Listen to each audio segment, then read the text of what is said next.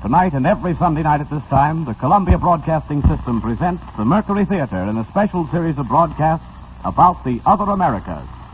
Hello, Americans. This is Orson Welles.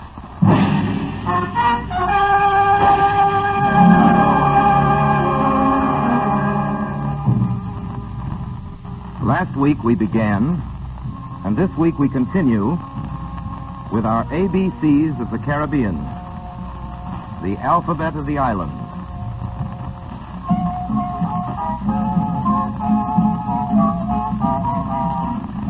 Well, we left off on C. C is for cockfights and casinos and cricket, all contests. C is for cashew, coconuts, and cayenne. The first two are nuts. The cashew is deadly poison until it's roasted. Thank you. Some oleomargarine comes from copra, which comes from coconuts. Those of you who didn't know that oleomargarine is a substitute for butter found it out since the war started. Cayenne is pepper from the place of the same name. C is also for coffee. 1 pound every 5 weeks. C is for cocoa as well, which is what most of you are drinking these mornings, if you can get the cocoa, and if you can get the milk, and if you can get the sugar, and if you like cocoa. C is for castaway and for Crusoe, Robinson Crusoe, the world's best-remembered castaway who was supposed to be wrecked on the island of Tobago. There's a gorgeous road winding through the palmy scenery of Tobago, and the road is not called Tobago Road. Thank you again, madam. That's interesting information, isn't it? That's my department. Remember interesting information? I'm sure we can use it, too. Now let's continue with our alphabet. C is for cooks and cooking. And in our West Indian alphabet, Creole cooking, which comes to us from the islands via New Orleans. C is for cannibals, who are also cooks of a sort. And for the Carib Indians, who used to be cannibals. Here's what an old document has to say on the subject. The Caribs have eaten the flesh of all nations, and they affirm that the white man is unpalatable, being far too salty. The Spanish is stringy and tough, and the flesh of the French is the tenderest. The Caribbean is named for the Caribs.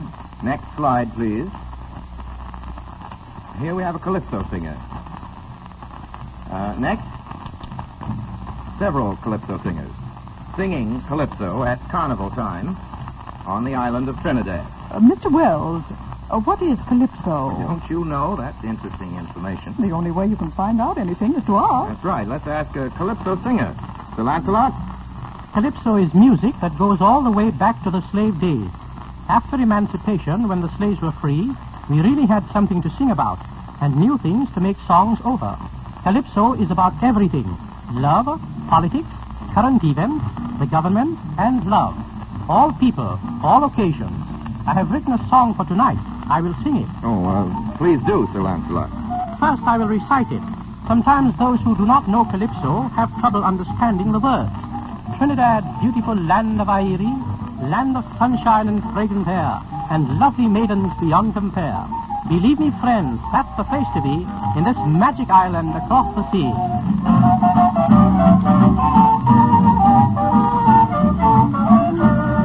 It's a land where you find youth and beauty. In Trinidad, the beautiful land of Airi. Gorgeous flowers blooming everywhere. Calypso singers to bring you cheer. No wonder everyone wants to go to this happy home of the Calypso.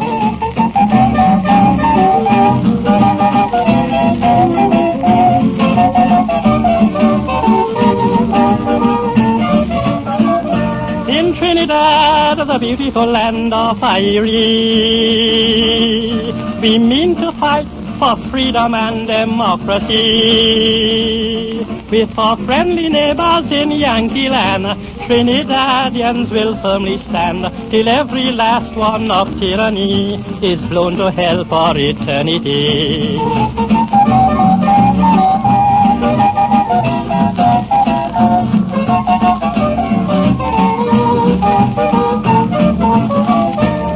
So beware, ye evil men of tyranny.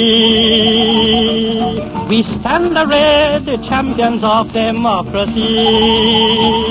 Brazil, Mexico, Haiti, and Cuba, North, South, and Central America. We're going to conquer, you never fear. You won't pollute our hemisphere.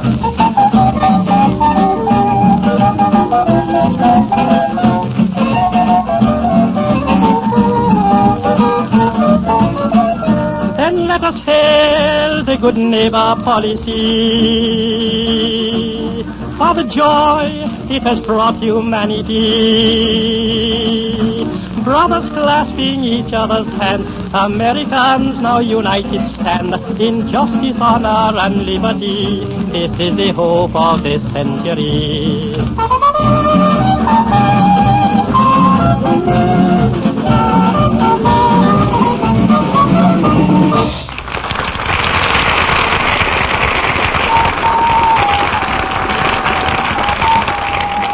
Here are some other titles on the Calypso hit parade. When Roosevelt came to the land of the hummingbird, shouts of welcome and joy were heard. If there's a thing that gets me vexed, it's to hear a woman called the weaker sex. If you want to live a happy life, be sure and marry an ugly wife. The Republican opposition couldn't affect the American election. The Calypsonians themselves have wonderful professional names, such as the Iron Tooth, Attila the Hun, the Lion, Mighty Destroyer, King Radio, the Lord Executioner, the Growler, and Sir Lancelot, who was with us this evening. Our last word for the letter C is a difficult word. It comes from France. Women strive for it. The word is chic. My vote for the great chic of the Americas goes to the traditional costume of Martinique. First Empire a la Creole. You might mention clothes, Mr. Wells. See for clothes, what? In Trinidad, you know, it's possible to have a fine English suit built between sunrise and sunset at half the cost you pay up north. And cocktails. You ought to taste the cocktails in the islands. A Bacardi or a daiquiri. Daiquiri starts with V. Oh, C is for Cuba. Daiquiris were invented in Cuba. Yes, and they still make it better there than anywhere else. Remember El Florida? I sure do. Anyway, I think it's time we got into the D's. D is for drinks. Can you name some more Caribbean drinks? Cuba Libre. That's Bacardi and Coca-Cola. Planter's Punch. You need a swizzle stick for that. Oh, lots of different punches. And there's Cognac and Clarine and Aguardiente. They're all made out of molasses. Low cost and high voltage. Thanks. D is for the Dutch and for Denmark. We bought up out of the Virgin Islands from Denmark. $25 million. D is for durian, a fruit that smells like cheese and tastes like heaven. D is for dances and drums. D is for dictators and despots and democracy. D is for Dessalines, the tiger of the Haitian Revolution. D is for Dominica of the Dominican Republics. On one end of Dominica is the last settlement of the Caribs, who used to raid the Caribbean they gave their name to. The Caribs were just as tough and as dangerous as the pirates. They rowed out in war canoes long enough to hold 100 men. Wouldn't take many war canoes to hold the Caribs now. D is for death. In the time of Columbus, some of the Indians believed that white men were immortal because white men said they were immortal. There was only one way of disproving it, and a few Indians skeptically held a conquistador under water for a quarter of an hour or so and brought up a dead Spaniard. They gave him every chance, but after 3 days in the tropics, the proof was fairly conclusive. A lot of white men died after that. E is for earthquakes and executions. E is for easy living and exploitation and education. E is for equality and for emeralds, for emancipation. After emancipation comes the East Indians. Historically, that's when the East Indians came after emancipation. The British needed more laborers in Trinidad, so the real Indians, the ones Columbus was looking for, were brought from the Orient to the Caribbean on a system of indenture. Today, in Trinidad, an island off the north coast of South America, there are about 100,000 Hindus and Muslims, and lots of them still wear their robes and turbans. E is for Captain Jenkins' ear. And for this story, we take you to the House of Commons in the year 1739. Gentlemen of the House, the Spanish Guardia Costa stopped the vessel of a gallant English sailor, Captain Jenkins, while he was peacefully trading off the Spanish meat. His ship was confiscated and himself brutally maltreated. Gentlemen, the bloody Spanish ruthlessly severed his ear from his head. Unbelievable. Fortunately, Captain Jenkins had the presence of mind to reclaim it. Here it is. It is none other that I hold here in this bottle, preserved for posterity in good Jamaica rum. Captain Jenkins' ear.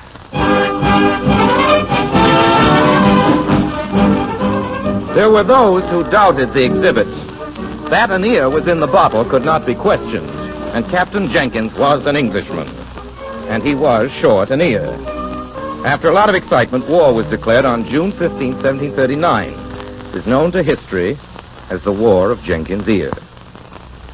F is for fer de lance, the deadliest of all the serpents. They tell the story that some planters on islands where no fer de lance existed imported the snake for the purpose of terrorizing the Negroes and keeping runaways out of the jungle. G is for the Guinea Coast and the Gulf Coast and the Golden Hind, the Grenadine Islands, and the island of Gorda. G is for ghosts and for ghost stories. The West Indies are full of both.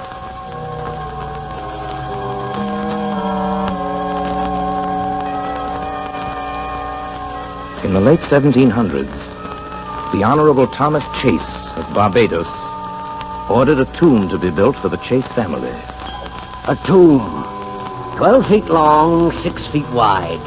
Let it be sealed with an enormous slab of blue Devonshire marble brought from England. There let me and my descendants rest. 2 of the Chase family died and were placed in the vault. Then one Dorcas Chase died.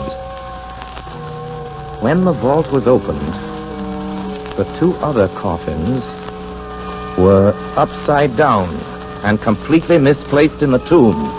Vandals! Ghouls! But how could anyone have gotten in? Impossible. 4 more years, and old Chase himself went to his reward. The great blue marble stone was pushed away from the door by powerful slaves.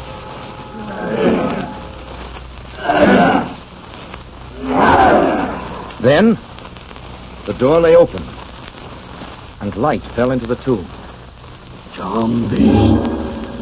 Let me away. Zombies in this place. Let me away. Again, all the coffins had been thrown about in disorder.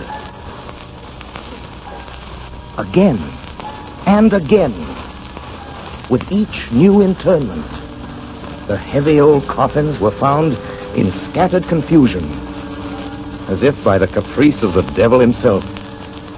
It was impossible. Yet there it was.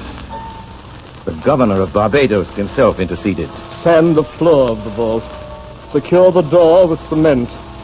Seal it with my official seal. And then we shall see. Ghosts. Zombies. Nonsense. Nonsense. 10 months later, the temptation was too much. The governor, a rational, educated man, called together a party of friends. They got out the rector of the church. They brought 10 strong slaves with them to move the immense stones. The seals were examined, found intact, and then broken. All right, men. 10 of you ought to be able to move in. But no. Pushing, pulling, exerting every ounce of their huge combined strength, the stone was not to be moved. Boss, she's stone just stuck like she was growing in ground. Can't move she no how. The gentlemen of the party pitched in. And at last, the ponderous stone moved. The tomb lay open once more. The men, white and black alike, froze. Their eyes widened with nameless fear. Clammy dew broke out on forehead and palm, for no wonder. No wonder that the door could scarcely be moved. Someone, something, from inside, it had to be from inside, had leaned 2 of the ponderous leaden coffins against the door. Coffins that a dozen men could hardly move. Who done it? What about it, Ellery Queen? What about it, Fadiman? Mr. Anthony, any solutions? Neither have I.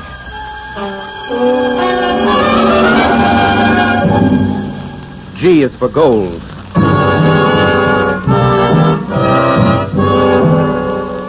Gold is the name of the first 100 years of the white man's history in America. Where are the Indians of the Caribbean? The Arawaks, the Caribs, the Lucayos? Except for the accident of a few survivors, all are gone. They were murdered by the white men for their gold.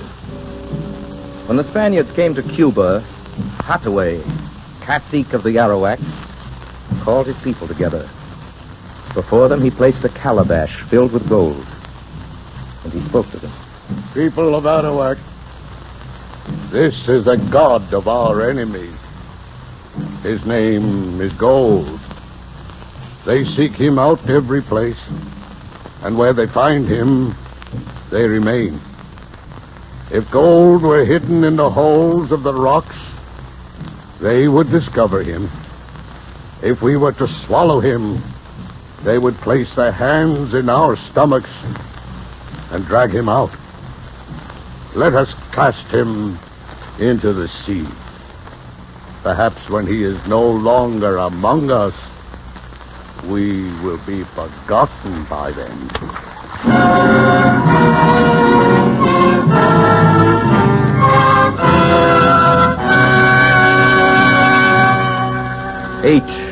H is for hurricanes.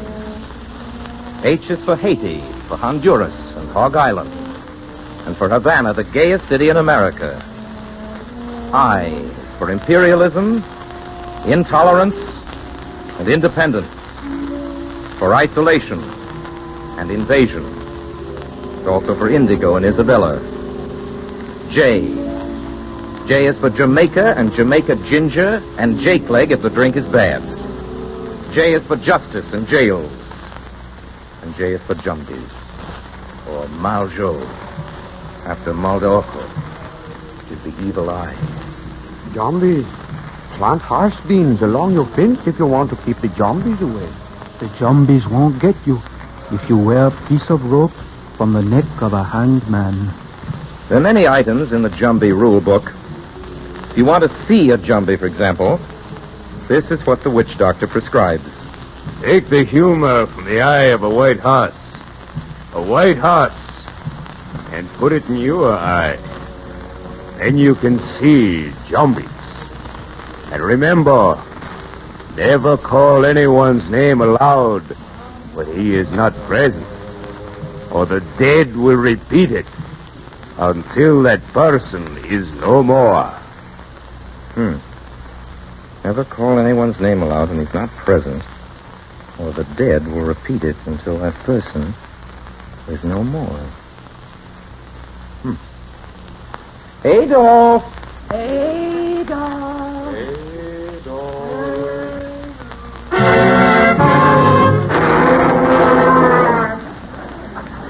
Well, so much for the J's. Now for the K's. Key West.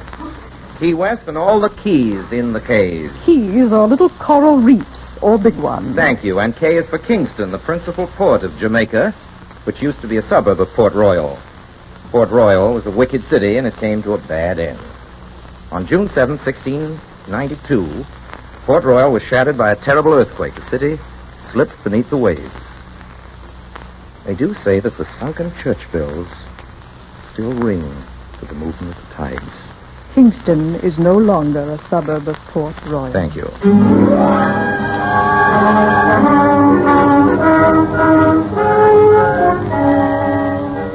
L is for Louverture, Toussaint Louverture, the Negro who won freedom for Haiti. L is for Liberty.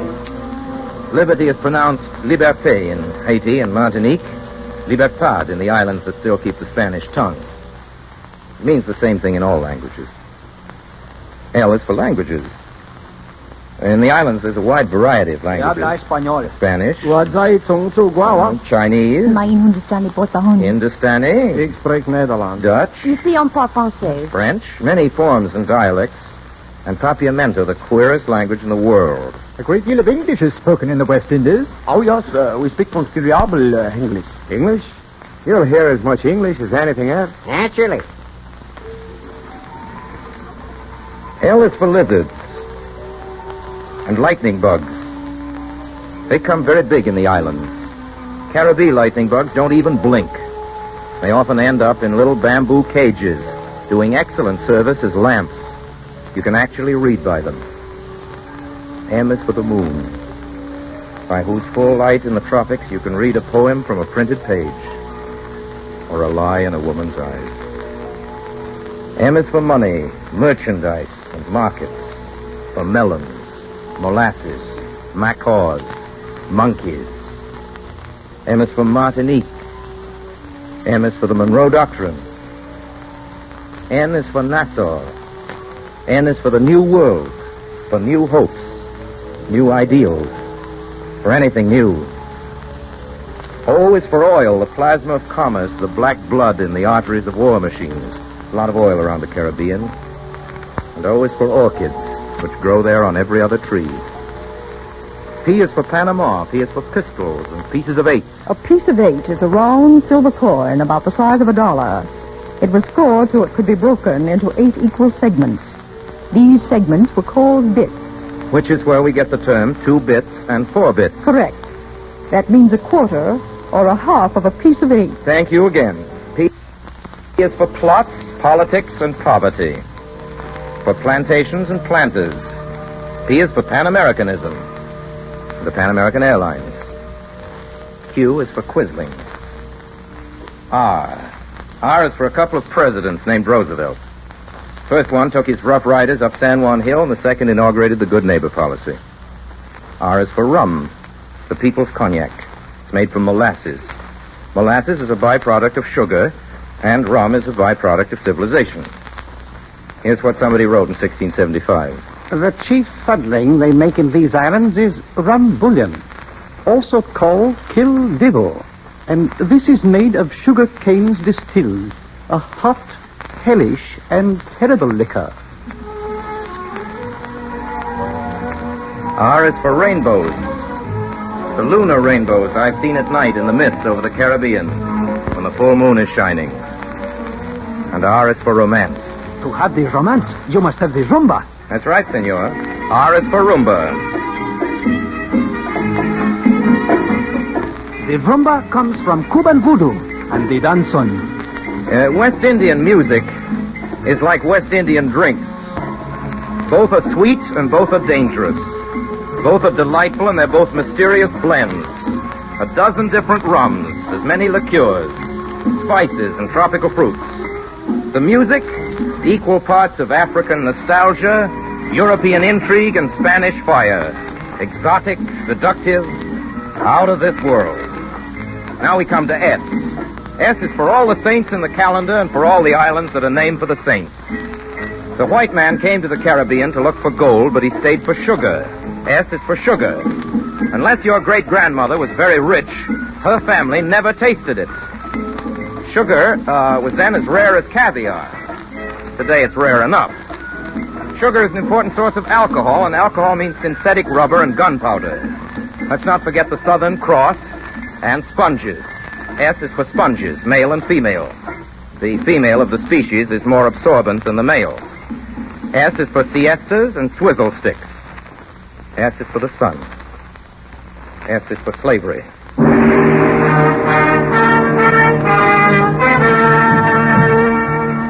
Slavery is a wickedly important part of the story of our hemisphere. Toward the end of the 18th century, the traffic in slaves was big business throughout the capitals of civilized Europe. My dear Cecil, those silver sconces with the little crystal tears, wherever did you find them, darling? What you really mean is, where did I find the money to buy them? Isn't it, Angel? Well, you're a brute, darling. But how did you manage it? My sweet investment. If you really must know, black ivory. Black ivory? You mean the slave trade? But, Angel, the profits are fabulous. A wild Negro that costs nothing in Africa fetches 200 guineas in America. Well, I have a few idle shillings. Whom shall I see? Well, there are several reliable firms, dear. May I suggest Sir Eustace Fortnum? Thank you, darling. Sir Eustace Fortnum.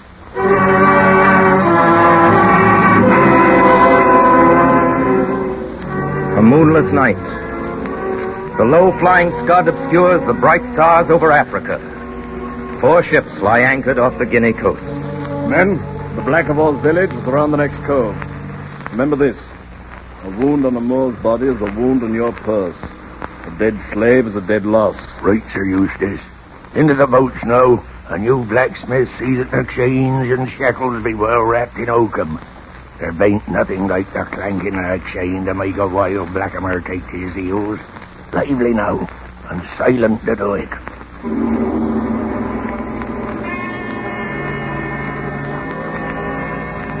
Look alive, lad! Some of the beggars have spears! Mind those pistols, fools! Every shot costs me 200 guineas. I had to do him down, sir. He was coming at me with a whacking big knife. There's several blackamoors hiding in that hut, sir. Set it ablaze.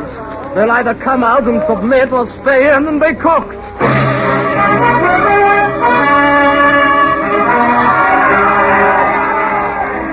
Take care, you smiths. Watch that you don't smash their legs when you drive their shackles home. Here be a little beggar, Captain. Just crawled out of the fire. Took a bad singeing he did afore he give up. He ain't going to survive the voyage all burned like this. No, what if his ears burned a bit? He's still bringing 100 guineas in America. All right, little monkey. Over here. A small leg iron for this one, Smithy. Oh, bite me, you little heathen. He bit me, Captain. Well, the last little beggar under the fire. Last one out of the fiery furnace. I shall call him Abednego. Shadrach, Meshach, and Abednego. Look, you lad. You, Abednego. Me, master. You? Abednego. I don't like the curl to his lips, sir, the look in his eye. Oh, nonsense. A taste of the cat will take that out of him. Right, sir. Malkin.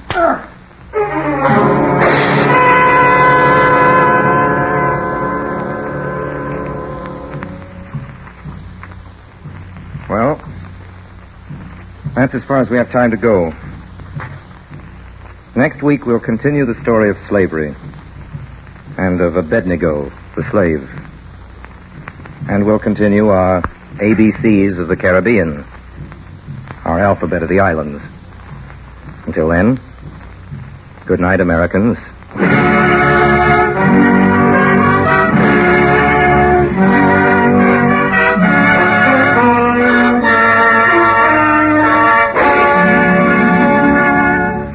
You have been listening to the 5th in a series of programs about the other Americas in which the Columbia Broadcasting System is presenting Orson Welles and the Mercury Theater. The Columbia Broadcasting System is the originator of South America's network of stations, La Cadena de las Americas. In the Southern Hemisphere as well as in this hemisphere, CBS provides daily programs of news, entertainment, and recreation to bring about a closer understanding among Americans everywhere. Next week, the 6th program in this series will be brought to you by Orson Welles. Mr. Welles has recently returned from an 8-month visit to the Latin American countries for the office of the Coordinator of Inter-American Affairs. Music tonight was composed and directed by Lud Gluskin. The special Calypso music was composed and sung by Sir Lancelot.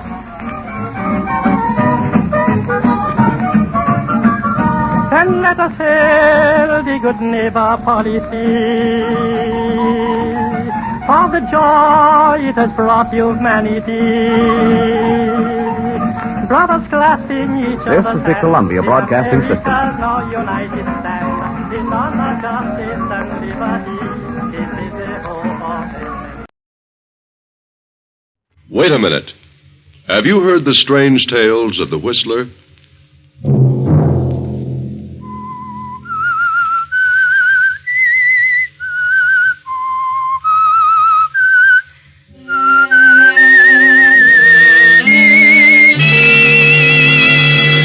I'm the Whistler. I didn't steal the money. I just wanted to use it for a few days. I was going to put it back, but things went wrong. Now there's going to be a change of ownership. That means an early audit. Sunday night, and again, CBS presents The Whistler.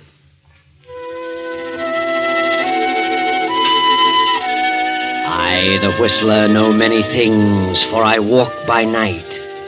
I know many strange tales, Many secrets hidden in the hearts of men and women who have stepped into the shadows. And so I tell you tonight the tale of the accounting. Tom Bradford is a middle-aged rancher living a few miles out of town. Tom has married a widow with a grown son named Ralph, who is inclined to be shiftless and lazy. Tom resents this because times are difficult and he's short of help. He further resents the fact that the boy has married a girl from the town and brought her to live with them. They've been here for 2 months now, and Tom has grown crabby and unpleasant. You know the way conditions are, Mary. Just can't get any help in this ranch. It's too much for me to handle alone. I know, Tom, but Ralph doesn't know anything about a ranch. Ralph was raised in the city. He can learn, but he's too lazy. All he does is sit around and read magazines. But he's a delicate sort of boy. He always has been. Well, let him go out and do a little work, and he won't be so delicate. You've made a baby out of him. I've done no such thing. If Ralph were able to help you, I'd be the first one to ask him to do it. Oh, if he amounted to anything, he wouldn't have to be asked. I wish the Army would take him. They deferred him because he wasn't strong enough. Well, he's not too weak to do a little something around here. And that wife of his, that Vera, she's worse than he is. She could do something. All she does is dress herself up in baby Ralph's. She loves him. Never washes a dish because it might ruin her hands. She can't cook. She can't do a thing. I don't like her. I think Vera's a nice girl. And I can do without her being here. You mean you don't want her here? That's exactly what I mean. But if she left, that would mean that... Why, Ralph wouldn't stay here without Vera. Then they can both go. Do you know what you're saying? Ralph is my son. I don't care who he is. He can get out and shift for himself. And take that scheming little brat of a wife with him. Oh, you're just upset, Tom. You'll feel different about things in a few days. You must try to control yourself. Mary, before they came here, you and I got along very nicely. But since they've come, we've had nothing but arguments and hard feelings. Ralph and Vera are constantly stirring up trouble. Naturally, you take Ralph's side. You can't see his faults because you're his mother. But at the same time, you're his worst enemy. Tom, how can you say such a thing? I know what I'm talking about, and I've made up my mind they've got to go. Go where? What will they do? Well, let Ralph figure it out. Let him get a job. A job? What can he do? A lot of things. He's not that helpless. Oh, but Tom, please, you don't understand. I understand, all right, and that's final. He and Vera can get out in the morning. Very well. I'll tell them. And perhaps I should go, too. Is that what you want? Oh, now, don't be ridiculous, Mary. I didn't say that. I thought you loved me. I never dreamed you could be like this. I'm not being mean, Mary, and I don't want to talk about it anymore. You going to tell them, or shall I? Yes, Tom, I'll tell them. Very well. I'm very tired. Good night, Mary.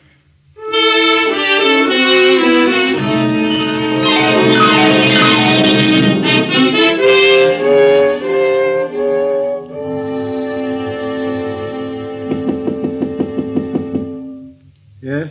Ralph, darling, it's Mother. May I come in? Oh, yes, Mother. Sorry to disturb you so late, but I have to talk to you and Vera. Oh, yeah? What's the matter? Well, It's about Tom. What about him? Well, I don't know how to say it. Say what? What's wrong with him? I don't know. He just isn't himself. You know how terribly upset he's been lately. Yeah. But he doesn't understand, Ralph. He just doesn't understand. Understand what? He doesn't understand you. You and Vera. What's wrong with me? Nothing, Vera. It's just Tom. He's in one of those spells. He doesn't like anything or anybody. You mean he saw it? Yes, Ralph. He's terribly upset. Well, what have I done? Well, he thinks you're lazy. He's angry because you won't help him around the ranch. What? Oh, that's silly. What do I know about a ranch? Nothing. I told him that, but he said you could learn. Well, I wouldn't last half a day doing this kind of work. I'm not the type. He's terribly unreasonable. He refuses to see it that way. Well, oh, to heck with him, then. I'm lazy, too. Is that what he thinks? Yes, Vera. I'm terribly sorry and embarrassed. We aren't farmers. I'm not going to let Vera tend those confounded chickens, and I'm not going to milk any cows. Ralph. What does he think I am? Please, Ralph, don't get excited. Well, if he feels that way about me, I'll get out. What? You'll do no such thing. We'll stay right here till I get ready to leave. Ralph, darling, Tom wants you to leave in the morning. What? Well, of all the nerve. This is your house, too, isn't it? Yes, but, Ralph, if you stay here, you'll have to work, and I don't want you to have to do that. You couldn't stand it. It wouldn't be good for you. Well, you mean you want us to leave? No, I don't want you to. But I've thought it all over, and I think you'd better go into town. But don't worry, I'll see that you get along all right. How? Well, I'll have to get a job. Well, maybe you can find something to do, something light. What a fine mess. I'm sorry, darling. But you better go in the morning. Go? I wouldn't stay around here another day. Well, I know bookkeeping. Maybe I could get a job in the bank. That isn't such hard work. No, but don't worry, darling. I won't. Good night.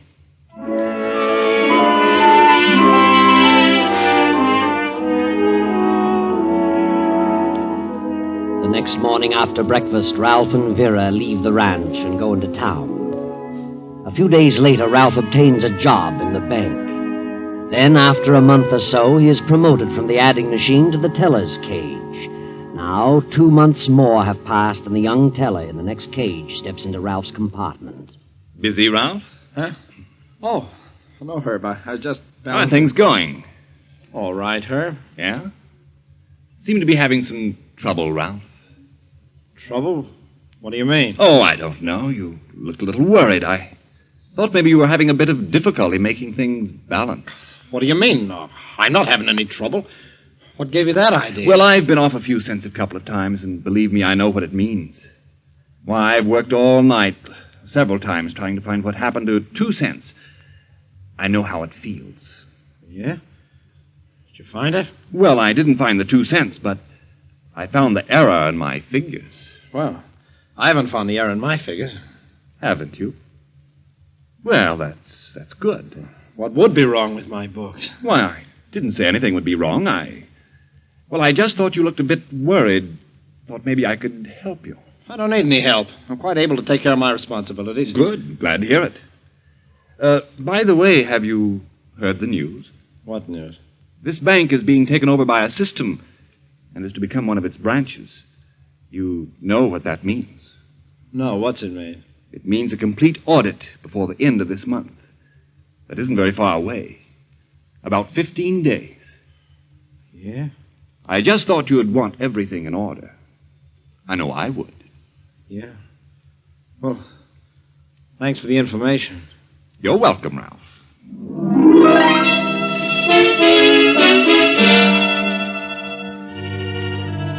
For a few moments, Ralph stands in a stupor. Perspiration stands out in large beads on his forehead. For the next hour, he studies over his books frantically. Then, when closing time comes, he rushes home. Hello, darling. Oh, you've no idea how much I've missed you all day. Yeah? Kiss me. Yeah. What's the matter with you? Nothing. Well, I'm certainly disappointed. What about? You come in like this with a long face and look at the lovely dinner I fixed for you. I'm not very hungry, Vera. I got a headache. Oh, poor darling. You eat something and then I'll rub your head for you. No, I don't want anything. Let me alone, please. Ralph, what on earth is wrong with you? Nothing's wrong with me. Shut up. How dare you talk to me like that? Who do you think you are? I'm sorry, darling. I'm just upset. I'm all on edge. What about? Just my nerves. It's more than nerves. Why don't you tell me what's happened? Who said anything had happened? I can tell. Have you lost your job? No. Is that fellow you lost $50 to in that poker game threatening you? Is that it? Look, Vera, I'm in a spot. I don't know what to do. The bank is changing hands, and there'll be an audit before the end of the month. Well, what of it? What's that to do with the poker player? Oh, nothing. I paid him off, but it wasn't $50. Wasn't 50? What was it? $2,000. $2,000? I didn't lose it all at once, but I tried to make back what I'd lost, and I only got in deeper. Then if you lost $2,000, how did you pay him off? I borrowed it from the bank. How could you borrow $2,000 from the bank? I took it. What? Yes, but I was sure I could put it back before the end of the month. Now I'm worried. I don't know what to do. If I don't put it back before the audit, I'll get caught and sent to prison. Where are we going to get $2,000? I don't know, but there must be some way, some place to get it. How about your mother? She'd give it to you. Tom has money. He doesn't like us. No? Well, maybe we could make him like us. At least we could try. Let's drive over there. This is Saturday afternoon, and next Monday is a legal holiday. Let's drive over and see what we can do. All right. Least we can do is try. We'll go.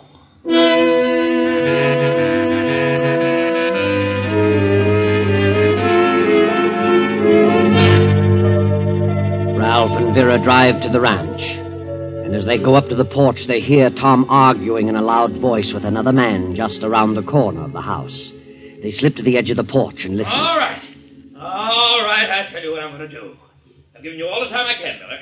You've been on that piece of land for 2 years now, and you haven't paid $1 beyond the down payment. But I've tried my best to make it pay. I've worked hard. Oh, you haven't done a thing. You know what you are? You're just one of those lazy subsistence farmers. Just grow enough to eat and let it go at that. That's a lie, Bradford. Oh, is it? I'm foreclosing tomorrow. There's a lot of money tied up in that land, and I need it. Well, so have I. Every cent I have is there. I want you out of there by tomorrow. But look here. My wife is sick. I can't leave now. I won't. Oh, can't you? Won't you? Well, you'd better be out by noon, Miller. Well, you just try it. I guess as soon kill you as look at you. What did you say? Get out of there. Get out of there! I'll go. But you just remember what I said. Wow. What do you think of that? Come on. Let's go on in and talk to your mother. Tom's going to have a stroke one of these days. He's been warned about those fits of temper. Might be a good thing for everybody if something did happen to him. Yeah? Maybe so. Oh, hello, Ralph, darling. I didn't expect you down today. He has an extra day off, so we thought we'd come down. Did you hear Tom arguing with that fellow Miller just now? Yes, I heard them. Tom better not play around with Miller. He's a tough-looking customer. Tom gets worse every day. He rants and raves at the least little thing. Hasn't spoken to me civilly for weeks. I can't stand it here any longer. I'm glad you came because I'm going back with you. Going back? Leaving Tom? I've got to. He's unbearable. Oh, but, Mother, you can't leave him. That is, not just now. Why not? Well, you've got to put up with him for a while longer because Why don't you tell her, Ralph? Ralph, what is it? What's happened? Ralph is in trouble. He needs some money. Oh, darling, what's happened? Tell Mother. Well, I borrowed some money from the bank. I have to pay it back before the end of the month. How much? $2,000. What? Good heavens. Well, if you can't pay it back now, they'll have to extend it. They can't do anything else. Oh, yes, they can. They'll send him to jail. You see, they didn't know I borrowed it. Ralph, darling. You mean you stole it? No, I didn't steal it.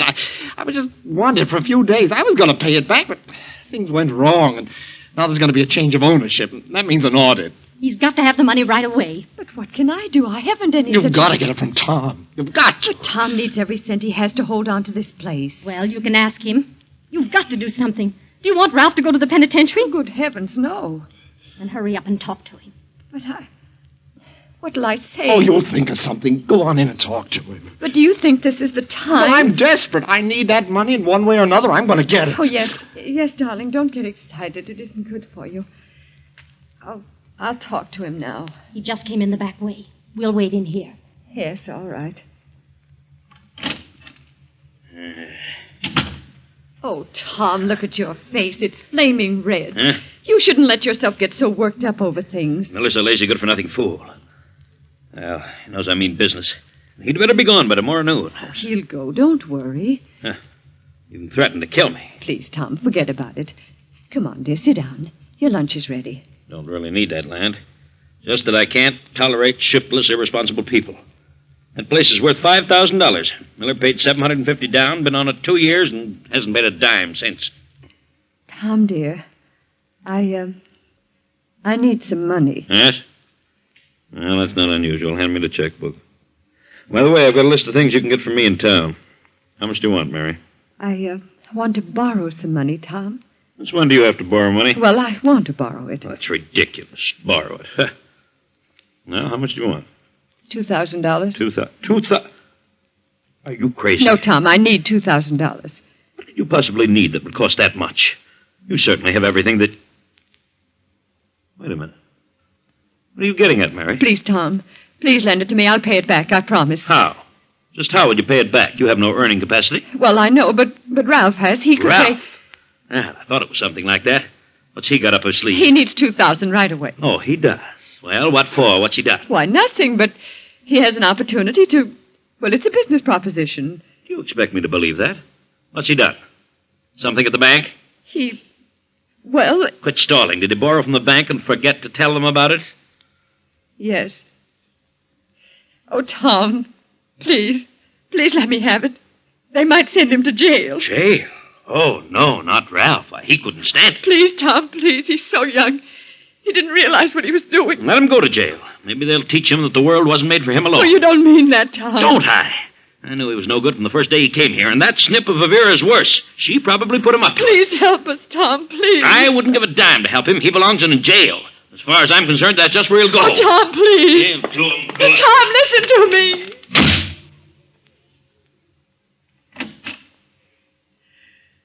Oh, Ralph, darling. He refused. He won't help me. I heard him, the stingy old crab. So he doesn't like me, eh? Well, he should know what I think about him. I could stick a knife between his ribs. And, well, Yeah? You really could? yes. What are you saying? What are you thinking? Nothing, Mother, nothing. I'm just thinking Tom isn't in very good health. He ought to be careful about those rages. He's likely to die in one of those spells. Yes. That would be too bad. Has Tom any living relatives? No. Well, I hope for your sake, Mother, that he's kept up on that insurance policy. But he has. Let's see now. How much was that? 50,000, wasn't it? Yes. That's a lot of money. Oh. But we mustn't talk like this. Mother would feel terrible if Tom should... Well, after all, he's her husband. She loves him. Yes. Yes, of course. But you'll have to face it sooner or later. He's getting along in years. On the other hand, he may live a long time yet. Who knows? Yeah. I'd be afraid of that Miller after the threats we heard him make. Ralph, darling, Yes, Mother? What were you going to say? Nothing. I wasn't going to say anything. Come on, Vera. Let's get our things out of the car.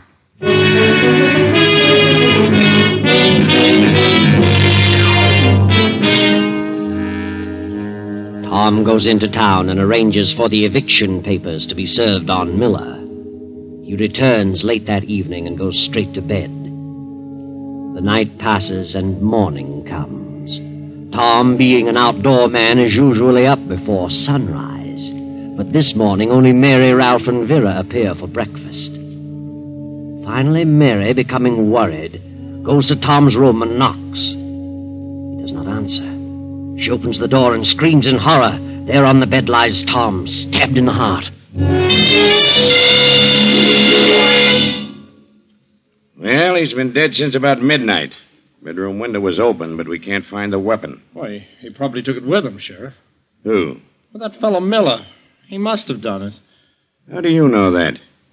Well, he was here yesterday afternoon, and he and Tom had a terrific argument. Tom was evicting him, and Miller threatened to kill Tom. Anybody else hear him say that? Yes.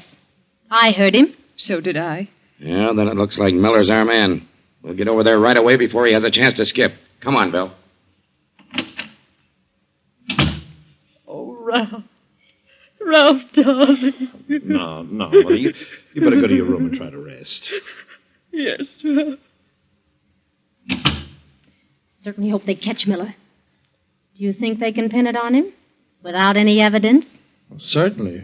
You heard what the sheriff said. Miller's threat's all they need. You think Miller did it, don't you? Why, of course I do. What a silly question.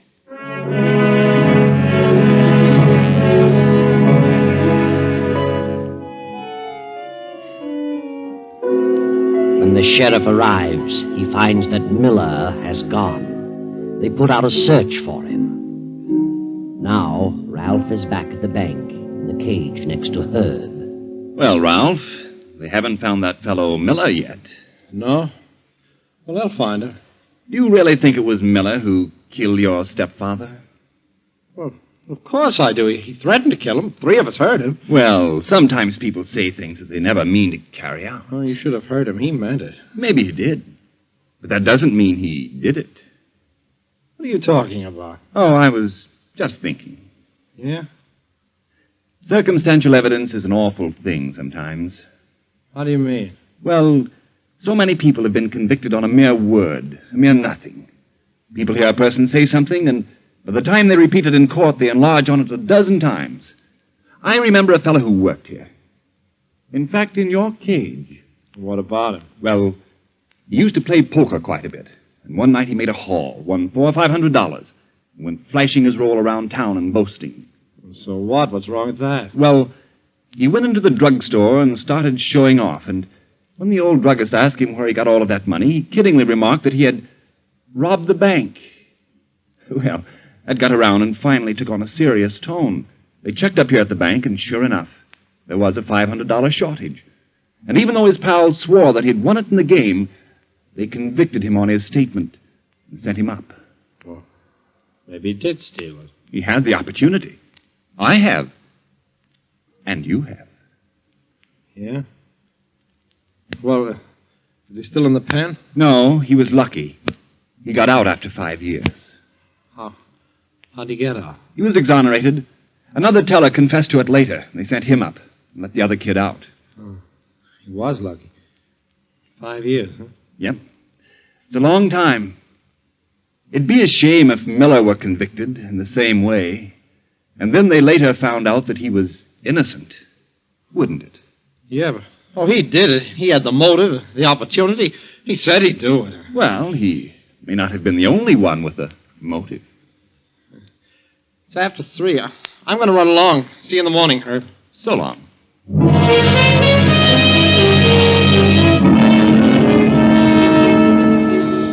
Ralph grabs his hat, his face tense with anxiety as he hurries down the street to his car. He drives quickly to the ranch and enters the house. Standing in the middle of the room is the sheriff. Hello, Ralph. You're just in time. What? In time? How long have you been here? Just drove up a second before you did. Well, what do you want? Did you find Miller? No, not yet, but they will. Oh. Well, you certainly got a case against him, all right. He won't have a chance. I wanted to ask you and your mother and your wife a few more questions. Yeah? Well, all right. What do you want to know? We got a message from someone in town saying that Miller was seen at the gas station about 7 o'clock on the night Tom Bradford was killed. Well, so what? Maybe he was. They checked with the attendant. He said Miller had his car packed, had his family, and headed out of town in the opposite direction. Well, maybe he circled around and then came back. No. He couldn't have done that. Why not? Because he wouldn't have had time. He was seen in the next town an hour later, still headed east. He wouldn't have had time to get that far if he'd circled back here. See what I mean? Yeah, I see. But he must have come back. Not unless he flew. And that isn't probable. But there must be some explanation. He must have gotten here some way. Maybe he killed him earlier. Maybe that's it. Say, that's right. No. We can figure the time of death closer than that. It was near midnight. That's definite. I see. Well, who told you about this? Who sent you this message? We don't know. It was printed with a pencil and mailed in town.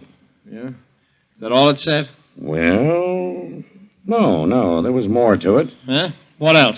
Oh, there's always cranks butting into cases like this. Amateur detectives are always getting hunches, and, they're seldom ever right. Well, what did it say? I'll tell you. Calm down. Yes, Ralph, take it easy. Oh, yes, darling. Don't be so upset. It isn't good for you. Well? It said that the real murderer would probably be found in the immediate household of Tom Bradford. What? And since we haven't found the weapon, we might check over the house. I never heard of such a thing. That's the biggest bunch of nonsense I ever heard of. Why, my mother loved Tom Bradford. So did I, so did Vera. He was like a father to us. Please, Ralph, don't shout so. Well, my partner's been looking over the place while we've been talking. I imagine that he'll find... Just a minute. I hate to bother you right now, but, here you are, Sheriff. Take a look at this. Well, a knife. Mm-hmm. Apparently covered with blood. That's right. I found it in Mrs. Bradford's room. Right under the mattress. What? Well, how did it get there? Yes, Mrs. Bradford. How did it get there? I put it there. Afterward. Mother, what are you saying? You're out of your mind. Did you kill your husband? Yes, I killed him. No, she did not. She couldn't. I killed him, and I had a good reason. I hated him. He was cruel to me, and he hated Ralph. I couldn't stand it any longer, so I killed him. She's lying. She didn't do it. She ought to know. We know Miller didn't do it. You can't do this, Mother. I know what you're trying to do. What's she doing? She's trying to protect me. She thinks I did it. Thinks you did it? Mother, do you realize what this means? Tell him the truth. Tell him. I did it. I killed him. The knife is from my own kitchen. I did it, and I'm glad. She's crazy. She couldn't have done it. Why not? Because I killed him. She's trying to protect me. Ralph, What are you saying? I did it, I tell you. I ought to know. I had a better motive than she. What motive? I'll tell you that later. I don't believe you killed him, Ralph. You're trying to protect your mother now because you know she did it. I did it, I tell you. I did it. Well, that's enough for me. I believe her. But we'll soon find out. We'll check the fingerprints on the knife. That won't prove anything. Why not? Because I used the glove. Mother must have taken the knife from the body and hidden it, thinking that I'd slipped on. That's just so much talk, and you're just shooting in the dark. Come on, Bill. Let's go back to town and do some checking. But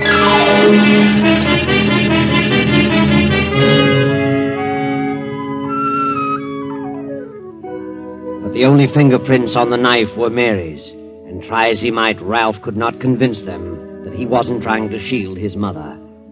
Ralph realized finally that his mother was sure to be convicted, and as the day of the audit grew closer, he became frantic about the money he had to have. On the day his mother was sentenced to prison, he visited the attorney. I thought I'd drop in and see about that policy Tom Bradford left for my mother. Quite a few things to be taken care of, you know. Well, I'll tell you, Ralph. That policy would have been paid long ago, but there are certain technicalities in this state regarding insurance. What's that? We had to wait till the finish of the trial. Well, why? She's a beneficiary. She's entitled to insurance. Not here. If the beneficiary is convicted of killing the insured, the beneficiary cannot receive the proceeds of the policy. The same is true as to Tom's farms and other property. What? What about me? I'm the son. There are no other heirs. You were not the blood kid to Tom Bradford, and you were not legally adopted. Therefore, all the property and the insurance reverts to Tom's estate. Nothing we can do about it.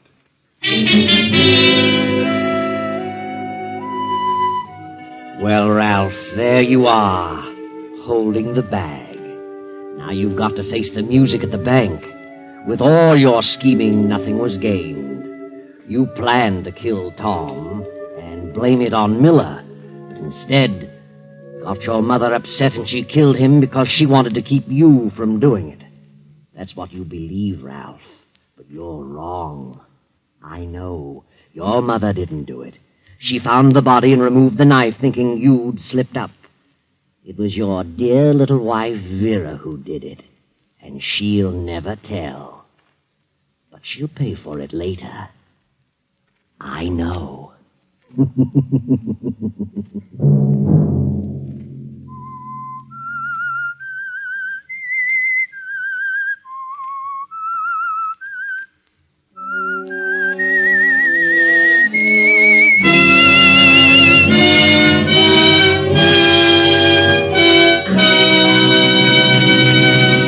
CBS has presented The Whistler.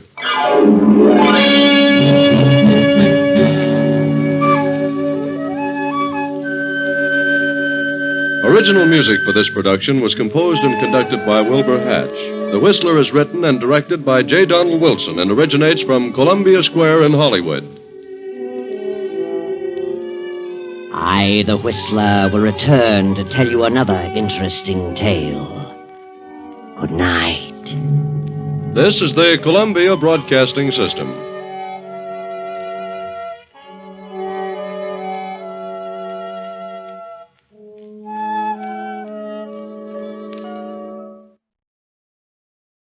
Audience of Men on starring Jack Benny, with Mary Livingston, Dennis Day, Rochester, and yours truly, Don Wade Goodman.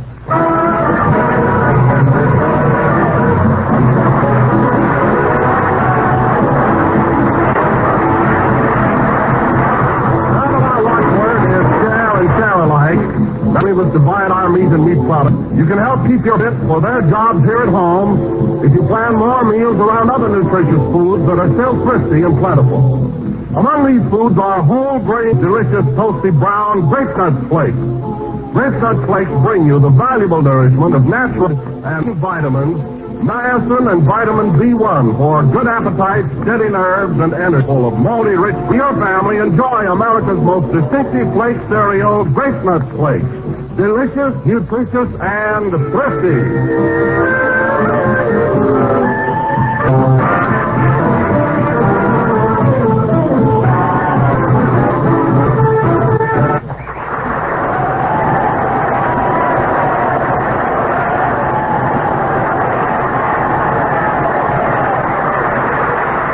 That was Hallelujah. played by the orchestra. Now, ladies and gentlemen, from New York City, we bring you that restless playboy who's been known to light a cigar with a Raleigh cigarette coupon, Benny.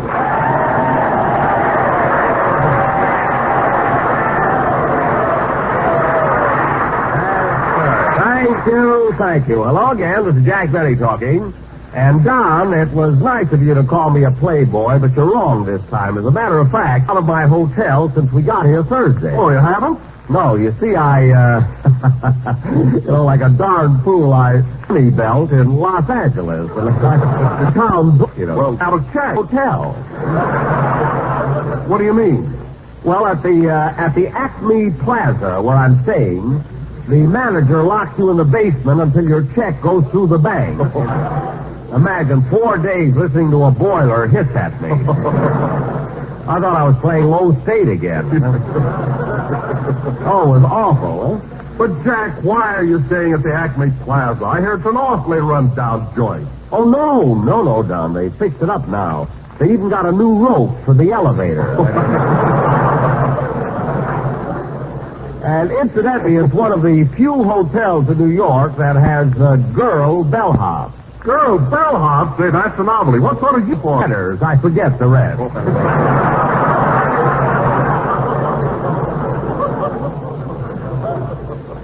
But they're awfully cute. Hello, Jack. How's the boat? Benny, how are you?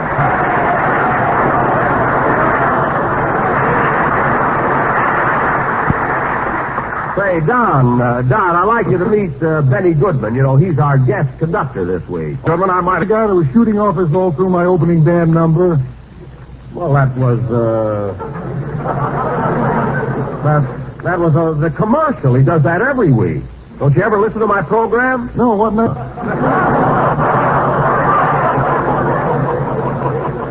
We're on now. Who's the character with the clarinet?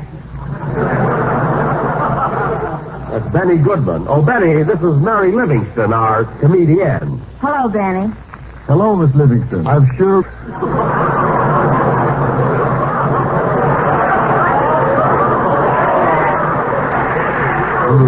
Abe Lyman, Benny Goodman. I have yet to have a band leader who can read English.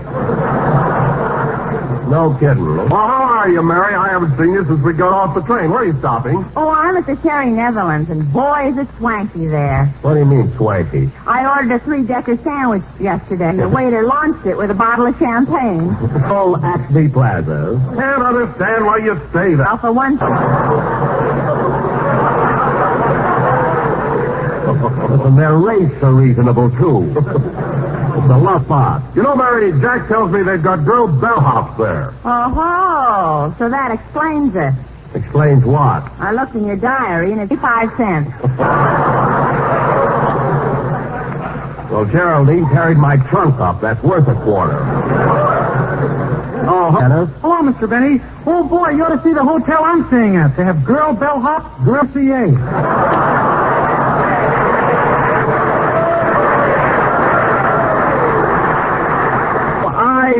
One thing, Dennis. How can a man check into the YWCA? Only a tenor could do it.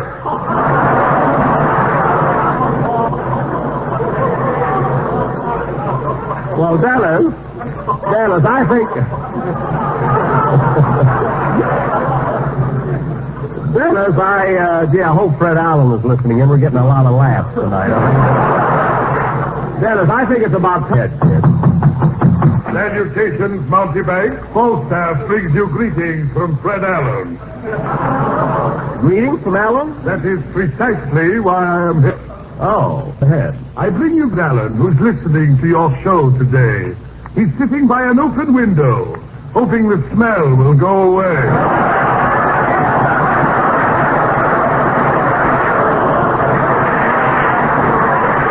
Get out of here. Hey, wait a minute, full staff, come back here. Was I Have the Craziest Dream, sung by Dennis Day and accompanied by Benny Goodman and his orchestra.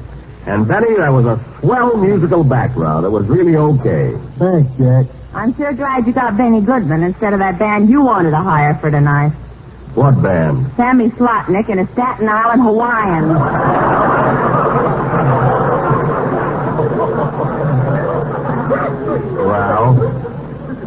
Well, they play snappy music. That slogan of theirs, swing and get hot and have me fly.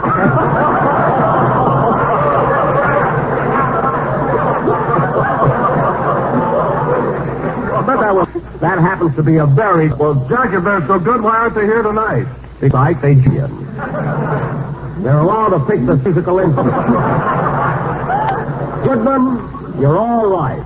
You can follow Phil Harris, and that's a pretty tough assignment. That's a real compliment, Jack, because I think Phil has one of the finest musical organizations in the... Now, ladies, did you hear that, Mary? Well, down how music... Actors. Down another one.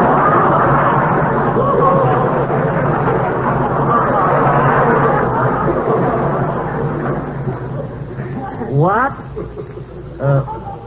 What did you say, kid? Oh, was my mouth open? I was only thinking. Only thinking. Well, just be careful what you're thinking about, Dennis. The first thing you know, there'll be a whole... I'll take it. Hello?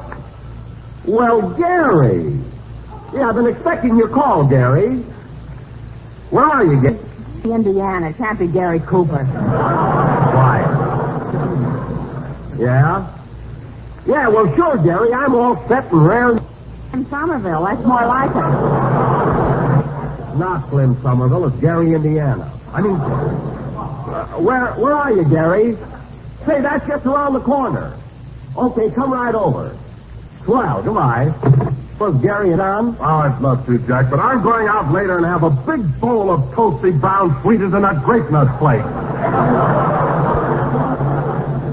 What? Have toast grape nut at night? Yes, sir. I tell you, Jack, this town is wide open. Okay, Don, have fun. Say, Mr. Benny, when Gary Cooper comes up, I've got a swell gag I want to pull on. A gag? What is it? To him, I'm going to say, yes. I'll go. Don't you like it? Oh, it's awful. I got blood.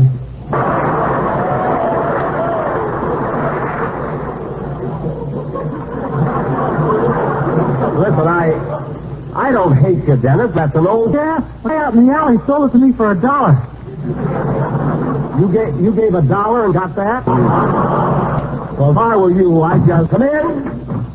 Oh, Gary, come on in. Hiya, Jack. Are you all set to go?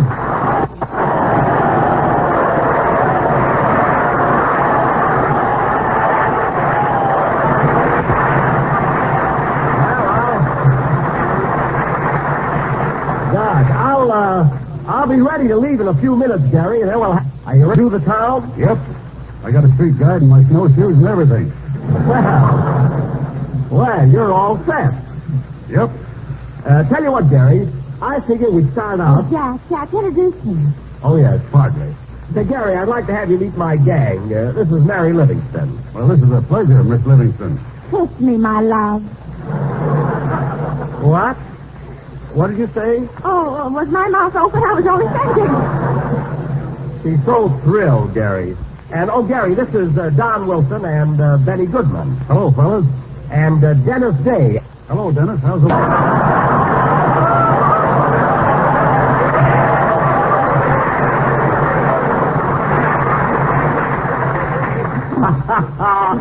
Hey, that's all right, Gary. Never mind. No kidding, Gary. That's a swell gag. Yeah, you ought to see that.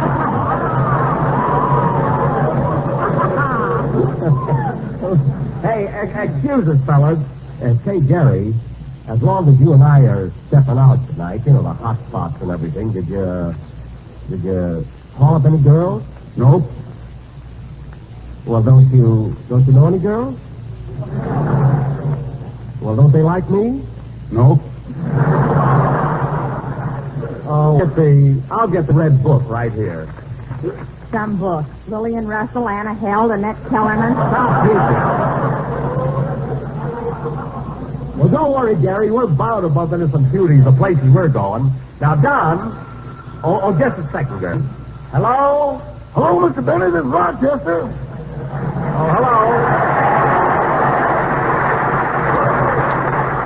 Phoning me. Where are you? I'm up in Harlem, boss. Harlem? That's a settlement that's going hidey-ho. all about it. Look, why is it, Rochester, that every time we come to New York, I can never... Where have you been? I got lost in the dim out up here in Harlem.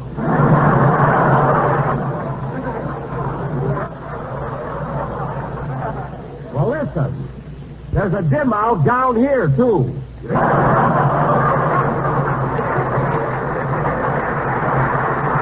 Want any excuses?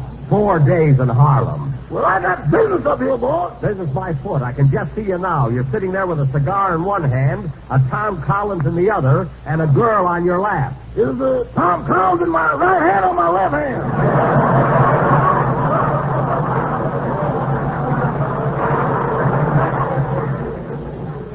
It's in your right hand. That's amazing. Now, look, Rochester, you're still working for me, and I want you to be at my hotel bright and early tomorrow morning. Goodbye. Oh, say, boss, now your new coat while it's on. Bring it back. I want that coat. Well, Benny, Gary and I are going to run along now, so how about a good hot band number? Okay, Jackson. Come on, let's go. Boy, are we going to burn up the town. Oh, fine. Sleepy time down south and Old Man River going to burn up the town. Well, we are. Hey, what spot we hit first, kid? Well, Jack, I haven't been to Grand Tomb yet, or the planetarium.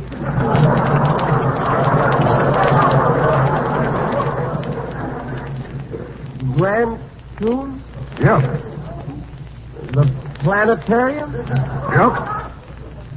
Well, don't you want to go to a nightclub? Nope. Okay, stubborn head, let's go. The planetarium, and I went and took a nap this afternoon. Well, so long, fellas. See you later.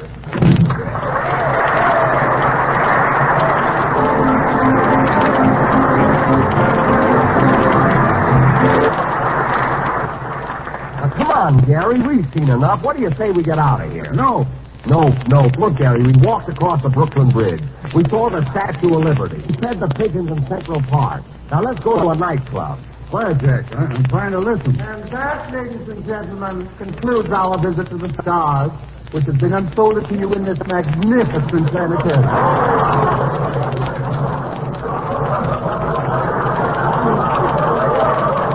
All right, magnificent. That'll be 25 cents. Please pay as you exit. 25 cents. This is on me, Gary. No, Jack. This time I'll take my shoe off.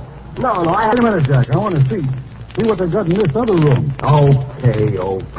Planetarium. Big hall? Wow, it's the big hall. You hear that, Gary? There's an echo in here. Hello there. I'm Jack Benny. And this is Gary Cooper. What's he doing with you?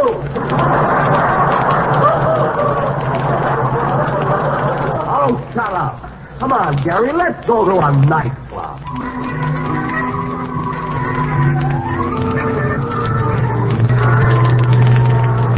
Gary? Yup again. Folks, we are now approaching that famous thoroughfare known as the Bowery. On the right is the old Bowery Mission. On the left is the Bucket of Blood Saloon. And next up, directly ahead of us, is the Acme Plaza Hotel.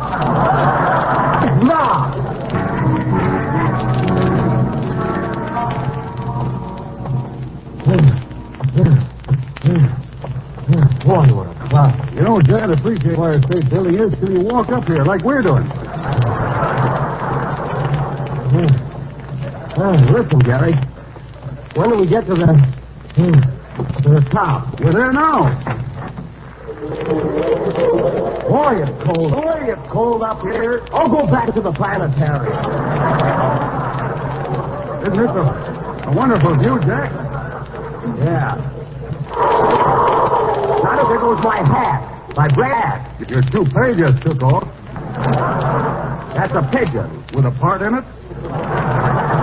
All right. Now, please, Gary, let's get out of here and go up to Times Square where there's some action. How about it? Thanks.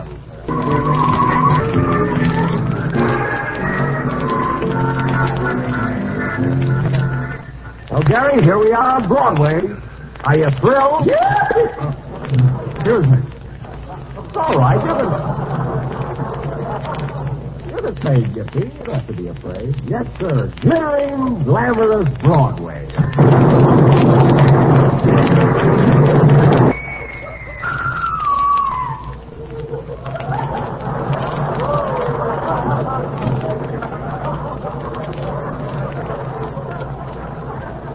Well, Olson and Johnson are still going strong.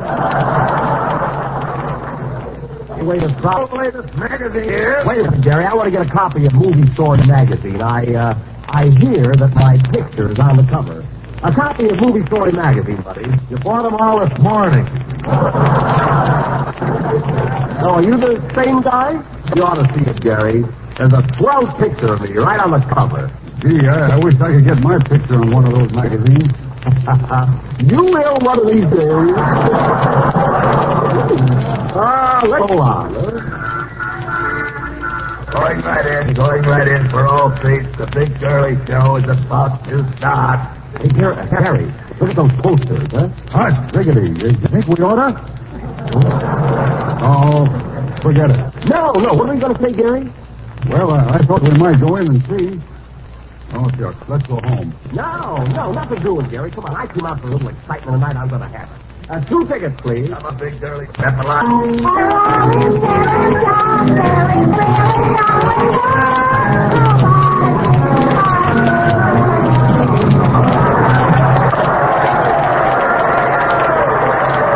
Hey, here are 2 good seats, Gary. You can get this guy to put his feet down. Oh, going into our gentlemen, I was passed among you with Broadway's fans individually wrapped bonbons. Buy a box for a quarter. Open it up, and you will find inside a $1 bill, a $5 bill, or a gold wristwatch. I can imagine. Huh? Who will be the first to make one of these prize packages? I think I'll buy one, Jack. Oh, don't be a sucker, Gary. But it's only a quarter. I might find a gold wristwatch. Might find. They always say that. Right after this count, folks, I expect to make a test. Shut up. Now, ladies and gentlemen, you've all been waiting for the famous dancer and isn't it Miss Fifi LaRose?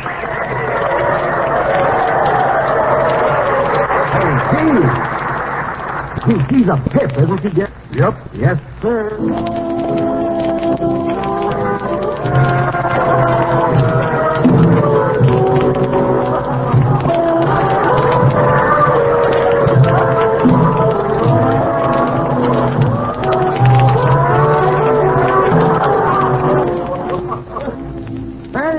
He dropped her coat.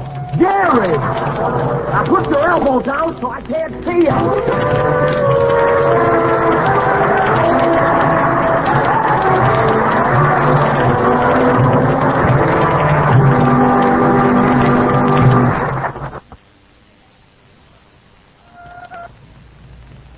The Great Netflix program.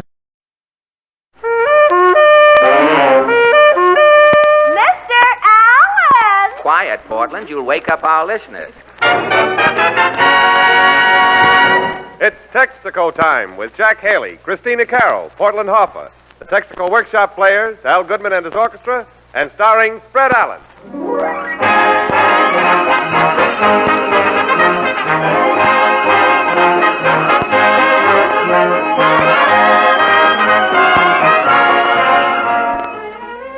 This is Jimmy Wallington speaking for Texaco dealers from coast to coast.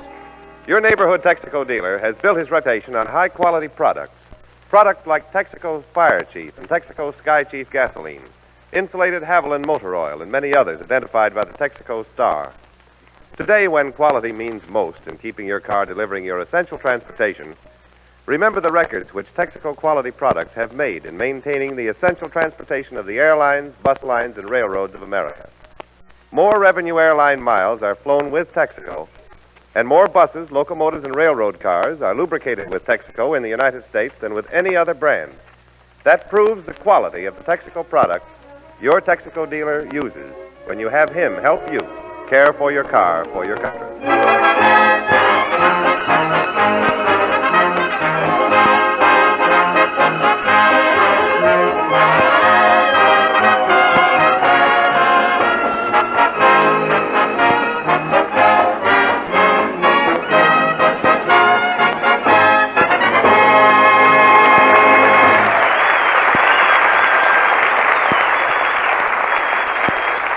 Folks, due to the shortage of basic metals, the Treasury Department is asking people who have been saving old pennies to put them back into circulation.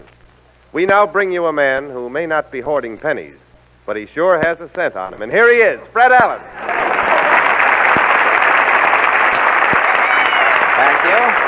Thank you, and good evening, ladies and gentlemen. And Mr. Wallington, I heard that bit of scent whimsy you indulged in there. Were you referring to me or some odor comedian that you had in mind? Can I help what they write in? What do I know? I looked at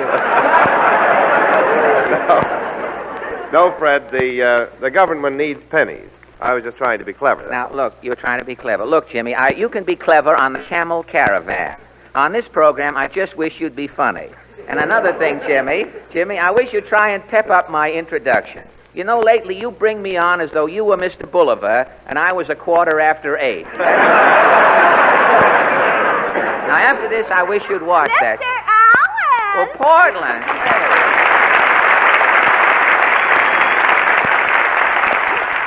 Well, Portland, are you putting your pennies back into circulation? You bet. I'm making up slogans to help, too. You mean to get children to stop hoarding their pennies? Yes. One slogan is, we won't be happy till we have no sense. Well, that's good. Thousands of little kiddies running around saying we won't be happy till we have no sense. That's going to help a lot. Another one is, get those pennies out of your banks and into our tanks. Well, that is very clever, it says here. Now, if Mary Livingston will turn in that bad penny on her program, the government will be all set. Say, Fred, did you hear Jack tonight? Yes, Jimmy, I did. Falstaff Openshaw was on Jack Benny's program, Jimmy. Well, I know that. He recited one of my poems on the program. Oh, yes? What was it? It was a welcome, Jimmy. Yeah. It went, I bring you greetings from Fred Allen, who's listening to your show today. He's sitting by an open window, hoping the smell will blow away. Well, did you really write that greeting to Jack, Fred? Yes, I did, Jimmy, but that was before I heard his program. You see, after I heard Benny's program, I wrote another poem. Get this. I heard your program, Mr. Benny. By an open window was the place. A show like you put on tonight, you should do in the purest faith.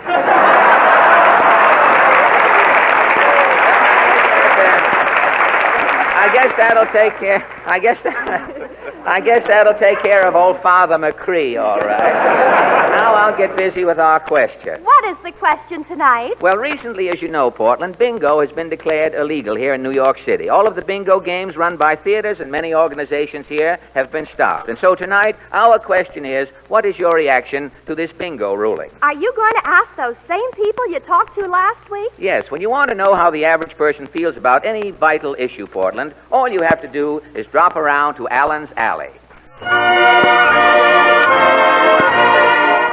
Well, here we are back in Allen's Alley, Portland. Are you going to knock on the same doors? Yes, I think so. The man in this first house, John Doe, was very helpful with our coffee question last week. I'll see how he feels about bingo.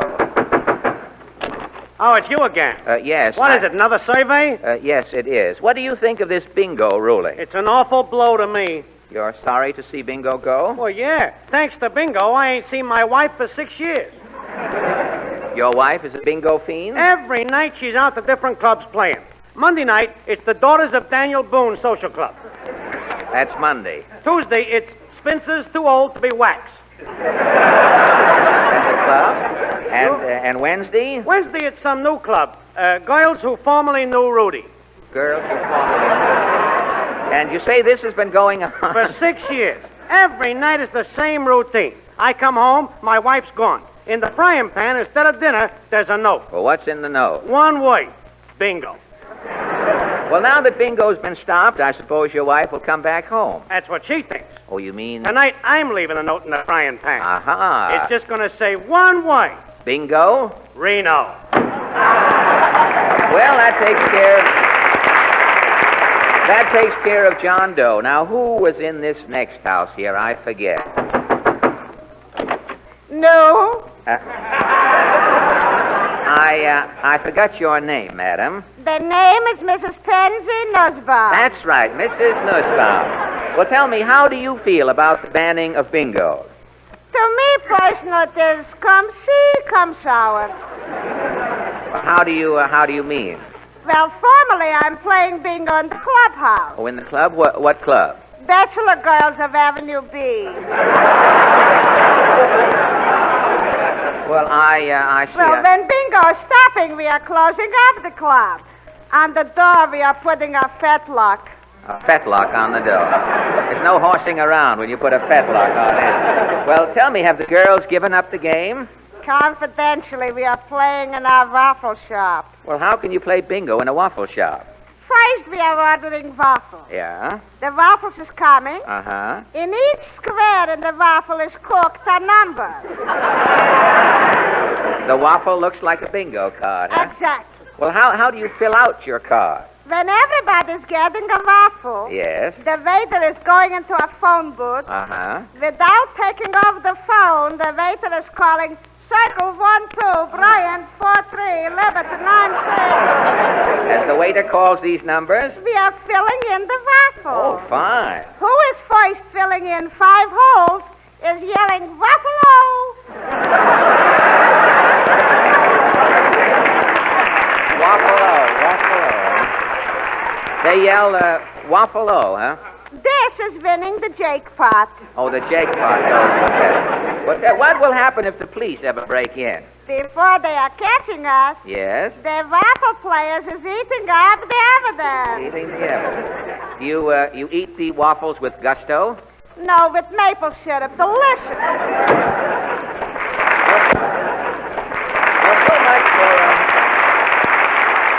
So much for Mrs. Nussbaum.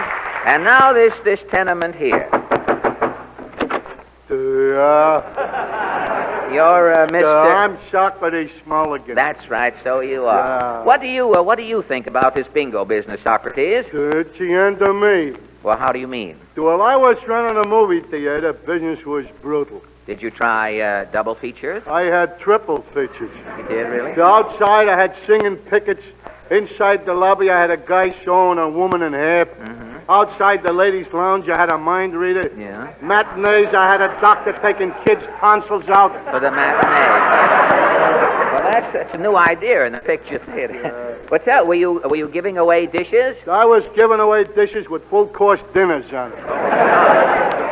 Tuesdays, I was serving a vegetable plate. On Tuesday, and still no business. Not till I put in bingo. Then I was cleaning up. And now that now that bingo is gone, business is brutal again. I'm back trying everything. Really? One night I raffled off turkeys. The next night I raffled off the coal in the cellar. Yeah. Last night I raffled off the seats in the balcony. Oh, that's too bad.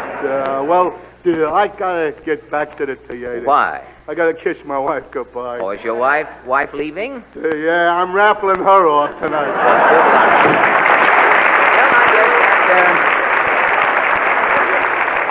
That brings us to the last house in Allen's Alley, Portland. We'll see who's in here. All hail to my humble abode, my little house by the side of the road. Falstaff Openshaw. You're just in time to hear my new batch of poems. You have some new ones? Yes. Have you heard One Night We Split a Blintz and I haven't seen her since? No, I don't think I have. Or the big bull moose said I'm on the loose as he made a date with the little white goose? No, I haven't heard that either. My mother hasn't got the shakes, officer. She just stepped out of that Jeep. Now, wait a minute. You have finally desecrated the occasion. Tonight, we frog in your throat. Yes, old boy. Is it an AFRA member, I hope? Yes. Tonight, it belongs to the AFRA. Tonight, it belongs to the AFRA, the Radioactive Carries Union. a card. The frog carries a card. May I see it later, if you don't mind? Tonight, you have upset everything. Tonight, we have been discussing the bingo ban. Precisely why you are here. I have What is your poem called? You can't play bingo tonight, Mother. How does it go? A mother bent over the cradle to kiss her tiny son. The mother was off to play bingo now that her day's work was done. As her lips brushed the little tyke's cheek and she patted his tousled head, the baby opened one big green eye, and to his mother he said, "You can't play bingo tonight, Mother, for bingo is banned in New York. Who told you, son, said the mother. Hush all this silly talk.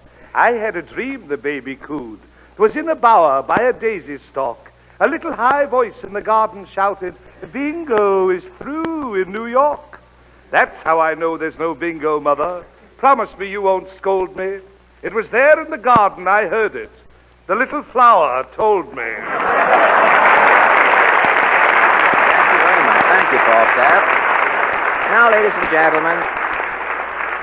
and gentlemen, 2 short years ago, a charming young lady launched her singing career on our program. Tonight, we welcome back Miss Christina Carroll, and her song is Ouvre ton coeur.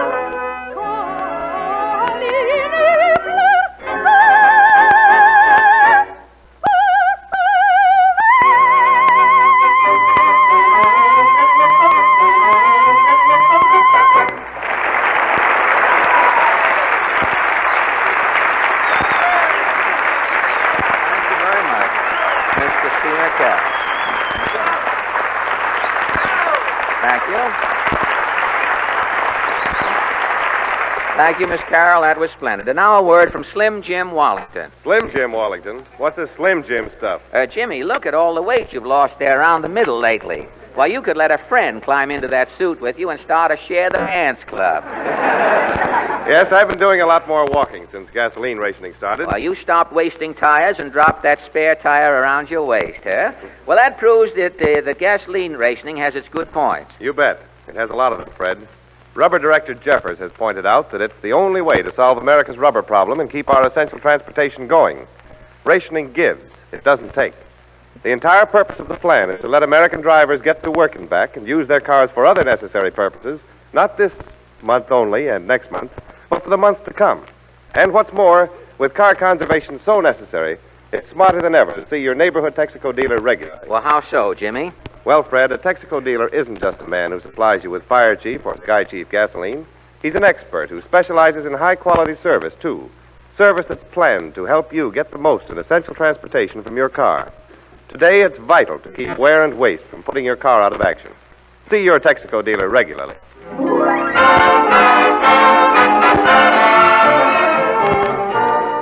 That was just a suggestion of Gobs of Love, played by Al Goodman and his orchestra. The sweetest music this side of Union Square, ladies and gentlemen.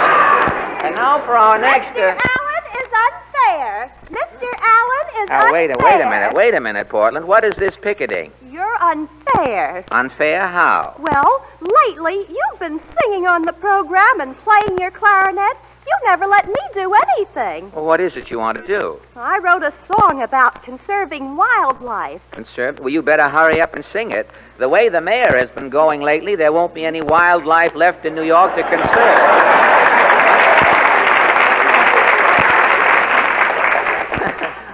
What is your song called? Be kind to our web-footed friends. Be kind to our web-footed... How does it go?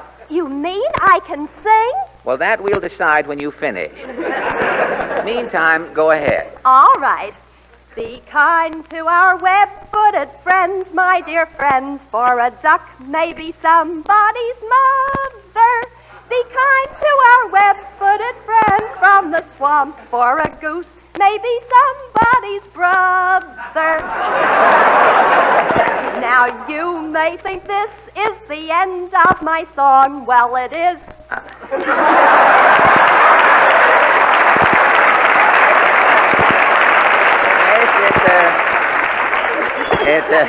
It certainly is. It certainly is. No doubt about it.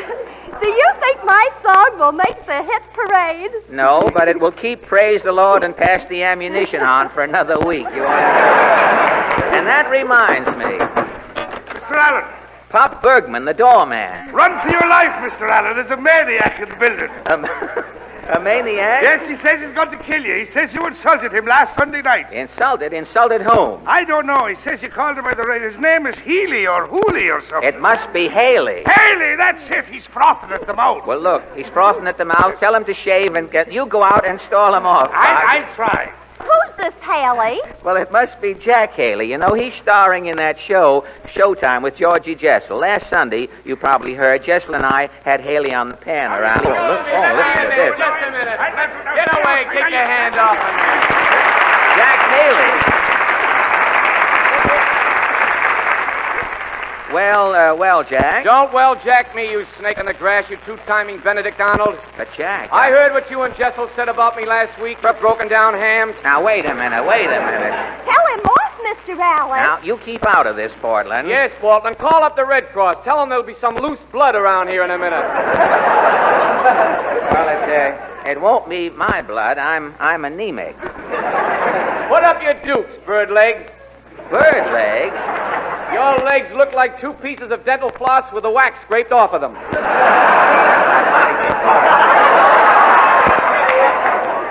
A little sight laugh helps. Okay? Now, look, brother, I'm not on your draft board, but you lay one solitary hangnail on me, and I'll knock you into 4F. Oh, yeah? I'll pull those bags down from under your eyes and put them in the knees of your pants. Now, that has done it. Take off those glasses, Haley. I'll take my glasses off. Hand me a seeing-eye dog, somebody. Now, wait a minute, Jack. We're losing our heads. Why should we fight? Why, we're old friends from Boston. We were kids together. Yes, and you were a pretty old kid. You had varicose veins in kindergarten.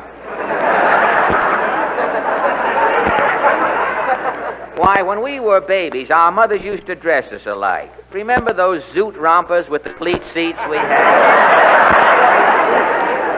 Remember the time we took my father's watch apart and I gave you the works? Yeah, and you gave me the works again last Sunday, you and that jerk who works with me in Showtime. Now, wait a minute, be careful. You've got Jessel wrong, Jack. Why, Georgie's crazy about you. He thinks you're a nice, clean kid. I should be clean, the way I get brushed off on that show. Well, you're in the show, aren't you? Sure, but who sees me? I'm in the dark all the time. In the dark? Jessel's brother-in-law runs the spotlight.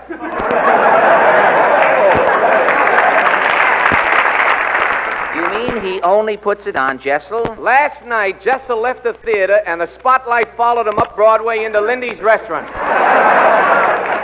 I'll bet the spotlight came out with the check between you and I. But all kidding aside, Jack, how is Georgie in the show? Fred, how long have you known me? Oh, about 30 years. Have I ever lied to you, Fred? No, Jack. How is Georgie in the show? Can I say this word I wrote down here? Can I say it on the air? Let me see. No, Jack, you can't say that. No other word describes Jessel. But according to the... That's the first egg Jessel ever laid by remote control. Not in the building. But according to the critics, Georgie's a big hit in the show. A hit with that voice? You mean he sings flat? When Jessel sings shortening bread, it comes out rye crisp. Why, Jack, when Georgie sings, he cries. If you were as close to Jessel singing as he is, you'd cry too. Look, Jack, let's keep our heads. Georgie and I did make a few cracks, I'll admit. Oh, I'm not mad about that, Fred. But when you said you were going to work with Jessel, that really hurt. Well, Georgie did make me an offer. You know, he's putting out a showboat. Jessel's combination showboat and floating delicatessen. He's got a convoy. He's going to sail up and down the Hudson with 8 acts of vaudeville and hot pastrami. Oh, forget Jessel, Fred. I'll put out a show and you and I can work together. A double act? Yeah, we'll call the act Allen and Haley Put Down That Shillelagh. Well, I can't. Where can you get a shillelagh? But I can't go back in the theater, Jack. I'm used to high living. Underwear, fat cigars, Tums after every meal. But you don't get those laughs we used to get in vaudeville. No, that's right. Say, remember the stage manager at the Gem in Kankakee? The guy with the glass eye? Yeah, every time he got drunk, he'd cry putty. Oh, yes, I remember. Say, remember that boarding house in Baltimore? Mother Martin's? Yes, Mother Martin had a sign out front, George Washington slept here. Yeah, and he left his sword in my mattress. Remember those meals? Mother Martin used to serve a steak as big as a Ubangi's lower lip. Yeah, I had a steak there one time. I went to cut it, and it moved in the gravy. Rare, huh? Remember that hotel in South Bend with the little rooms? Say, I had a room there one time. It was so small, if you walked in your sleep, you had to stand up in the bed and mark time. Oh, you had one of the big rooms there. My room was so small it had stunted mice in it. Well, you couldn't even sing Mr. 5x5. You had to cut him down to Mr. 2x4. That reminds me of that little theater in Des Moines. The Majestic? Yeah, that theater was so small, if an actor took a bow on the stage, his dandruff fell out in the lobby. Say, I played a theater up in Maine one time. It was so far back in the woods, the assistant manager was a bear in there.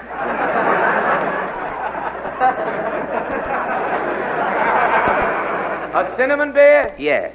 I played that joint. The usher in the balcony was an owl. That's right. He was molting the week I was there. Say, did you ever play Centralia, Illinois? Was that where the guy played vaudeville in a lunch wagon? That was the Keith House. Oh. I played there for low. It was a silo. The first matinee I walked out on the stage, 2 woodpeckers ate up my cane. Say, Fink and his mule are on the bill. Whatever became of Fink, Jack? Well, things were tough, and, Fink never gave up hope. Fink starved himself so the mule could eat. No kidding. Fink's draft board called him the other day. Well, what happened? Fink was rejected, and the mule is with the commandos. No kidding. Say, have you seen Waldo and his elephant lately? I met Waldo. The elephant died. No kidding. He became allergic to peanuts and just wasted away. Say, I remember one time in Sioux City, 2 trucks full of bicarbonate drove up to the theater. The elephant had indigestion. Well, after he finished the second truck of bicarbonate, the elephant burped and blew out the back of the theater there.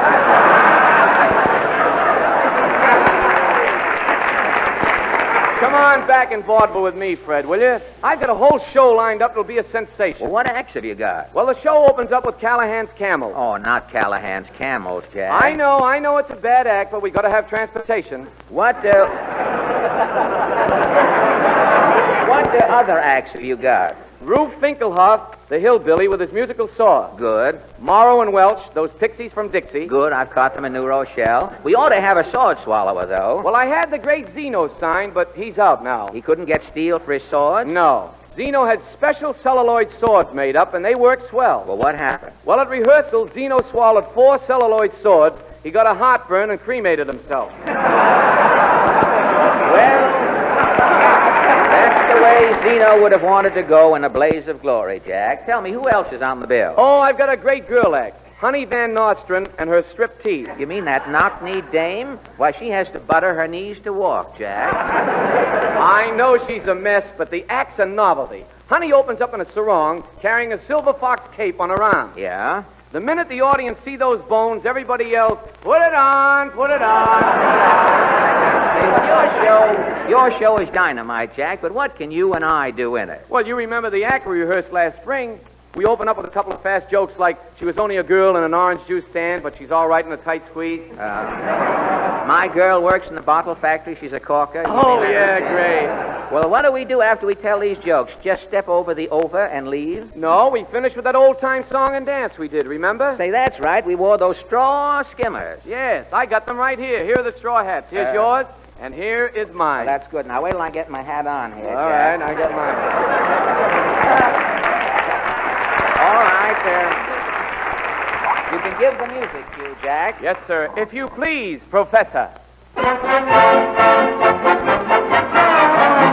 It's moonlight all the time on Broadway. Every night the sky is clear. You can always see a lot of stars on Broadway. Every evening they appear.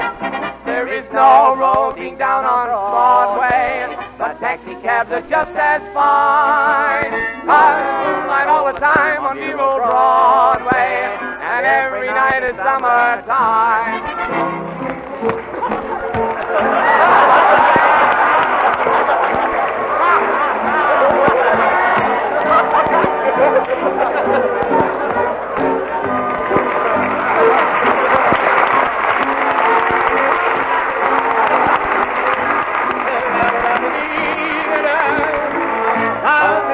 All the time on dear old Broadway, and every night is summer, every night is summer, every night is summertime. We don't mean winter, every night is summertime.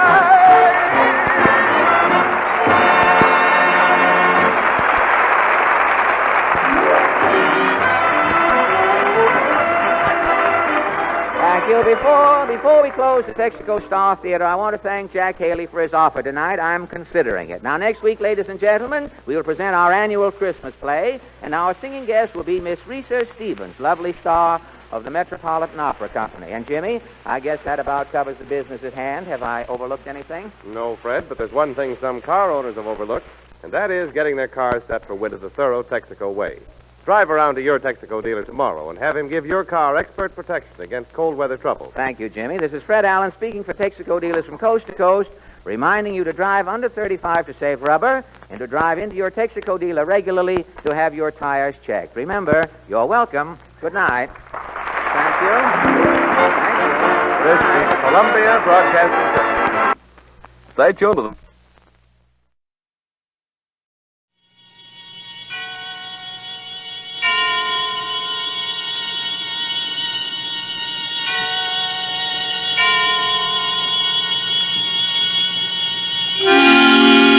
Suspense.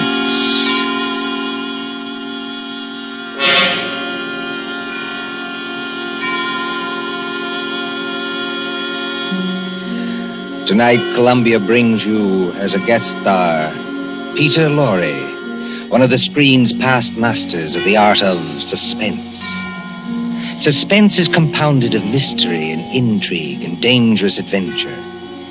In this series are stories calculated to intrigue you, to stir your nerves, to offer you a precarious situation, and then withhold the solution until the last possible moment.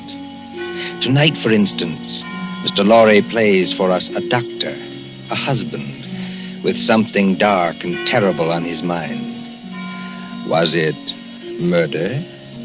And if so, can this at last be the really perfect crime?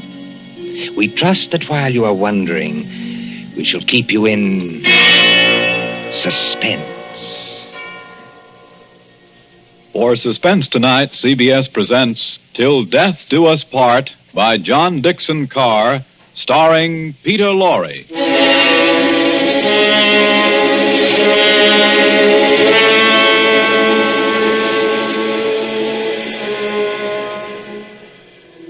Late one night in December of 1941, a man and his wife sat beside the fire in their country cottage. This man, look at him.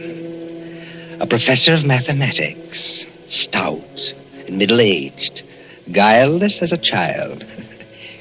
In the remote corner of England where he lives with his pretty English wife, they say of him... Jolly decent fellow, you know, for a foreigner. Isn't he? Always a smile for everybody, and so polite. That's why it's such a shame about his wife and that young American. There hasn't been anything between them yet, I'm almost sure. But if the American stays here much longer... Shh, I tell you.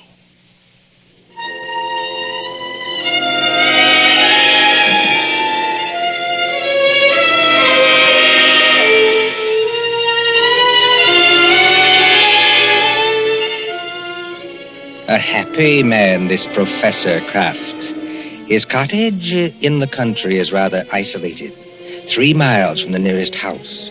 No electricity or central heating or telephone. And on December nights like this, a great wind comes rushing off the Sussex Downs. It rattles at the windows, growls in the chimney, and makes unsteady the oil lamp on the table. Professor Irwin Kraft sits before the fire in a snug book-lined room. And across from him, sewing, sits his young wife, Cynthia. A domestic scene. A very domestic scene. Oh, my pet, this is wonderful, isn't it? Oh, so nice and cozy. How I enjoy our little home. It's a pleasure to be indoors on a night like this, isn't it? Yes. Did my darling have a good day? Just about as usual. No adventures, huh? Not exactly. I walked into the village. Walked? Oh, I really blame myself for burying you out here. I ought to get your car. That's not necessary, thanks. Come now, come. Did something happen to upset my little pet today? No. You know, darling, I look at you and I marvel. You marvel at what? At a wife who can actually blush. Yes, with a skin so fair and a conscience so transparent that she can actually blush. I wasn't blushing about... About what? About anything you might be thinking. It's your horrible habit of putting everybody else in the wrong. Oh, but the neighbors don't think that about Papa Croft. The neighbors don't have to live with you. I do. And you mustn't scratch either. Not when we are so snug here, so cozy, and the kettle on the fire's nearly boiling, and the rum is ready, and the lemon juice, and the sugar for her medicine. Oh, and must I drink that stuff? I don't like rum. But you have a cold, darling. I haven't got a cold. Really, I haven't. Now, darling, twice today I heard you cough. Now, you are going to take your medicine, Cynthia, and take it here and now, and not offend your clumsy old husband by refusing. Why do you keep on treating me like a girl of 16? I love to treat you like that, Cynthia, because I cannot fathom your thoughts. You lock up your thoughts, and that is a dangerous English habit. You see, thoughts accumulate and won't be stifled. And sooner or later, when you least expect it... Well, look out. The kettle's boiling over. So it is. Oh, and please lift it down from there. Of course. I apologize. My darling. There. For a second, you know, you almost frightened me. Huh? I frightened you? I suppose it's foolish. Well, here we are, my dear. Here we are. Now, see, I put 2 tumblers on the coffee table. And now, a spoon in each, so that the heat doesn't crack them. My dear, must you give me so much rum? Can't I have the small one? But we have to cure that cold of yours, Cynthia. Now comes the lemon juice. Yes. And now comes hot water to the top. Here we are. And 2 lumps of sugar for each of us. There you are, darling. Now let's drink up, huh? Owen, listen. I didn't hear anything. I did. It came from that cupboard over there. It sounded like your accordion. Oh, that's nonsense, darling. That's nonsense. There it is again. Well, that's only the wind. Or perhaps a rat that got into the cupboard. Owen, I'm terrified of rats. Go and kill it, would you mind? Oh, you really sit very heavy labors, my sweet, for one of my weight. Well, if you insist, all right. Well, I'll take a good heavy poker from the fireplace. And, of course, it means a little trip to the cupboard. Owen, Never mind. You haven't changed your mind, have you? It'd probably run out across the floor. Come back. Wouldn't run very far, I'm sure. Well, again, if you insist. I can't think what's the matter with me tonight. No? No, You're sure nothing upset you in the village today, huh? certainly not. How about this young American, that fledgling doctor, what's his name? You mean Dr. Craig? That's it, Dr. Craig. Dr. Craig. Didn't someone say he was leaving today for London and then back to the States? I believe so. That's what Lady Randolph told me. And you didn't say goodbye to him? Certainly not. Wow, that wasn't kind of you, darling. That wasn't friendly. What's the matter? Don't you like my nice hot rum drink? No. But you'll give me no peace till I do drink it. That's right, darling. That's right. Now, take it down like a good girl. I'm keeping you company. See? Oh, how pretty she looks. With her yellow hair in the firelight. And her red mouth. And her light little hands. Very pretty. Oh, there is just one other thing, Cynthia. I gave you a letter to post this afternoon. Did you post it? Yes. Registered? Yes. And did you notice to whom the letter was addressed? Everybody notices the address on an envelope. It was to some Mr. Hatherby at Market Shepherd. That's right. But I don't know who he is, if that's what you mean. Oh, Mr. Hatherby is the coroner of this district. The coroner? That's right. That's right. But is there any reason why you should be writing letters to the coroner? Well, there will be tomorrow morning. We have been just drinking poison, my love. Why did you drop your glass, darling? I don't believe you. No? This will interest you, Cynthia. You were a trained nurse, and weren't you, You see, the poison was aconite, monkshood. No. Yes, homegrown in our own little garden. You know, 1/16 of a grain has been a fatal dose. There's no telephone here. No car, not even a neighbor. Exactly, my angel. Take your hands off me. Let me get up. No, my pet. In about 5 minutes, you see, the first symptoms will come on. Symptoms? Yes. Our throats will grow dry. Our eyesight will turn dim. No. And presently we'll lose the use of our limbs. Well, there are convulsions before the end, I believe, but we won't feel them. Let me up. If you try to hit at me, Angel, you'll upset that lamp. And, well, if you upset the lamp, this cottage would go up like tinder. We don't want to burn to death, do we? Erwin, why are you doing this? Why are you doing it? Why?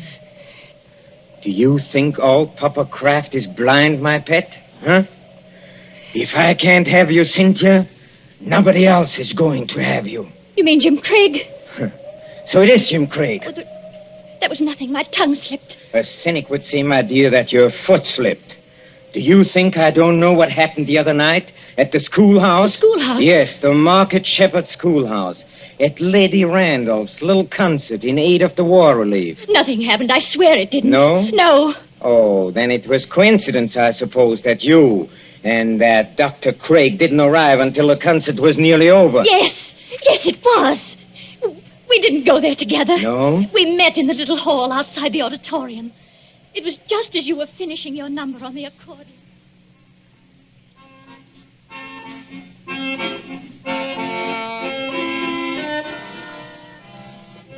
Oh, I beg your pardon. It's so dark here I almost bumped into you. Isn't that Mrs. Kraft? Yes.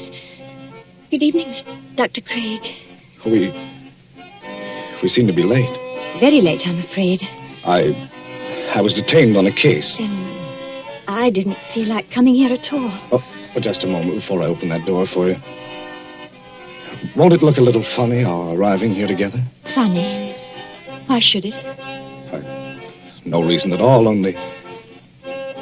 Cynthia, listen to me. Do you know, Dr. Craig, that's the first time you've ever called me by my first name. I did want to have a word with you somehow. Of course, you've heard the news. What news? Well, on the radio for the past couple of days. We're too far out to get much news, and my husband isn't interested. He isn't interested. He isn't interested in anything but himself. I'd rather you didn't talk that way about my husband. Oh, I'm sorry. Would you push the door open a little? And in conclusion, Lady ladies Randolph and is saying something. I'm sure we've all enjoyed our friend Professor Croft's musical numbers on the accordion. And the vicar's conjuring tricks. And little Miss Linshaw's spirited recitations. It only remains for me to tell you that the collection for this little entertainment will amount to the... Yes, Colonel Thompson, what is it? Colonel Thompson's going across the platform in rather a hurry. Looks like an announcement of some kind. Ladies and gentlemen, your attention. We have just received some late news by the 9 o'clock bulletin. I think I can guess what it is. Following yesterday's declaration against Japan, the Congress of the United States today declared war against Germany and Italy. No applause, please. I think I can say that these things go too deep for applause. We entered a war lightly, and we have learned. But before the vicar ends this meeting, I shall ask the orchestra to play us the song numbered 83 in the book, a song we know is dear to the hearts of all Americans.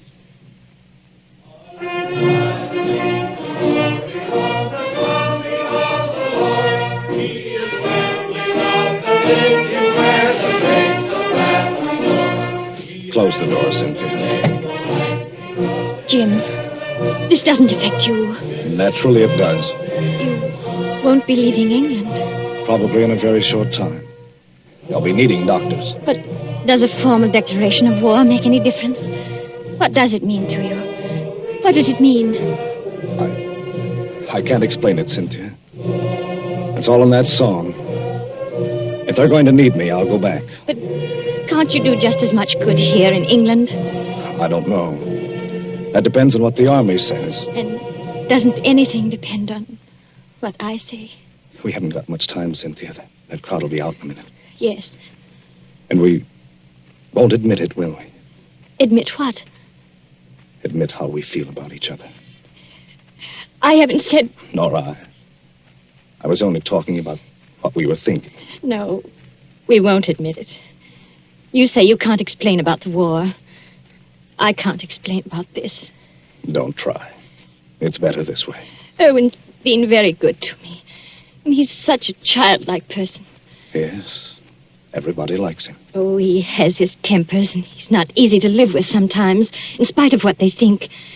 But I can't do anything to hurt him, because he'd never do anything to hurt me. Never, never, never in the world.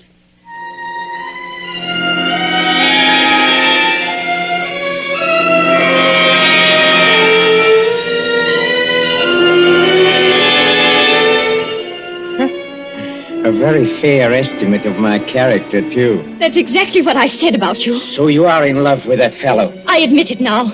Yes. Tell me, darling, do you feel anything yet? Feel anything? I mean, dryness? Muscular contraction of the throat? Yes. Oh, I thought so. I won't die. I won't. And how do you propose to stop yourself? Your only chance would be to reach the village infirmary. And I'll see to it that you don't get there. But what if the poison takes you before it takes me? Then you can't stop me. But it won't, darling. You seem terribly sure of that. You see, the amount I gave you, as you perhaps noticed, was more than I gave myself.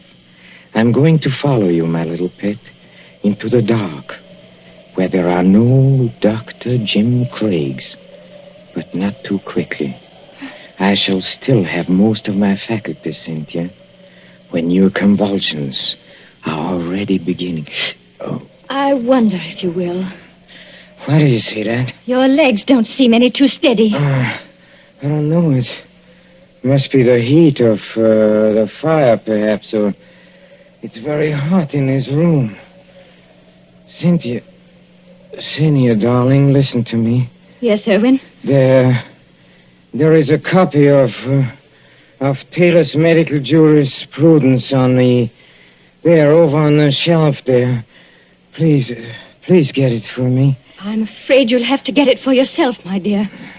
That is, if you can. Oh, I'll get it. Mind the lamp, Irwin. We don't want the house afire, just as you said yourself. I'll mind the lamp. Listen to me. You know, some people's systems are intolerant to poisons. They experience in minutes what ought to take hours. Does it hurt, Irwin? Does it hurt? Yes. But you'll find out soon enough, my pet. Because you'll never make 3 miles to the village. Never. You think not? I know it. And just remember, I shall be waiting. Waiting? Out in the dark and cold, where there is neither marriage nor giving in marriage. I'll be waiting for my little pet to come and join me. I shall be waiting. Irwin! Irwin! Oh, I hate you. I loathe you. I'm afraid of you. But I don't want you to die because of me. And yet, you are dead, Irwin. But I'm not going to join you. I've never prayed much, Irwin, but I'm praying now. Whatever comes over my wits and makes my senses weak, give me strength enough to get to the village. Just give me strength enough to get to the village.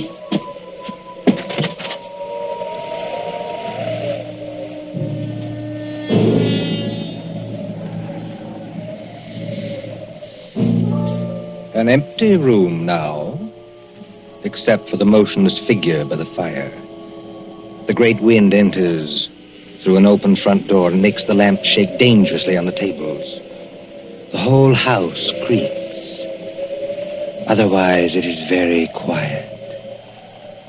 Suddenly, the corpse sits up. Professor Kraft looks pleased, doesn't he? Very pleased. Very alert as he moves over to a certain cupboard door. Well, and now I think the real fun can begin. Patience, patience, patience, my friend, while I open the cupboard door. Well, there we are. I hope you haven't been too uncomfortable, Dr. James Craig. I'm all right, thanks. So you managed to get the gag out of your mouth, huh? I managed it, yes, just now. I'm too late. Well, you are still securely tied up, I'm glad to say. You know, you gave me several very, very unpleasant moments, young man, when you got your foot on that accordion. Did I? Well, Cynthia thought you were a rat and wanted me to kill you. You know, she shows very good sense sometimes. I could hear both of you talking. Thanks very much. Oh, of course, you could, of course. Excuse me, please. I forgot that. Yes, and I could see you, too, through a crack in the door. Well, you were intended to see us. But now, come on. First of all, I'll drag you out of here. Yes, now, let me take you. Yes. Now we can sit down and have a nice, cozy little chat, huh? How much aconite did you give Cynthia? How much? Oh, about 2 grains. 2 grains? Well, then she can't possibly... No, she can't possibly live until morning. But she can live long enough to testify that she saw me die. And how much poison did you take yourself? I? None. None at all? No, none at all. But you mixed those drinks out of the same materials. I saw you do it. Well, but there wasn't any poison in the rum, young man. You see, 2 lumps of sugar steeped in aconite were dropped into Cynthia's glass. I marked them, and I didn't make a mistake. Can you see the beginnings of Papa Croft's plan? Why, you... You see, Cynthia left the door open, my friend. And there is a very strong wind blowing tonight. Well? Just observe how it lifts the table covers, flutters the magazines, makes the lamp tremble. I shouldn't be surprised, you know, if one of those lamps blew over. A fine crash in a sheet of flame. Huh? And when they come here tomorrow morning, after Cynthia's testimony in my letter to the coroner, they'll expect to find at least a few charred bones among the ruins. And of course they must find some remains. Whose remains? Yours. Yes, you've got me tied up pretty well, haven't you? And now, you see... Now comes the best. You were last seen going towards the railway station, to London, and then to America.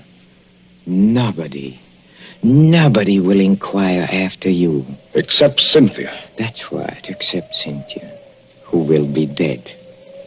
That I waylaid you and brought you here while Cynthia was in the village will not be known to our good coroner, and I shall disappear. What do you think of it, young man, huh? I think it's rather good, huh? You're going to let me burn to death? Yes, and I shall enjoy the necessity. By the way, too bad you missed my performance at Lady Randolph's concert. It was very nice. But, then I think you were otherwise occupied. You could call it that? Occupied, I think, in making love to my wife. You hurt my vanity, young man, and you are going to suffer for it. I never made love to your wife. No? No. But I don't suppose you could possibly believe that. Are you already begging for mercy? Now, come on. Are you begging for mercy? No, I think not. Dr. Craig, I don't like the way you're taking this. I really don't. Don't you? No. You ought to be afraid. All decent men should be afraid. And no man is heroic when he sees death coming. But you are as white as a plate. You can't take your eyes off me. And you seem to be expecting something. Maybe I am expecting something. You are? Well, I think I can persuade you to tell me what's on your mind, my friend. If I use the poker out of the fire, huh? You see, I'm a mathematician. I leave nothing to chance. Do you hear that, Professor Kraft? A car has stopped out in front. Well, they won't come in here. But of course they will. It's probably the Home Guard. Look, you fool, you've left the front door standing wide open in a blackout. Don't be childish. Do you think to upset me with that? Something's upset you. Take a look at yourself in a mirror. Huh? Nothing. Nothing can upset my plans now. Everything is ready. My clothes and my money are in a stable. This place, this pretty little cottage, will be a furnace. All I have to do is pick up that lamp. You see, like this, and something is wrong with me. Oh, you're not acting this time, are you? You're not pretending now. You swine! What have you done to me? I have done nothing. You have done something to me. I can feel it. There is sweat all over me. My throat is choking. This way, Lady Randall. Through the gate and up the path. That sounded like my wife's voice. It was Cynthia's voice. What is wrong with you? A person would think you were drunk. I'm sorry, Lady Randall, stopping me in the road and asking to be taken to the infirmary at 80 miles an hour, and then finding there was nothing wrong with you. But it can be. It isn't possible. Oh, but it is. You see, your plans didn't include the fact that Cynthia doesn't like rum. Remember, you poured a very large drink for her and a small one for yourself. And you filled both glasses with hot water. Oh, remember when she got you to leave her, come over to this cupboard? Yes. She changed the glasses then. You're the one who swallowed the poison, 2 grains of aconite. No. Help me. Please. Help me. Nothing on earth can save you. Help me, please. In the name of pity, please. Please help me. Nothing on earth can save you. Please. No. You won't? Then I'll show you. I'll take you with me. I'll take everybody with me. Where are you going? I'll get that lamp. I'll take you with me. Why, look at you. You can't even see. You're blind. You're staggering straight into that cupboard. I'll take you. I'll take you with me. I'll take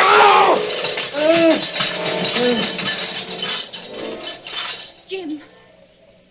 Jim, what are you doing here? Come in, Cynthia.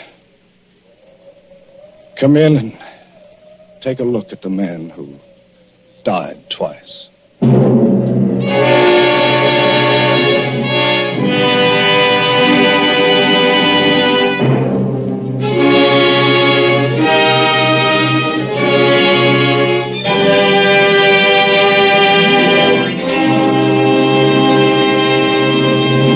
And so ends Till Death Do Us Part, starring Peter Lorre. Tonight's story of Suspense. Columbia presents these tales of mystery and intrigue and dangerous adventure for your relaxation and enjoyment. Next Tuesday, there'll be another in this series. Same hour, 9:30 Eastern Wartime. Mr. Lorre was starred as Professor Kraft. He was supported by Alice Frost as Cynthia, David Gothard as Dr. Craig, and Mercedes McCambridge as Lady Randolph. William Spear, the producer, John Dietz, the director, Bernard Herrmann, the composer-conductor, and John Dixon Carr, the author, are collaborators on Suspense. This is the Columbia Broadcasting System.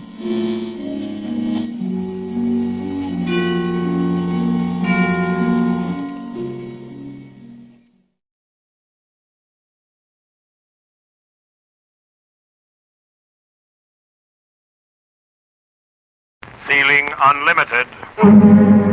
Hello, Americans. This is Orson Welles. This radio show is brought to you by the men and women of Lockheed and Vega. Stand by. Hallo, Deutsche Rundfunkgesellschaft. Hallo, Hauptstation in Berlin. Ich bedauere, aber ich darf nicht mehr Deutsch sprechen. Operator 23. This is Operator 23. Won't speak German now. We can speak here. United States, Burbank, California State. Hello. This is Operative 23. I hope you are hearing this. This is Secret Agent 23. inside an American war plant, one of America's greatest aircraft manufacturers, the Vega plant. Vega. M as a worker disguised. This secret broadcast is made through concealed microphone worn on lapel, cleverly concealed behind Vega workers' identification badge. On my coat is a microphone into which I'm speaking. Through this, I shall my mission carry out to inform you from their source, facts and data of American production of aircraft. Sieg Heil! A German soldier salutes his respected superiors. Secret Agent 23, making secret broadcasts from American war plants. Jackson, that cat's groovy as a 2-cent movie. Solid bird. Solid. He digs that melojive that sends me. You can say that again. When his boots are laced, he really jumps. Beat me, Daddy. Tell me more. Hallo, Hauptstation. Deutsche Rundfunkgesellschaft. Operative 23, making secret broadcast. The voices just heard were those of American slaves. Translation impossible. Obviously code information to be kept secret from guards or foremen, as here they are called. Will obtain precise German form for groovy as a 2-cent movie.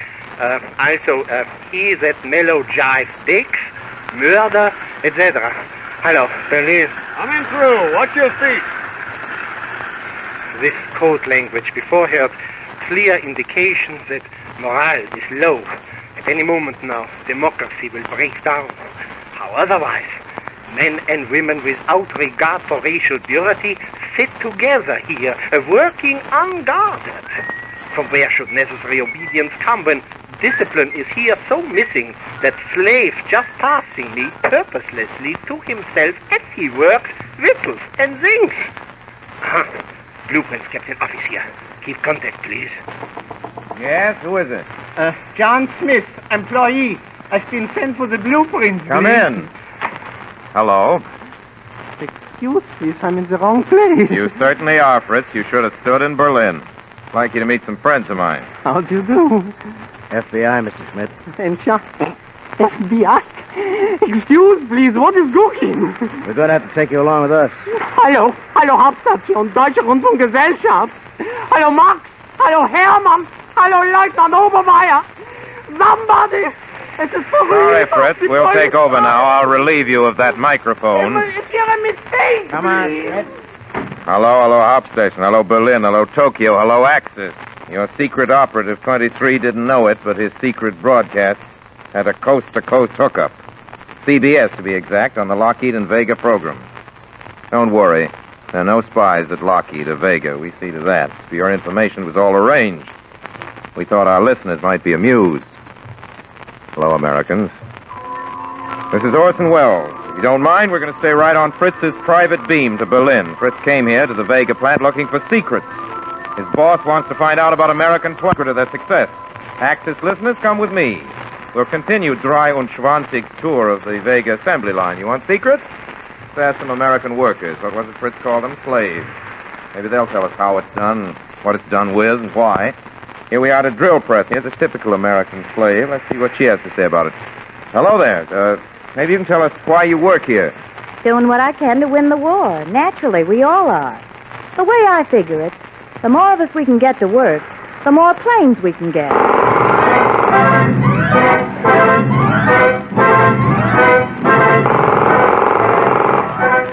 Oh, let's hear from this lady over here. She seems to be pounding rivets into something or other. I don't know if she can hear us or not with all this racket. Better listen with both ears. Pardon me. I beg your pardon. I don't want to slow up production, but just what is it you're putting into this plane? I'm paying back. A little closer to the microphone, please. That's better. I'm paying back in rivets. Double for every bullet they put into my Joe. Your husband was killed in combat? He wasn't my husband, but he was going to be. I see. Yeah, and I can match their machine guns any time with this hammer.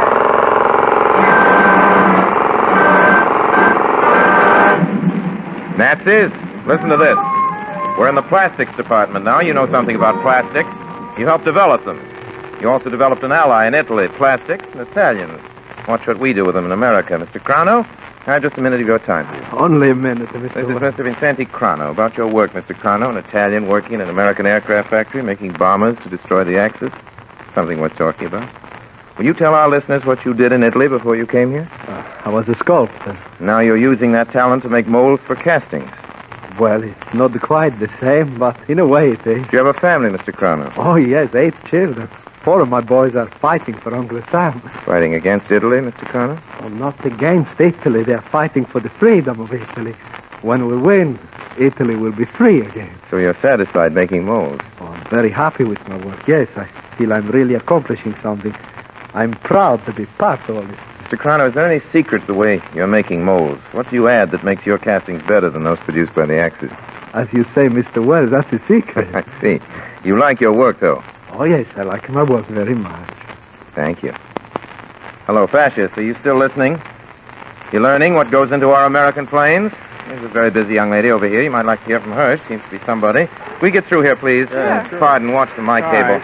That's it. We'll get in here as close as we can. This goes to A23 production. This one goes over to engine I say assembly. to have you a minute, please. Hold it, buddy, just a second, please. Joe, rush these half-inch couplings to engine assembly. Hurry it up. This is a broadcast. Buddy, I'm awfully busy. This shipment of 1170s goes to maintenance. They came in 20 minutes ago. Okay, I'll rush it. All right, what's on your mind? No, those panels have to go to sandblast. I wish first. you'd tell us what you put into your planes. I'm an expediter, mister. I put the right parts in the right places at the right time. Hey, look, if Meyer doesn't get those gaskets, he'll have kittens, and Vago have no exhaust manifold. Oh, sure. Don't mind me. I don't. These go to 207. Step on it. Shoot these over to the lab for stress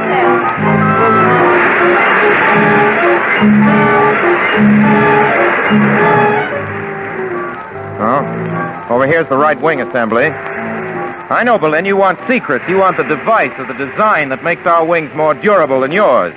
You've noticed ours don't drop off in a 500-mile-an-hour dive. Maybe it's something we put inside those wings.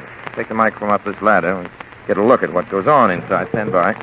Now then, on top of a 10-foot ladder, see down inside the long tunnel, rather flat, egg-shaped tunnel, to the inside of the right wing. Outside, along its smooth, streamlined surface, a lot of young women are diligently inserting rivets, inspecting seams, and rapidly molding the great structure. Inside, it's dark, cramped, maybe the secret's inside here. I think I see a workman down there, crouched down there in the narrow space. Try and find out what he's doing. Hello in there. Can we speak to you a minute? Okay. From the size of the voice and the size of the quarters, I think you're about to hear from one of the many midgets, one of the many little people employed in our American aircraft factories. Here we are. Could you tell us what goes into the making of a wing like this one, besides metals and craftsmanship? You mean designs and all like What that? I mean is the spirit of the thing. For instance, how do you like working all cooped up in that very cramped space in there? How do I like it? It's the greatest thing that ever happened. In what way? Well, heck, before, we little people had nothing to do but be funny in circuses and things like that. But now comes along a job that nobody else can do but us. A larger man couldn't get inside one of those wings, could he? They tried it. Why, it's even tough for me. But I'm not squawking. I like it. Good for you. Then let's get back to work. Goodbye now. We're on our way up to the main control panel assembly, and here they attach fine wires to delicate instruments. The eyes and the ears of the plane. This young lady, for instance. She'll stop those nimble fingers of hers for just a minute. Maybe she'll answer a question or two. Excuse me, miss. Yes? Would you be so kind as to tell our listeners what it is you do? I connect wires onto the terminals of bomber control panels. How do you know which wire goes into which terminal? By the length and the size. Of each wire? Yes. How'd you have to get into your line of work? I wrote out the regular application. And what was your real reason for wanting to work? Reason? Well, I guess I just wanted to prove something. Prove what? Well, I guess just prove that I can wire terminals as well as other people. You're blind, aren't you? Yes. Thank you very much. And I'm not afraid anymore either.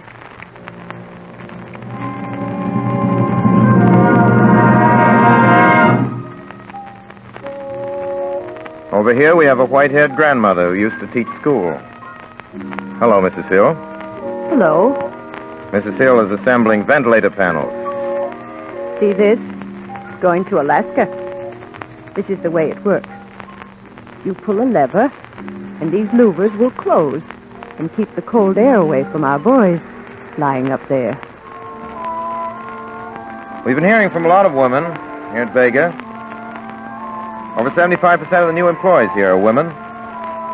Teresa Turner is very proud of her toolkit. Teresa used to be a hairdresser. Now she operates a drill press. And Priscilla Ori, her husband and father, were both taken prisoners in Bataan. Priscilla works a spot welding machine. The machine is never silent. Next sportswoman works beside her. She has a villa in Tahiti. Sends her paychecks to the Red Cross. Over in engineering, you'll find Marion Shuyang Lo. Pale Chinese silks. Marion does blueprints for machine gun mounts. Right here in front of me, two sisters whose parents were born in Norway are sorting and distributing electric wires. Next to them is a Negro with gray hair, a girl with an Irish brogue, born in County Mayo. Woman next to her is Greek. All the races in the world are here. You wouldn't like that, Germany. All the races and every sort of person, they all work together, insist on working. Deaf people, they found a job here they can do. People who can't speak, blind people, people with money who don't have to work at all. People. We're outside now.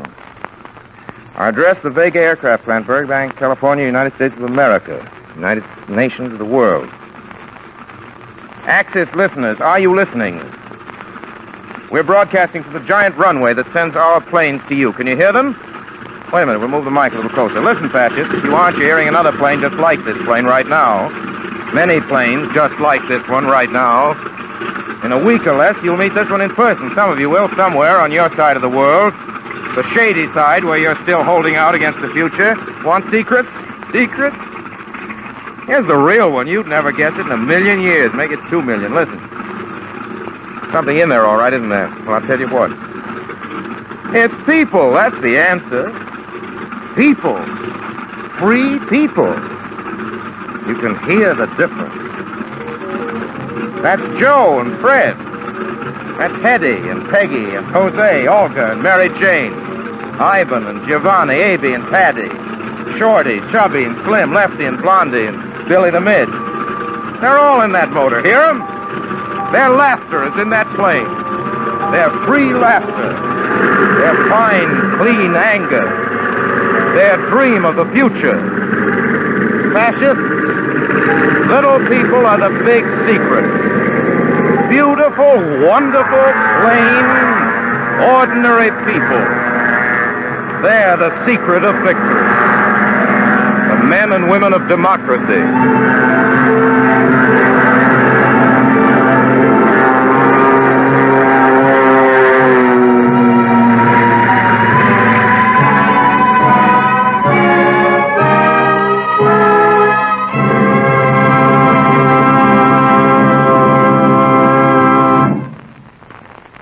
You have just heard Orson Welles in a program presented by the Lockheed and Vega Aircraft Corporations of Burbank, California.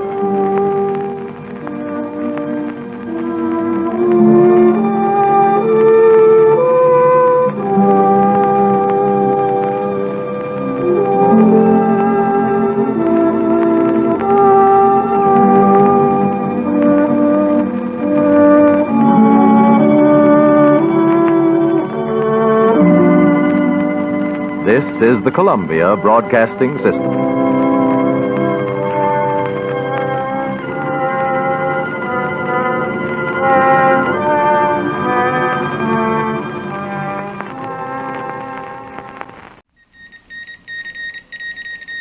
Soldiers of the press.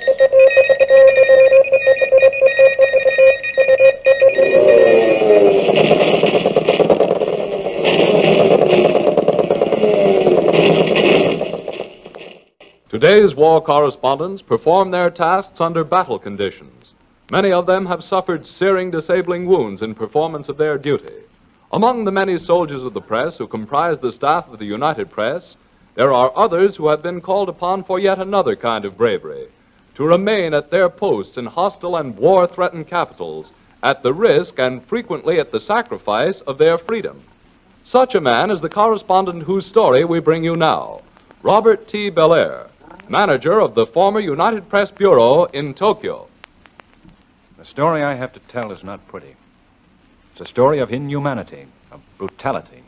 A story of what happened to those Americans who fell into Japanese hands when Premier Tojo and the Japanese military clique plunged their country into war with the United States. I know the facts all too well, because I was one of that American group in Tokyo. After nearly 6 years on a variety of assignments in the Far East, the United Press had sent me to Japan early in 1941 as manager of its Tokyo bureau. It was an uneasy and unpleasant assignment from the first. Police paid frequent visits to the United Press Bureau. Censorship became progressively more strict and hampering.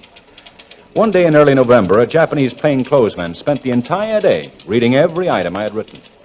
As he shuffled through my papers, he would turn to me at intervals and say, "I very sorry for you. I very sorry for you." The next indication I had that I was in for serious trouble of some sort came several weeks later. A knock at the door of my apartment aroused me from a sound sleep. I snapped on a light and slipped into my robe. Glanced at my watch. It was nearly midnight. I shuffled to the door in my slippers and released the latch. It was pitch black outside and a cold wind was blowing. A woman's figure suddenly emerged from the shadows. I recognized her as one of my Japanese neighbors. May I please come in? Well, certainly do come in. You surprised me. I've been asleep. Yes, but I have important word for you. You American have been my friend. Now you in danger. For safety, you must burn all papers you do not want to fall into hands of police. Well, why? I don't understand. Well, what's the matter? What's going on? Do you think the war is about to start? So sorry. I can only warn you. You soon to be arrested. Please burn papers, as I say. It save you much trouble later. Oh, I will by all means. And I'm deeply grateful to you for your warning. But look, you shouldn't have done it. You risked imprisonment by coming here like this, didn't you? It's so. And for that reason, I must go quickly home without being seen. But I am honored to do you small service. Recently, you did me great kindness. Goodbye and best luck. Sayonara. Damarigato. Sayonara. I stood there for a moment, trying to remember what great kindness she had meant. Then it came back to me suddenly. 2 weeks earlier, I had given her, the wife of a former Japanese cabinet officer, a bit of cloth, a package of needles, and 2 papers of pins. In gratitude for those small gifts, she had risked imprisonment or worse to bring me her warning. Small items loom large in a country that has been at war for 6 years. Well, I took her warning and sorted my papers carefully, both at home and at the office. And it's impossible to say how much future grief and abuse that saved me. And I was not long learning the grave implications of what I'd been told. You remember the circumstances. A Japanese peace mission was in Washington discussing possible terms of settlement of differences between Japan and the United States. The American colony in Tokyo was extremely apprehensive. We knew that the situation was critical. I'd worked late the night of December 7th. At about 5:15 a.m., my house phone rang. Hello? Who? Oh, Dome. Yes, this is Bel Air of United Press. What? No. Yeah, I have it all. Japanese planes have attacked Pearl Harbor. War is to be declared at 11 a.m. Yeah, I'm sorry to hear it, too. Thanks. Thanks for calling. There was nothing I could do except get ready for the inevitable police. They came at 6 a.m. I was carted off to a concentration camp near Tokyo in which I was to spend 6 of the most miserable months of my life. The camp was a former girls' school between Tokyo and Yokohama. For 2 months, we were held incommunicado, permitted to see or talk to no one from the outside. 13 of us were packed into one small, dismal room. We complained that disease was spreading because of the unsanitary and overcrowded conditions. And once, one of the correspondents told the Stanford University-educated doctor that there were too many men in the room. To this, he replied, Well, why don't you then put skirts on some of them? Once a week, we were offered a bath, all 13 of us, in the same water previously used by 30 police and several greasy cooks. We had no medical attention, no heat, during Tokyo's freezing winter. And food? Let me tell you about the food we received in that Japanese prison camp. Our lunch was typical. We were given greenish whale meat or rotted fish heads boiled with alfalfa. Our Japanese keepers in that internment camp employed all manner of mental torment in an attempt to break our morale. Once I was called into the main office. Your name, please. I'm Robert Belair. You asked to have me brought here? Yes, you write for United Press? Yes. As you see this is a letter from your wife. Oh, swell. And these pictures, your children? Oh, hell, I'm very glad. You cannot have them. See, I tear them up. Oh, please. Please, let me have the pieces. Let me put them back together, Keep please. away. You get nothing. Go. Out. That will give you some idea of the treatment American internees receive from the Japanese, while Japanese internees in the United States were living in luxury in White Sulphur Springs. But many fared much worse than I.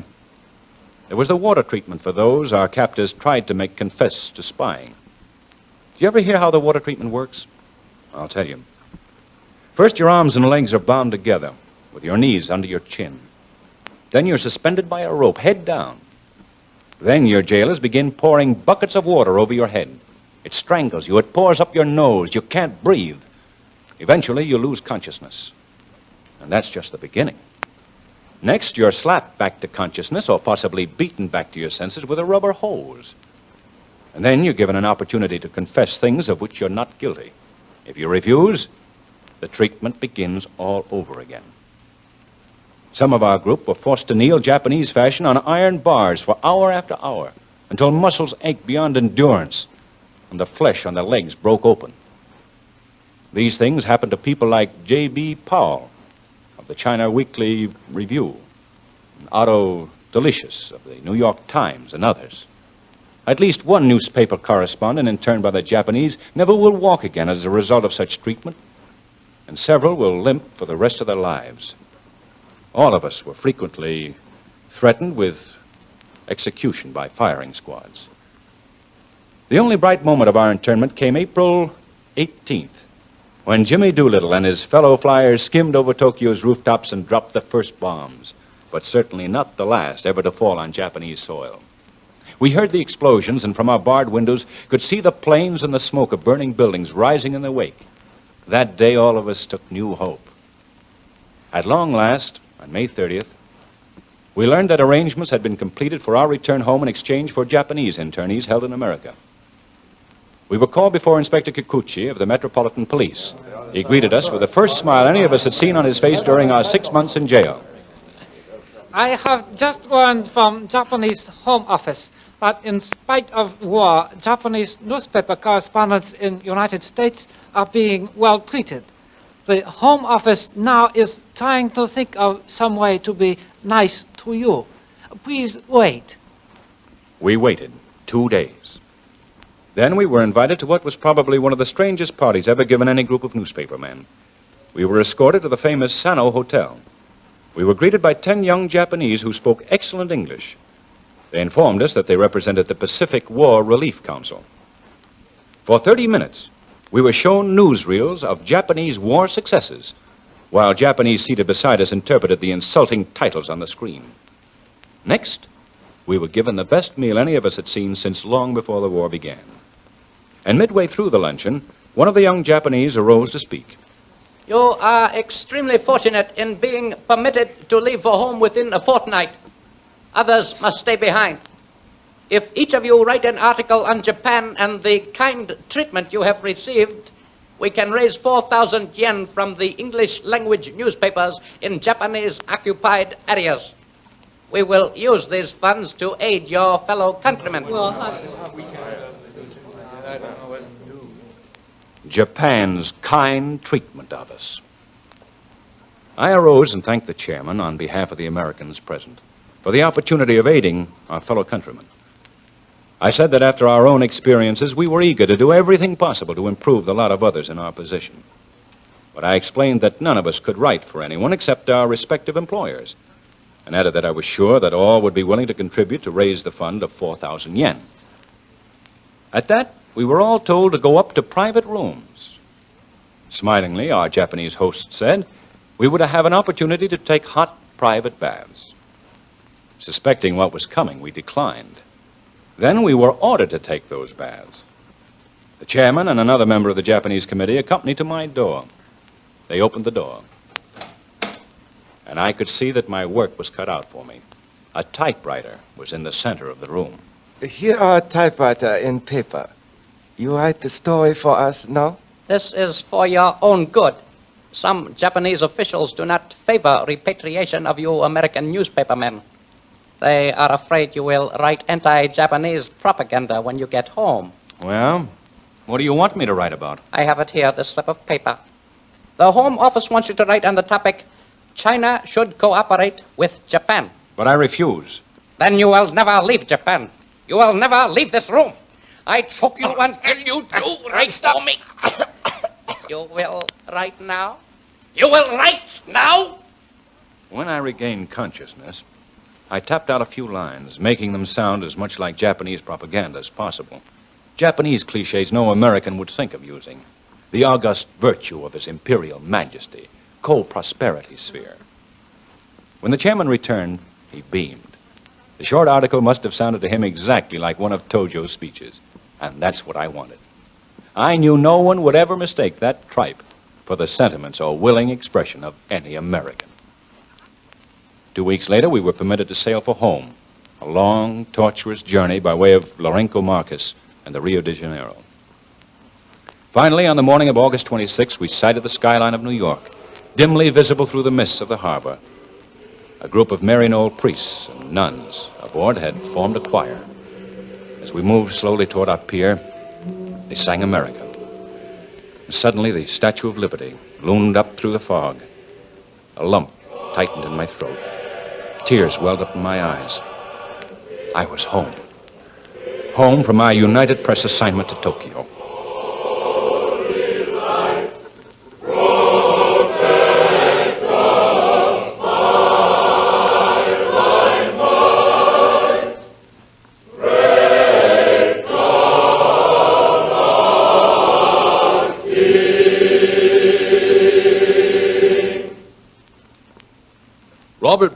is but one of many correspondents of the United Press who have faced hardship and danger to cover their assignments, to gather and write the facts, the truth which every American expects in his news. On every news front, in every news center, such men are on the job, reporting the news accurately, completely, and speedily. We will return soon with another of these programs, dramatizing the experiences of these soldiers of the press. Be sure to listen. And meanwhile, look for United Press News in your favorite newspaper. Listen for it on the radio. It is your guarantee of the world's best coverage of the world's biggest news.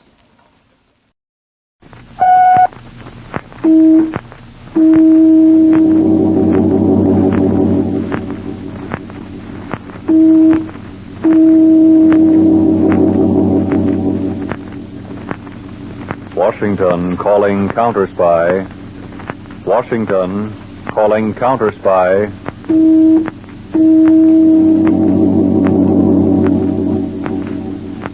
Washington calling counter-spy.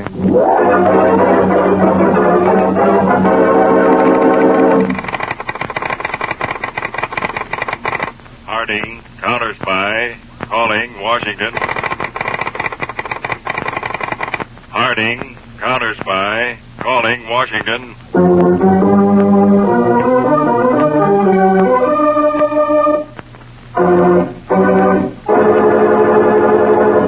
Phillips H. Lord, counter-spy.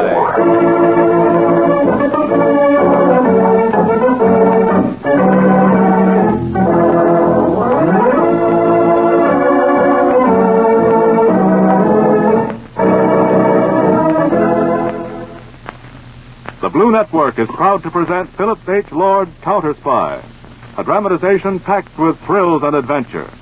The fascinating portrayal of undercover agents working against enemy spies within our borders.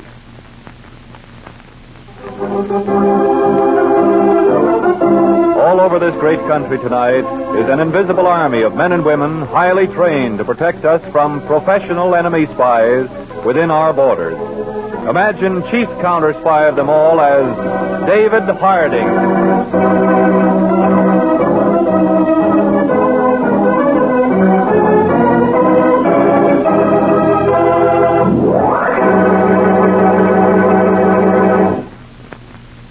In Pittsburgh, Henry Hughes, cultured, well-educated, and sophisticated, entered his hotel suite on the 7th floor.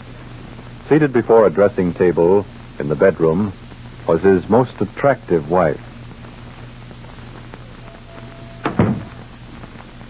Hello, Laura. Fixing up a little? You're late, Henry. Oh, some matters down at the office. Guess I'll send for a drink. Want one? Already had one. Oh, having a drink alone, eh? Perhaps you weren't alone. You swine! You insinuating pig! You come in with that saintly way you have it. I know where you've been. At the office. Yes, the office. With lipstick all over your collar night after night. Coming in thinking I don't know. You think I'm a fool? Stop it, you little hellion. Hellion! I gave up everything for you. Decent family, money, position, honor. I followed you every place you've gone for 10 years. You sham, you fake traitor! What's that, Laura? Oh. No, I can't cry. I can't even do that anymore. Oh, why do I love you so? Now listen, kid. You've been great. Sure, I've been seeing someone else. But you know it's business. Now, as soon as I get all the information I'm after, we can leave this country. We'll be rich the rest of our lives. Now, I can't tell you the things I'm doing. I'm not allowed to. The Gestapo would kill me. But they promised that if I make good on this job, it means a big job over there. We'll get out of this country. But this is my country, Henry. Can't you see what I've been through for years? Loving you. Ready to die for you. But cheating all the time on my country. Which means more to you? Your country? Or me? You. There. That sounds more natural. Well, Laura, I've got to go out for a while tonight. Now, you go to a movie or something. I'll be back as soon as I can. Where are you going? I've got to drive over the mountain to Connorsville. It's about 90 miles. You lie. You're lying like you always do. You're going with her. You're letting me down. I can see it in your eyes. Well, you can't. You won't. Now, wait a minute. Okay. Okay, come along. I'll prove it to you. You mean you want me to go with you? Yes, I'll prove to you that it's business. We'll have some drinks, drive over, and make a good time of it. You mean it, Henry? I'd rather have you with me than anyone else. Oh, I'm such a fool. But I do love you so.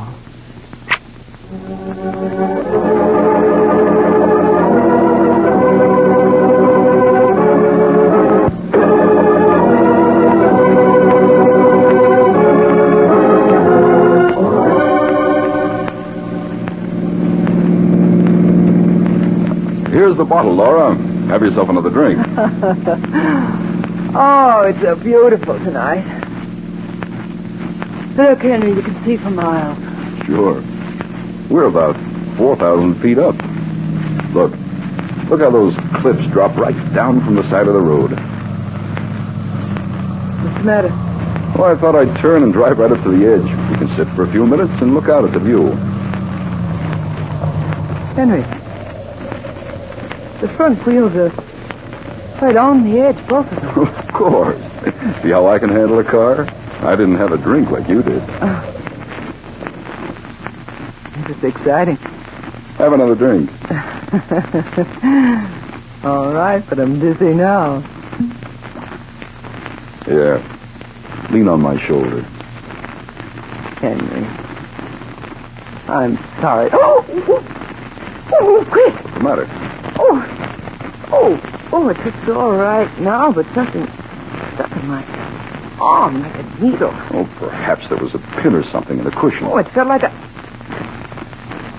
Henry. Yes?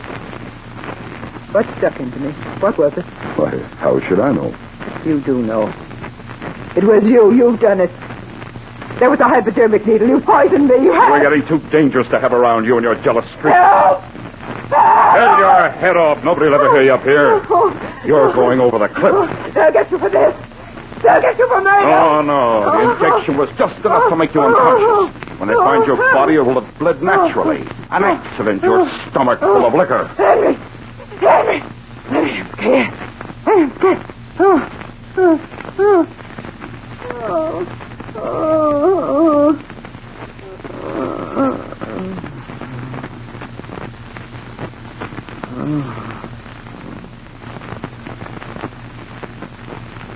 Now,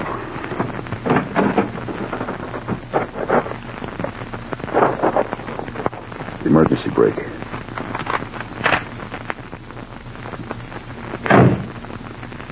Happy journey, my dear. Now to get the front wheels over.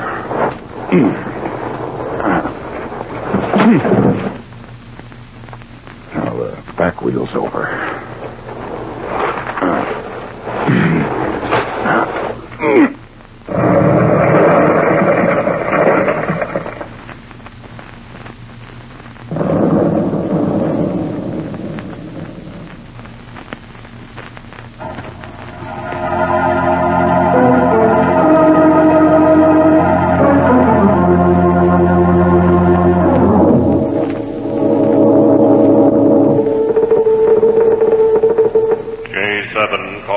Spy headquarters, Washington. Harding speaking. J7, Pittsburgh. I think you should fly here immediately, Mr. Harding. What's your report? Very attractive wife of a Henry Hughes. Drove car while intoxicated off Mountain Cliff. Henry Hughes holds a rather important position in the Pittsburgh Bronze Casting Company, which is now doing war work exclusively. What's the catch? She's supposed to have driven off the cliff while intoxicated, but the ignition wasn't turned on. The key was in the lock, turned off. Quite remarkable. In defense work, huh? Have a complete report ready. I'm flying immediately.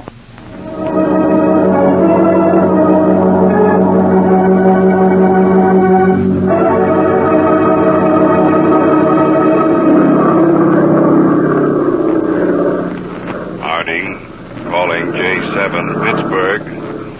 J7 Pittsburgh. Check. Come in. Just had a thought. Check on the bookkeeper of the Pittsburgh Bronze Casting Company. Find out everything about him. We'll arrive in about an hour.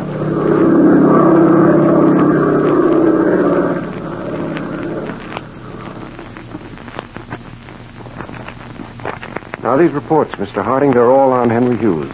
Oh, you did well to get them this quickly. Notice this, sir. Couldn't very well help it.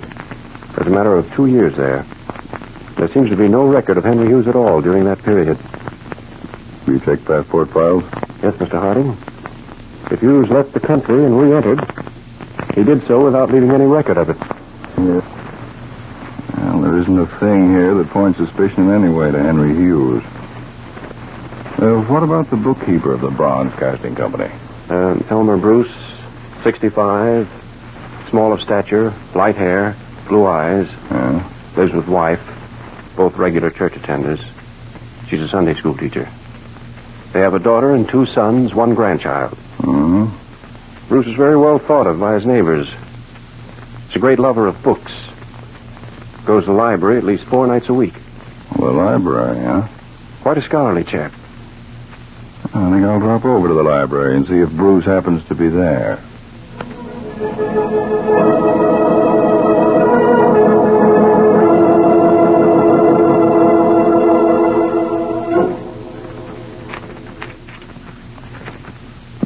Pardon me, were you through with this book? Oh, yes. I was just browsing through it. Look, won't you sit down a moment? I'd like to speak to you. Why, yes, certainly. Aren't you Elmer Bruce?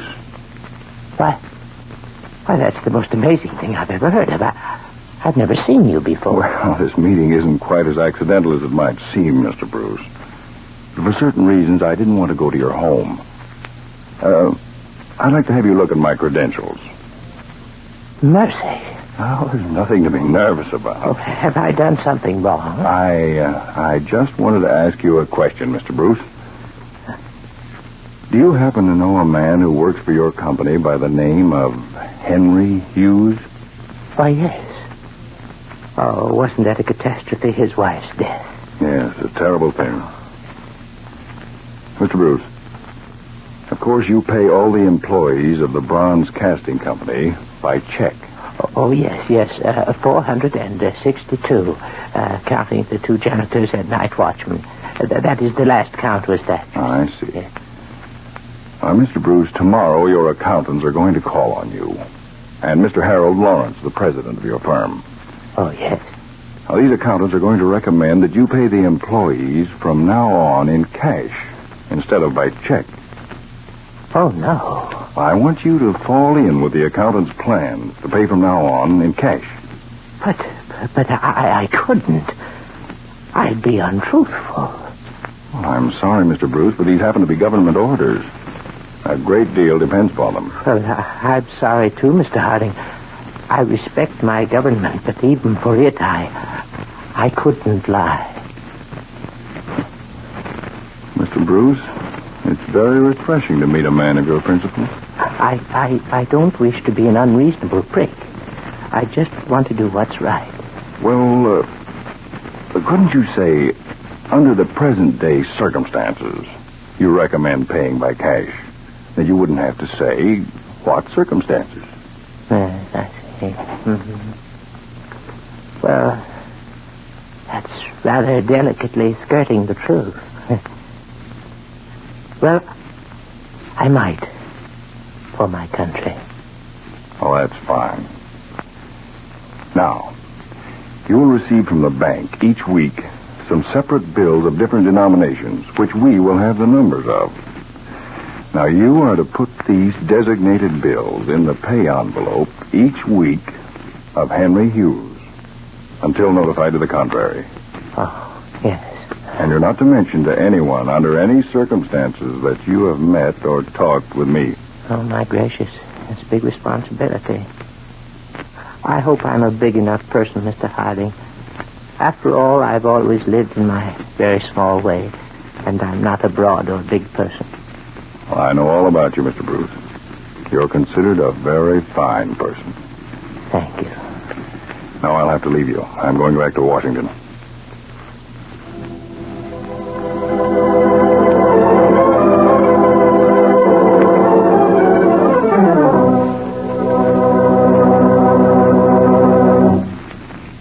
J7 has just arrived from Pittsburgh by plane, Mr. Harding. Send him right in. Got any news? Quite a bit, Mr. Harding. Very interesting. Let's see. Well, this report covers 2 weeks. Yes, sir. Henry Hughes has received 2 pay envelopes, each containing $125.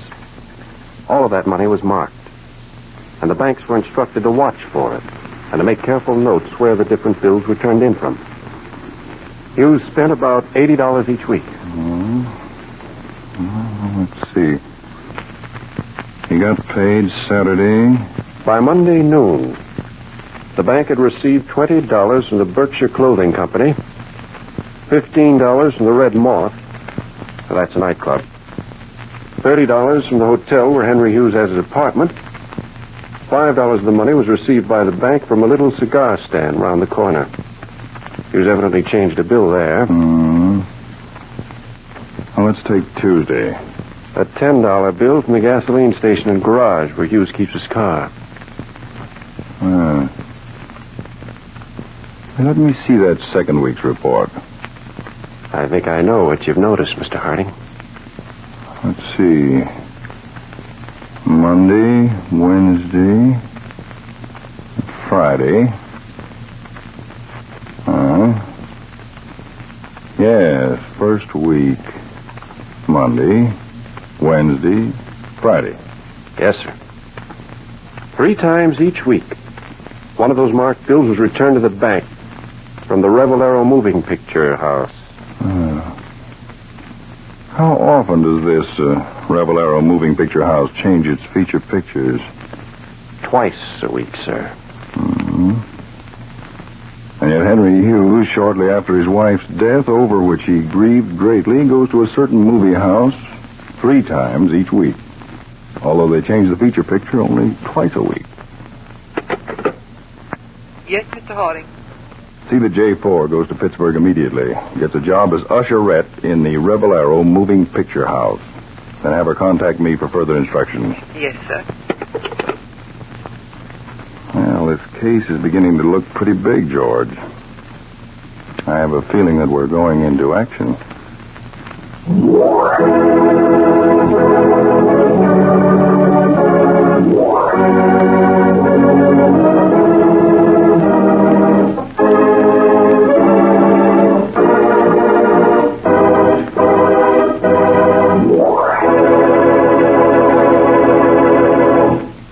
We'll continue tonight's case of counter-spy in just a moment. But first, here is a message of vital importance to women and girls who want to take an active part in the war effort. Your country needs you and needs you now as a student nurse. The need is so great that 19,000 student nurses will have to enter mid-year classes in January and February. Will you be one of them? You won't attack the enemy, but you'll fight. You'll fight pain. You'll fight casualties. Even as a student, you'll release some experienced nurse to help our fighting men on the fields of battle. Here is a direct call from your country. To answer it, women and girls between 18 and 35 who are citizens and high school graduates in good health should write to Student Nurse, Box 88, New York City. That's Box 88, New York City, and they will give you full information.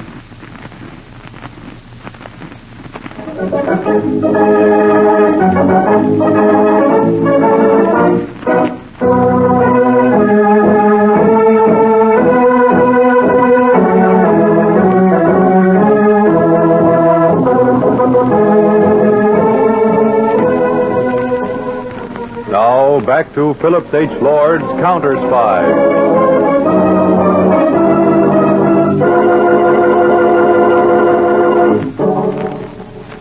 J4 reporting to Harding from Pittsburgh. J4 reporting from Pittsburgh. Harding speaking. Proceed. The man in question entered theater at 4:10, went down center aisle to row D, asked girl to remove coat from a seat, and sat down next to her. After a while spoke to her, and from then on they carried on conversation. This happened Monday and Wednesday. The same girl each time. Who was the girl? Phyllis Lawrence, daughter of the president of the Bronze Casting Company. What? Yes, sir. Oh. I'll contact you later. Yes, Mr. Harding. I'm leaving for Pittsburgh immediately. Tell J7 I'm going to call on Mr. Lawrence, president of the Bronze Casting Company.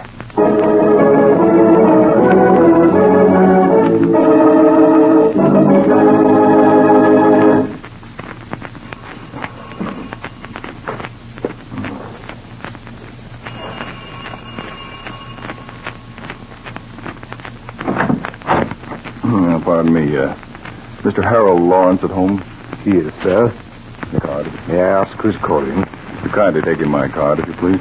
Won't you step in, sir? Thank you. If you'll wait, sir, I'll take your card to Mr. Lawrence. Certainly.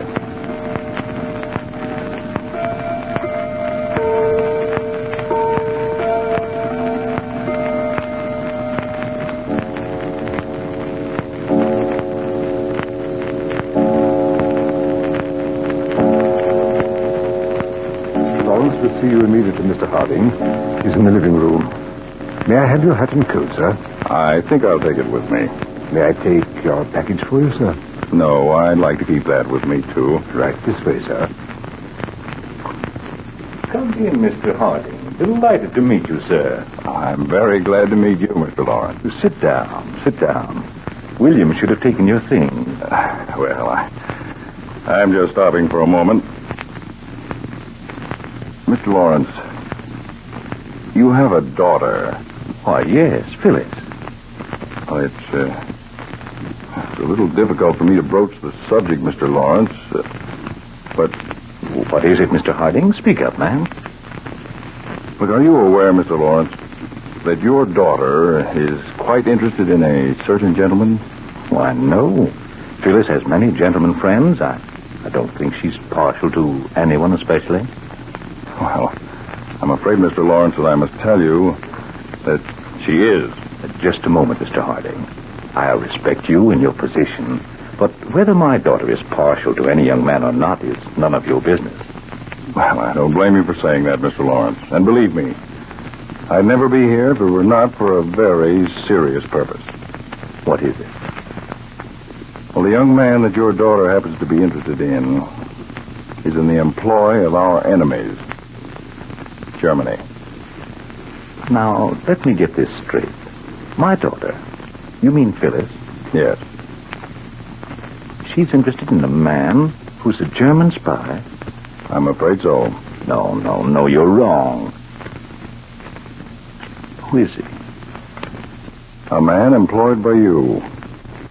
Henry Hughes. Oh, no, Harding. Hughes' wife, Phyllis, doesn't even know him. Besides, his wife was just killed. Why, Hughes is a fine man. I'm sorry, Mr. Lawrence, but Henry Hughes is a member of the German Gestapo. He's lying. He's lying. It isn't so. Don't you believe him, Father? Phyllis, have you been listening? Yes, and Henry isn't a spy. He's a patriotic American, just as patriotic as you are. Henry who, Phyllis? Henry Hughes, if you've got to know. I've loved him for months, but I wouldn't see him. Then when his wife was killed, I didn't see why I shouldn't see him. He's honest, he's decent, and I'm not ashamed. I love him. Phyllis, do you know what you're saying? I can't believe... Mr. Lawrence, I'll leave. I think this is between you and your daughter. Father, this man has tried to poison your mind. Henry's fine, and you know it, and he's my sweetheart. I'll call you shortly on the phone, Mr. Lawrence. Goodbye. Phyllis, I want the truth. How long you've been seeing this man, Hughes? How do you know he isn't what Mr. Harding said he is? How do you know? I do know, and he loves me. Ask him. He didn't love his wife anyway. He told me. Ask him. I'll ask him nothing. You've been meeting him behind my back. You've been lying to me about where you were going. You haven't told me a thing about Well, it. why should I? Is it a sin to love a man? It's a sin to love an enemy. That man Harding must know what he's talking I about. tell you, it's lies, lies, lies, a pack of lies. I'll prove it, they're lies.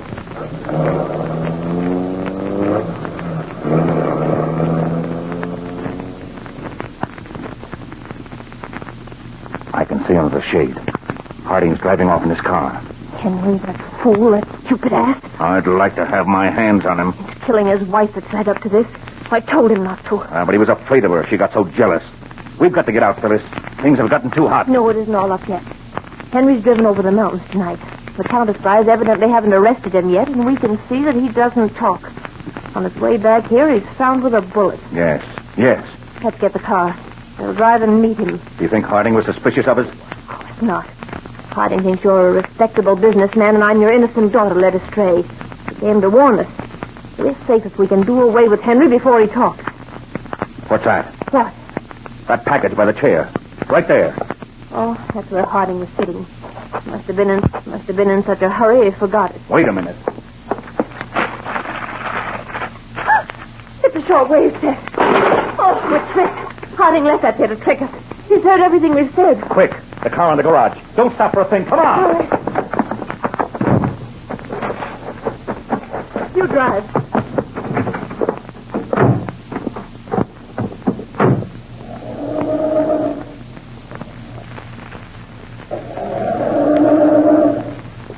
Time it, it's cold. Shut up, I'm starting this.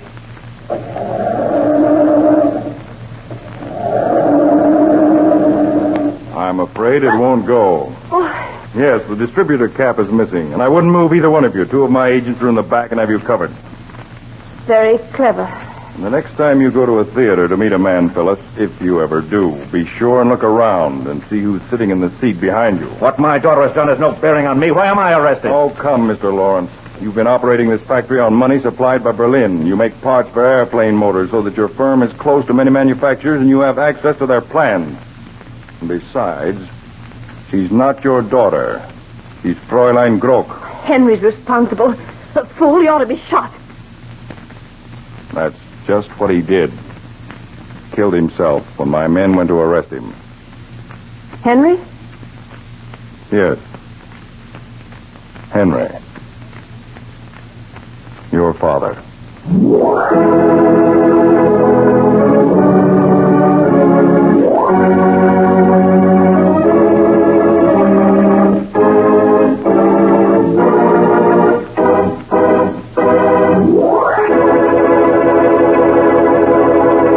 We'll be back in just a moment to tell you about next week's exciting counter spy case.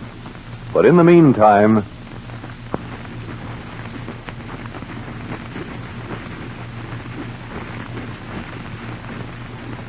we wish to call your attention to the government's urgent appeal for the conservation of gas for cooking and heating.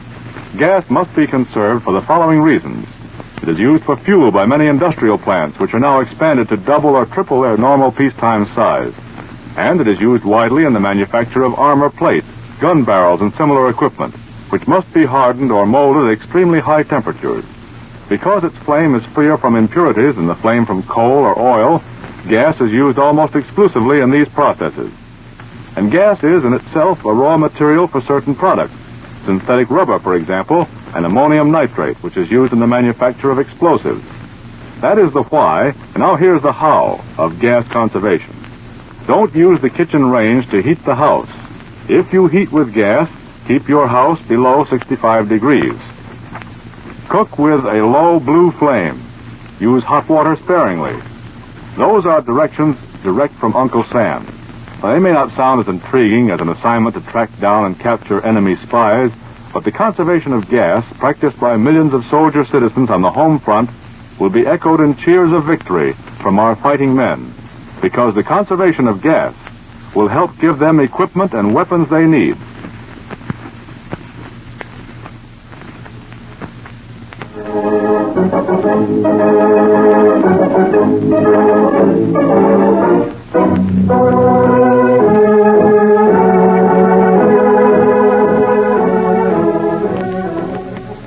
Next week, David Harding in Counter Spy will be back with you again at this same time for The Case of the Trailed Count, the society woman who talked too much, the highball glass served by waiter 37, the man at the zoo, the long underwear at the railroad station, and the ultra-polite third degree. That's next week's unusual Counter Spy.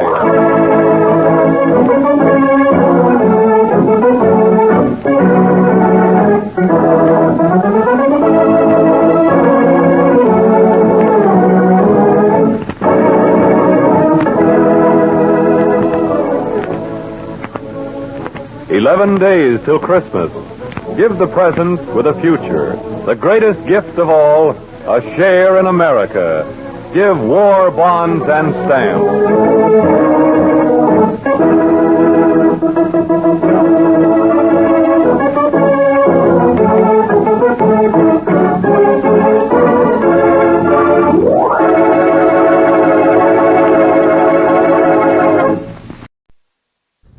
Faster than a speeding bullet. More powerful than a locomotive. Able to leap tall buildings at a single bound. Look! Up in the sky! It's a bird! It's a plane! It's Superman! Yes, it's Superman, strange visitor from another world who came to Earth with powers and abilities far beyond those of mortal men. Superman, who can change the course of mighty rivers, bend the steel in his bare hands, and who, disguised as Clark Kent, mild-mannered reporter for a great metropolitan newspaper, fights a never-ending battle for truth, justice, and the American way. But before we join Superman, here is an important message. Fellows and girls, don't ever get the idea there's nothing you can do to help win this war. Just because you can't join the Army or Navy doesn't mean that you can't be part of this big fight to preserve the American way of life. No, sir, not at all. There is one big important thing you can do, and I'm going to tell you about that right now. You see, aside from the fact that we can't all be soldiers, sailors, or Marines, because we're too young or too old or something, it's necessary for a good many of us to stay right here where we are. As a matter of fact, Uncle Sam says that for every man in the armed forces, there must be 11 people back home to keep them well supplied and to see that everything runs smoothly. It's sort of like a civilian army that cooperates with the armed forces to help win the war. And that's where you come in, you and I, for we're all members of this civilian army. And the best way we can help our boys at the front is to buy war-saving stamps and bonds and buy them regularly. How does that help? Well, let me tell you. It helps our government to finance the war. It helps to buy the guns and the tanks and planes and all the other things the Army, Navy, and Marines need to knock out the Japs and the Nazis. For instance, every time you buy a 10-cent war-saving stamp, your dime will pay for 5 bullets. And every 5 10-cent stamps buys enough fuel oil to carry a destroyer a full mile. So you see how important it is for you to buy a war-saving stamp every time you've got a dime. Now see if you can't get Mother or Dad to give you a dime every day or every other day with which to buy war-saving stamps. Talk about this with all your friends. Ask them to buy war-saving stamps regularly. Ask your mother and your dad and all your neighbors and relatives to sign Minuteman pledges. Do all that you possibly can to build up the sale of war-saving stamps and bonds. And that is what you can do to help win this war. And now, the adventures of Superman. Superman and his companions in adventure are now in the midst of the most exciting adventure of their career, for they are on an expedition led by the eccentric old explorer, Dr. Leander Cameron, to find the lost continent of Atlantis, believed to be located at the bottom of the Atlantic Ocean. As our last episode came to a close, our friends were in grave danger. Traveling in Dr. Cameron's multi-depth submarine and bathysphere, they had started to submerge when suddenly... Oh, but wait. Listen. There's the signal for us to submerge. Listen, you'll hear the diesel motor stop and the electric motor start. We're starting to submerge. Look here through this porthole. We're going down. Golly, just look. By heaven, I've submerged in a submarine I don't know how often, but I always get a kick out of it. This is exciting. Not nervous, are you, Clark? Oh, just a little. I try not to be, Lois, but somehow I can't help being just a little afraid. It's your nature, I guess. There's nothing you'll ever be able to do about it. I'm afraid not. Look, The water's starting to rise above the porthole. Everything looks green and getting darker all the time. We're under. We've submerged. Watch carefully, my boy, and you'll begin to see the fishes of the ocean. Fish swimming around in their natural surroundings. Gosh. Yes, there's certainly nothing like it. Wait, what's that? Sounds like something's gone wrong. Don't get excited now, Clark, whatever it is. Come on, something's happened. The electric motors have stopped. Through here, quickly. Nicodemus!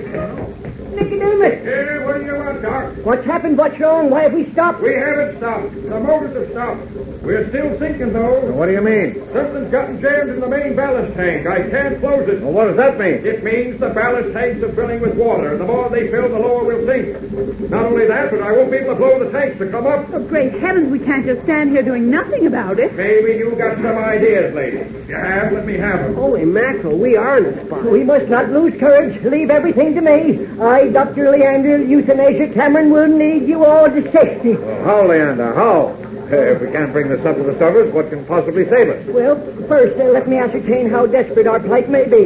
Nicodemus, just what is jammed in the main ballast tank? How do I know? Can I get inside the tank with it full of water? Nicodemus, I do not like your attitude. We're all in trouble, grave trouble. Well, why blame me for it? No one's blaming you. I'm merely trying to find out what can be done to save it. Nothing. There's nothing nobody can do. We're finished. We're through. Leaping mackerel. George Peters, did Washington give up at Valley Forge? Did Stanley give up in Africa? Did Lincoln give up? I ain't no Washington, and I ain't no Stanley, and I ain't no Lincoln. I ain't nobody but me, Nicodemus Company.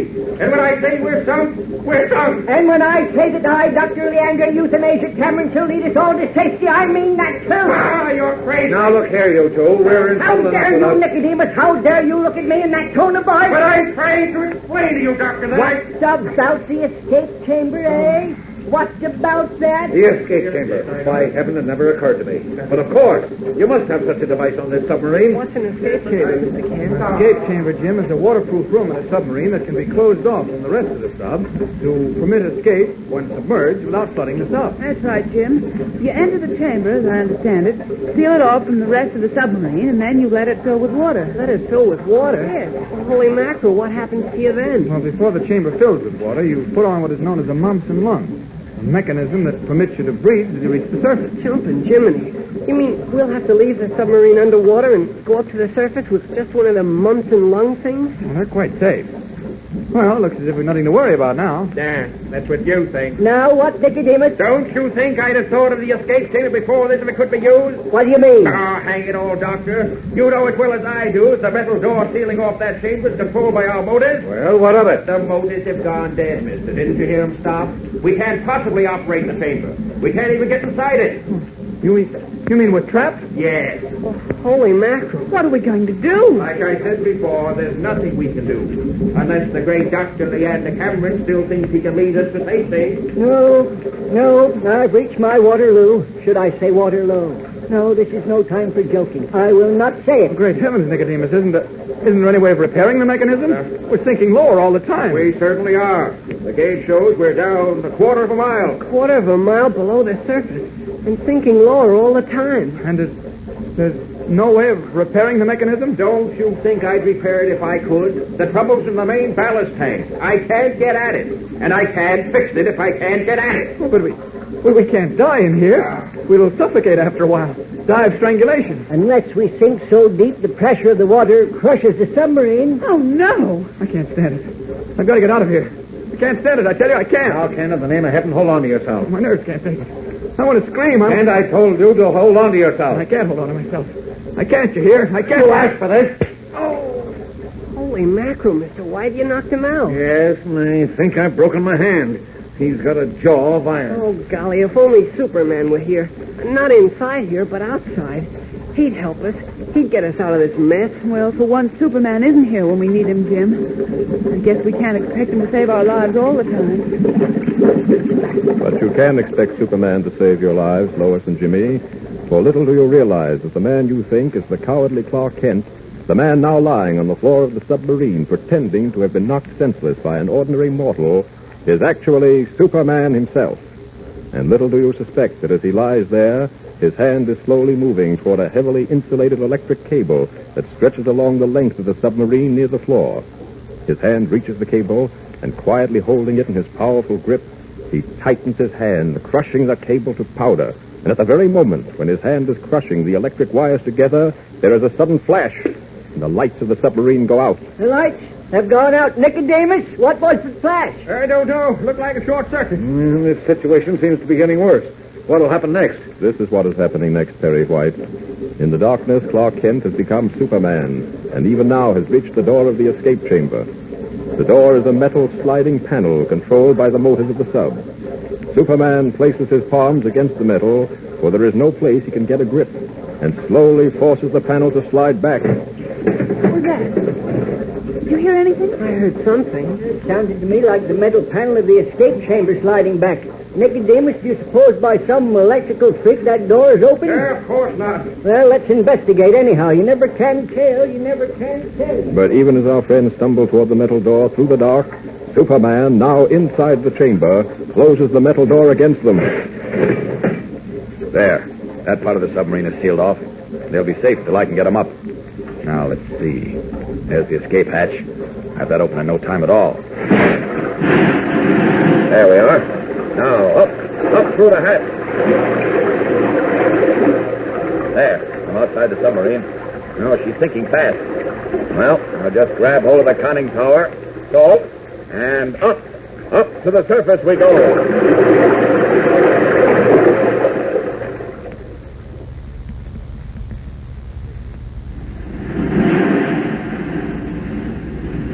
It'll soon be dark. Yes.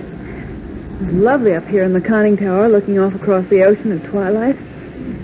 Doctor, how long before Nicodemus can fix that ballast tank? It's hard to say, Miss Lane, hard to say. Can't get a word out of him. Very sensitive man, Nicodemus. Very. I still can't get over how we got to the surface. Well, as Lois says, it must have been Superman. There can't be any other explanation for it.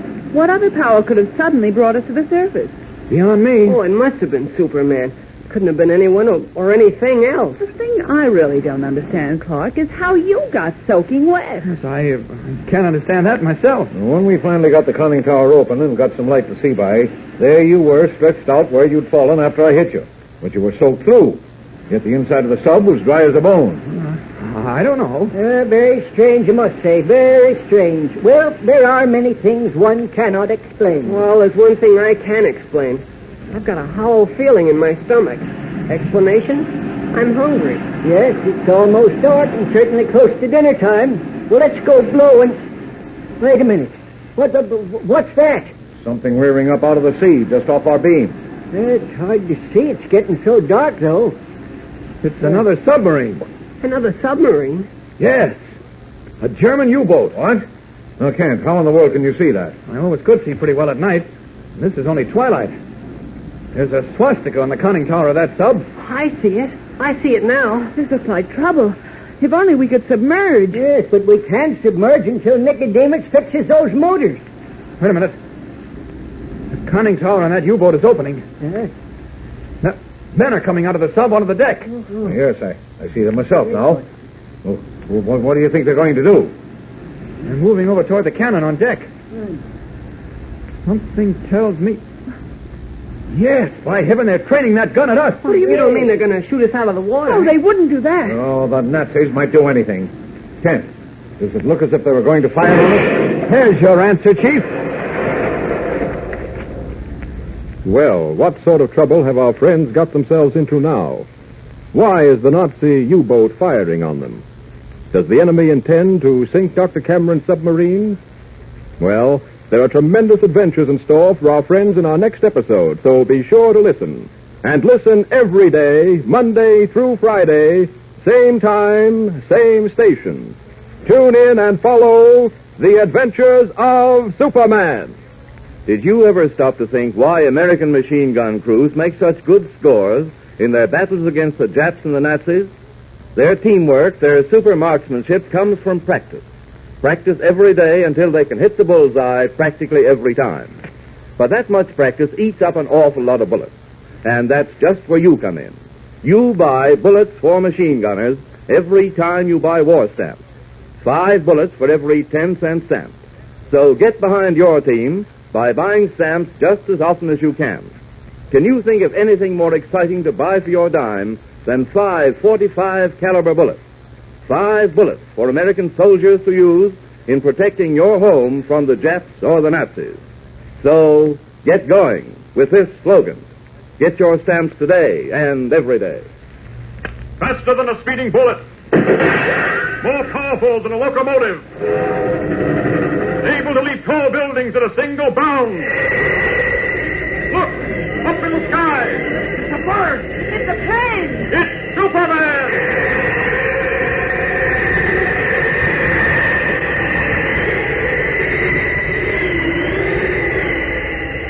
Follow the adventures of Superman every day, Monday through Friday, same time, same station.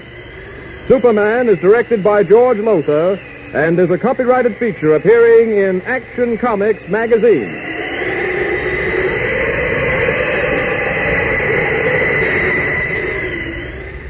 This is Mutual.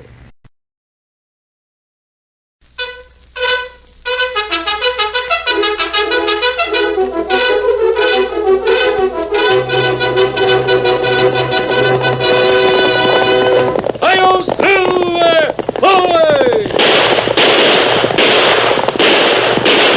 Fiery horse with the speed of light, a cloud of dust, and a hearty hi-yo, Silver! The Lone Ranger.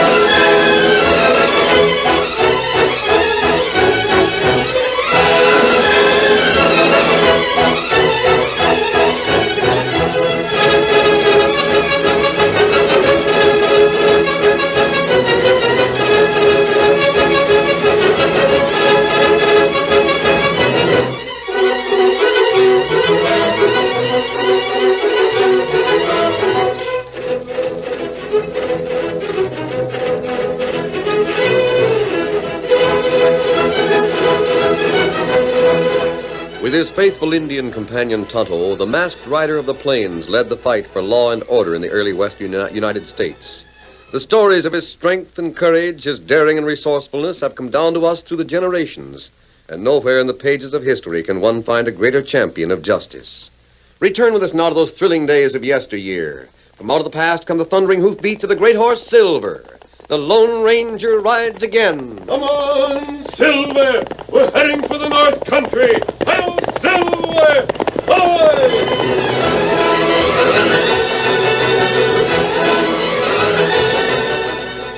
High in the mountains, with their precious deposits of copper, just south of the Canadian border, wind lashed fine, biting crystals of snow against the windows of a shack that sheltered several hard-faced men. Don't ask me what Greg is doing.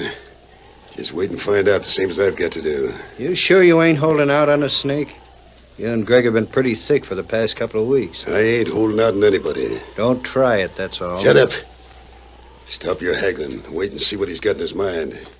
He's fixing something to show us. If he can show us a way to get the Martin mine, I'm for him, hot weather man or not. He's taking a mighty long time in that other room. Hey, who? What? Get your hands up. Heist him. Mast. Stand where you are. Don't move. Don't reach for them guns. Take it easy, you galoots. Put away the hardware and relax.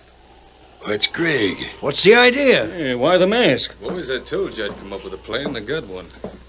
You see, outfit is part of it, but the most important part.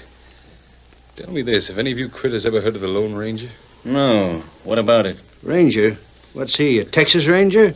This ain't Texas. Seems I've heard of him. Nothing much, though. Well, you'll hear plenty about it if you'd go south of the Badlands. There ain't a man, woman, or kid down there that ain't heard of the Lone Ranger. He wears 2 guns like these, white hat and a mask. Is he a rustler? Rustler, my eye. What is he? Well, he's just about the biggest headache there is for men that have to step outside the law. He's the one to smash my gang. If it wasn't for him, I'd be down where it's warm instead of up in these freezing mountains. Is he after you? I guess I've shook him. The point is this. We want something Mr. Martin has got. Well? Now, you boys know that youngster that's friendly with Martin. Dan? Yeah. You mean that fellow that lives with the old woman? Yeah, she's his grandma or something. Her name's Frisbee. Anyhow, the kid has heard stories about the Lone Ranger. This Grandma Frisbee tells him. But the kid thinks that whatever the Lone Ranger ever did was just right. Here's the point. Dan has plenty of information about Martin. He's worked for Martin once in a while, doing odd jobs and things. Martin thinks a heap of him. Get to the point, Greg. What's that to do with your get-up? How do you think Dan would act if he was to come face to face with the Lone Ranger? I begin to savvy. Wouldn't he break his neck to do anything the Lone Ranger asked him? By darn, I bet he would. And with him knowing Martin so well, ain't there possibilities in my scheme? Possibilities is right. Plenty of possibilities.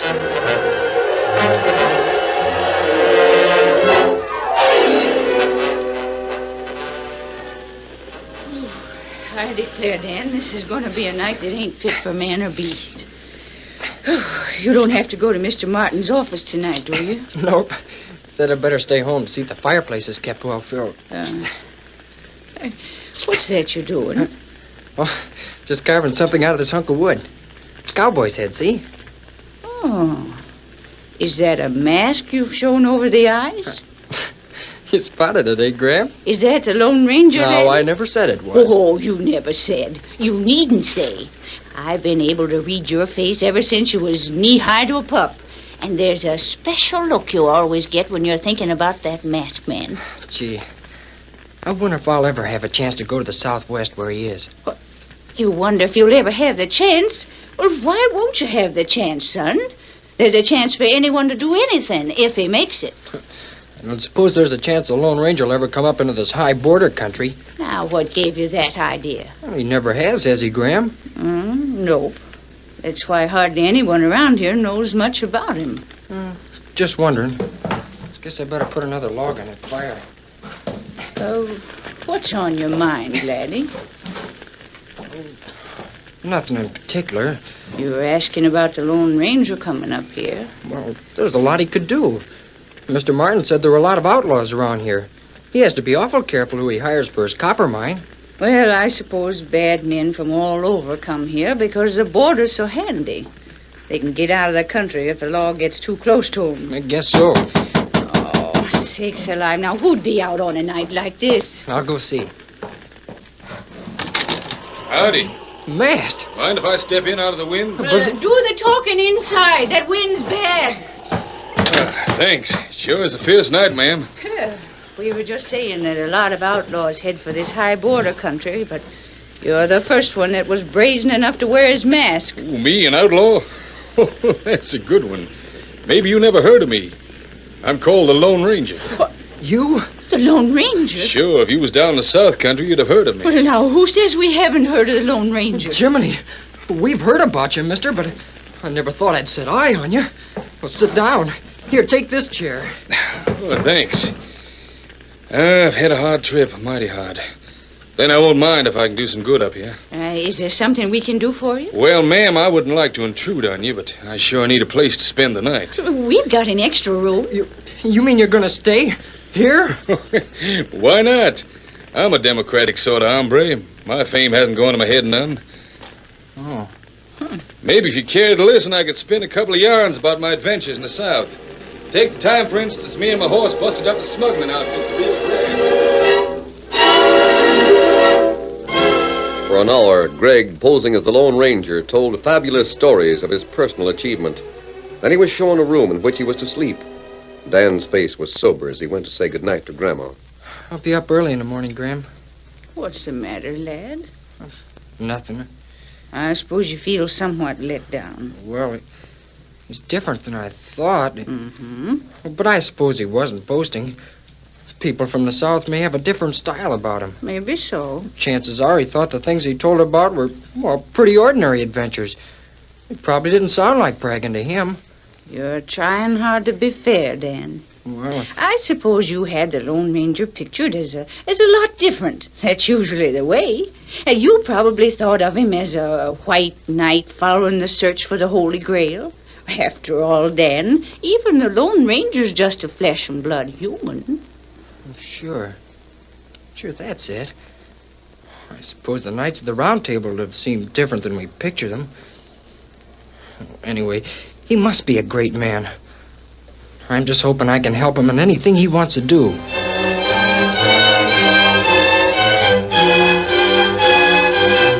The following morning, Dan's spirits rose to a high point when the masked man outlined a plan and asked Dan to help. He whistled cheerily as he made his way across the crisp, fresh snow to Mr. Martin's office. Yes, sir, he is all right.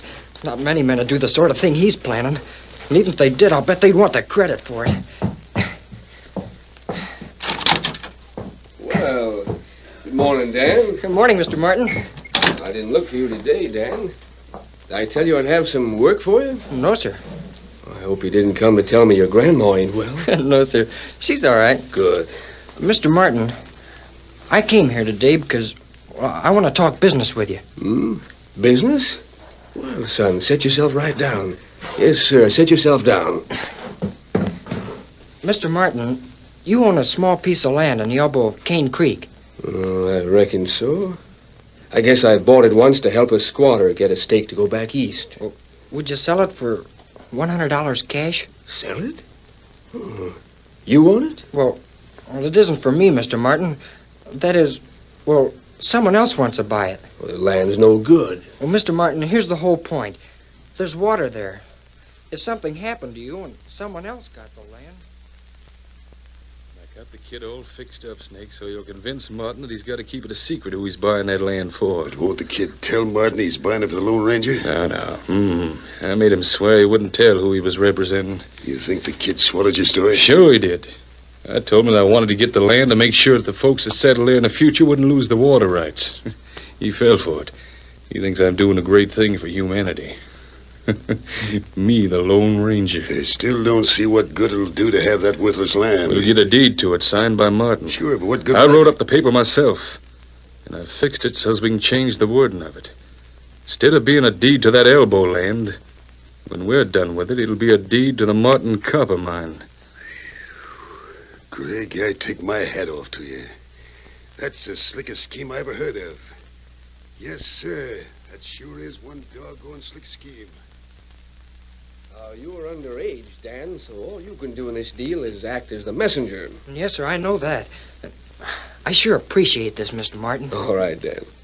I'd ask more questions about this mysterious friend of yours, but you said you'd given him your word. Well, there's the paper all signed. I'll have my clerk witness it.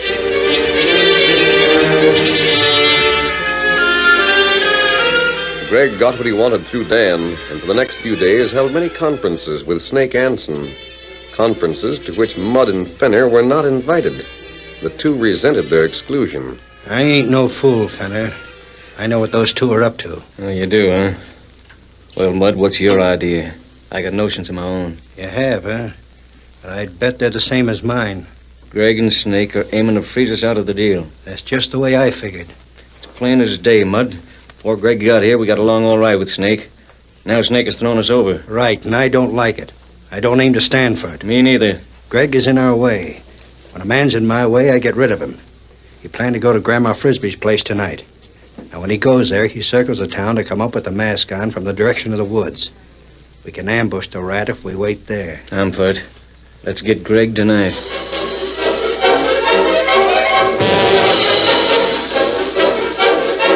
While Mudd and Fenner waited in ambush, a masked man rode toward them through the woods.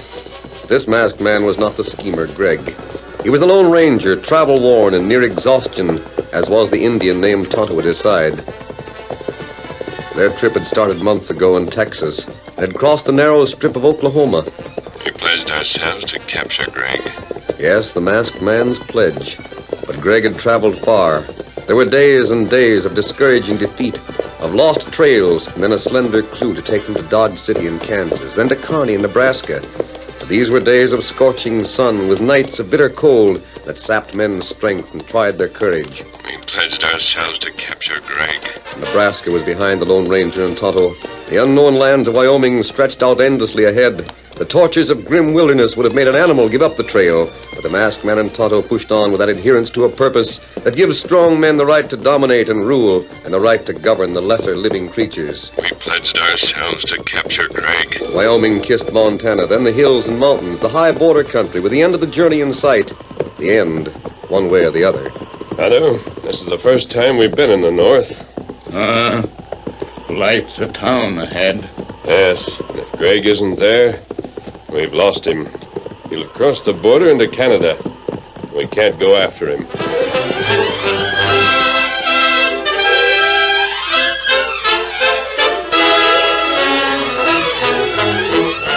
The curtain falls on the first act of our Lone Ranger story. Before the next exciting scenes, please permit us to pause for just a few moments.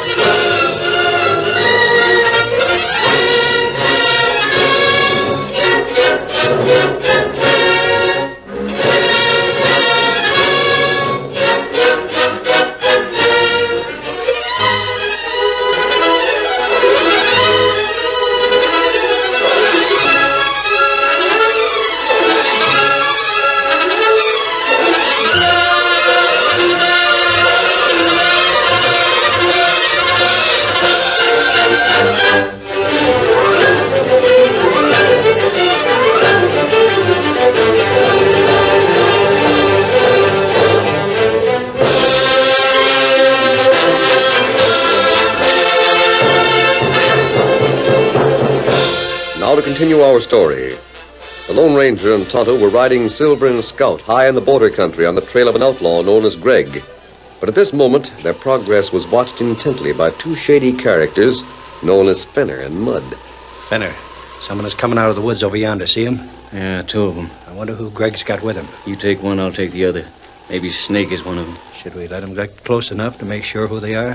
One horse is white, and I think it is. Couldn't be anyone but Greg. Now get ready.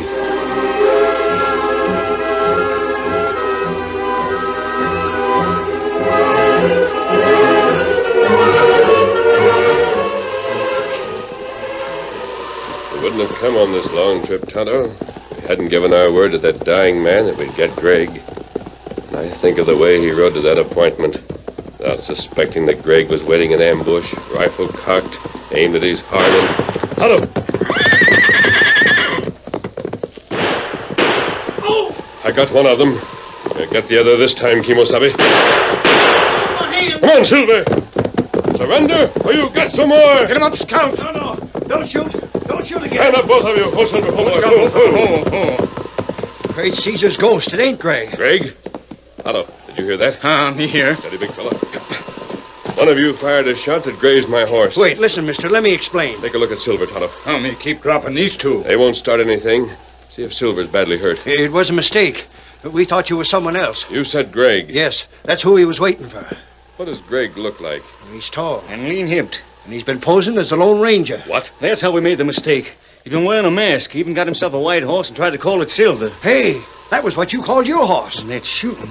Taking our rifle clean out of our hands while sitting astride a horse. Fenner, maybe this man... I'll deal with you two in a minute. How about that wound, Tonto? It only scratch. Silver not hurt. Good. I had to race you, old fella, before they could fire a second time. I wasn't sure I got their rifles. Look at here, mister. Why were you waiting for Greg? It's a mighty long story. Tell me. You mean we're to stand here in the wind and tell you the whole thing? The sooner you start, the better. I'm down if I will. Talk. All right. Greg is up to something. Him and Snake Anson figured on finishing up their business deal tonight. Greg should have been by here by this time. Maybe he changed his plans. I don't know. But I do know that he figured on concluding the business tonight, posing as the Lone Ranger.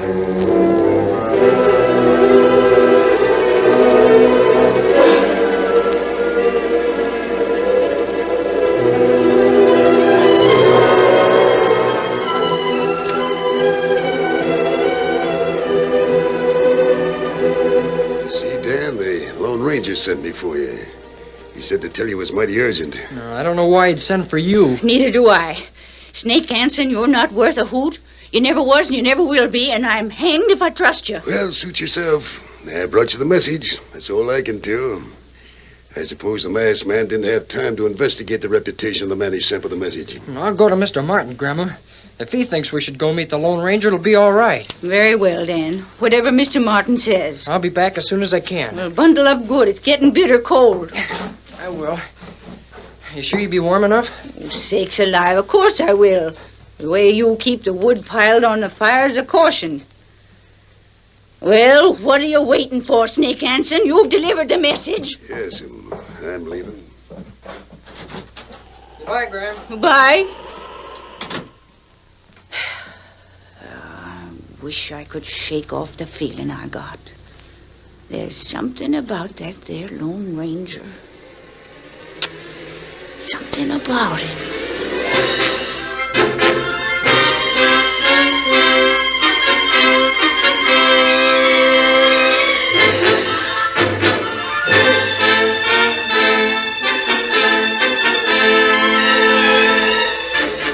So he wants you and me to go to him, Dan, eh? I hated to ask you, Mr. Martin, but he said that now it'd be all right to tell you who he was and why he was buying that land and everything. The Lone Ranger. At last you've met him face to face. It's up to you, Mr. Martin. If you don't want to go out on a night like this, it's all right. Weather never stopped me, Dan. Oh, and he wanted your clerk, too. I don't know why. I can't figure it out. Unless he's in real trouble. Maybe he's hurt. Maybe he's been wounded or something. Oh, son, what do you think we should do? I don't know. What's your grandma say? Well, she said you'd know best. Hang it all, we're going. If we don't, we might wish we had. Well, your clerk is supposed I'll to... get him.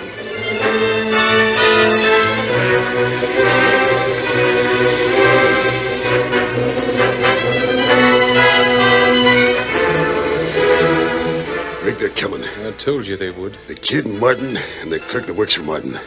I watched till I saw him start out from the clerks. I'll be here in a minute. Good enough. You keep out of sight till I need you. Those three have got to die, but it's got to look like an accident. Well, it'll look like an accident. And the three of them will die.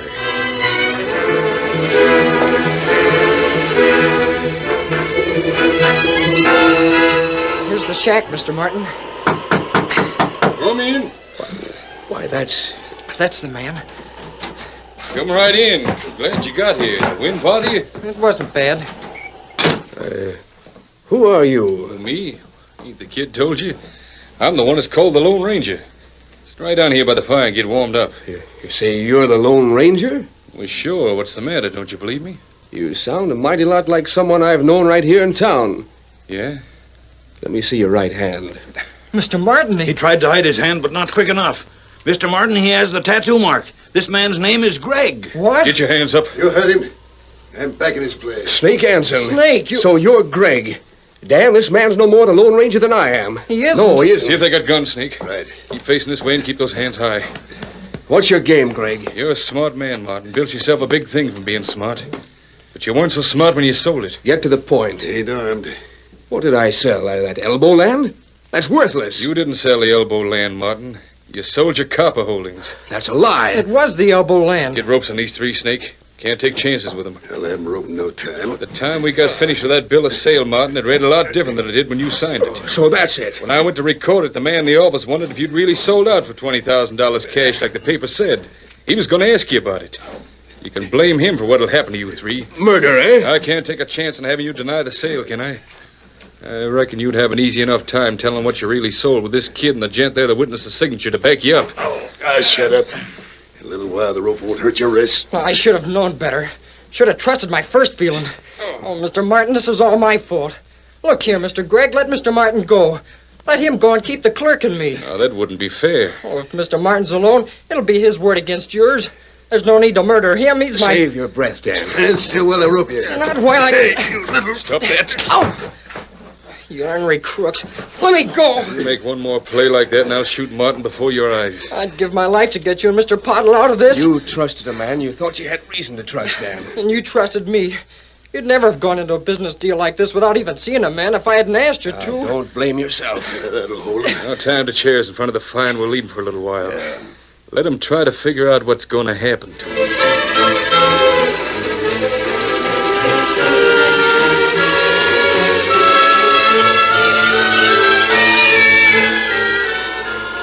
How long have we been watching the place, Snake? About 10 minutes.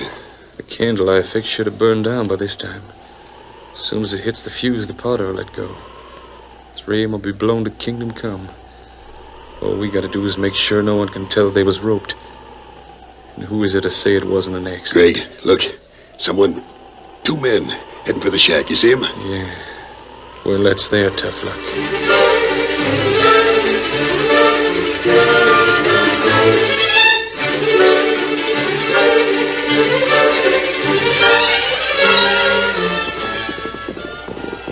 Oh, I feel easy. The trail leads to this house, Tonto. So you're back. That's not Greg. What? Not Greg? The Indian.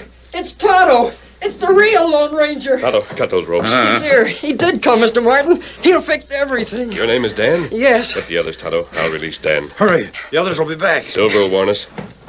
Tonto, what's the matter? Wait. You say your name, Dan? Yes. Here, let me rub your wrist where the ropes were tied. What's your last name, Dan? Frisbee. Oh, Dan Frisbee. Somehow felt you'd come here. I wondered what was wrong about the other one, but I know you're the Lone Ranger. I don't know what brought you 2 here. men tried to shoot us. We went to Mrs. Frisbee's, and she said Dan went somewhere with Mr. Martin. She didn't know where, but we followed your tracks. And Greg's the one that posed as a Lone Ranger. He aims to swindle Mr. Martin out of his copper mine. And killed you 3? Yes, he'll be coming back. He and Snake Anson. Why did they leave? I don't know. Tonto and I saw the tracks going away from here. They headed for a little gully. Yeah, I smell smoke. Smoke? Maybe they were planning to set fire to the cabin. It come from that room. Well, it smells like the smoke from the fuse Mr. Martin uses in blasting. Their candle. It light fuse. Back, Tonto. Wow! Did you see that gun come out? What did you do? A lucky shot. I nipped the fuse. Here. Here kind of blasting powder. So that was their scheme. Now, wait here, Tonto. I'm going after them. Come on, Silver!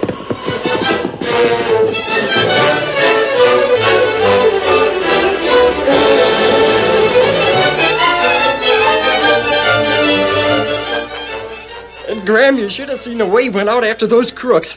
He's the real Lone Ranger. I never saw anything to equal him. He looked at me, and I looked right into his eyes. I never saw eyes like his before. Oh, Dan. Dan, if he hadn't shown up, you'd be dead by now. And so would Mr. Martin and his clerk. There was something... I wonder why he and Tonto were so curious about me. They didn't look at Mr. Martin that way. I'll see who's there. Dan, may I come in? Graham! Graham, he's here! What? Oh, mercy me. Greg's been captured, Dan. Snake Anson got away. I thought you'd want to know about it. Yes, sir. Thanks. Thanks for everything. Thanks aren't necessary, Dan.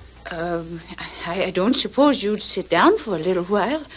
I'd like to fix you something to eat. Thank you, Mrs. Frisbee. I'd like to sit down. You see, I want a chance to talk to Dan.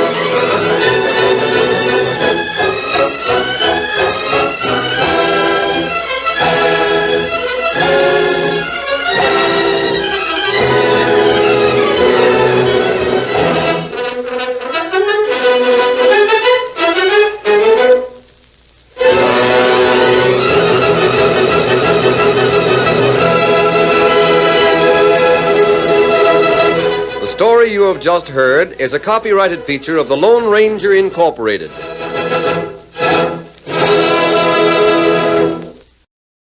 Presenting Hop Harrigan, America's ace of the airways.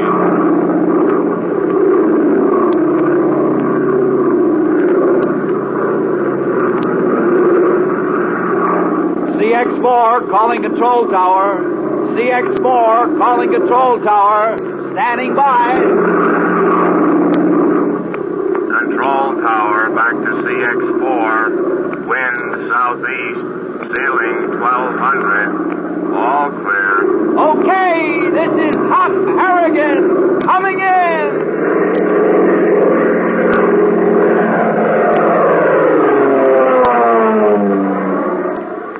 Fellas and girls, as you read your newspapers and listen on the air to thrilling tales about the daring exploits of American airmen in giant flying fortresses and liberators, lightning-fast thunderbolts and P-38s, I'll bet you've wished many times that you were old enough to qualify for training as an Army or Navy flyer. Well, even though you may still be too young to join Uncle Sam's Air Services, you can prepare yourself for the fulfillment of that wish. That is, if you're a high school junior or senior, or between 16 and 18 years of age. How? Listen carefully. Pre-flight courses are now being established in high schools all over the country for air-minded students. These courses teach navigation, aerodynamics, meteorology, theory of flight, engine design and structure, all the necessary fundamentals. And what's more, you can take these courses as part of your regular high school curriculum during regular school hours. These courses, approved by the Army and Navy Air Corps and the Civilian Aeronautics Administration, will train American youth to take its place in aviation, America's strongest arm in war and America's greatest career in peace. So get in the swim. Prepare to take your place in American peacetime aviation. Remember, if you're a high school junior or senior, or between the ages of 16 and 18, you are eligible to take these courses. Now, if some of our listeners are still too young for this special training, tell your older brothers and friends about the pre-flight training courses in high schools. I know they'll be interested.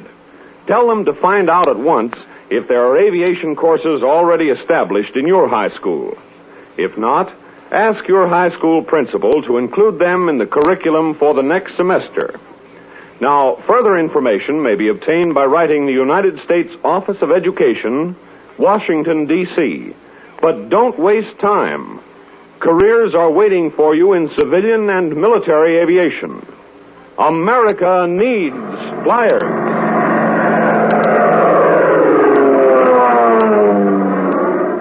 And now to our story. As you remember, Hop Harrigan, Tank Tinker, and Hop's Aunt Agatha were together in a hotel room in San Rio, a seaport on the west coast of Costa Rica, when a uniformed messenger arrived with a note for Hop. The note was signed by the commander of the Costa Rican Air Force and requested an immediate interview on a matter of great importance. Suspicious because the handwriting in the note seemed to resemble German script, Hop instructed Tank and Aunt Agatha to follow him in a car in order to find out where the messenger was taking him. As we continue today, the gray car in which Hop and the messenger are riding is moving along the main highway at a fast clip. Following it, at a distance of a half mile, is the car with Tank at the wheel. Aunt Agatha is seated beside him. Suddenly, he glances up at the rear vision mirror, and his eyes pop. Jumping Jenny's. What is it, Tank? What's the matter? There's a car behind us. Turn around and get a good look at it. You see it? Of course I see it. Aunt Agatha, we're being followed. That car behind us is just like the gray one we're trailing. They got us in the middle. Oh, nonsense, Tank. Why should anyone be following us? We haven't done anything. Oh, you don't understand. Hop was right. That note he got was a phony. What's the note got to do with a car following us? If you can't talk sense, don't talk at all. I'm talking sense. You just don't know how these Nazi agents work. They're not so dumb, not by a long shot. Tank Tinker, what are you driving at? Just this. Now, they sent that second car along, the one behind us, just to make sure Hop wasn't trailed to their hideout. We never even stopped to think of that, and so here we are, caught in the middle, getting the old squeeze play. Well, after all, you don't have to stay in the middle getting squeezed, do you? Where else are we going to go? If I step on the gas, we'll pull up to the car Hop's riding in and spoil his game. If we drop back, we're losing. Hey, wait a minute. Now what? The car behind us is pulling up. The heat's on. I don't feel any heat. What are you talking about? Oh, I mean they're closing in on us. Oh, boy, are we in a spot. What'll I do? What'll I do? Oh, stop mumbling to yourself. You're making me nervous. I'm making you nervous. That's a hot one. Oh, you're right, Tank. That car is coming closer. Yeah, and fast, too. Well, there's only one thing we can do. What? Give it a run for its money. Hold tight. I'm going to shove the gas pedal down to the floor. I thought you said we can't help it if we overhaul, Hop. I'm not letting these monkeys catch me. Here we go. Oh. Hey, what was that? Sounded like a backfire.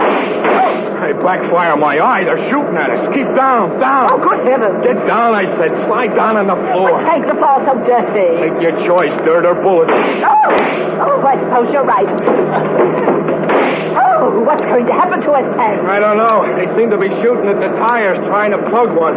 Hey, if we get a blowout, we're liable to turn over going this fast. Well, for heaven's sake, slow down. And let them nab us? Nothing doing. Oh, why did I ever get myself mixed up in this? Why didn't I leave well enough alone? Well, Hop warned you. He told you there might be trouble. He said it was no job. They got us. It's a blowout.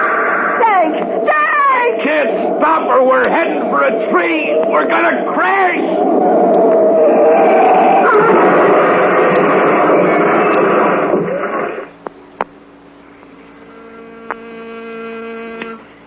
Yes? Senor Harrigan is waiting. Oh, send him in, please. Ah, Senor Harrigan, the pleasure is mine. Won't you come in? Thank you. Please be seated. A cigar, perhaps? No, thank you. Cigarette? No, I don't smoke. A very enviable virtue, to be sure. Well, I see you wasted no time responding to my request for an interview. Are you General Juan Domingo? No, I am not. Unfortunately, the general was suddenly called to Cartago. However, I am authorized to speak for him. We have been watching your career with a great deal of interest, Senor Harrigan. When you say we, just who do you mean? Who else but the government of Costa Rica? You're quite sure about that? That is a rather strange question. Of course I am sure. You're quite sure that it isn't the German Luftwaffe, the Nazi Gestapo, that's been watching my career with a great deal of interest? You are either a very clever or a very suspicious young man, Senor Harrigan. Or perhaps both. Undoubtedly, the Gestapo has been observing you. But that is no concern of mine. I wonder. What did you say? I said, I wonder. Then perhaps I had better put an end to your wonderment. Excuse me. Schroeder. Yeah? Schließe die Tür. Jawohl, Herr Baron. I have just given instructions for the door to be locked so we may discuss our business in privacy. There. It is done. We are alone, mein Herr. Now permit me to introduce myself. I am Baron Gustav Schiller, representing Herr Dr. Goebbels, Minister of Propaganda under the Third Reich. Well, you seem quite proud of your connection. I have every right to be proud of it. However, I do not propose to enter into a discussion with you as to the relative merits of your government or my own. I have not trailed you 7,000 miles for that. What's that? Yes, mein Herr. I have been following you for the past 6 weeks, ever since you succeeded in stealing a Messerschmitt plane from occupied France. Frankly, you have been a thorn in the side of the Third Reich. My orders are to remove you. Well, I must say you're going about it in a peculiar way. Why waste all this energy? Phony notes, uniformed messengers? I'm human. One bullet would do the trick. No, that would be the wrong approach. It would make you a hero, a martyr. You are worth much more to us alive than dead. Since a great part of this war is being fought in the air, we are in need of something to develop our air arm. You, Herr Harrigan, have that something. The plastic plane. Wow, this is all very interesting. Go on. We are prepared to pay a high price for your services. I have with me $1 million in American currency. $1 million? Boy, that's a lot of money. It would make you independent for life. Yes, I suppose it would. But what sort of life? The life of a traitor who will put a knife in the back of his country and his people? Oh, no. We were stabbed once, just about a year ago at Pearl Harbor. A lot of blood was spilled when your sneaking allies had Jap stabbed us in the back. We haven't forgotten it. No, not for a minute. The boys in the Solomons remember it, General MacArthur remembers it, and we won't forget it till you murderers have been taught a lesson for all time. You know, you have a funny idea that Americans can't hate. Well, maybe we take a long time building up to it. Maybe we are slow to kill. Maybe we don't like to take human life. But it can't be helped now. Words don't mean anything to you and your kind. Bullets are what count. And believe you me, you're going to get them day in and day out until you're down on your knees begging for mercy. This is the last war we're ever going to fight in. This time we're winning it. For keeps. A very pretty speech, mein Herr. Very pretty. It wasn't meant to be pretty. Oh, you don't have to listen to me. You know what's happening. You know what our boys are doing in Africa and Guadalcanal. And, yeah, your boss, Herr Goebbels, can tell you about our flying fortresses. How they're getting through to Germany every night in the week. Ah, you're frightened, that's the trouble. You're losing and you know it. This is the beginning of the end. And from now on... Do you hear me? There, you see? That's a sign. Frazzled nerves. You have said too much, Harrigan. All I wish from you now is an answer to one question. Will you or will you not cooperate? The answer is no. That is unfortunate. Very unfortunate. Come. Herr Baron? Ja, was ist? Ein Mann und eine Frau haben ihn von einem Hotel gefolgt. Wir haben sie gefangen genommen. Sie sind in Nachbarzimmer. Sie hätten ein Axten gehabt, aber sie ist ziemlich gut. Ah, sehr gut. Das ist alles? No, wait. Harrigan, I have just received some very interesting news. We are entertaining two of your friends, a man and a woman. The two who followed you from the hotel. You're lying. They are in the adjoining room. Their car crashed into a tree, but they suffered only minor injuries. Perhaps I can arrange something that will make you change your mind about cooperation with the Third Reich. Schroeder. Ja, Herr Baron? Look at your watch. Ja, Herr Baron. What time have you? Answer me in English. 2 minutes and 30 seconds before 5 o'clock. That is correct. You will go into the next room where the man and woman are being kept, Schroeder. Precisely on the stroke of 5. Unless I give you orders to the contrary, you are to eliminate the man and the woman. What? You wouldn't dare. Lock the door on your way out. And remember, the stroke of 5. Jawohl. Heil Hitler. Heil Hitler. Harrigan, you have 2 minutes in which to change your mind. I will place the mantel clock on the desk so you can see it and hear it. You have 2 short minutes.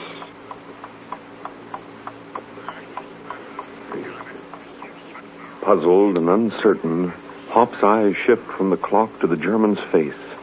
He wonders if Tank and Aunt Agatha really are in the adjoining room, and if so, will Schiller carry out his threat to murder them in cold blood? Slowly the seconds pass, and the hour hand of the clock moves closer to 5. What will Hop do? What can he do? Don't miss tomorrow's thrilling episode. Same time, same station. Tune in and fly with Hop Harrigan, America's ace of the airways.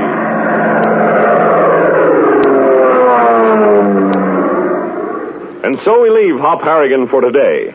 But don't let another day go by until you find out for yourself all about the pre-flight training courses now being established in high schools all over the country.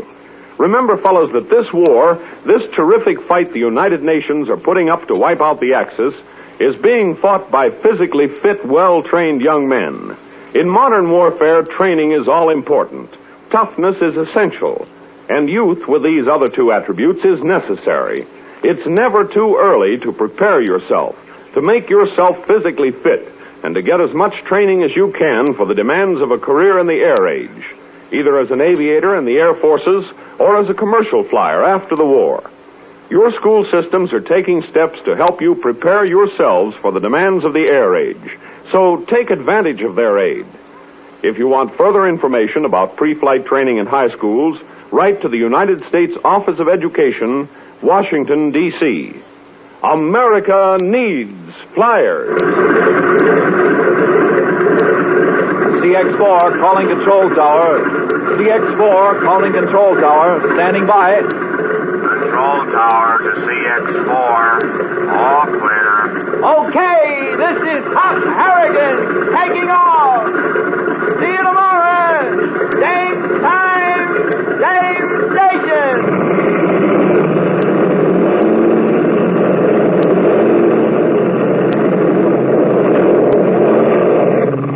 Hop Harrigan is a copyrighted feature appearing in All American Comics magazine. Hop Harrigan came to you from New York. This is the Blue Network. Faster than a speeding bullet. More powerful than a locomotive. Able to leap tall buildings in a single bound. Look! Up in the sky! It's a bird! It's a plane! It's Superman! Yes, it's Superman, strange visitor from another world who came to Earth with powers and abilities far beyond those of mortal men. Superman who can change the course of mighty rivers, bend steel in his bare hands, and who, disguised as Clark Kent, mild-mannered reporter for a great metropolitan newspaper, fights a never-ending battle for truth, justice, and the American way. But before we join Superman, here is an important message. Fellows and girls, somewhere in the Solomon Islands, there are a lot of big, tough, fighting Marines. And they're carrying guns that you may have helped to buy for them. That is, if you've been buying your share of war-saving stamps for victory. You see, every single dime you exchange for a war-saving stamp helps to buy the guns and bullets, the planes and bombs, the ships and the shells that are going to lick the Nazis and the Japs. Now, we know that all red-blooded Americans can't actually wear Uncle Sam's uniforms. Because some of us are too young or too old to join the Army or Navy. But there is one big important way we can help. We can buy war-saving stamps and bonds. We can lend our money to Uncle Sam and put weapons into the hands of American fighting men. Why, do you know that your dime spent for a war stamp is the same dime used to buy 5.45 caliber bullets? I guess you know, too, and the Japs and the Nazis certainly do, what a soldier or sailor or Marine can do with 5 bullets. And speaking of sailors, you might be interested to learn that every time you buy 5 war stamps, that same 50 cents buys enough fuel oil to carry an American destroyer a full mile closer to its objective. Now, that makes buying war stamps pretty exciting, doesn't it? So look, let's make a promise to ourselves right now. Let's promise to buy war-saving stamps every week, regularly. And you can help even more than that. You can get your friends and your mother and father and all the people you know to buy war stamps and bonds regularly. And they'll want to help, too, when you explain to them how important it is for all of us to do our share to help our brothers and our friends in uniform. Our boys are going to win this war, and we've simply got to help them. So remember this slogan. Repeat it often to your family and friends. Every time that you've got a dime, buy a war-saving stamp. And now, the adventures of Superman. The Superman, in his disguise of Clark Kent, and all our friends are now on an expedition to find the mysterious lost continent of Atlantis, a legendary land believed to lie at the bottom of the Atlantic Ocean. They are making the hazardous trip in the multi-depth submarine and bathysphere of Dr. Leander Cameron, a strange and eccentric explorer. In our last episode, we heard how Superman saved our friends from death when their crippled submarine submerged out of control. Brought to the surface by Superman, they were standing in the conning tower at twilight, waiting for Dr. Cameron's sub to be repaired, when suddenly Perry White spied something coming up out of the water. Listen. Well, look off there. Something's just come up out of the water. Golly, what can that be? It's another submarine. A German U-boat. Clark, how can you tell it's a German U-boat? It's getting so dark I can just about see the sub myself. Well, it could see well at night. Now look hard. See there? Yeah? Swastika on the conning tower of that sub. I see it. I see it now. This looks like trouble. If we could only submerge, Leander. Yeah, but you know we can't submerge until Nicodemus fixes those motors. Look. The conning tower on that U-boat is opening. Men are coming out of the sub onto the deck. Yeah, I see them myself now. Well, what do you think they're going to do? Well, they're moving over to the cannon on deck. Something tells me that... Yes, by heaven, they're training that gun at us. Golly. You don't mean they're going to shoot us out of the water? Well, there's your answer, Chief. Why, the filthy rat! Those were just warning shots. Just in case we had any ideas about trying to escape. Uh-oh. They're going to board us. They are. Golly, what do you think will happen to us now? Hard to say, Jim. But we're in for trouble. That I can tell you. Oh, it never fails. Out of the frying pan into the fire. That reminds me. Didn't you say you were hungry, Jimmy? Are you kidding? I'm afraid we've all lost our appetites, Doctor. Oh, nonsense. We're not going to let a few Nazis ruin our dinner, are we? Parrot? Yes, Leander? You take care of those Nazis, will you? Find out what they want and send them about their business. What? While I go below and prepare dinner. You all like anchovies? Oh. Yes, we just love anchovies. Excellent. I shall prepare them. If you have any artificially colored strychnine, prepare that, too. I don't think I have any of that, but I'll look. That man's crazy. Uh-oh. Become the Nazis. Ahoy! Ahoy yourself! We are coming aboard. Nothing much we can do about that, I suppose. Wouldn't do anything if you could. Look, they're putting off in a small boat. 3 of them. It looks like the commander of the sub and 2 of his aides. Gosh, why didn't we realize something like this might happen? We did, Jim, but we thought if we met up with any of the enemy, we could just submerge and get away from them. The trouble is, our motors are out of commission. And there's nothing we can do until Nicodemus fixes them. Nothing we can do now even after he fixes them. Look, they're coming alongside. Gosh, that commander looks tough. Lend me a hand here. No, go jump in the nearest ocean. Good for you, Mr. White. Give me a hand. I need to come aboard. You! Help me here. Yes, sir. Yes, of course. Clark! They've got guns with them, and we're unarmed. I'm not taking any chances. Really, I always thought you Oh, stop it, Lois. You do not help us aboard. This is the multi-depth submarine in Bassettsphere I have heard so much about. And who is this strange-looking monstrosity? Sir, I'm Dr. Leander Euthanasia Cameron, owner of the multi-depth submarine Bathysphere and leader of this expedition. Oh. Then you are just the man I'm looking for. You were looking for me? What for? To tell you this, Herr Doctor. Up to now, your expedition has been sponsored by your own government. Or should I say sponsored by a newspaper with the approval of your government. From now on, however, your expedition will be controlled by the German government. There is a word I rarely use, Commander, because it is a very strong word, and I need it only to express the greatest distaste. I say that word to you now. I say to you, nuts. I do not follow your meaning. However, it is no matter. I am taking command here. You will continue with your expedition. And if you succeed in finding the lost continent of Atlantis, you will do so in the name of the Führer. Nuts to the Führer. Jimmy. Oh, you young Schweinhund. You insulted our Führer. Perhaps your filthy mouth will be silenced like this. Oh, hit it. You despicable loathsome. Lois. Jimmy, all right? Clark, he's unconscious. He hit his head against that stanchion when he fell, Kent. Let me see. I don't like this. I don't like it at all. What's that? Skull, I'm afraid. Oh, no. Jimmy. Kent, what is it? It's like a fractured skull to me. That is too bad. But he should not have insulted the Führer. Why, you dirty, low-down, filthy Nazi swine. I've a good mind. Yes. I will listen to no more insults from you. Another such word from your mouth and you die. This pistol is no toy. And now you. Me? Yes, you. Think I do not know what you did to me when I came aboard? Look at me. I'm soaking wet. Why? Because you deliberately let me fall into the water. Oh, it was an accident. But no accident. And I will repay you for it soon. Get up onto the deck. All of you. What for? Don't ask questions. Do as you told me, schnell. Okay. We're going to see why we're going up here. Now, look here. I'm sick and tired of this. I refuse to be ordered. You do as you are told, or I will shoot you down like a dog. What about Jimmy? Yes, the boy, Commander. What about him? It is unfortunate, but I cannot waste time in pits. Now move. You filthy swine. I have heard enough from you. Mr. White! He's got it! Mr. White! They shot Clark. Look, he's fallen overboard. He threw himself in front of you to save you. Good heavens. I can't see him. We've got to save him. There you are. That's his own fault. You are not more careful, the same will happen to all of you. Oh, poor Kent. He did it for me. You beast. Clark is gone. Now what about Jimmy lying down there? His skull's probably fractured. What about him? I cannot concern myself with his welfare. Nor have I time to get him medical aid. You can't let him die. Yes, that's what it is. Even as Lois and Editor White plead with the Nazi commander, Superman is at work under the water. Quickly changing from Clark Kent to Superman, he swims underwater to the Nazi sub.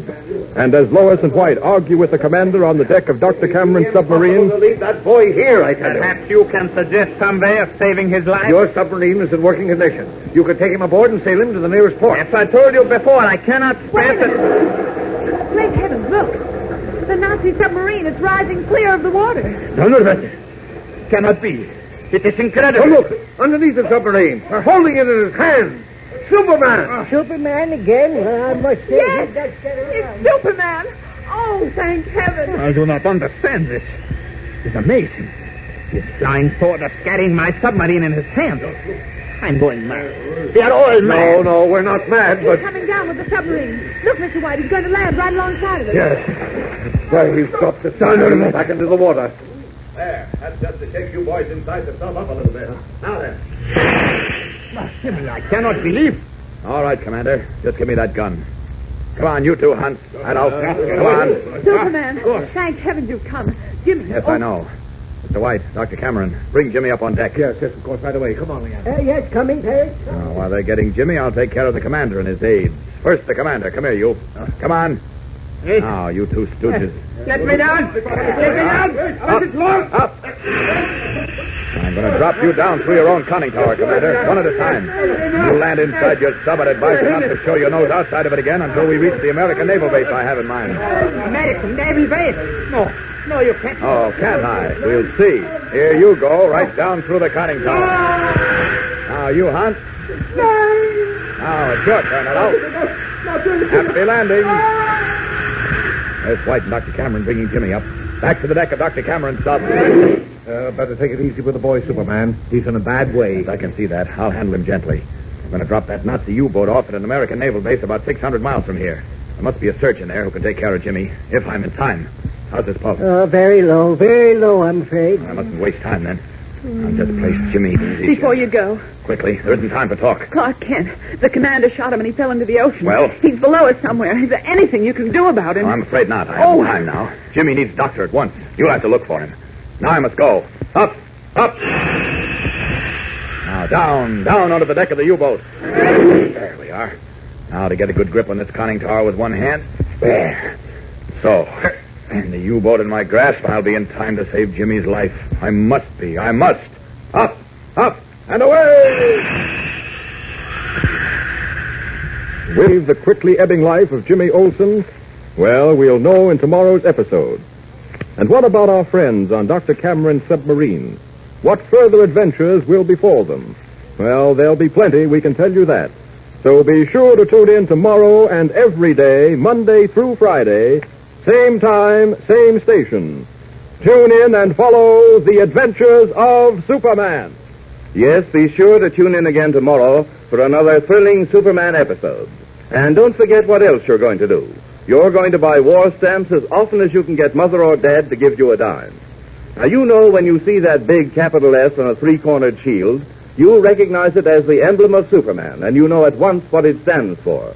Likewise, when you see the capital letters U.S. on a war-saving stamp or bond, you'll recognize them as the emblem of Uncle Sam. And it represents a pledge from Uncle Sam to you. His pledge to use every dime you lend him for more bullets and guns and planes, and all the other things the American armed forces need to win a smashing victory from the Nazis and the Japs. So don't put off buying war stamps. Buy one every time you've got a dime. Remember, Uncle Sam is depending on you. Faster than a speeding bullet. More powerful than a locomotive. Able to leap tall buildings at a single bound. Look! Up in the sky! It's a bird! It's a plane! It's Superman!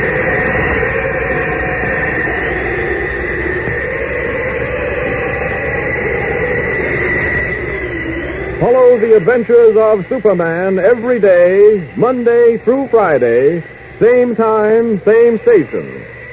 Superman is directed by George Lothar and is a copyrighted feature appearing in Action Comics magazine.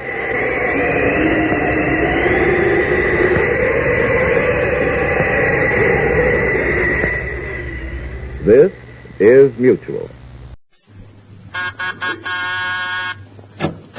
Well, hello. Come right in. Oh, George, we've got company.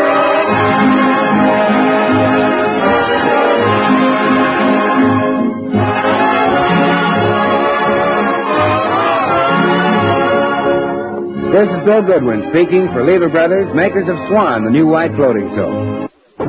Well, it's Tuesday night again. Time for another pleasant visit with George Burns and Gracie Allen, their guest, Herbert Marshall, Jimmy Cash, and Paul Whiteman and his music. And now meet the people who live in the Burns house, George and Gracie.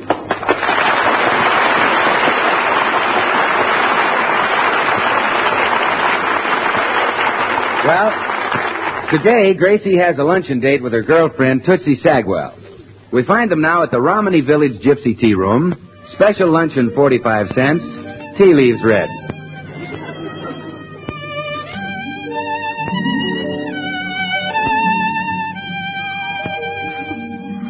Oh, isn't this place simply marvelous, Tootsie?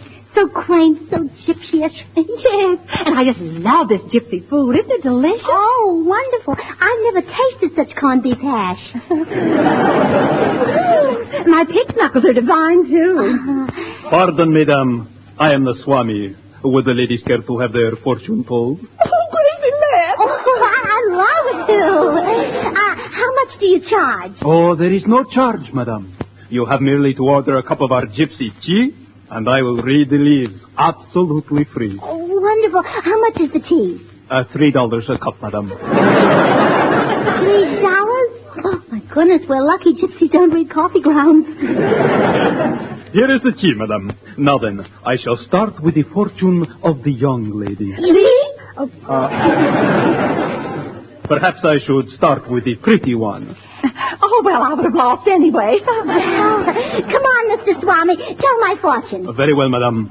I see a man in your life. No, wait. It is not a man. Yes, it is a man. What is it? Oh, isn't that wonderful, Tootsie? He sees George already. Yeah. And this man's name, it starts with a G. Well, now that's uncanny. How on earth did you know? The leaves are infallible, madame. Oh, I just can't wait. Read my fortune now, Mr. Swami. Very well, madame. Oh, my. I see trouble for you in the future. It is something about taxes, I think. Income taxes. This man is amazing. Isn't he, though? And I know he's right because there's a letter from the tax department sticking right out of your handbag. Oh, Gracie, you know, you're so lucky you're married to George. You don't have to worry about income tax. I know. Oh, gee, Tootsie, I hope you get married soon so you have a dependent, too. Mr. Swami, what else do you see in the teacup? I see someone coming into your life in the very near future, madame. It is a man. Oh, that's nice. A man? Yes, a handsome man, and well-to-do. He will cross your path soon. Oh, Tootsie, isn't that thrilling? Isn't that wonderful? What's his name, Mr. Swami? His name? I cannot see his name. Oh, just tell me the initials of this handsome man. Handsome man. H.M. H.M. I don't know any H.M., Gracie. Well, neither do I, Tootsie. Except, oh, gee, could that be possible? You, Tootsie Sagwell, ruling over all those people? Gracie, what are you talking about? Everybody bowing? Oh, no, of course I forgot. That's that. His Majesty is already married.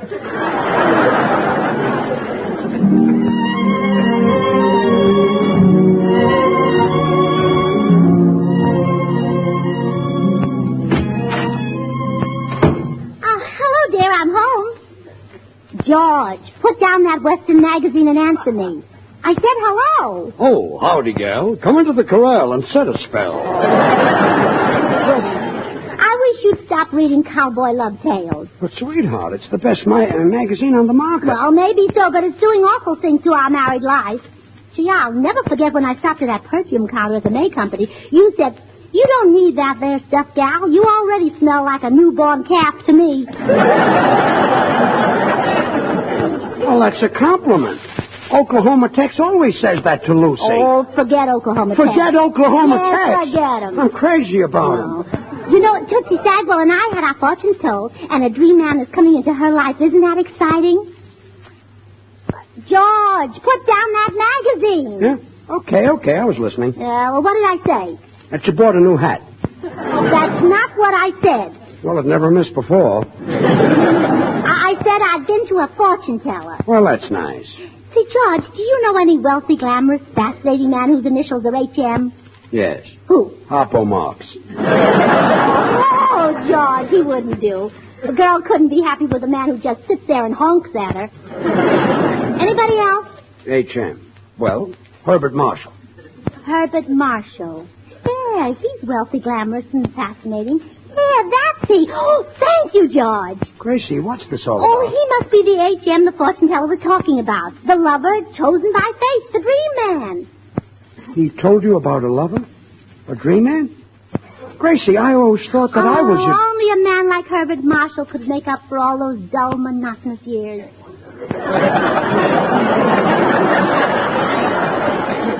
Well, Gracie, granted, I'm not... George, you just don't realize that a girl can be starved for romance.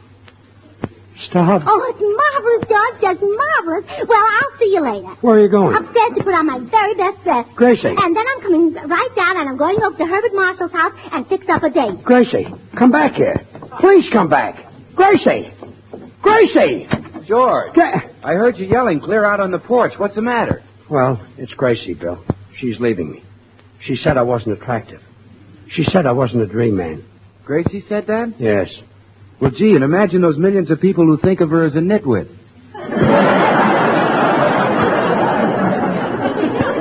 Don't be funny. My wife is leaving me for Herbert Marshall. Step aside. I'm going upstairs to break this up. Oh, no, George. That's exactly the wrong thing to do. It is? Oh, sure. Now, let me tell you how a friend of mine handled the situation when his wife left him. How? Well, he put a notice in the personal column of every newspaper, and it said, "Darling wife, all is forgiven. Come home to hubby, and he'll buy you Swan, the new white floating soap that's purer than the finest Castile soaps. Pure as an angel." Oh, Bill, well, George, it worked. It not only worked for my friend, but 10,000 other wives came home to their husbands. They did. Bill, you're worse than I am. Look, Bill, I'm going to talk to Gracie. No, now wait, George. I don't say that plan will get Gracie back from Herbert Marshall. In fact, I don't think it will. You don't, eh? Oh, no, you'll have to go further. You'll have to say that because Swan is purer than the finest Castiles, you can use it to help safeguard your hands when you wash dishes or do any other soap and water job that comes along. And those mild, pure Swan suds will really get your work done, too. Just put that in the personal column. Oh, fine friend you are. Talking about Swan. And my heart is breaking. Well, I'm sorry, George. And believe me, my heart is breaking for you. Breaking like a bar of Swan, which you know you can break in two with an easy twist of the wrist. Out. And use one half in the kitchen for your dishes and house cleaning. Out. Gee, he drives me crazy. And the other half in the bathroom for your hands and face or for your tub and shower. Out. Gee, even Bill hinted that I'm not so attractive anymore. Maybe I don't smile enough. I'll bet very few people know I've got dimples. How do I look, George? Do you think he'll be impressed? Gracie, are you really going through with this? Well, yes, why shouldn't I? Well, okay, before you go, answer just one question. All right. What's Herbert Marshall got that I haven't got? Oh, well, George, look, I'm in a hurry now. Let's discuss that sometime when we've got the whole day together.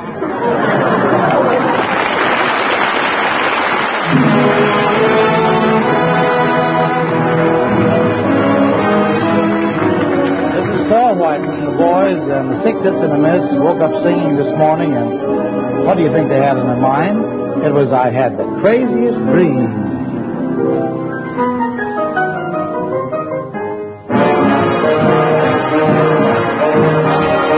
In my dreams, the strangest things appear. Do-do-do-do-do-do-do. I had the craziest dream last night. Yes, I did.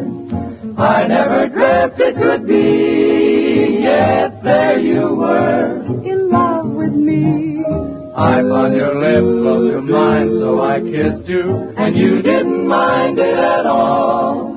But when I'm awake, such a break never happened. How long can a guy go on dreaming like I? If there's a chance that you care, then please say you do. Baby, say it and make my craziest dreams come true.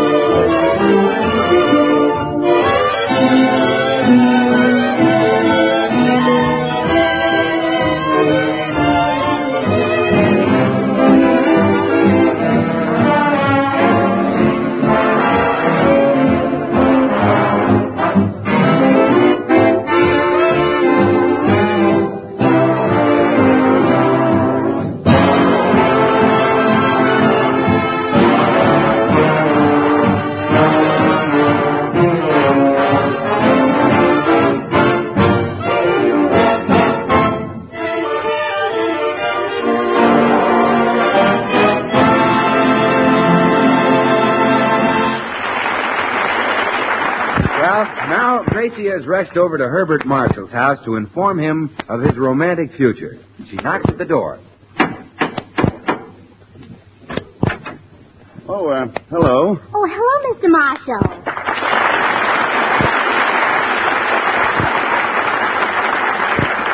Mr. Marshall, do you remember me? Of course I do. You're Gracie Allen. How's, oh, isn't that annoying? I know your husband very well, but I can't recall his first name. Well, it's George. Yes, so it is. Imagine me forgetting good old George Allen.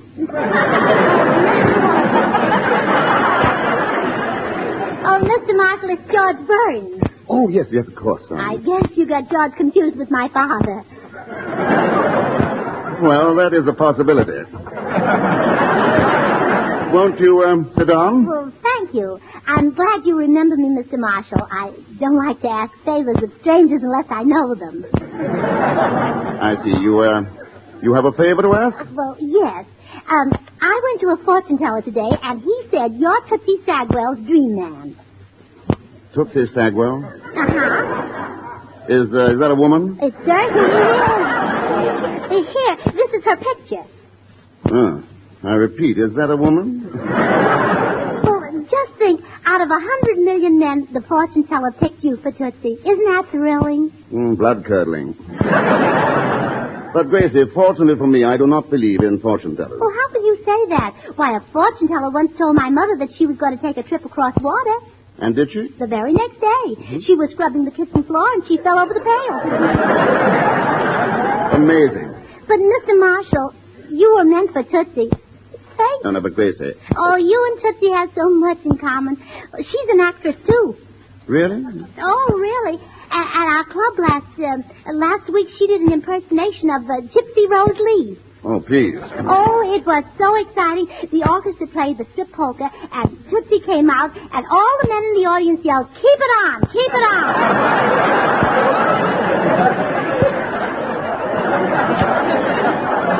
Yeah, I can see their point. No, Grace, I simply can't have a love affair with this Miss Sagwell. You won't be Tootsie's dream man? Frankly, I have neither the time nor the courage. But, Mr. Marshall, the fortune teller... Gracie, it would take more than a fortune teller to make me go out with a creature like that. You'd need a more important reason. I certainly would. Oh. Well, then I guess I'll have to tell you the truth. The truth? Yes. I'll bear my shame. I hoped I'd never have to tell this to anybody. Good heavens, what is it? Well, I want you to take Tootsie away from George. What? You mean George and this Tootsie? Yes. Oh, please don't tell anybody, especially George. Well, I can't believe it. Oh, well, don't blame Tootsie. It's not her fault. George pursues her. The bounder. How can you live with a man? He's a cad. Yeah, I know. But he's the cad I'm used to. No, don't cry, Gracie. Oh, dear.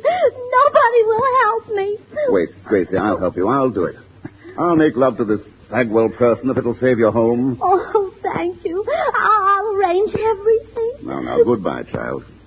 That beast doesn't deserve a sweet, innocent girl like you. Yeah, I know. Goodbye. Gracie. Why, George, what are you doing here? I followed you. What were you doing in Herbert Marshall's house? It's a short cut to the market. A short cut to the market? Well, you get me so nervous. Gracie. Well, all right, I'll tell you. We just arranged a little date for tonight. Well, that settles it. I'm going in there and tell that wolf a thing or two. George! Yes? Oh, it's you. You're darn right it's me. My wife was just here. Do you deny it? Deny it? Why, of course not. And do you deny you just arranged a date? No. But, as one friend to another, what's your opinion of a man who'd break up a home? George, let's face it, you're a complete and utter stinker.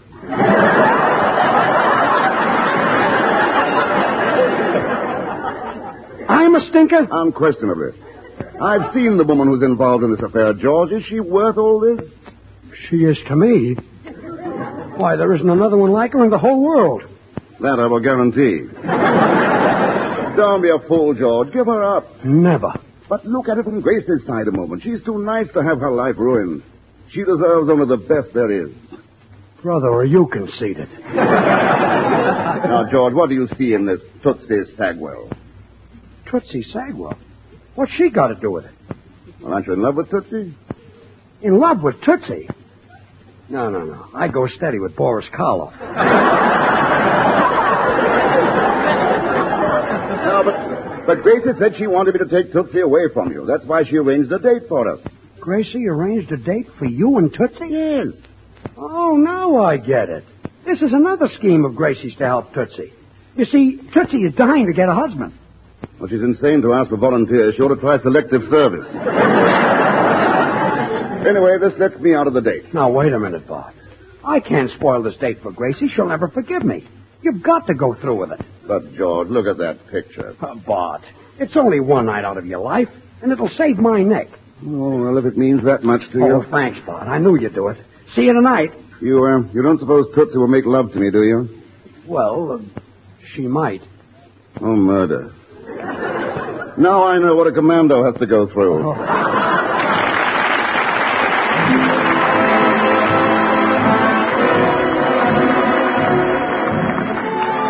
Well, Jimmy Cash has cooked himself up a mighty tasty arrangement of I Cared a Little Bit Less. And here it is, Okay, Jimmy. Maybe I haven't a chance. Maybe you don't even care. Baby, is this a romance or a one-sided love affair? I wouldn't feel so lonely for someone I love and adore if I cared a little bit less and you cared a little bit more.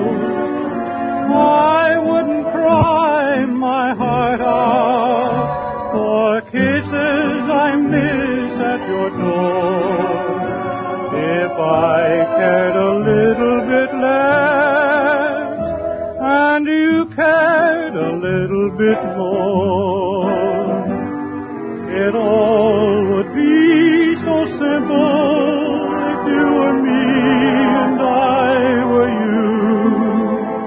You'd realize what love is and you could see my point of view. Oh, darling, time's a-wasting when heaven is only next door. 'Cause I'll never care any less. Won't you care a little bit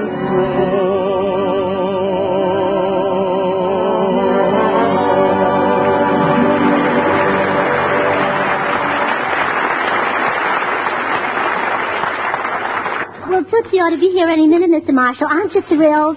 I've got goose pimples, if that's what you mean. Oh, I hear footsteps on the walk. She's here. Now, Bart, act like you're glad to see her. George, I'm as hammy as the next, but frankly, I'm not that good an actor. Here she is. Hello, everybody. Hello. Well, I must say you're better looking than your picture, Tootsie. Huh? Oh, no, that isn't Tootsie. That's Bill Goodwin. You can tell him apart easily, Mr. Marshall. Tootie's taller. Oh, I see. Bill, this is Mr. Herbert Marshall. Oh, how do you do? Herbert Marshall? George, isn't this the wolf who's trying to wreck your home? Well, Bill, it's all now, right. Quiet, George. Well, this is what friends are for, to handle these affairs of honor. Mr. Marshall, I challenge you to a duel with pistols. Well, I better warn you, I'm the best pistol shot in the state. Oh, well, I challenge you with sword. I happen to be an expert swordsman. Oh. Well, I challenge you to find a purer soap than Swan. Women have long considered Castile soaps the standard of purity, and Swan is even purer than the finest Castiles. Money can't buy a purer soap. Look, Bill, you don't have to worry about Herbert Marshall taking Gracie away from Oh, me. You see, George, the whole I'm thing- not thinking of you. Oh. You can find another woman, possibly. I'm thinking of the babies. Babies? What babies? All babies, Mr. Marshall. Swan's great for bathing them. Because after all, if Swan is purer than the finest Castiles, well, it's bound to be kind to even a baby's tender skin. Bill, Herbert Marshall bathes very few babies. Well, all right. Probably doesn't bathe over 3 or 4 babies a year. Well, all right. He and Ronald Coleman put together. Well, all right. And you can throw in Lawton. But remember, if Swan is kind to a baby's tender skin, then it must be swell for anybody's hands and face, anybody's complexion, anybody's bath or shower. Mr. Goodwin, a few moments ago you were talking about a duel. What happened? Duel? Oh, yes, forget it. I accept your apology. Well, goodbye. Eccentric fellow, isn't he? Yes, we love him, too. Oh, goodness, I wish Tootsie'd get here. You must be all on edge, Mr. Marshall. I definitely am. She's probably having trouble with the new makeup I suggested for her nose. Blue, green, yellow crayon. On her nose? Well, yes. I got the idea from an article on camouflage. Those colors will make a 16-inch gun fade into the background. Believe me, Bud, it'll be an improvement. This must be Tootsie now. Come in. Gracie, darling. Tootsie Sagwell. Oh, Gracie, you said you had a surprise for me. What is it? Well, here it is. Your dream man, H.M., Herbert Marshall. Herbert Marshall? Oh, he's beautiful.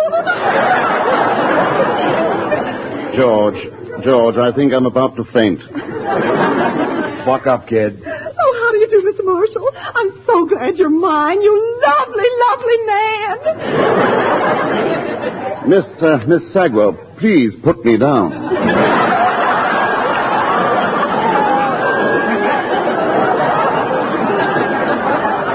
I have to, Gracie? Well, Tootsie, I guess you'd better. Here, put him on the sofa. All right, there. You comfy, Herbert? Do you realize you're sitting on my lap? Oh, sure. Oh, George, turn out all the lights. I just know they want to snuggle. No. I beg of you, don't turn them off. No, leave them on. My dream man and I want to look at each other. Look at me, Herbert. George. Yes, Bud. You may turn them off.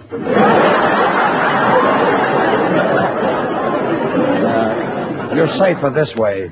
Miss Sagwell, you realize you're squeezing me very hard. Oh, sure. Well, I wish you wouldn't. It's rather warm in this room, isn't it? Kiss me, Herbert. I'm getting warmer.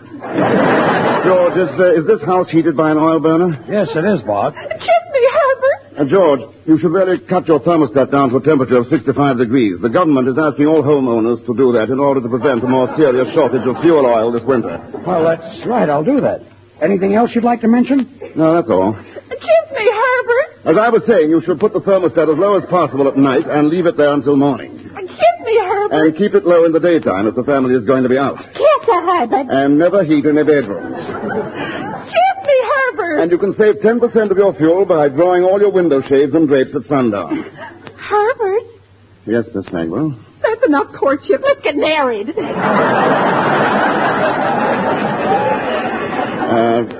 George, may I see you a moment, old man? Sure, Bud. What is it? George, you've simply got to get me out of this. That woman, and I use the term loosely, has a gleam in her eye that I don't like. Well, gee, Bud, you're an actor. Make up an exit. Well, I'll try.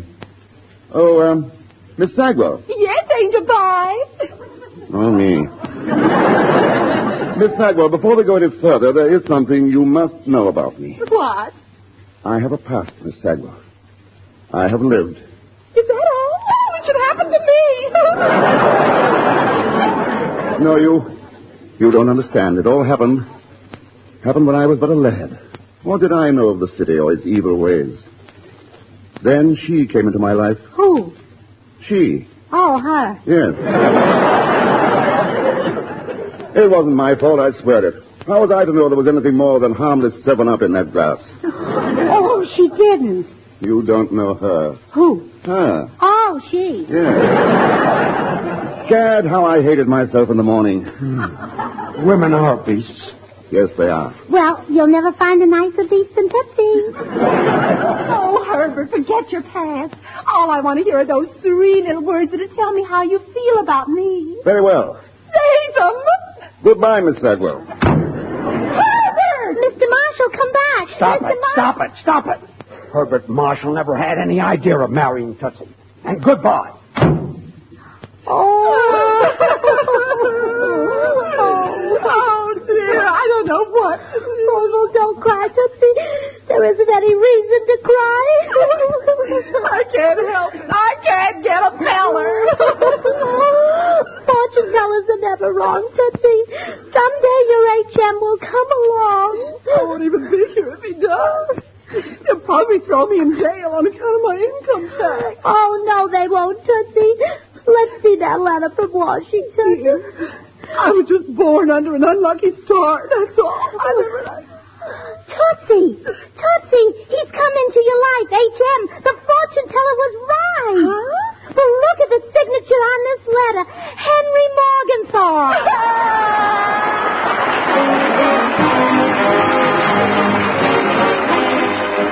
George and Gracie will be back in just a second. So all I have time to say is this. When you buy Swan, you not only get a soap that's purer than the finest Castile soaps, you get a soap that gives you all the suds you need for any soap and water job in the house. Faster than other white floating soaps. Use Swan for the dishes. Use it for your hankies, hose, and undies. Use it in place of easily wasted package soaps. Use it in place of expensive toilet soaps. Yes, and use Swan knowing that it really is purer than the finest Castile. Well, here they are, George and Gracie. Gracie, this is no time of the night to bother Herbert Marshall. But this is important. Hello. Oh, no, not again. Well, I just wanted to tell you that poor Tootsie can't sleep a wink. Well, surely I'm not responsible for that. Oh, yes, you are. You left our house in such a hurry you forgot your derby hat. Well? Well, Tootsie's keeping it under her pillow. Come on.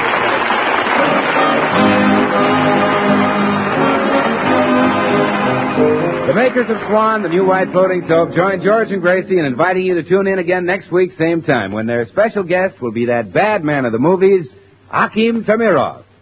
Remember, Swan also brings you another of radio's top shows, Tommy Riggs and Betty Lou, over another network. Now, till next week, this is Bill Goodwin saying, well, I, Swan, how about you? Good night.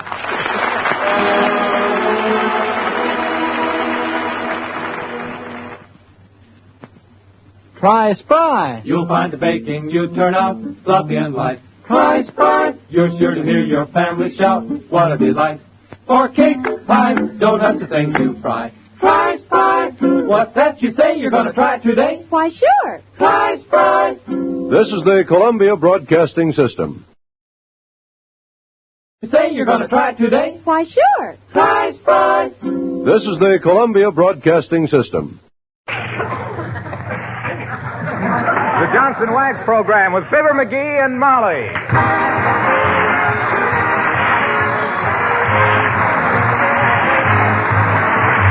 The makers of Johnson's Wax and Johnson's Self-Polishing Glow Coat present Fibber, McGee, and Molly, written by Don Quinn, with music by the King's Men and Billy Mills Orchestra. The show opens with O G O Joy.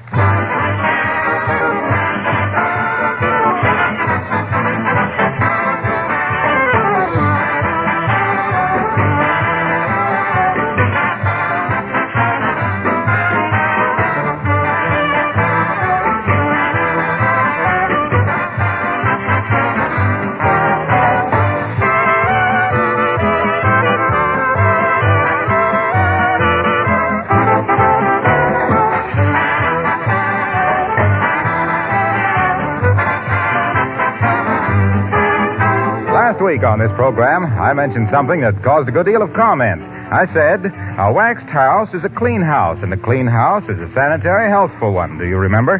Well, it seems that quite a few people had not fully realized that when they wax their floors, furniture, and woodwork regularly with genuine Johnson's wax, they are actually doing a good deal more than protecting and beautifying those surfaces. Yes, they're making their homes healthier as well as pleasanter places to live in. You see, the wax seals the surface against dirt and moisture. Dust and dirt do not adhere easily to a wax-polished area. So regular waxing removes many of the sources of germs. And besides, it's so much easier to clean waxed floors, baseboards, and furniture. Especially in these times, let Johnson's paste, liquid, or cream wax help keep your home sanitary and beautiful.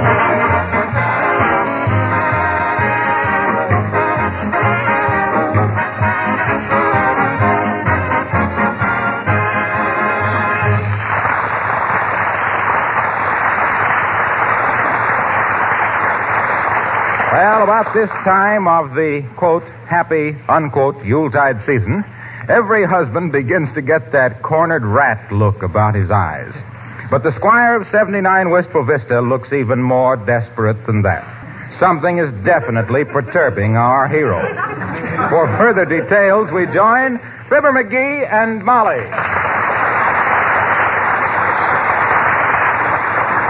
And furthermore, I'm the dumbest, short-sightedest, dim-wittedest, stumble-bummetest, empty-headedest, feather-brainedest droop that ever didn't know enough to come in out of a tornado. Well, just as you say. If my head was small enough to fit my brains, I'd be getting telegrams from Ripley. Well, I wouldn't be a bit surprised. They say Washington's home at Mount Vernon has got a beautiful big stoop, but you got a bigger and a beautifuler stoop, and I don't mean anybody but me. You just say that. I got the IQ of a microbe. I think when I die, I'll leave my skull to the Smithsonian for a doorknob. How charming. As dumb as I am, it's a wonder to me I ever got out of the 3rd grade. It's a wonder to me you ever got in. You ain't whistling Dixie there either. I think I'll give myself back to the Indians.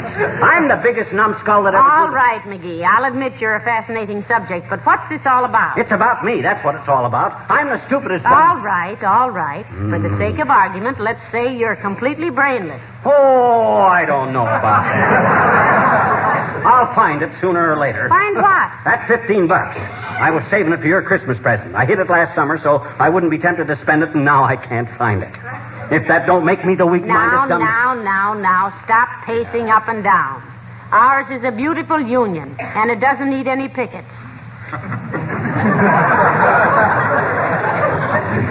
Pickets are still laying there. And I'm getting desperate. Only 8 more shopping days before Christmas, and I've looked every place. Calm yourself. What man can hide, man can find. Yeah. Where do you usually hide your extra money? I don't usually have any extra money. But when I did, I used to put it in the sugar bowl. Did you look there? Yes, but I'm using it now to keep stuff more valuable than money. What? Sugar. Did you go through all your old clothes? Yeah, if it wouldn't be there. I distinctly remember tucking it away in some safe place. Oh, let me see. Where could... Hey, hand me that blue vase on the mantel. Oh, this one here? Yeah. Oh, no, it ain't here. This is where I've been keeping my cellophane collection.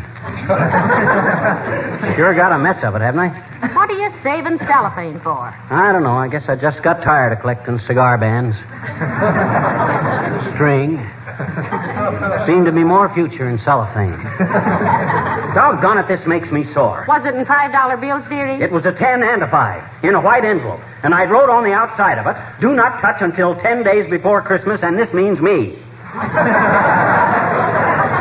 Well, I'm a pretty good housekeeper, if I do say so myself, and I haven't seen anything of it. Well, if the worst comes to worst, I'll get an internal revenue collector in here. Them guys could find money in a caraway seed. Now, let me think a minute. If I could just remember... Come in. Abigail Uppington. Hello, darling. Oh, how do you do, my dear? And Mr. McGee. Hi, Uppy. Where's your Santa Claus costume? Or aren't you christening the Kringle today? I don't go on duty till 4 o'clock, Mr. McGee. But what, may I ask, is the matter with you? What do you mean, Abigail? Well, look at him, my dear. He looks positively haggard. I only hope the government doesn't catch him with those Chevrolet tires under his eyes. I ain't been sleeping good, Uppy. I got pernicious insomnia. I'm worried. Yes, he hid $15 for Christmas shopping, Abigail, and now he can't find it. For 3 days now, he's been prowling around the house like a mouse after a cat. You mean a cat after a mouse? In this house, anything can happen. I had a case like that once.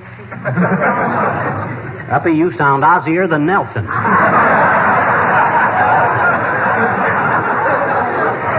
What happened with you? Oh, I was simply frantic because I thought I'd mislaid a ruby and emerald bracelet. But the solution was so simple, it was ridiculous. Well, what was the solution? Maybe it'll give McGee an idea. I suddenly realized I had never had a ruby and emerald bracelet. Isn't that silly? And I thought I was dumb. Uppy, you're as giddy as a steeplejack full of applejack. I'm afraid I was at that time, Mr. McGee. You see, I was just a girl out of finishing school and madly in love with a handsome young lieutenant. Oh, sure. Well, there was something awfully romantic about those Civil War uniforms, Abigail. Yes, indeed, they certainly were. I beg your pardon, Mr. McGee. Don't mention it, Abigail. But what girls' school did you go to? Oh, Ward Belmont, my dear, in Nashville, Tennessee. Oh, I can close my eyes now and smell the magnolias on the campus. That's my hair, Uppy. I just come from the barber shop. It is Magnolia. It's Jockey Club. Well, do remind me, my dear, sometime to show you the pictures of my class. I was captain of the croquet team, you know. No. Mm-hmm. Well, call me Virginia and watch me reel.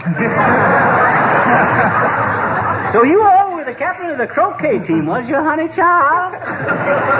Now, please, Mr. McGee, I have only the most charming memories of the South, and I found Southern men were always most gentlemanly. Well, I guess that'll dim your northern lights, McGee. That must account for my good manners, Uppy. My grandfather wore the Southern uniform, you know. Oh, really? Yeah. Sure. He was a conductor on the Chattanooga Choo-Choo, What was it you wanted to see me about? Oh, I just wanted to tell you about the most marvelous fortune teller. Fortune teller? Blah. Those bargain basement gypsies couldn't foretell the future of a blue-eyed blonde with the fleet in. Oh. But they're fun, dearie. They're fun. Ah, fun my clavicle. Dark man going across your path, going to take a long journey, going to get a letter. You'll find your diamond ring under the... Hey, maybe she can tell me where my $15 is. Come on. What are we waiting for? Get your hat, Molly. Where is this fortune teller, Well, Uppy? it's upstairs on... Never mind, I'll find it. Come on, Molly. We'll see you later, Uppy. Why didn't I think of this before? Oh, boy, that $15 is as good as found. Right now. Why, those people are wonderful. I know of a case where a guy lost a bass drum once.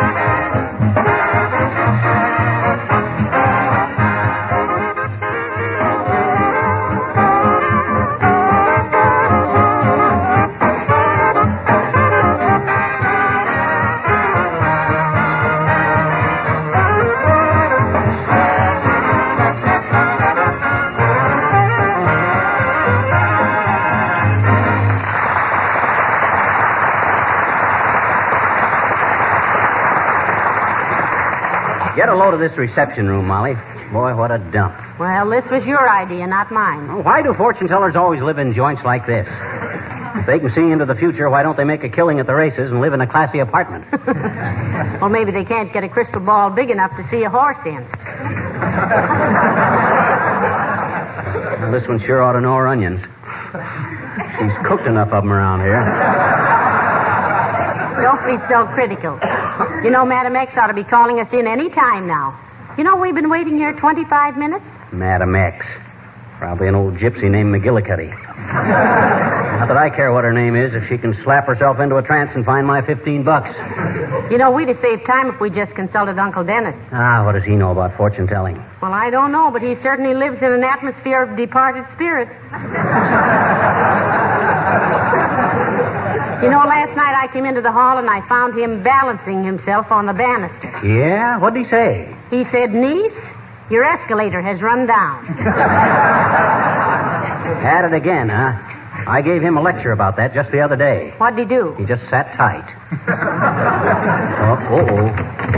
Mr. McGee, I will see you now, please. Oh, thank you, madam. Come on, dearie. We'll see what fate has in store for you. If fate still has a store, which I doubt with things being so hard to get. I'm ready, sis. Hop onto your broomstick. This way, please. Ooh, incense. I think I preferred the onions.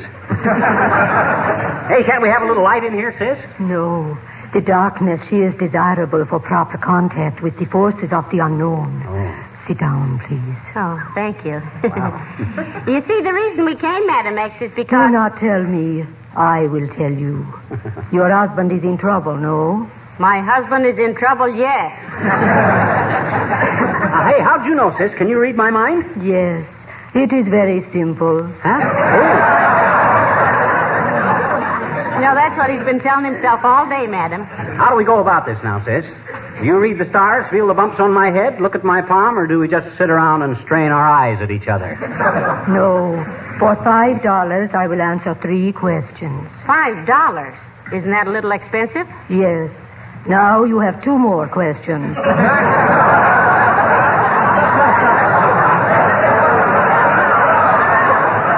We better not waste any time, Molly. Here's the question, sis. Where's the $15 I was saving for my wife's Christmas present? It is right where you are putting it. Now, you have 1 more question. Heavenly days. We're not making much progress, are we? No. Now, for another $5, I will answer 3 more questions. No, you don't, sis. Come on, Molly. I ain't going to pay her $10 to find 15. Here, sis, here's your $5. Thank you. You must come again and see Madame X when you are troubled with business, love, or marriage. Who, us? Do we look that silly? Do you think we like to be gypped? That is 3 more questions. I will answer the first one by Come on, Molly, come on, quick. Well, my goodness, McGee. We didn't get much satisfaction in there, did we? Well, yes. She at least says that dough is still where I put it. That's some comfort. Well, come on, let's go home and see. Well, hello there, folks. Say, have you been consulting Madam X? Yes, if you call it that, Mr. Wilcox. The way that dame clips you, she ought to be a barber in a boot camp. You going to consult her, Junior? Sure. I was in here last week for advice. About what? Oh, business. I asked her how the future of Johnson's Wax stacked up. She said it had a very bright and sparkling future. Oh. She says that in times like these, when conservation was so important, more housewives than ever would preserve and protect their floors with Johnson's Wax. And what was the second question, my fellow chump? Well, then I asked her which of the Johnson Wax features I should emphasize, and she said health.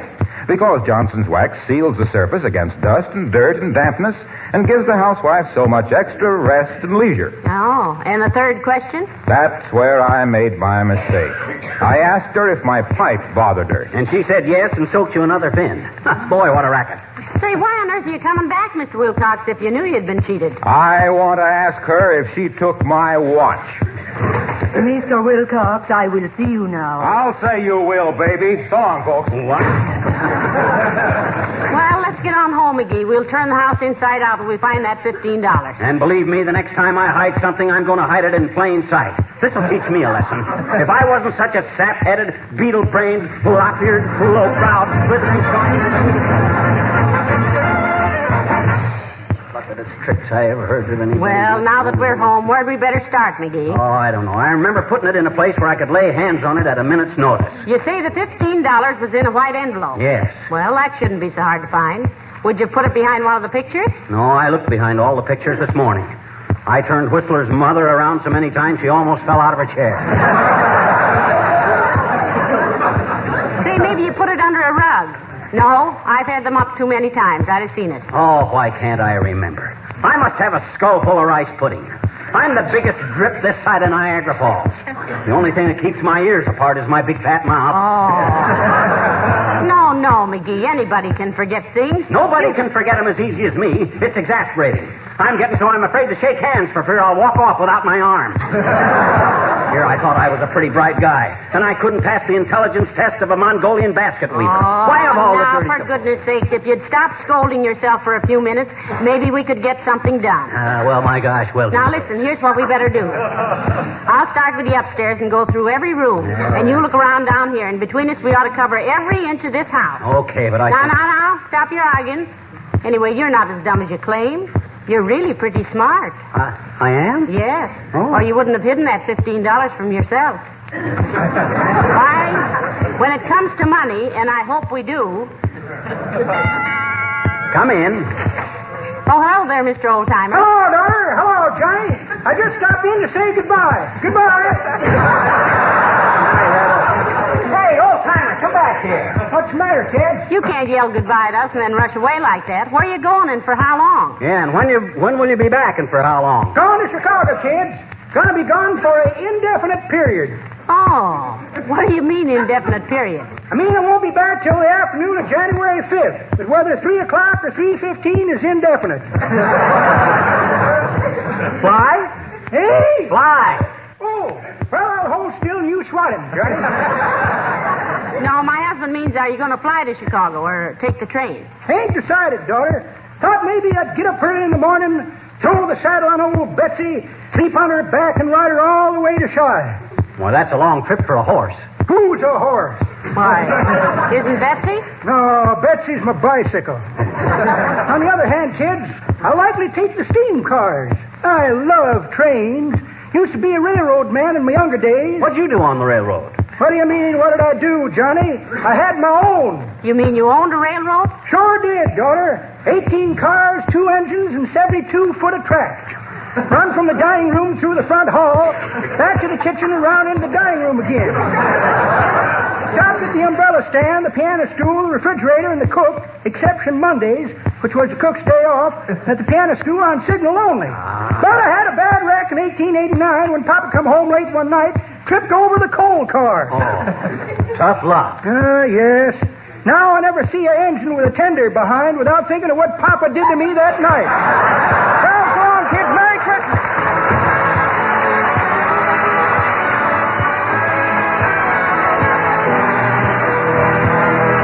The King's Men sing, I'm Dreaming of a White Christmas.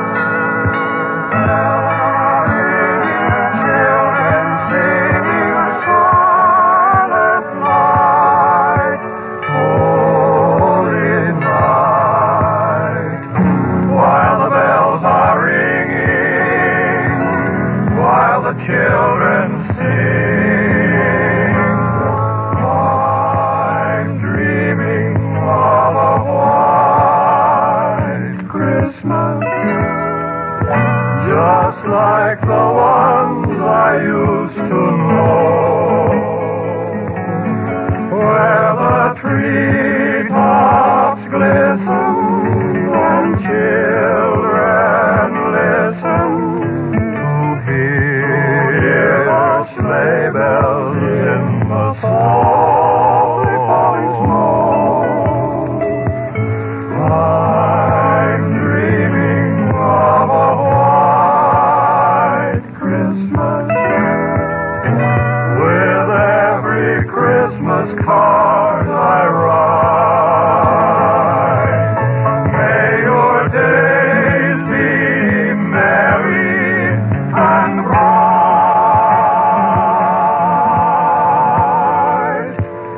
And may all your Christmases be white, and all year through, may every wish you make for Christmas come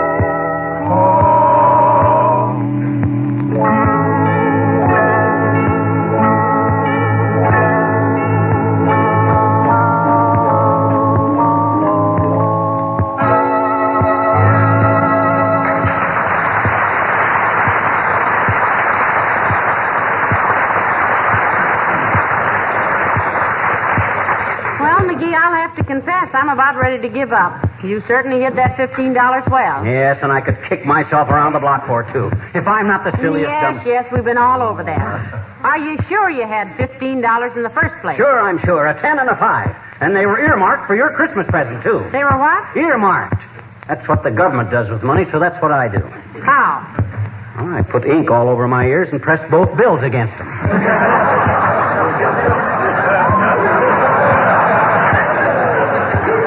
I think the theory is that no two people have ears alike. You know, like fingerprints, only easier to see. Well, that must keep Mr. Morgenthau pretty busy. Yeah, I guess it does. Now, listen, let's just sit down here and reconstruct what you did when you hid the money. What did you do first? Well, first I got me an envelope. Come in. Whose car is that out in front? The black one? Well, that's a kind of a combination ownership, Bud. Me and the finance company. I see you have an ace sticker on the windshield. Do you do any pleasure driving? Take him for a ride around the block, McGee. That'll answer that question. In that car, sir, you get more pleasure walking. And I don't quite understand Let me see your draft registration card, please. Okay, here you are, Bud. I'm not only a little overage, but I got a lot of collateral dependents. I got collateral at the First National, the Morris Plan, the building and law. Never mind. How much coffee have you got? Oh, well, about a half a pound. Sugar? No, thanks, just cream. Now, look here, Bud. I don't mind answering questions. McGee, this is war. Yeah. Sure, we read about it in the papers, but what... I only have a few more questions, then I'm through. Have you been buying war bonds? Bud, we've been buying war bonds till we're red, white, and blue in the face. And I've licked the back of so many war-saving stamps, everything I eat tastes like glue. Now, if you don't mind... I hope you're not complaining. Certainly we complain. Everybody complains, and it doesn't mean a thing. And now, if you please explain McGee, why... I see you have cuffs on those trousers. Did you buy that suit after restrictions were put on clothing? No, I didn't. And while I don't like to be personal, Bud, there are still a few people who need a cuff on the pants. Will you please tell us just who you... Just one more thing. The government doesn't want you to buy anything you don't need. They're trying to keep prices at a reasonable level, encourage buying bonds and paying off debts. We want this country to be on a sound financial footing after this war is over. Now, remember that. Just what is your connection with the government? Oh, my goodness, I forgot to introduce myself. I'm Mr. Tolliver. I just moved into the brick house down the street. Oh, I'm glad to know you, Tolliver. This is my wife, Molly. How do you do, I'm sure. Just what department of the government are you in, Mr. Tolliver? Oh, I'm not in the government, Miss McGee. I run the hamburger wagon down there at 14th and Oak. And I must say we serve the finest... Well, daggone it, Bud, what right do you got come busting in here and asking all them silly questions? Well, I think when a man moves into a new neighborhood, he naturally wants to know all about his neighbors. Certainly is nice to have met you folks. Good night.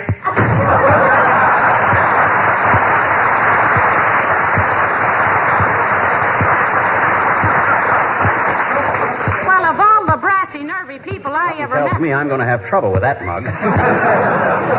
He's going to get in my hair, and there ain't enough room in it for anybody but me. A self-appointed copper. Oh, never mind, McGee. Let's concentrate on finding your $15. Now, what did you do after you got the envelope? Well, now, let me think. I put the money in the envelope and sealed it. Yes. Then I started looking for a hiding place. Yes. First, I thought I'd hide it in the hall closet. And then I says to myself, no, I says. I'm going to clean out that closet one of these days. So I takes the envelope. Oh, for goodness sakes. Come in. Hello, Mrs. McGee. Hello, Mr. McGee. Oh, Mr. Wimp. Hi, Wimp, old man. Why the suitcase? You running away from home again? Oh, no, Mr. McGee. I'm going to Chicago on a business trip for about 3 weeks. Oh? Is your wife going with you, Mr. Wimple? No, she isn't, Mrs. McGee. I'm going to be terribly lonesome without her, too. Ouch. What's the matter? I was crossing my fingers so hard I almost broke them. Well, what kind of a business trip is this, Mr. Wimple? I'm going to see my publishers, Mrs. McGee. The ones who publish all my poetry. Oh. They sent me a telegram saying they wanted to see me. Gee, they must think a lot of you, Wimp. Yes. They wanted to publish my picture. And I sent them some, and they wired right back. We don't believe it. Come in person. Wasn't that nice? So you won't be here for Christmas, Mr. Wimple? No, but Sweetie Face gave me my Christmas present before I left. Look, a check for $25. Say, that's great, Wimp. Isn't it, though? She says if I'm a good boy all year, that next Christmas she'll sign it. She might even throw in the blotter. Why, that old saber-tooth. I thought of a swell gift I'd like to send her, Wimp, but I hate to ask anybody to deliver it. Oh, I'd be very happy to take it over, Mr. McGee. Oh, no, you wouldn't. It might explode before you got there. Not if you timed it right to the second.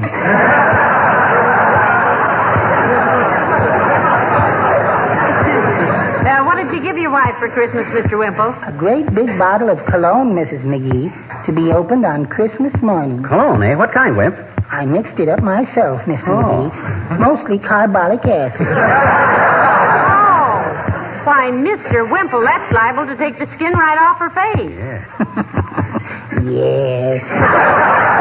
Merry Christmas.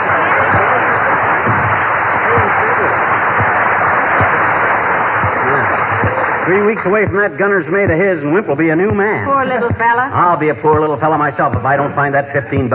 If I wasn't such a numbskull, such a hopeless dope in a blue ribbon group, Stop it now. Huh? Let's take up where we left off. Okay. After you decided against hiding it in the closet, what'd you do? Doggone it, that's what I can't remember. All I know is I put it someplace where I'd remember it just before Christmas. Well, I'm sorry, McGee. I can't imagine where in the dickens you... Dickens! That's it. Now I remember. Here it is, right here in this book. What book? Dickens' Christmas Carol. Whatever made you hide your money in that? Safest place in the world. Nobody ever opens that book till Christmas time.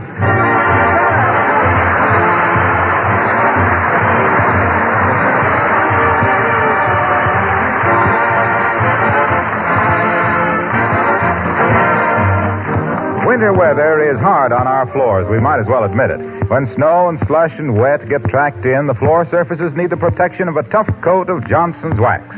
If you examined a waxed floor under a magnifying glass, you'd see that it's the wax that gets all the wear. The surface underneath is safe. And don't forget that with genuine Johnson's wax, you can touch up heavy traffic spots whenever necessary without having to re-wax the entire floor. Don't forget either that there are 100 extra labor-saving uses for wax around your home. Windowsills, Venetian blinds, luggage, shoes and boots, furniture and woodwork. In these times when we have to take better care of the things we have, wax is a helpful ally.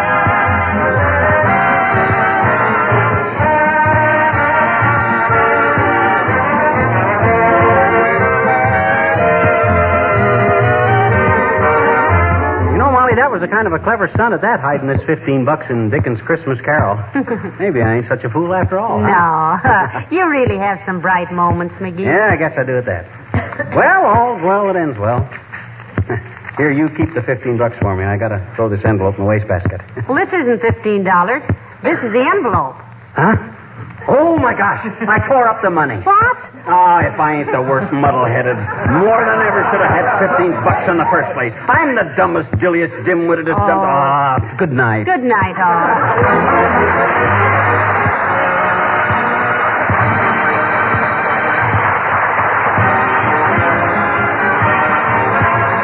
The characters of the old-timer and Wallace Wimple heard on our program were played by Bill Thompson.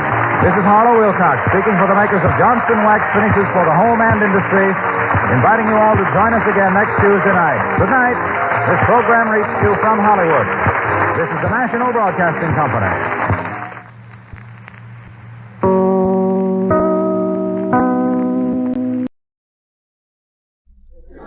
The Raleigh Cigarette Program from Hollywood, starring Red Skelton, with Ozzie Nelson and his orchestra, Harriet Hilliard, and yours truly, Truman Bradley.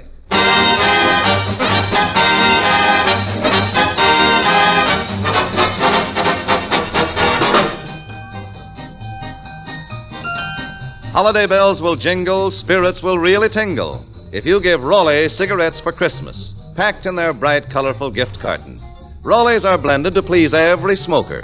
Yes, 31 separate and distinctly finer tobaccos go into Raleigh's superb blend for smoother, richer, milder flavor, greater smoking satisfaction. And in giving Raleigh's, you present a gift of distinction. Anyone can actually see that Raleigh's cigarettes are better made from the more golden tobaccos.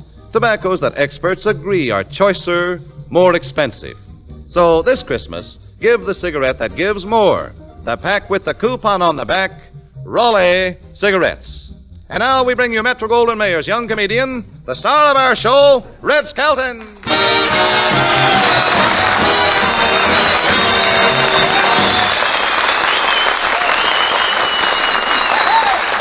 Thank you very much, and good evening. evening, ladies and gentlemen. Hi, you, Truman. Hello, Red. Been out Christmas shopping? No, I always look this way on Meatless Tuesday. Say, Red,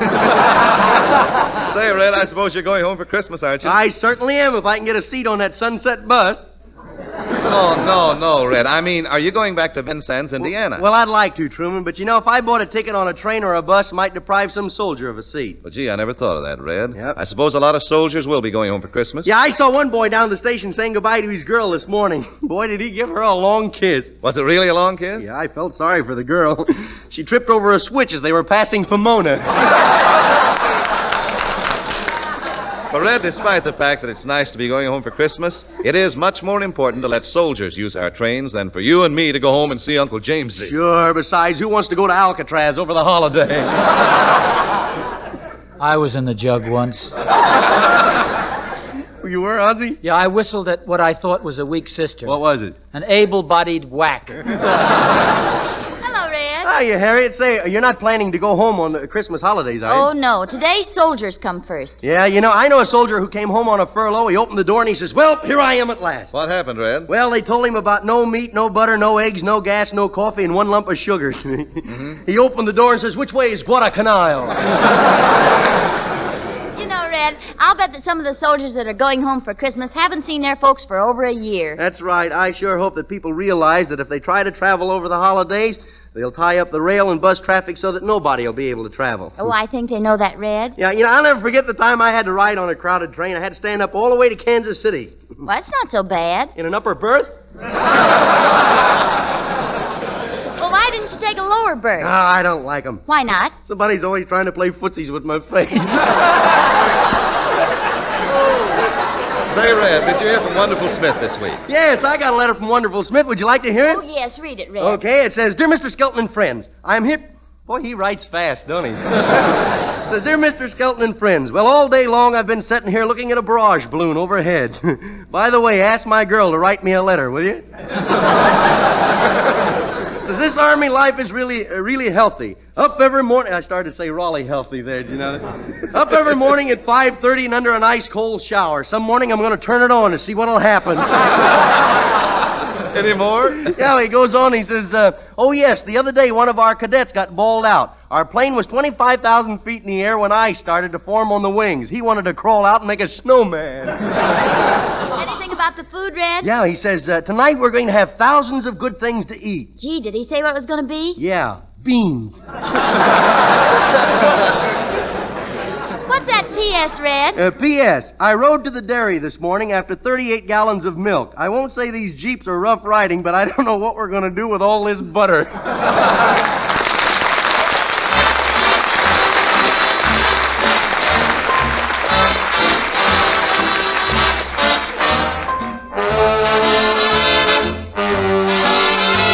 As long as you're not in love with anyone else, why don't you fall in love with me?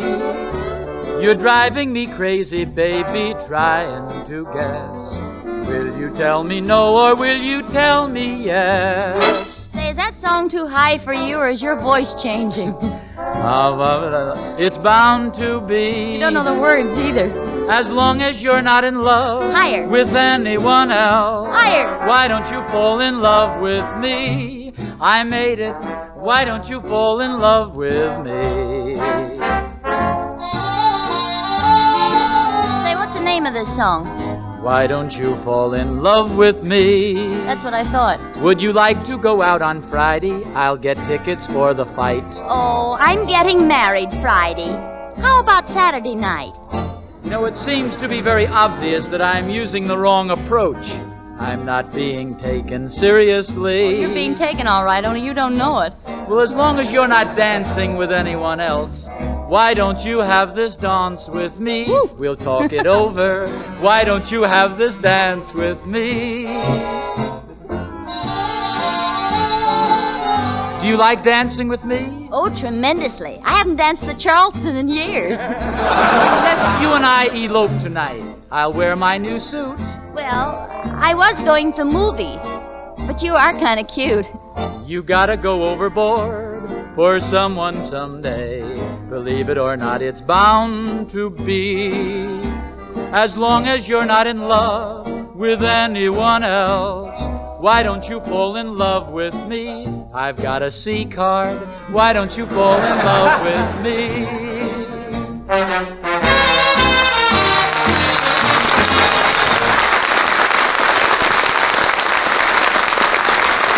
That was Harriet Hilliard singing As Long As You're Not in Love with Anyone Else, Why Don't You Fall in Love with Ozzy? Now that the Christmas spirit has everybody buying presents, I'm proud to say that the Teamsters Union of Southern California are buying 1 million Raleigh cigarettes a month for the boys overseas for the duration of the war, and that's really some present. And speaking of buying, let's look in on different people in department stores tonight. First, we'll start out west, where we find Deadeye. He's working as a bank messenger over the holidays. Whoa! Whoa! Oh, come on, horse! Whoa! Here, stop bucking. Here. Oh. Look, horse, for 2 cents I'd sell you for dog meat. On second thought, I think I'll keep you myself. This meat ration looks pretty serious. Start to say gas ration. I guess it's the kind of meat I eat.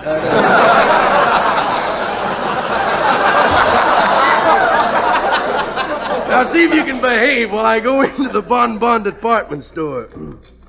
Hello, Deadeye. Hello, Buckshot. Gosh, Deadeye, you look like a real dude today. Yeah, how you like my new shirt? I just got it. Oh, it's a beautiful shirt. What Yeah. kind of material is that? Silk? Nope. Cotton? Nope. Well, if it ain't silk and it ain't cotton, what is it? Linoleum.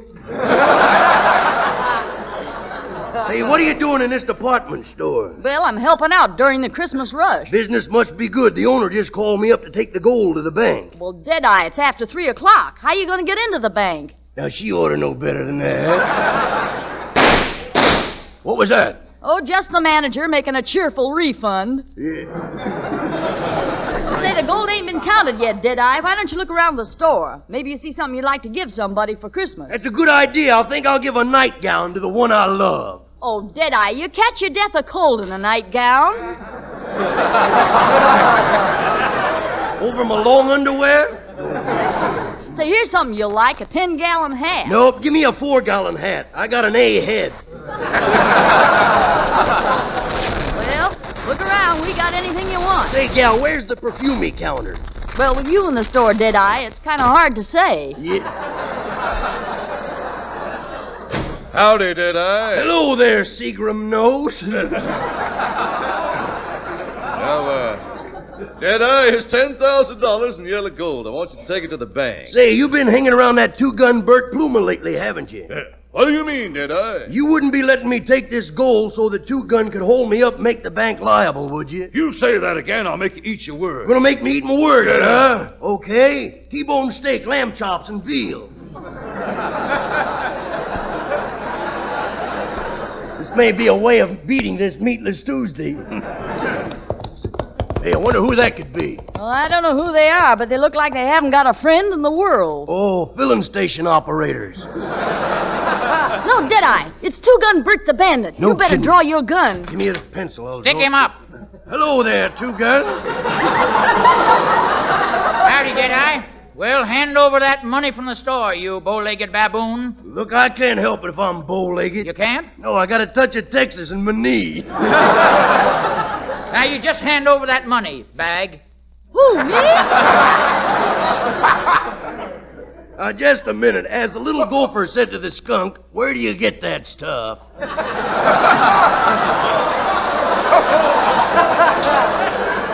And as that fella on the radio says, oh, wouldn't you like to know? Now look, 2-gun, where's your Christmas spirit, huh? Well, Deadeye, if that's the way you feel, here's a little Christmas present for you. No, you shouldn't have done it. Well, Happy New Year.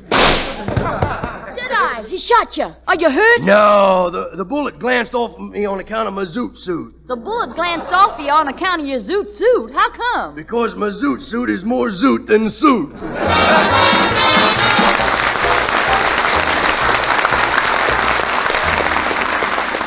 Remember, you folks out there in the West, we'd like to remind you not to travel unnecessarily. Now we have Clem, the fellow from the country. He's doing his Christmas shopping early this year.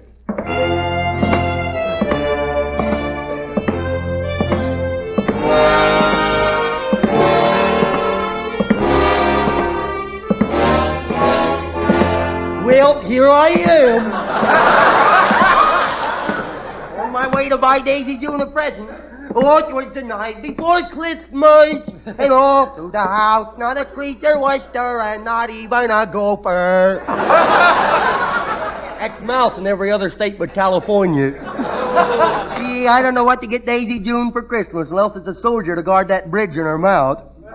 I think I'll get her a pair of earrings. I swallowed the other one last time I whispered in her ear. I guess I got too confidential with her. Oh, well, here's the department store. I guess I'll go through the revolving door. 1, 2, 3, go. I made it. Good afternoon. And what do you want? I'd like to buy a present for my girl. Fine. What is she, a blonde, a brunette, or a redhead? I don't know. You don't know what color hair she has? Oh, she hasn't worn it since the rainy season started. I don't want to pay too much for a present because I don't know what she's spending on me. I see. Well, how about flowers? Does she like early bloomers? You're ahead of me, ain't you? What'd you say? I said, does she like early bloomers? I don't know. It's been pretty cold lately, though.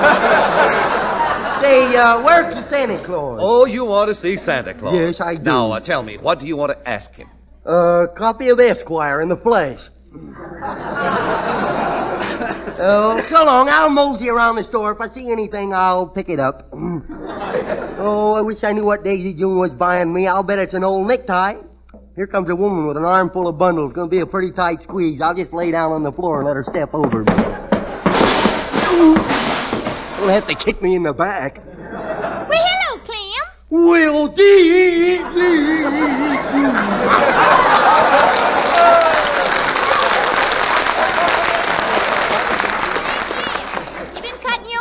Yeah, I did a pretty good job, too, and after I finished cutting my hair, I sewed my ears back on. So I see. You want to know something about your ears? What? Got them on upside down. Now, that's not a nice thing to say.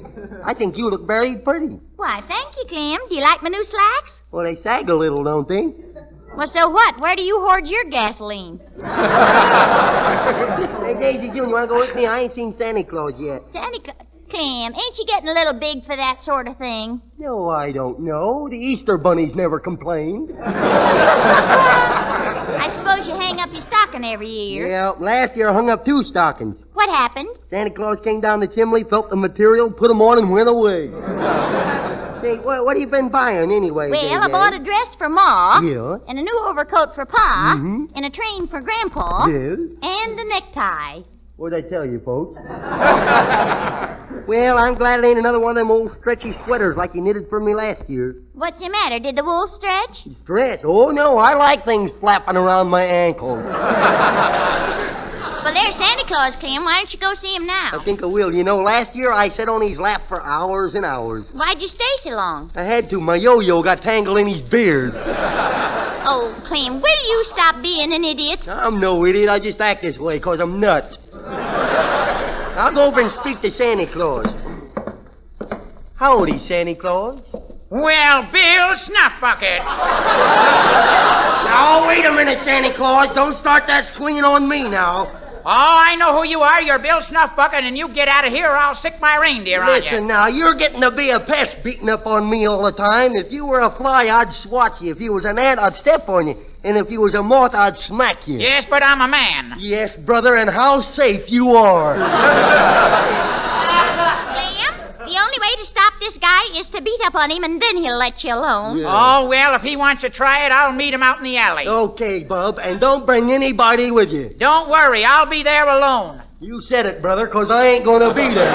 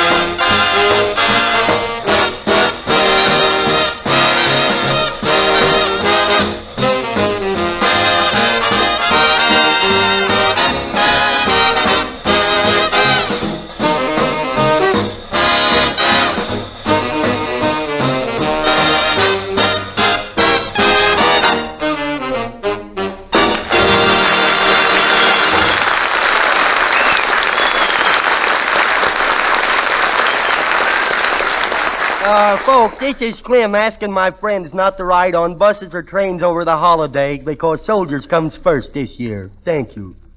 You see a lot of strange characters out at Christmas shopping, and here's one trying to buy something for his wife. How do you do, sir? How do you do? I am entertaining a notion. Whether you're entertaining a notion for an extra special gift or entertaining a crowd at Christmas, get Raleigh cigarettes, made to please every smoker. No, you don't understand. This is for my wife, you see. My wife's not like other women. She's a blonde, you know. Well, blonde or brunette, anybody can see by comparison that the tobaccos in Raleigh's are unmistakably more golden in color. Oh, by the way, have you asked your wife what she wants for Christmas? Yes, but the Army won't give Gable a furlough just for her. Say, she's got an expensive taste. Right. You know? Raleigh's more golden tobaccos are more expensive. Choice, sir. You have the word of experts for that. Well, I'm not very rich. For unrivaled richness, smoothness, mildness, 31 of these tobaccos are blended into Raleigh's. Your own taste tells you that Raleigh's are packed with a fuller, more satisfying flavor. Yeah. Say, why don't you give your wife something that fits her personality? Oh, that'd be marvelous, but it's pretty hard to get a battle axe nowadays. Somebody dropped their teeth. Did you hear him? Yes, sir, but Raleigh's aren't hard to get. And when you give Raleigh cigarettes, you give an extra measure of pleasure. Valuable golden coupons redeemable for 3/4 of a cent in cash or for war stamps. Yes, and for dozens of handsome luxury premiums. You know, I think I'll give her for Christmas. Oh, what's that? A carton of Raleigh cigarettes. Well, I hope I didn't influence you. Oh, no. I bet you could sell the shirt off my back. Perhaps, but this Christmas, get and give the pack with the coupon on the back, Raleigh cigarettes. Ooh.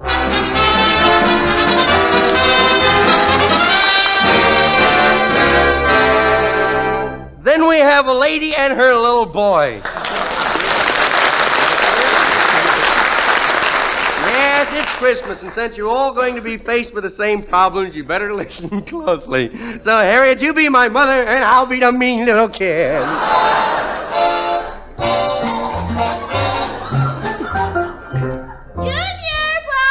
Here I am, Mummy, sitting over in the corner with me little hands folded under my chin, eating a bowl of grape nuts flakes. Well, I hope you're not dirty, because I'm going to take you Christmas shopping with me. Oh, good. I want to recite me poem I learned first. All right, go ahead. Recite your poem. Okay, here it goes. Mary had a little macaroni. Its fleece was white as snow. Wait a minute, Junior. That's Mary Had a Little Lamb. Mummy, that was last year's version. Now we've got a little lamb and a little egg to go with it, ain't we? Oh, boy, Christmas shopping. We going to go see Santa Claus, huh? Yes, we are. If we can only get that bus driver to stop for us. Now, boy, people really look funny trying to get buses to stop nowadays, don't they? They look like they're asking for bread. Please, please.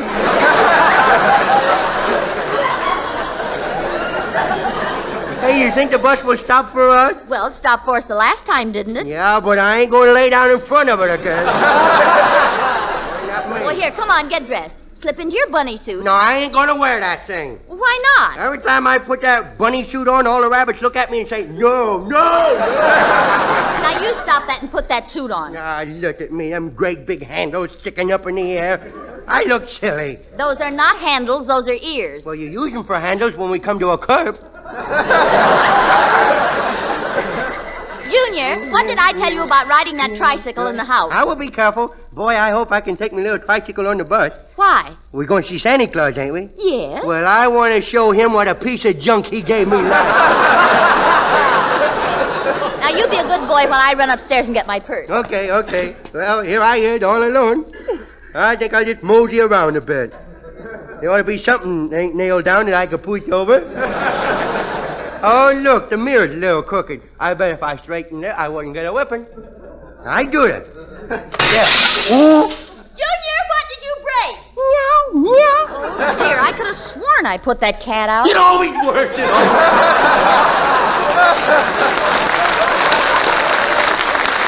Boy, oh boy, I only wish that old cat could be in two places at once. I could really let me hair down. All right, come on. We'll have to hurry now if you want to see Santa Claus. Okay, let's go.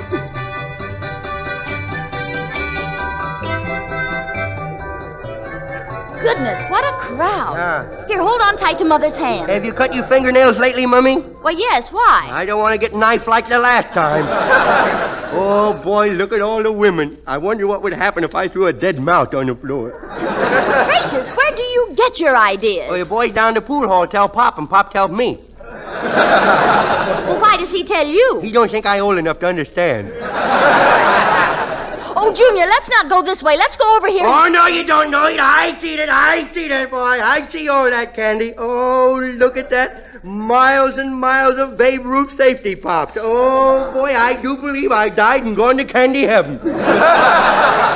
Oh, boy, I'm kind of tired. Stop that stretching. I see you reaching for those gumdrops. He knows me pretty well, doesn't he?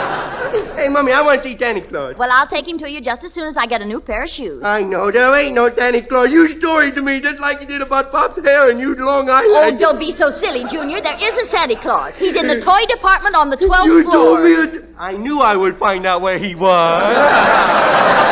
Come on, let's go. Later, Junior. Now, you let me go now and see him or I will tell. You'll tell what? I will tell everybody you used to be a lady boxer. Why, Junior, that's not true. Oh, no. You're on next, battler. I'm moited a bum. Junior!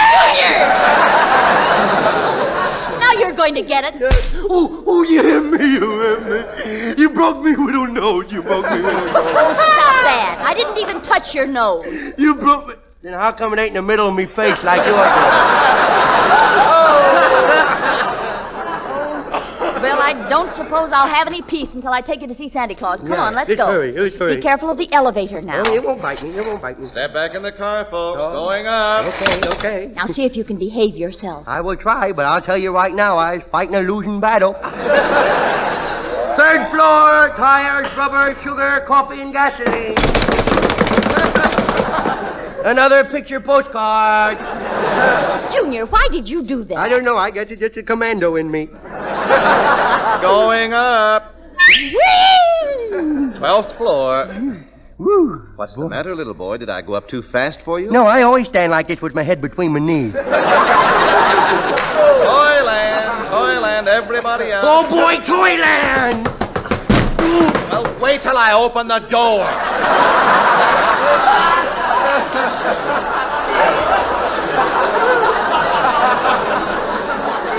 Now he tells me. Oh, boy, where's Santa Claus? He's right over there. There he is. You see that little roly-poly man dressed in red? Oh, is that Santa Claus? Boy, he looked like a bloodshot Mr. 5x5, don't All right, now go on over and tell him what you want. I feel like a rat asking him for anything. Why? Well, he's such a nice-looking old fellow, and I've been kind of bad. Oh, well, maybe he'll overlook a few things. A few things? Boy, I can close me widow eyes and see the things I reckon it looks like Tokyo when our boys get through with it. Oh, there's Santa Claus now. Oh, there. Go ahead, go on. He's beckoning to you. Oh. Howdy, little boy. Howdy, Santa Claus. Well. Ow! A real beard, huh? Would you like to come up and sit on my lap? I'm way ahead of you, ain't I, Santa Claus? Boy, you sure is soft. Oh, boy. Who built you, Simmons? Well, what do you want for Christmas? Hedy Lamarr. Hedy Lamarr? Why, you couldn't have her. Well, no harm in asking, is there? Junior! Now, tell me, little boy, have you been a good boy all year? You ain't pumping me, bub. You don't know. I ain't going to tell you, boy. Now, what can Santa do for a nice little boy like you? Well, you know, Santa Claus, by rights, I got no right taking up you time like this. You know? You see that pretty lady standing over there? Yeah? Well, that's my mummy, see? She's been pretty good to me this year. She worked hard to give me everything, but, well, I haven't been much help to her. So you bring her something nice, will you? And for me, Pop, you give him some Raleigh cigarettes, 'cause he like 'em so well. And for Wonderful Smith and me Uncle Guy and me Uncle Tubbs and all me other buddies in the Army, will you get them plenty of planes and guns so us widow kids can stop being afraid? Instead of a lot of silly things this year, you bring me some war stamps, will you? Then I can sit around and lick 'em between my lickings. And if you can, Santa Claus, bring all the little boys back home safe to their mummies, would you? Oh, and just one little favor you can do for me. Would you bring me little cat a box of catnip, because he's been a lifesaver to me this year.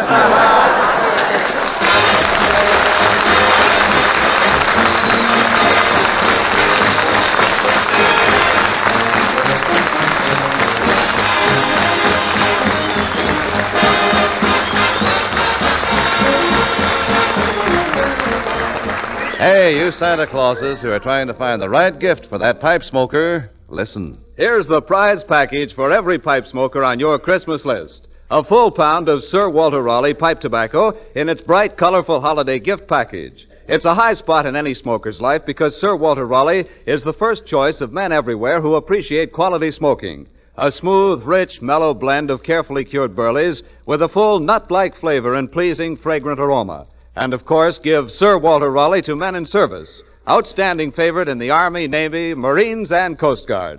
For every pipe smoker, give the quality pipe tobacco of America, Sir Walter Raleigh.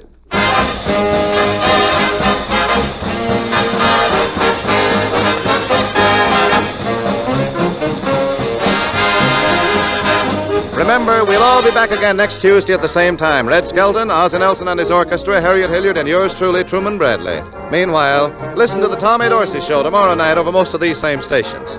Until Tuesday, then. This is Red Skelton saying goodbye now, and thanks for listening. And remember, don't travel at Christmas so our servicemen can. Goodbye now. Red Skelton is heard on this program through the courtesy of Metro-Goldwyn Mayer. This program has been broadcast to the armed forces overseas and has come to you from Hollywood. This is the National Broadcasting Company.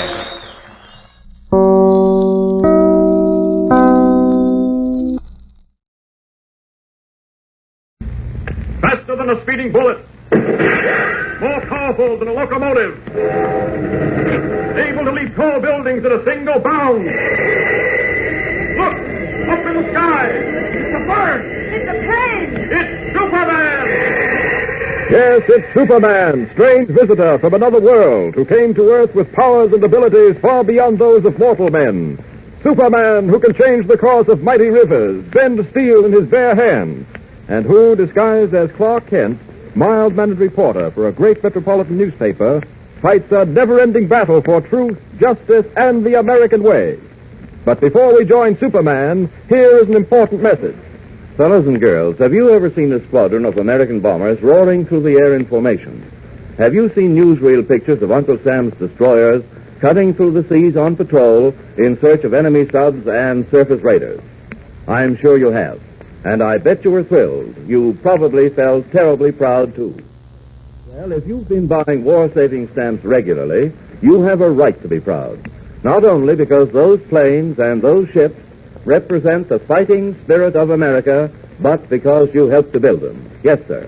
Every time you bought a war-saving stamp, your money helped buy the labor and materials that are used to make planes and ships and equipment to knock out the Nazis and the Japs. So, next time you hear some boy or girl on your block say, "Oh, shucks, what difference does it make if I buy one stamp or not? What difference can one dime make?" You tell them that it does make a difference. It makes a big difference. Tell them, for instance, that 5 dimes will buy enough fuel oil to take an American destroyer 1 full mile closer to its objective, or that 1 dime will buy 5 .45 caliber bullets. Tell them that if every boy and girl in the United States bought just 1 10-cent war-saving stamp every day, it would add up to enough money to buy a lot of swift pursuit planes with which our Army and Navy forces could blast the Axis out of the air. And while you're at it, you might remind them that this is one way that all you fellows and girls can help to win this war. Now, after all, everybody can't join Uncle Sam's armed forces, but all of us can buy war-saving stamps. So talk it over with Mother and Dad tonight.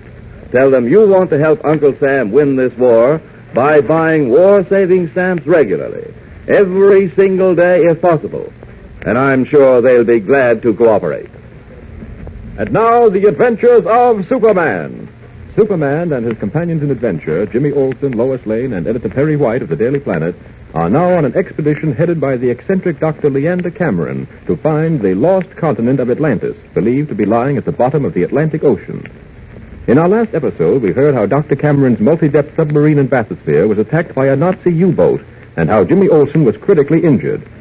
Superman saved our friends from harm, and carefully holding the injured Jimmy under one arm, grasped the Nazi sub with his free hand and flew with them to a Navy base 600 miles away. We resume our story today at the home of a Navy doctor at a certain American naval base. Our scene, the living room of the doctor's home. The doctor is seated in a chair reading a book as the telephone rings urgently. Yes? Yes, it's Dr. Crane. Lieutenant Forbes calling from the basin. I'll put him through. Hello. Yes, Lieutenant. What's that? A man dressed in a red cape and a blue... brought an enemy submarine in and left it. Flying. Carrying the submarine in his hands. Now, Lieutenant, have you been... He's on his way here. But that's impossible. No man can fly without a plane. Now, wait a minute. There's someone at the door now. I'll call you later. All right, I'm coming. Yes, what is it you... Great Scott. A man in a red cape and a blue suit. No time for descriptions, Commander. This boy is critically injured. You've got to do something. But where? How? Please, Commander, I'll explain later. Right now, this boy is critically injured. Yes, of course. Come in. Now then. Bring the boy into my operating room. In through here. Yes, Commander. Yes. How did all this happen? Never mind that. The boy is suffering from a severe blow on the head. Following it, he bled from the nose and ears. Sounds like a fractured skull. Put him on the table. Yes. Oh, there, Jim. Everything's going to be all right. Yeah, let me get his coat. Yeah. Who are you, sir? I told you flew in carrying a submarine in one hand and this boy in the other. I'm called Superman. Superman? Of course. I've heard of you, but I seriously doubted that you could exist. And to see you with my own eyes, Oh. Boy's pulse is very low. I'd better give him a stimulant. How did the accident occur? Does that matter? No, I suppose not. I'm just interested in knowing. Seem a little upset yourself. I am. I'm worried. If this boy dies... Yeah, we'll do our best to save him. Roll back his sleeve, please. I'll have this hypodermic ready in a second or two. All right. All right. There. That ought to help him a bit. I'll have to take an x-ray of his head. I've got to be absolutely sure of his condition before anything is done. How long will that take? Only a few moments. Wheel that table over here near the x-ray machine, will you? I'll get things ready while you're doing that. Anything you say. About here? No, that's just right. Now, let me move the camera over above his head. All right. There we are. Now I'll have the picture in no time at all. There. Now, if you'll excuse me, I'll develop these in that dark room there at once. Right. I couldn't see any broken bones in Jimmy's head, but then I may be wrong. No, I hope I haven't come too late. If I have, if anything happens to Jimmy, Jim, boy, can you hear me? Jim, you've got to pull through, you hear? The doctor's going to do everything he can for you, but you've got to help him. Can you hear me, Jim? Can you? I don't know whether he can hear me or not. Pulse is getting a little stronger, though. Stimulant's beginning to work. Only... Doctor? I think the boy's going to be all right. What? You mean... The x-ray shows a near fracture, but it's not as serious as we thought. Oh. A week or so ought to see him out of the hospital. Thank heaven for that. Look here, man, what about yourself? You must be exhausted. Me? Oh, no. I've got to get back to... Yes? Oh, never mind. Doctor, I'm leaving this boy in your care. I'm sure I can depend on you to see him through this until his friends come to take him home. I'm a Navy man, sir. You can depend on any Navy man. Good. And I won't spend any more time here. I have other work to do. Yes, sir, just a Take moment, good care of that boy. Up, and away! Meanwhile, aboard Dr. Cameron's multi-depth submarine in bathysphere... Can't we wait until, well, maybe just until morning? No, I'm sorry, Miss Lane, we can't. I've got to reach the spot where I believe Atlantis is located on schedule. I can't risk changing weather conditions and all that sort of thing. But why, Leander? We have a supply problem, you know. Enough food for just such and such a length of time. Oil for so many running hours and so on. Minutes are precious to the success of our expedition, and we must not waste them. I was hoping Nicodemus would take another day to fix those electric motors. Fortunately, he located the trouble a lot quicker than we expected. Wonderful man, Nicodemus. Sensitive, but wonderful. Well, I suppose you're right. But somehow I hate to leave this spot. So do I. It was here at this spot that Clark was shot and fell overboard. Yes, he threw his life away to save mine. Somehow it's like tearing yourself away from the grave of a close friend. I didn't realize that Kent meant so much to you, Lois. I didn't either. He's gone now, and I miss him. You miss him, don't you? Yes, very much. He was a real man, Lois. I regret the many times that I misjudged him. Oh, another thing. I wonder if Superman reached a doctor before it was too late for Jimmy. Don't worry, Lois. He didn't fail. He never does. No, not with something he can control, but Jimmy might have died seconds after Superman left. Well, all we can do now is hope for the best. How far are we, Leander, from the spot in the Atlantic where you believe we'll find the lost continent? Well, as I figured, Perry, we should reach there in another 20 hours. Then, of course, our real work, I should say the real exciting part of our work, will begin. I see. And how far down below the surface do you figure that Atlantis lies? Well, I don't know exactly. The Atlantic Ocean in spots is over 6 miles deep. What? Well, you certainly don't expect to go down 6 miles into the ocean. Oh, dear me, how silly women can be at times. I resent that. Now, Lois. I didn't mean to insult you, but really, Miss Lane, such a remark. Of course I don't expect to go down 6 miles below the surface. That would be impossible. Oh, excuse me. I didn't think there was anything you couldn't do, Doctor. In fact, I've begun to think of you as a sort of scientific Superman. Have you really? Well, I suppose I might be called that. My work is certainly superior to all others, and if I succeed in finding the lost continent of Atlantis... Never mind all that chatter now, Leander. Now, get back to the subject.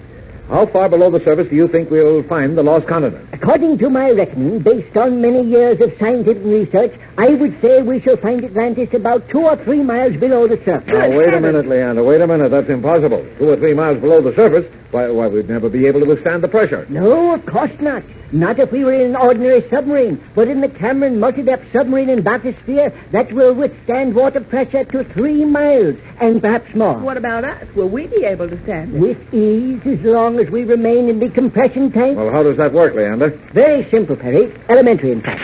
When the time comes to submerge to that tremendous depth, we shall all get into the compression tank. There we shall be perfectly comfortable and at our ease, so long as the pressure is maintained inside the tank that the human body can stand. You'll probably notice that one wall of the tank is the submarine itself, and that in it is set a large pressure-proof window made of specially designed glass through which we shall be able to see all that lies about us 2 or 3 miles below the surface. Well, I'll say one thing, Leander. You convinced me you were right when we were in Metropolis, but there's a great difference in listening to you expound your theories in the safety of my office from listening to you inside this submarine of yours. Are you sure this tub will withstand the pressure of 3 miles below the surface? If my tests mean anything, it will. And, sir, I resent your calling the Cameron multi-depth submarine in bathysphere a tub. All right. I apologize. But do your tests mean anything? A test is simply a test, Perry. One can't be really sure of anything new until the actual conditions are met and overcome. I only hope that we overcome the conditions. I don't want the conditions to overcome us. Joke. Excellent. I think the time has come for us to submerge again. The batteries must be charged by this time. Nicodemus! Yes? We'd better submerge now. Who's running this submarine, you or me? Well, really, Nicodemus. I'll submerge when I'm good and ready. And when will you be ready? I'm ready now. We'll submerge. That's just what I said. Submerge. A sensitive man, Nicodemus. Very sensitive. Meanwhile, as the multi-depth submarine prepares to submerge, Superman arrives and hovers over it, suddenly realizing that he has a seemingly insoluble problem on his hands. Now, what in the world am I going to do about this? How can I return aboard the submarine as Clark Kent without somehow explaining that I'm not dead? They all saw the German U-boat commander shoot me, and they saw me fall into the ocean, sink from view. Well, I am in a spot. Probably the worst spot in my entire career. I wonder how in the world I can get myself out of this.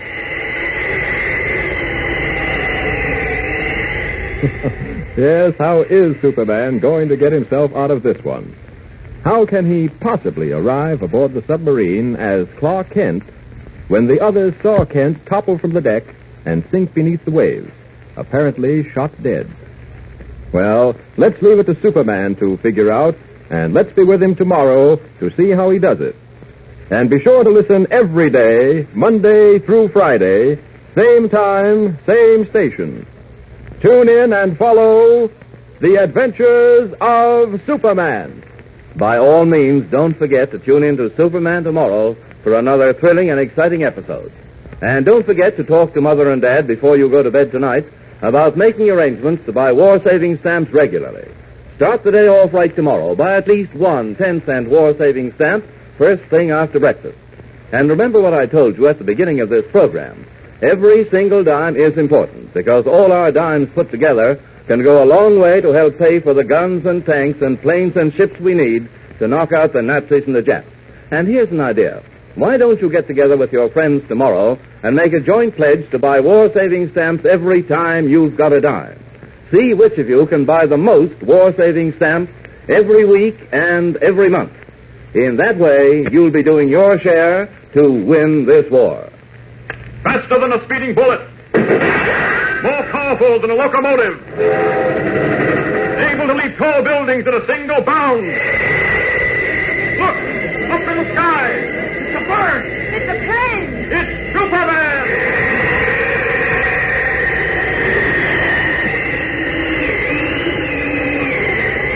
Follow the adventures of Superman every day, Monday through Friday, same time, same station. Superman is directed by George Lothar and is a copyrighted feature appearing in Action Comics magazine.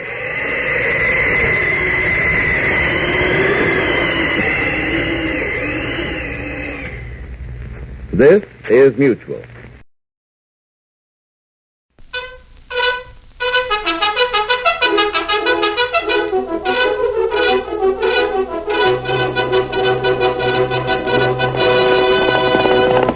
Hi-yo, Silver!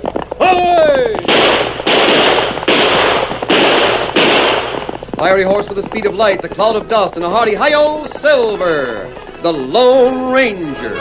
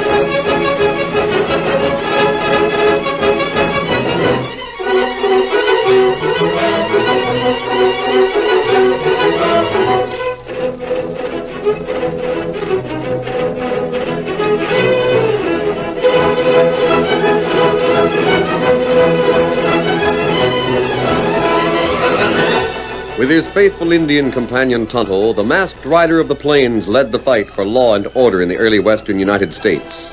The stories of his strength and courage, his daring and resourcefulness have come down to us through the generations, and nowhere in the pages of history can one find a greater champion of justice. Return with us now to those thrilling days of yesteryear, From out of the past come the thundering hoofbeats of the great horse Silver. The Lone Ranger rides again. Come on, Silver! There's danger on the trail ahead! I'll Silver!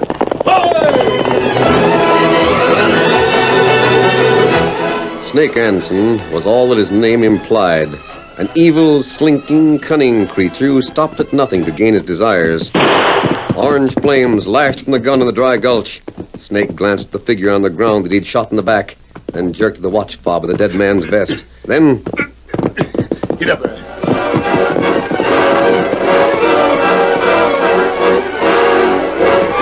Sometime later, Snake dismounted at a cabin just south of the Canadian border.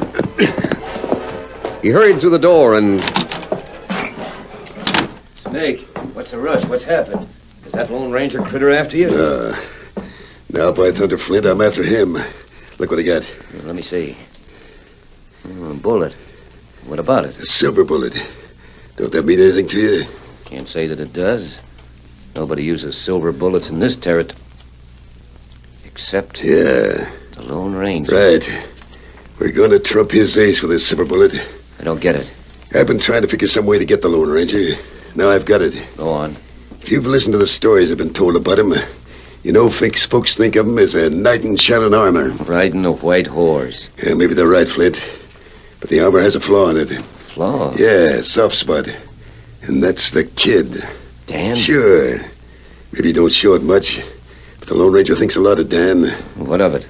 If the kid was in danger, he'd ride to save him. You mean... Dan feels the same about the masked man. Where does a slug fit in? The kid doesn't know you. You was to show him this silver bullet and say the Lone Ranger sent you. I savvy. Good. Now the next thing is to get a hold of Dan.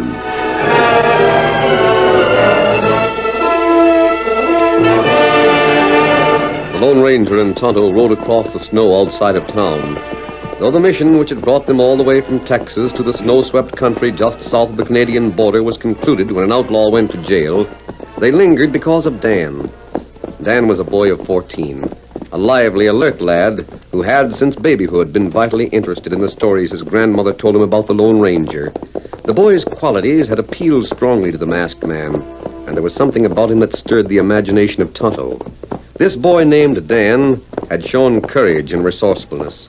He had proved that his loyalty to the ideals of the Lone Ranger could not be shaken. But there was something more, something intangible that made the masked man and Tonto keenly interested in Dan. Suddenly, the thoughts of the Lone Ranger and his Indian friend were interrupted by the sight of an aged horse standing alone on the trail.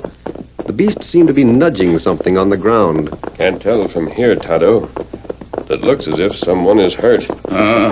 Maybe fall from horse. We'll find out. Come on, Silver. Get him up, Scout.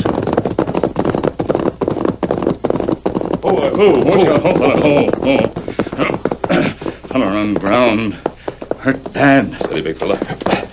Take a look, Tonto. See if there's a chance. Bullet in back. Look like we come too late. Oh, wait. No pulse. He's gone, Tonto. Poor old fella. See if he's anyone we know him.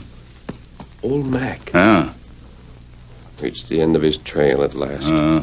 Long time since we see old Mac. He may have been 6 months getting this far north. Tonto, look. Look at his watch fob. This bit of ribbon. Remember that? Him take silver bullet you give him long time back.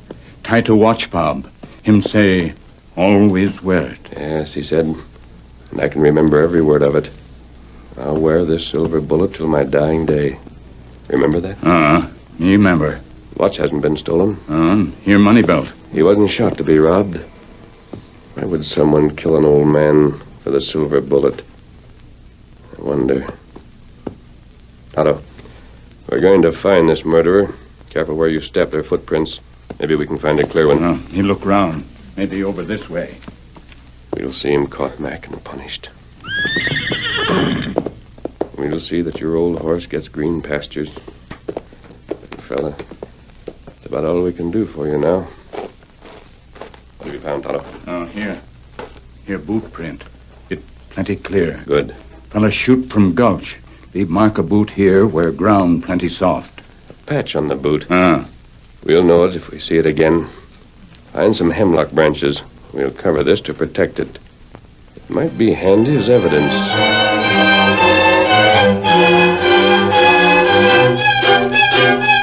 Dan had heard about the Lone Ranger from his grandmother.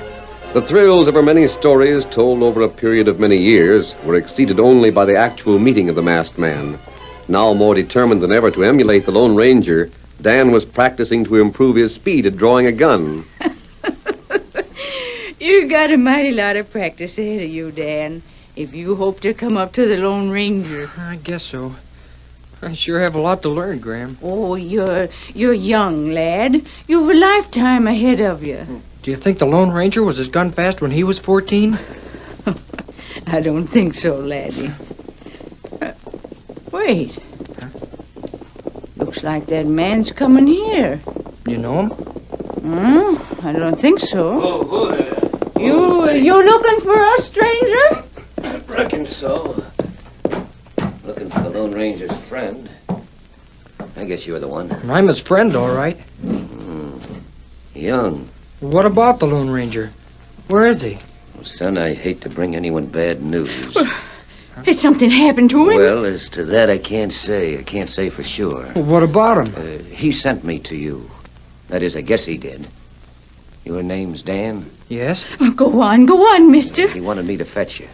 I'm to take you where he is. Why'd he send you? Maybe because I happen to be handy. I didn't ask why he picked me. He did, that's all. Oh, by the way, he said you might suspect something funny. He said to hand this bullet to you to show I'm on the level. Bullet?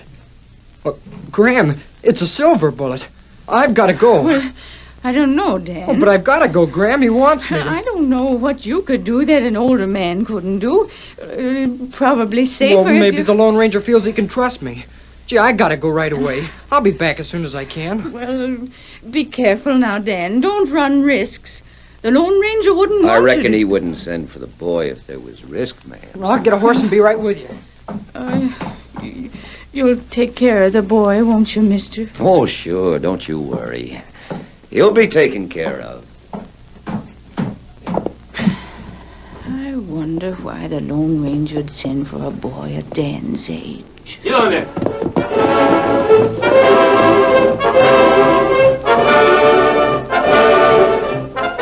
An hour later, the Lone Ranger and Tonto reached Grandma's house after their ride from the trail where they had buried old Mac. Oh, Silver boy, what's got me, brother? Oh, thank goodness you're safe and sound. Safe? What do you mean? Well, where's Dan? Didn't he come with you? Oh, no, I haven't seen him. Well, but he went to you with the man you sent for him. I didn't send anyone. You didn't send a man with the silver bullet? No. Well, Dan Who went... brought the silver bullet? He was a stranger. Oh, a mean-faced man. I didn't like his looks. Which way did they go? Well, Dan went to the shed for a horse. The man followed him. Then they rode off toward the north that way. Come on, Tonto. Come on, Silver.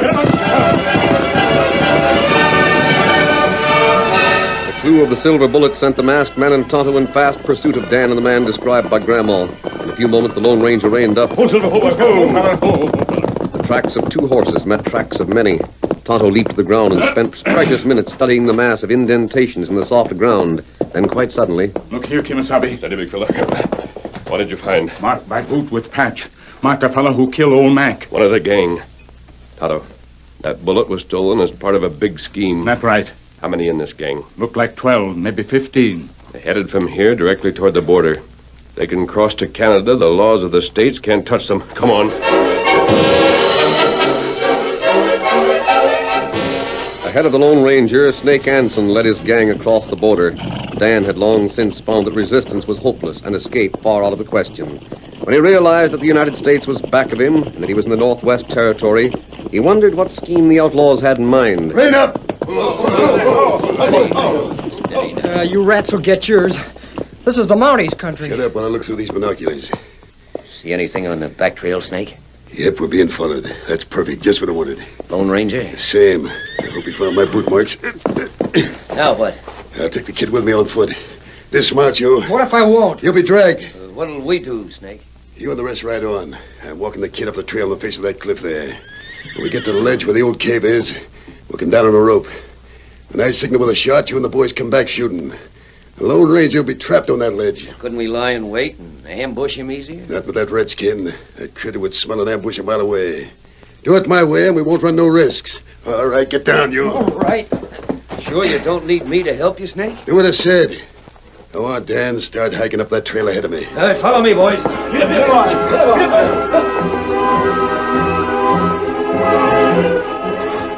The trail up the face of the cliff was sharp and difficult. Long before Dan reached the ledge, he was out of wind, but Snake in back of him was almost gasping for breath. Ultimately, the two reached the top. Now, you do just what I tell you, or you'll get hot lead. Well? Take this rope and throw it around that rock, so both ends of the rope fall to the plain below. And slide down the rope, I suppose. That's right. And I'll be right in back of you. Look here, Snake Hansen.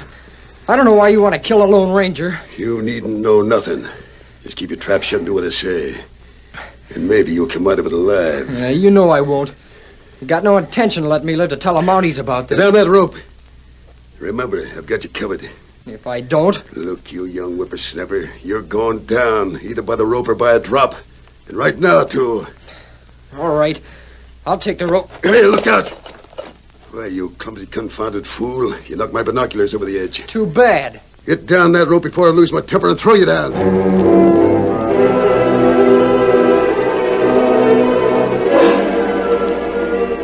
Dan slid down the rope and picked up the binoculars. He stood looking at them with a sudden idea entering his mind. Then Snake came down the rope. Never mind those glasses. I'm done with them now. As soon as I haul this rope down. Yeah, stand still. I'm not moving. I've got you covered every second. And don't think I ain't ready to shoot if I have to. Same rope will do to tie you. Now head for those big rocks. I'll tie you there where the Lone Ranger won't see until I'm ready. And don't get any ideas of things, because you'll be gagged. You won't make a sound till my pards have put a dozen slugs in the Lone Ranger's head.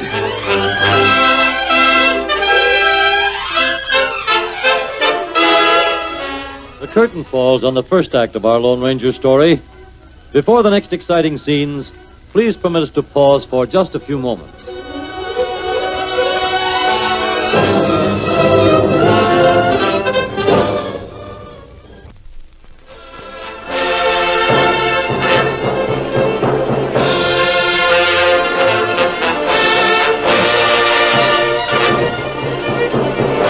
Now to continue our story. Following the outlaws' trail across the border into Canada, the Lone Ranger and Tonto suddenly came upon the thing they were looking for. Marks in the ground made by a boot with a patch on the sole. Gang went on, Tonto. Doe Mac's murderer and someone else went up that trail. I dismount. We follow him. Leave horses here, huh? Yes. I can't be sure, but I think the killer has Dan with him. Prints look like Dan's. Some sort of a cave on the ledge ahead of us. Let me see it. Maybe that killer's in hiding there. We in Canada now? I think we are, Kimosabe. Dan will know for sure. Oh. Steady now. Keep back. Let me go ahead. No, me take lead. I got back. I'm going to have a look inside that cave. Wait, Kimosabe. You see something here. What is it, Kimosabe? Oh. Rope was passed around that rock. That's right. Recently, too. Stop. Down, that's it. Hug the ledge. Keep your head down. That shot came from below. And it aimed at us? Wait till I find out more about it. Keep out of range. You go in cave. Me take look below. Keep your head down. There's someone over there. They've got the back trail watched. We try other direction. Maybe ledge go higher. Maybe trail above. Safer. It's worth a try. I don't want to get too far from Scout and Silver. We have to cross the mountain. Makihula. What's that? Crooked all-way watch. If we go ahead, fella watch trail. If we go back, fella watch trail. If we stick our heads up here, we're in range of others. This plenty slick trap. They simply wanted to kill us. They went to a lot of trouble. Plenty other fella try kill you. Them not go to plenty trouble. Them go to jail. Right here in front of the cave's the only place we're out of range. I wonder how many there are in that outfit. Me find track of 15 horse. Only 2 came up here. The others must have ridden on, then turned back. I'm going to throw some shots out there and take a quick look while my bullets keep their heads down. Here, put my head on the end of that twig and hold it up to draw fire while I get into position. Me fix it.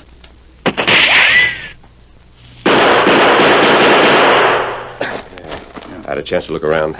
What you see? Otto, there's a big boulder about 50 yards from the base of this cliff. In plain view at one side of it, our young friend is sprawled on the ground, roped. You mean Dan? Yes. Why him there? He's in plain sight. The answer is obvious. They'll shoot him if we make too much trouble for them. Him gagged? Yes. Hurt? I couldn't tell. He wasn't moving around. I'm sure there were at least 2 men behind that boulder. I could see their shadows slanting out from the side. How long we stay here like bear in trap? I don't know. I wish I did. What you do? Wait, Tonto. Listen. Got the 2 of them strapped up there. All you boys keep close watch. When you get the chance, shoot. Shoot to kill. That's it. Take it, Snake. I did say so, Flint. This was a doggone slick scheme.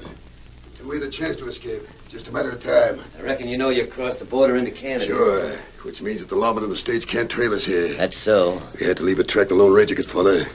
But we didn't want no sheriff coming to bust up our little affair. He stuck his head up again. You ain't the only one that's seen him. Did you hear the other boys fire? Yeah. Say, where's your binoculars? Yeah, they got busted. That fool kid knocked him off the ledge while we was up there. It's too bad. Yeah. Have to wait a long time to find another pair out here. Ain't many of them in this part of the country. That kid's mighty quiet. Ain't hurt, is he? No, he ain't hurt. Maybe one of the Lone Ranger's bullets hit him. The Lone Ranger don't shoot that careless. Maybe he thought he was one of us. Hey, what's going on there? The kid's all right, but take a look. He turned his back on us. Can he get out of them ropes? Not the way I tied him. Seems to be working on something. Hey, you. Kid, turn so we can see your hands. Did you hear what you was told? Turn around here. He ain't budging. You should have tied his hands at the back. Don't tell me how to tie a man. Hands to the front, wrists together, and the same rope to the neck and ankles. He can't even straighten his legs. He's up to something, Snake. I hanker to know what. Keep a sharp watch on the ledge. I'm going to see what he's doing. If the Lone Ranger shows himself, shoot. Snake Anson made his way toward Dan. As he drew near, he saw a tiny wisp of smoke curling from in front of the boy. What are you doing? I'll show you. Dan leaped to his feet, free to the ropes. Try and stop me. I'll get you. As Snake brought up his gun to fire, a shot streaked from the ledge. Oh, my hand! He's firing at you. Gunfire broke from the men behind rocks. The Lone Ranger and Tonto shot to cover the escape of the boy. Dan raced madly toward the nearest horse, knowing that the lives of the masked man and Indian depended upon him. For his own life, he cared nothing. Bullets split the air around him, but the outlaws were shooting too fast for accuracy. Then... Get up there, boy. Get up. Hey, get away. Shoot him. Drop him. I'm trying to. Yeah, you missed. That Lone Ranger got me. Shot the gun right out of my hand.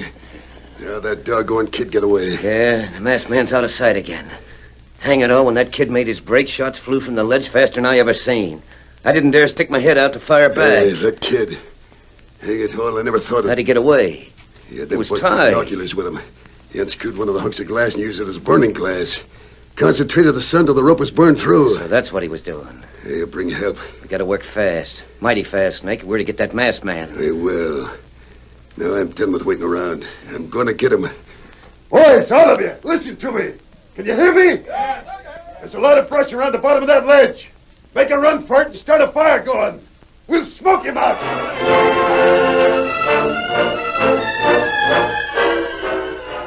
Snake Anson knows this cave, Tonto, or he wouldn't have started the fire. There's a draft at the mouth of the cave, just like an oven door. The smoke will be sucked right around us. We won't be able to take it for long. And we not get shot at crook over ledge. Them safe enough there. Fire's going good now. It plenty big. Feel heat way up here. Go in the wet grass. Stop the smoke going. Well, at least Dan got away. I'm glad of that. Maybe him tell lawman, huh? I don't think that will help, Tonto. Lawman not help? Remember, we're in Canada. No sheriff will come across the border. That where gang plenty smart. Snake Anson is smart. Nearly as smart as Greg, who taught him crime. Smoke start now. How long? I wonder. Smoke bad. It's going to get worse. Lots worse.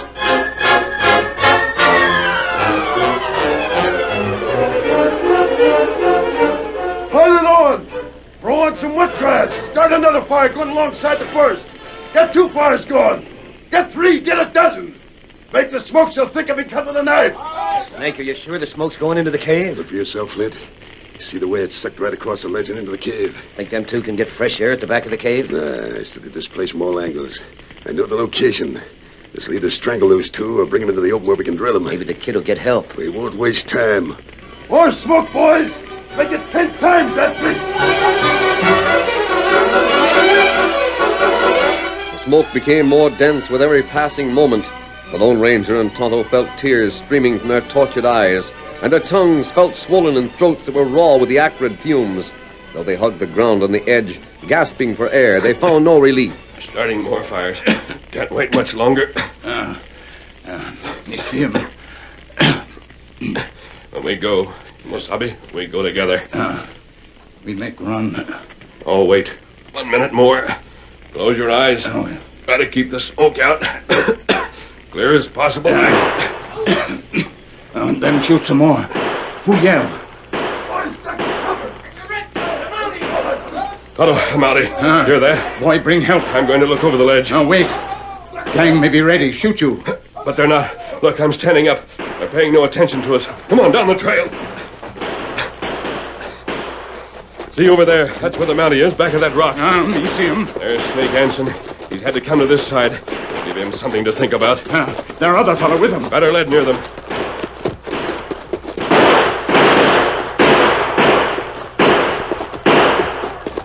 That make him hot. He's between two fires now. Scout and Silver still wait. Hit the saddle. We'll take Snake Hansen. He's the leader. Hit up. Be ready. Get him up, Scout. Come on, Silver.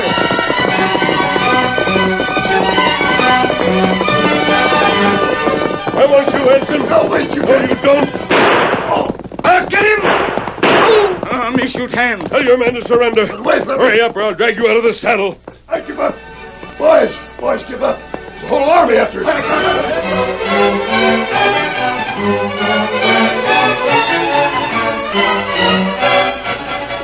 Well, a whole army. Hansen? One man. One Monty. Men aren't plentiful. Sergeant, I suppose this young friend of mine brought you. Yes, and he told me something about you. I'll not question the fact that you wear a mask. Dan, you saved our lives. I didn't do anything, except go for this friend of mine in the mounted police. You can't touch me. I didn't kill anyone this side of the border. You can't touch me for what I do in the States. You're going to the States. There's a murder trial waiting for you, Anson. And that patch on your shoe will hang you. You can't touch me. The lawmen in the States got nothing to say in Canada. Dan, before I leave, thanks. We'll meet again. Well, sure, but you say you're leaving? Snake Anson is going to the other side of the border to pay for old Mac's murder. That's where you're wrong. I'm not crossing the border. I reckon this official in the red coat would want me for disturbing the peace or something. So I'll stand trial here. I've done nothing here they can hang me for. I'm not crossing the border. Anson, this masked man isn't an official of the law. Why, if he wanted to drag you over the border... You'd have to stop him. I'm your prisoner. I might have to stop him if I could. But, of course, I have your friends to watch. And besides, I'm studying that ledge. Curious how that cave happens to be there. Probably sometime in the past a river come out of that. Made a waterfall. Hey, let me down! Let me down! I say stop! You can't do this! The waterfall would have dropped right over the ledge. That must have been quite a sight. Silver! Away! The Lone Ranger has found qualities in Dan that amaze him. His keen interest in the boy is pointed towards something, but what is it? Is it possible that Dan or his grandmother played a part in the mysterious and unrevealed past of the masked mystery rider? Be sure to tune in the next of this surprising sequence of Lone Ranger stories in the high border country. Who is Dan?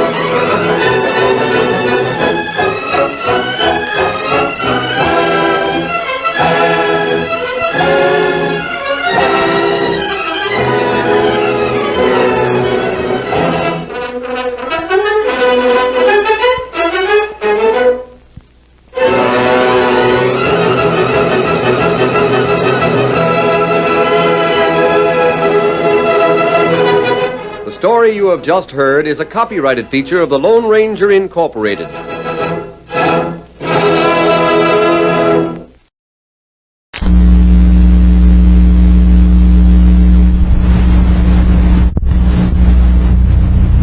Iron Eyes Yeast presents Lights Out.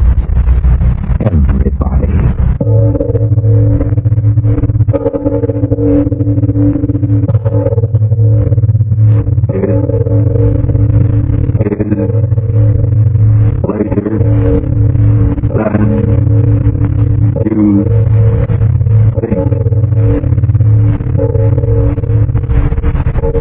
Lights Out brings you stories of the supernatural and the supernormal, dramatizing the fantasies and the mysteries of the unknown.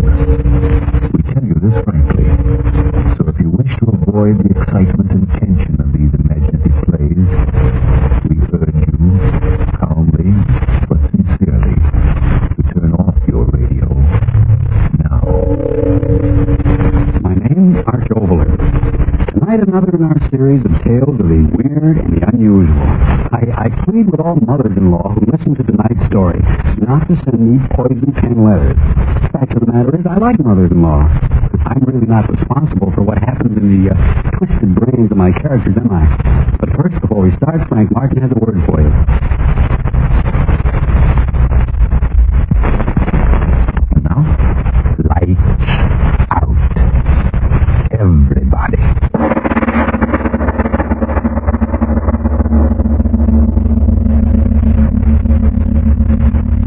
Afraid to die? Who isn't? When I was just a kid, I used to wake up in the night and see the stars pressing all around me. And I get so scared, I think I was dead, buried. I'd try to scream. I couldn't. My voice, I'd know I was dead. I'd know it. I'd throw off the cover. I'd cry out, Mother, Mother! Oh, why did I yell out like that? Why should I be scared now? I want to die. I gotta die. It's cold here in the basement. I wonder if the grave is cold. Why don't I get it over with? The ropes around my neck. One step off the ladder and I'll hang and die. And I gotta die. I gotta die. The wages of sin are death. Wages of sin are death. Funny how I seem to hear the words the way my father used to say them. The wages of sin. What was it then? No, it was hate. I killed her because I hated her. I remember the first time we met. Jay had just married me. And we were walking along the street to his house. Oh, Ella, you'll like my ma. Really you will. Well, Sure, she's swell. Best woman in the world. Is she? Well, I mean... Well, you're my wife now. Ella, that proves what I think of you, don't it? I guess it does. Oh, you and Maul get along fine. Will this be a surprise to her? Well, here's the house. What do you think of it? It's all right. Yeah. Well, in we go. Will Ma's eyes pop when she sees you? Pop right out, I'll bet you. Come on, Ma, open up. Got a surprise for you. Jay, where have you been, son? Where? Oh, surprised, eh, Ma? Meet Ella. Jay, you've brought home a woman. When she said it that way, right from that minute I knew I hated her. And that's the way it was from then on. I wasn't Jay's wife to her, but a woman. Stranger in her house. And it was her house and everything in it. Nothing Jay's, everything hers. Ma, can I use your car to take Ella riding? Ma, mind if Ella plants some roses in your garden? Ma, is it all right if Ella uses... That's the way it was. Hers, everything hers. All I had was Jay, and he wasn't much. You can't blame me, you hear me? You can't blame me for not standing it. All my life I'd had nothing, and at last I was married, and I still had nothing. Her house, her car, her money, her son, I couldn't stand it, I tell you. So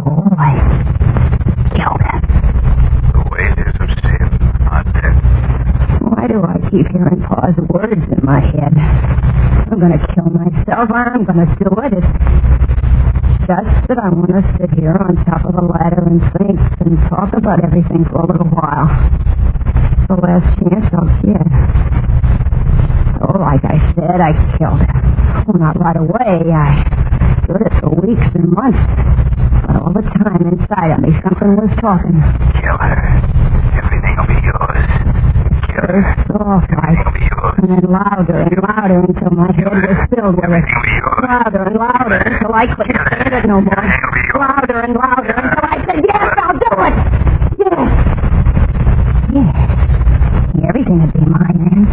Everything. I always wanted it that way. It had to be that way.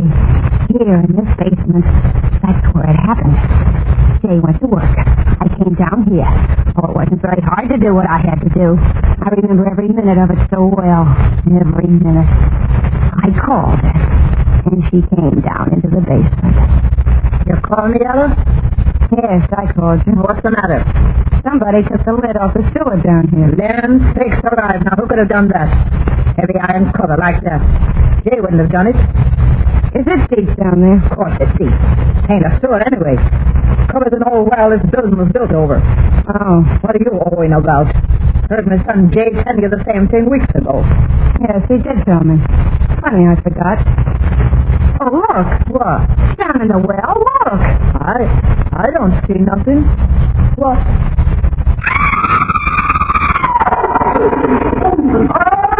It's your well, isn't it, Mama? Your well.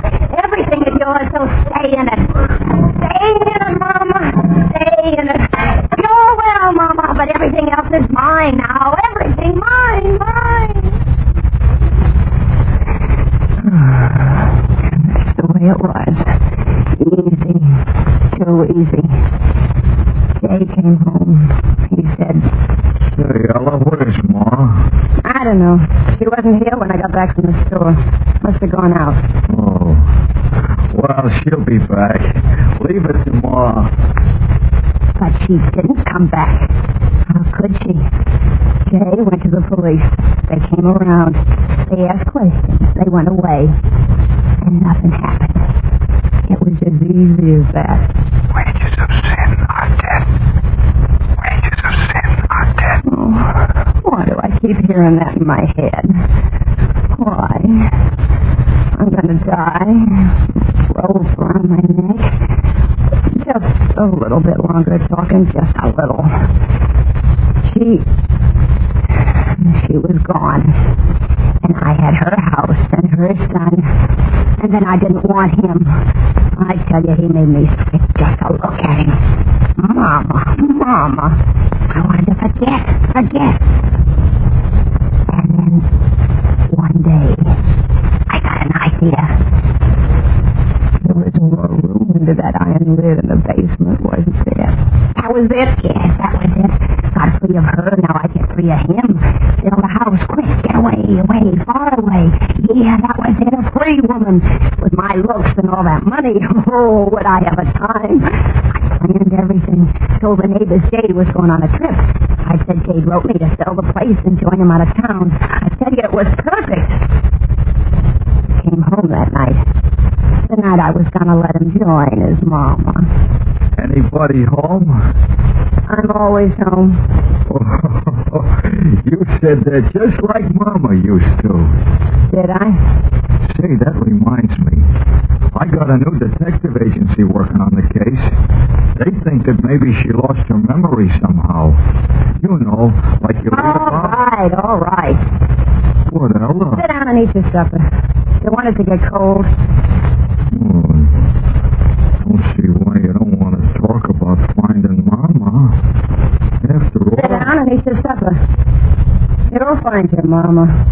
You think so, Ella? Sure. Oh, say, that's good hearing you say that.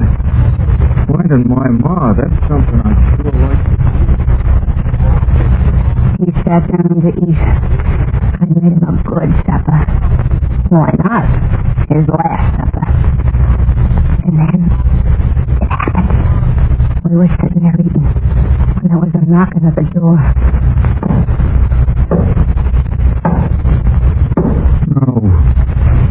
that be? How should I know? Get up and answer it. Yeah. Peddler, I'll bet you. Nobody here. Then shut the door and come on back and finish your supper. That's funny. I heard knocking playing, didn't you? That kid's playing jokes. Go on, eat. I want you to help me fix something in the basement. Fix what? You'll see. Finish your eating first. Okay. Those crazy kids. And just where you are. I'll go and... No way. Wait for what? Listen. That knocking. How funny it sounds. Those kids. But it's from the basement door. No. Well, I better go see. No. Jay, don't open that door. Don't, I tell you. Don't see why not. Somebody knocking, I gotta see. Jay, leave the door closed. What's the matter with you? Gotta open it, gotta see. No, Jay. No.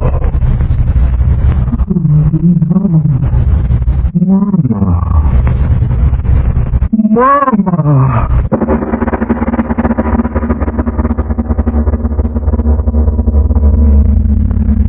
Ladies and gentlemen, this moment when the dead have returned is certainly a fit one to loosen your grip on that chair and take a deep breath and slow up your pulse beat. And now back to Lights Out. Ella goes on with her story. The story of the return from death of the woman she had murdered.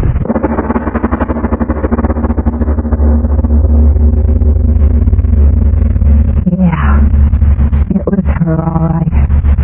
There she was. Eyes glaring. Dirty gray old hair plastered wet around her face. Standing there. I could see her with my own eyes. And yet she was dead, I tell you, dead. Jay didn't know that, no. He took that dead thing by the arm, and he led her into the room. And he sat her down in a chair. Oh, Mama, you did come back. I knew you would. We both knew it, didn't we, Ella? Now tell us, Mama, where you been? Why'd you go? Yeah, why come back this funny way? The back way up the basement steps. Why, Mama? Mama, you're sick. Oh, Ella, look, she's dripping wet. Ella, quick, take her upstairs and put her to bed. Yeah, and maybe you'd better sleep with her tonight. Keep her warm. Ella? Why are you looking so funny? Ella! Ma! Ella fainted. Why did she faint? Why? Sure, I fainted. Me sleep with that. Me keep that warm. Oh, no. I didn't wake up until next morning. Jay was leaving for work. He told me she was sleeping in her room to take good care of her when she woke up. When he went away, happy his Mama was back. When he was gone, I sat down there in the kitchen and waited. It got under 5. Soon he'd be coming home. I had to know. I tell you, I had to. I went upstairs to her room. I opened the door. Nobody there. I tell you, nobody there. The bed not even slept in. She'd never been there, never. I dreamed it. Jay dreamed it. She wasn't there. She hadn't come back. But I had to be sure. I went down in the basement. I pried up that old iron lid. There was the open well. I lit a lantern and held it in the black hole. I looked in. She was there, floating in the water like a big fat... Oh, but she was still there. Well, that's all that mattered. I had piled things over the lid to hold it down, and old trunk boxes, heavy things. That's what I did. He came home after a while. He said, "How's Mama?" I said, "All right." He said, "Call her down to dinner, will you?" I said, "Yeah, sure." Oh, yeah, that's what I said. I knew Mama was all right where she was. We sat down to dinner. He kept talking about her. How funny it was that she still was sleeping. How funny it was the way she came back. But all the time I was laughing inside myself because I knew what had happened was just a strange dream we both had had. Because she was dead. Dead and floating. We sat there eating. I felt good. The bad dream ended. So this night Jay would join his mama. Swimming. Yeah. And then, just like the night before, it happened.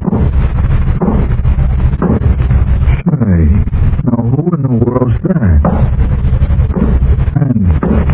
And it's the basement door again. Now what in the... Mama!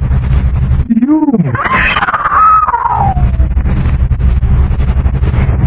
Yeah, I screamed. What good was that? There she was again. The water dripping down off her face and clothes and puddling on the floor. And this time I knew it was no dream. She came into the room. She sat down on a chair. Jay talking all the time. He didn't see the way I saw that her face was... started to thunder. And Jay said... Mama, you should never have sneaked out on a night like this. Not to bed with you. In the morning, I'll call the doctor. Ella, you take Mom upstairs to bed. And this time, be sure you sleep with her. You know how scared she is of thunder. Go on now. She's soaked to the skin. I just sat there. I tell you, I couldn't move. Thinking of going upstairs with her, being in the same room with her, it froze me to my chair. And Jay said, No, come to think of it, I'll go fetch the doctor right now. Can't take any more chances. Ella, you take Mama right upstairs and put her to bed. Lie down with her. Keep her warm till I get back with Doc Williams. And he was going after the doctor. I sat there, the flesh on me crawling. The doctor'd come, and he'd see that she was dead a long time. He'd be sure to see it the way I saw it, dead, and the water had... How long we sat there looking at each other, I don't know. And then her lips moved, and it was like a cold wind. And I said, to put me to bed. That's what she said. My son said to put me to bed. And then I understood the whole thing. She'd come back from the dead to keep me from killing him. And she wanted me along upstairs. No, I wouldn't do it. I sat there without moving. Her lips moved again. He said to keep me warm. Come upstairs, Ella, to keep me warm. Me keeping that dead thing warm. Her wet, cold, dripping skin against... No, I wouldn't do it. She thought she'd make me crazy that way. Hold me in her bony arms until the sense in me ran out, the way the well water was running out of her. Make me crazy. Something to be locked away like they locked my own mother away. Crazy. Oh, no, that wouldn't happen to me. She wouldn't make me crazy, not me. I got to my feet. I turned quick before she could stop me. The basement door. I locked it behind me. I ran down the basement steps. Oh, I knew how to see her. The sure way, the only way. Oh, that's why I'm down here now. The rope around my neck. The other end tied to the crossbeam. I'll jump off this ladder. The rope will stretch. I'll be dead. And she'll never get me crazy. Still thundering. If I make noise as I choke, nobody will hear me. And I'll die. And I'll never see her again. Oh, why don't I do it now? There ain't much time. Jay and the doctor will be coming back. I gotta be dead then. Good and dead, or they'll find out the truth about her. Why don't I do it now? Why don't I do it? Because I'm afraid. afraid of dying. That's why I've been talking here in the dark, because I'm afraid. Oh, it'll be so dark. Empty. Things will go on in the world, and I'll have nothing but the dark. Why should I die? Yeah, why should I? If I left this house, she wouldn't follow me, would she? That's all she wants, the house, her Jay. Well, she can have them. I'll go right away. Far away. They'll never find me. Never. Oh, it's so tight around my neck. Oh, I gotta get it off. I gotta hurry and get away before Jay and the duck. I can't get the rope off. Who's there? Who's coming down the steps? Is that you, Jay? Oh, you followed me down. How could you? I locked the door. Oh, but then I put that iron lid over you, too, didn't I? And it didn't do much good. Oh, listen, I'll go away. You hear me? I'll go away. This'll be your house and everything in it. Hear me? All yours again. And Jay, I'll leave him, too. I won't take anything with me. I'll just go right away. Get the rope off. I'll go. You'll see me go. Oh, and made the noose so tight I can't seem to... Mrs. Kroger, what are you going to do? You're not going to climb up the ladder. Oh, no, stay off. Stay off, I tell you. Don't come closer. I can't stand you coming closer. Stay away from the ladder. The ladder will fall. The rope is still around my neck if I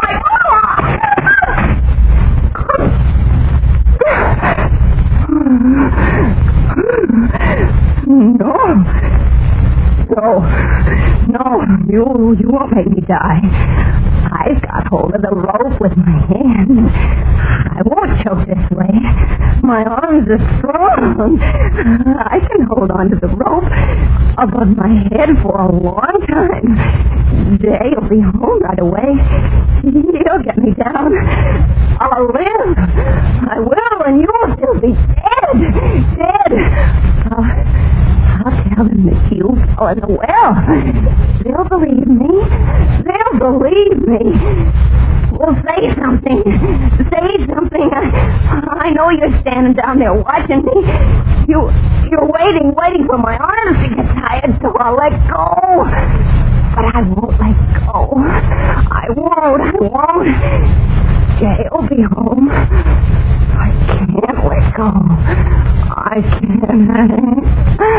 I gotta live. Oh, I'm so tired. I gotta hold on. Or the noose. Oh, cramp in the arm. Jay, I got a cramp. I can't hold on anymore. Jay, I wouldn't have killed you. Jay, I can't hold on.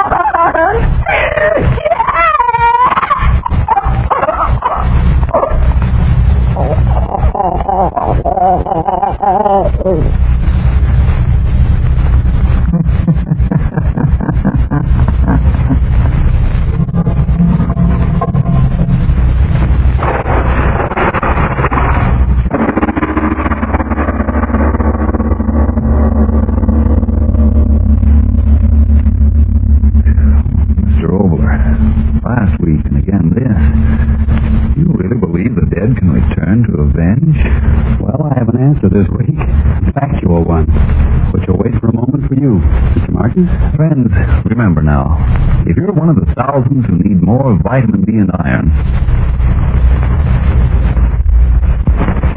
tell us, yes, about the return of the dead, whether or not I believe that the dead could return to avenge an evil. Frank, have you ever heard of Charles Fort? No, I haven't. Well, Charles Hoy Fort was born in 1874 and died in New York in 1932. The unusual, the supernormal, the supernatural fascinated him, just as one man might collect postage stamps. Charles Fort, for 20 or 30 years, collected records of phenomena which dogmatic science couldn't explain, strange murders and so forth. I suggest that, therefore, that any of you who think that this is the only possible world spend a very pleasant weekend reading these records in Mr. Fort's work, The Book of the Damned. The best possible answer to the ghost question is, who knows? And now, what about next week, Mr. Obler? Well, next week is Story of Suspense, which is, I believe, quite different from anything you've ever heard before. Have you ever watched a shooting star streak across the sky and suddenly have a feeling of almost terror? But, well, all that's next week. Lights Out will come to you again next Tuesday at the same time. Be sure to listen to Arch Obler's weird story of the staying out of interstellar space. And if you need more vitamin D and iron, be sure to try Ironized Yeast, the one and only Ironized Yeast, with the big letters IY on the package and on each tablet.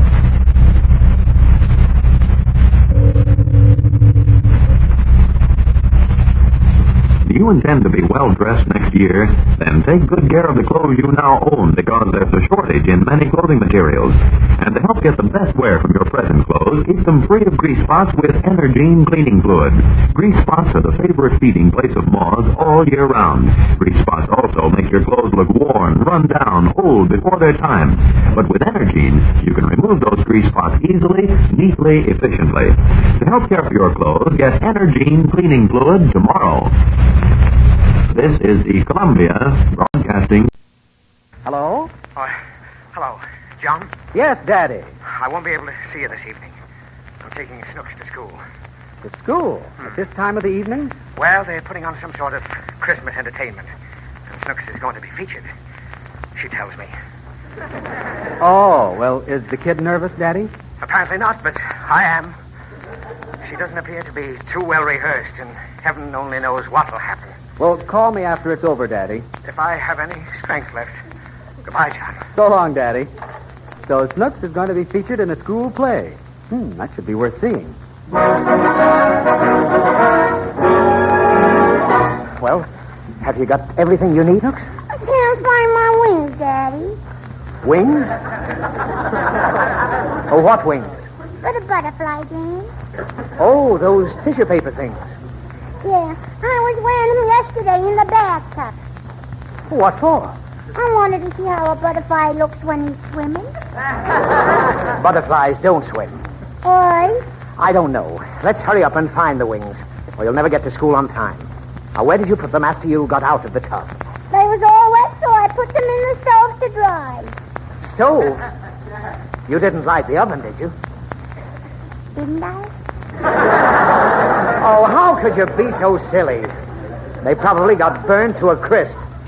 I suppose you put them under the broiler. Mm-hmm. On top of the fish you had for dinner. What? You remember you asked for a second help of the fried onions, Daddy? Yes? Those onions were my wings. Well, they tasted a whole lot better than the first helping. Well, come on. You'll have to do your butterfly dance without wings. Can I dance with fried onions? I don't care if you dance with beef stew. What kind of a dance is it? I have to flap my wings and I run around on my little toes. Then you just can't appear in the number. Why? Because if you haven't got wings, you can't dance on your toes like a butterfly. Can I crawl on my tummy like a caterpillar? Oh, sure. You'll be the hit of the evening. Let's move along. Take your other costumes. What other costumes? You told me you had to appear in 5 numbers, didn't you? Mm-hmm. Well, what are the numbers? 1, 2, 3, 4. I mean, what do you do in these appearances? You dress the same for each one? Oh, no, Daddy. Well, where are your clothes? I'm wearing them. 5 dresses? No, only 1 dress. And underneath, I got on a shirt, pants, stockings, and shoes. I know you have. But you have 5 changes to make. Well, when the play starts, it's supposed to be winter. Yes? And it gets hotter as we go along.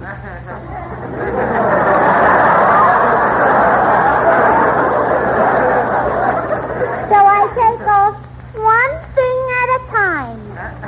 Good heavens. They've got you doing a striptease. No good? No. I won't permit you to display such immodesty. I like it, Daddy. I don't doubt it. But if that's the kind of entertainment your school puts on, I won't allow you to take part. I ain't taking part, Daddy. I'm the whole thing. What are you talking about? Yeah. I'm the leading lady. Oh, you're the leading lady. Uh-huh. First I lead a dog across the stage, then I lead a cat. That's not the leading lady. What about this Cinderella thing you've been rehearsing for a month? Are you playing in that? Uh-huh. Well, have you learned all of Cinderella's lines? I don't have to. Why not? Because I'm one of the ugly sisters. Oh, is that so? Well, who's the other one? Me? I'm playing two parts, Daddy. Ain't I good? Well, it's too bad they're not presenting Red Riding Hood. You could play the wolf. I am playing the wolf. Snooks. Yeah? And you want to know something else, Daddy? What? I'm in Snow White and the Seven Dwarfs, too.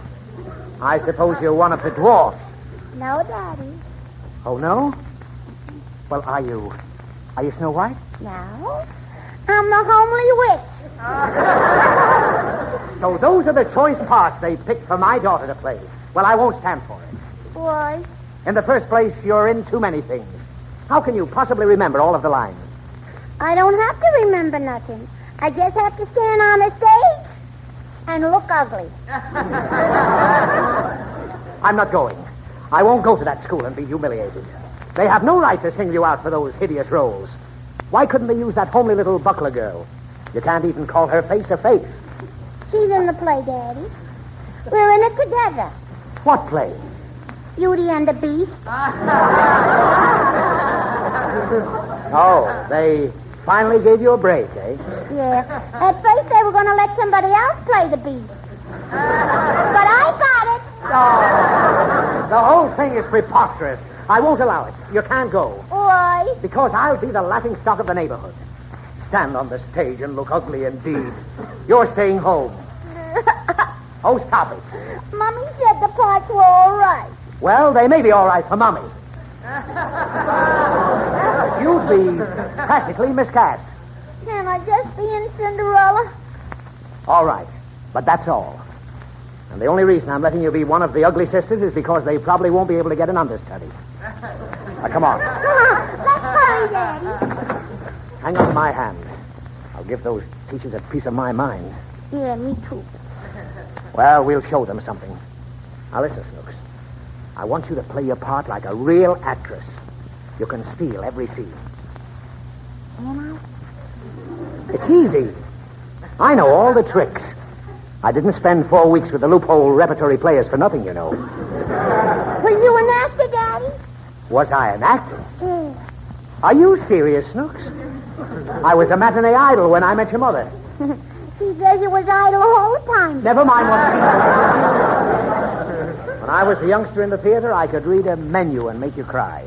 Didn't they have no meat on them either? They had plenty of meat. But I could wring tears out of a marble statue. And if you listen to me, ugly sister enough, you'll be the hit of the show. What shall I do, Daddy? Well, whenever anybody else is speaking on the stage, you make some movement to distract the audience. Shall I wiggle? Yes. You can wiggle your fingers. I wasn't going to It doesn't matter. What you wiggle. As long as you wiggle. Suppose I get scared. Scared? Oh, nonsense. No child of mine will ever have stage fright. I never knew what it meant. It means being scared. Yeah, I know what it means. Just don't think about it. Well, here's your school. Do we go in the back way? I want to go home. No. You're going to win all the honors tonight. Fix your hair up a bit. Wipe your nose. And button your shoe. Hurry. I feel funny, Daddy. Oh, don't stand there petrified. Get yourself straightened up quick. What shall I do? What did I just tell you? Fix my shoe, wipe my hair, and button my nose. Oh, come on, let's go in. And no stage fright, you understand? who's this lady coming down the hall? Hello, Miss Rex. Oh, hello, Snooks. Good evening, Mr. Higgins. I suppose you think you're smart handling my child and all those ugly parts. Well, let me tell you, young woman, I beg your pardon. No partiality has been shown any child. Everybody picked his part out of a hat. Now, if you'll come with me, Snooks, we'll let your father cool off. Huh? Oh, but she told me Next time, you'll bring your manners. Hurry, Snooks, dear. Cinderella's about to begin. Shall I put my ugly face on, Miss Rex? Well, I'll be darned. I'll take care of that fresh day. Can't talk to me like that. Bring my manners, huh? Daddy. Well, what's the matter? Miss Rex wants to know if you'll play a part in Cinderella. Oh, she's trying to salve me now, eh? Well, what does she want me to do? Well, you know where the fairy godmother turns the pumpkin into a coach? Yes? And then she turns the 6 rats into 6 little coachmen? Yes? Well, Miss Rex says for you to come right away. Oh, why does she want me? She says we gotta have another rat. That's the limit. Home you go.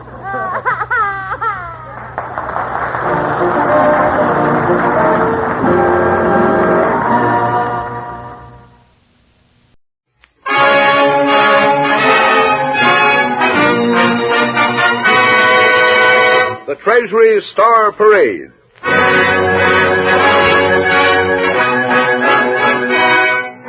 Produced under the personal direction of William A. Beecher, with David Brookman and his orchestra, and starring Edward G. Robinson and Mary Astor in a timely radio play by Milton Geiger entitled The Checker Player.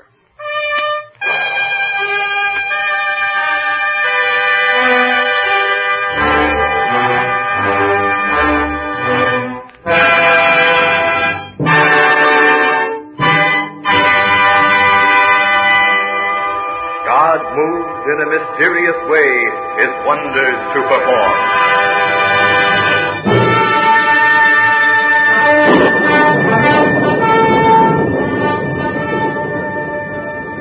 It is a stormy night along the coast of Maine. Northward along the highway skirting the cliffs slips a powerful automobile. To the right of the car, great waves lash the seacoast, thundering in the darkness. The car is almost alone on the road. A woman sits behind the wheel of the automobile. The set of her lips is slightly grim. Beside her slumps her rather important husband in a light sleep. A crash of thunder wakes him to grumbling consciousness again. What was that? Just thunder. Go back to sleep, Ed. Oh, what a fine start for our vacation. This is peachy. Oh, it'll clear up tomorrow. Well, that's tomorrow. Meanwhile, we should have been at the fishing lodge hours ago. Well, I didn't want to drive. You did. Well, I told you I don't like trains. Yes, I know. I don't fancy that the men at Bataan and Corregidor are actually like that either. They just did it, that's all. Now, look here, Ellen, that isn't fair. Now, I worked like a dog for 2 years without a vacation. I guess I'm entitled to one by this time. Did we have to drive? Such a long way in such a big car, it adds up to a lot of gasoline. Well, I've got an ex-ration card. That entitles me to all the gas I want. No, Ed, it entitles you to all the gas you need. Well, I've been knocking myself out on defense production for 1.5 years. I need a vacation, and I need it the way I like it, and I like to drive. You could use a smaller car, then. Well, a small car is bumpy and cramped. Which brings us right back to the inconveniences at Bataan and Corregidor. Oh, well, and don't be such an easy mark for propaganda. Propaganda? Why, there's plenty of gasoline, plenty. Don't let anyone tell you different. There isn't plenty, or we'd have it. And there's what there is only because men risk torpedoing and drowning and burning to death in a sea covered with flaming oil and gasoline. And for what? For us to take fishing trips and to complain about mosquitoes. Well, I didn't intend to keep my unlimited ration card anyhow. I'll turn it in when we get back home. Maybe. Nothing yet. Go back to sleep. I'll wake you up when I'm tired.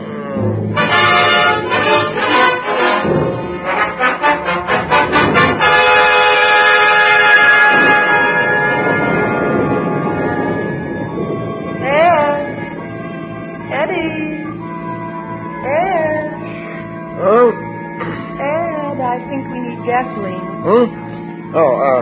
Gas? Doesn't that mean almost empty on the indicator? Now, let's see.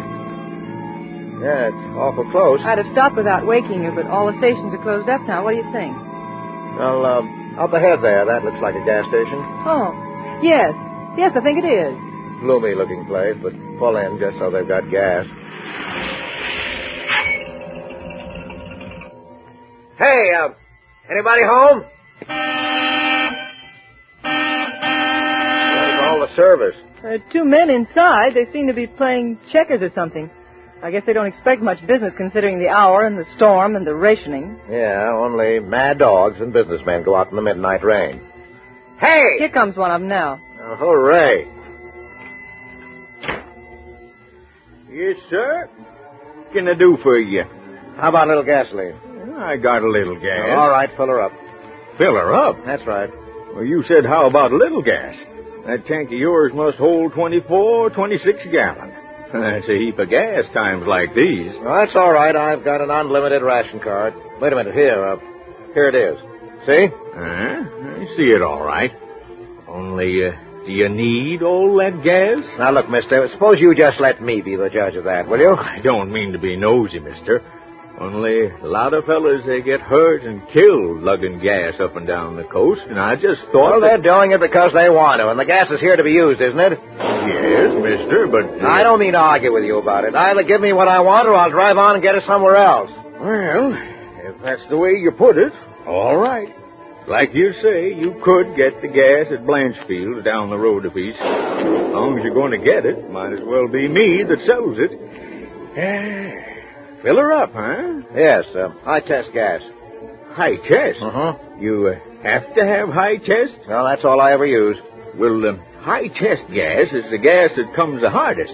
Couldn't I mix some high-test with regular, maybe? No, you couldn't. For the love of Mike... Please don't lose your temper, Eddie. He means well. Well, I want high-test, and that's what I get. All right, mister. You're the boss. I'll do it. Yeah, and I'm sorry if I broke up your checker game. Well, that's all right, mister. I got lots of time for checkers now. Fill her up it is. If you don't mind.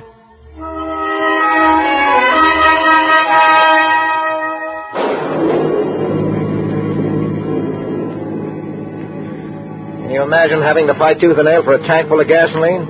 Oh, what a trip. You shouldn't have been angry with him. He looked well, kind of sad. Like a patient old horse. I liked him. More trouble. The engine is missing. Never did that before. Yeah, we never got gas from that gas station before either. Eat your heart out for some gas, and what do they sell you? Old cleaning fluid mixed with rainwater. It's getting worse. What do we do now? Well, there's Blanchfield's service station that fellow was talking about. Maybe he can help us. Pull in. Anyone here? Yes, sir. Evening, folks. Nice weather for ducks, eh? Yeah. Say, look, do you know what would make our car miss and buck and spit? Well, how's your gasoline? I got plenty of gas. I filled it up at a place a mile down the road. Place on the cliff overlooking the sea. You mean at the point? Well, it's my opinion he sold us a lot of water or just plain bad gasoline. Well, I'll take out the gasoline trap under your carburetor and see if there's dirt or water in it. All right. And if that don't work, I'll try and blow out your gas line with our air hose. Well, do what you can, will you? I'll take care of you on it. Oh, no, thank you very much. That's quite all right. I'll just have a look now under your hood. See, underneath the hood there's a little glass jar that traps dirt and water. You know, sometimes it gets so dirty. Well, I've a flashlight if you want one. No, thanks. I don't think I'll need one. Yeah, that does it. Well, how's she look? Well, I can't rightly tell out here. Do you want to come inside with me and have a look? Well, might as well. Come along, Ellen.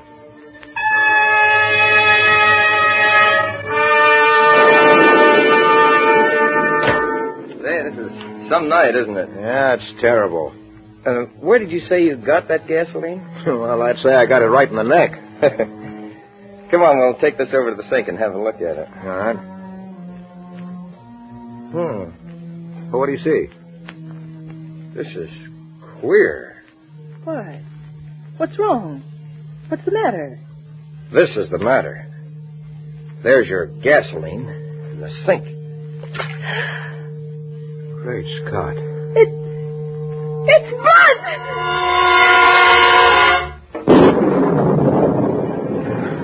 Blood.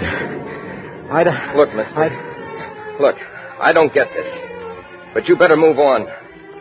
I'll put your damn car together again, and you better go, see? You better move on. Ed, let's get away from here. I'll tell you one thing, though, before you do go. You didn't get this gas a mile back at the point. There's no gas station there.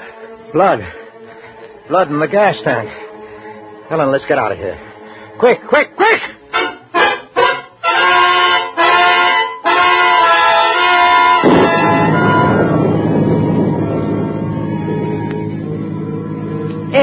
Ed, what's the matter with you? Blood, get out of here. Blood. Ed, wake up. Huh? Stop twitching and mumbling like that. You give me the jitters. Huh? Oh. Yeah. I must have been dreaming. Yeah. We're running pretty low on gasoline. There's a place open just ahead of us, Blanchfield's. Yeah, all right, stop there. Blanchfield's? Is that place all right? Yeah, good enough. Pull in. Anyone here? Yes, sir. Evening, folks. Nice weather for ducks, eh? Yeah, I'd like some, what'd you say? Why, I just said it was nice weather. Yeah, that's what I thought you said. For ducks. Yes, sir. Oh, how many, please? Here. Here's my ex-ration card. Just fill her up. Yes, sir. Just the regular gas. Right. I thought you always took the high test. Well, not always. We're not getting any lately, anyhow. No? Why not? Not since that tanker got torpedoed off the point a mile back last week. Oh, how awful. Yeah. Got hit twice and went up in no time at all. She was loaded with high-test gas. The captain, he made sure that everyone was saved that could be saved. And that ornery cuss, do you know what he did? What'd he do? He was so hopping mad about losing his ship and his crew just so a lot of people could go joyriding on high-octane gas that only stomped back into his cabin and went back to his checker game with a machinist mate. Checker game? Can you beat it? Said he'd finish that game if it took him all eternity. Went down with his ship. Those are men, what I mean. Good men that we hate to lose. Tankfuls of blood. What is? That's enough. Stop that pump. 8 gallons is that enough? It's plenty. But, Ed. It'll take us to the lodge. We'll take a train back. What about the car? We'll jack it up at the lodge for the duration. 8 gallons is enough. It's plenty. 8 gallons is too much. What do I owe you?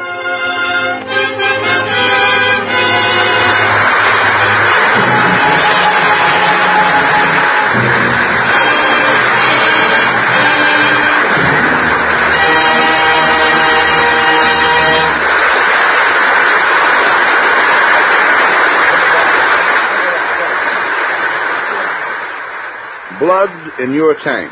Remember that whenever you think of going out joyriding. Don't use any more gas than you have to. If there were no need for rationing, we wouldn't have it. Our watchword here in America today must be fight, work, and save. Save gas, save tires, save food, and save your money. Are you meeting your war bond quota call? It calls for at least 10% of your salary, 10% of your total income invested in war savings bonds and stamps. If you are meeting your quota, you're entitled to display the new Treasury War Bond sticker, and you and your family are entitled to wear the new Treasury 10% buttons. You can obtain them from your own payroll savings officer or from your city, county, or state war savings administrator. If you're not investing at least 10% of your total income in war savings bonds, begin today so that you, too, can display these emblems of your patriotism. Remember, every dollar you invest in war savings bonds and stamps, you're investing in the future security of America. This is your country. Keep it yours.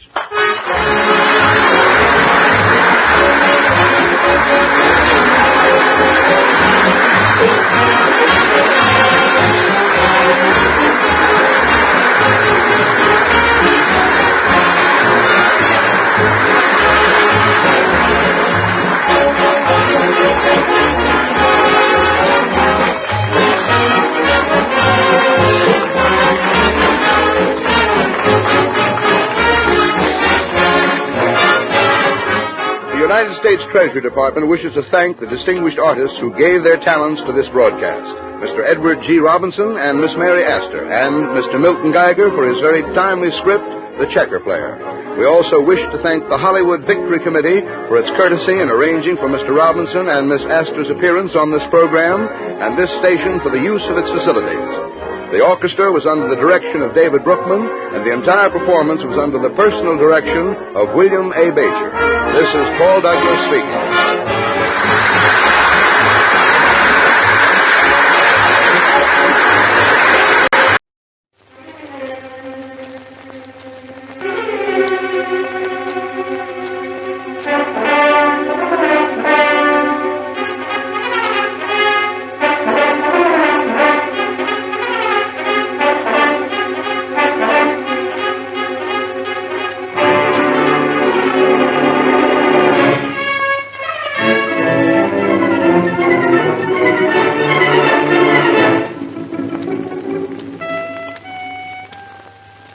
Temple Intervenes, a new serial play by Francis Durbridge, produced by Martin C. Webster.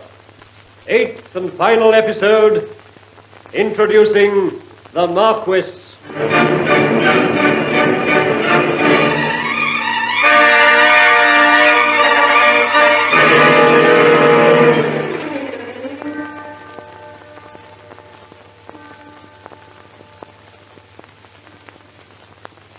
Paul Temple, the celebrated novelist and private detective, is investigating a series of murders committed by a notorious criminal known as the Marquis.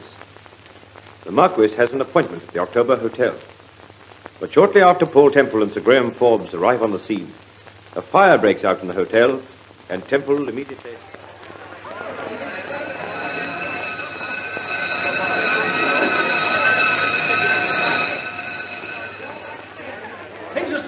Several people are trapped. They can't get out. Take Ross back to the car, You Sergeant. needn't worry, Sir Graham. I shan't run away. Shall I, Temple? Hello, Bradley. Temple, what is it? I thought you said Mrs. Temple was at the theatre. Well, of course she's at the theatre. Why? Bradley, what is it? She's in the hotel. She went in 10 minutes ago. What? Oh, let's get round the other side.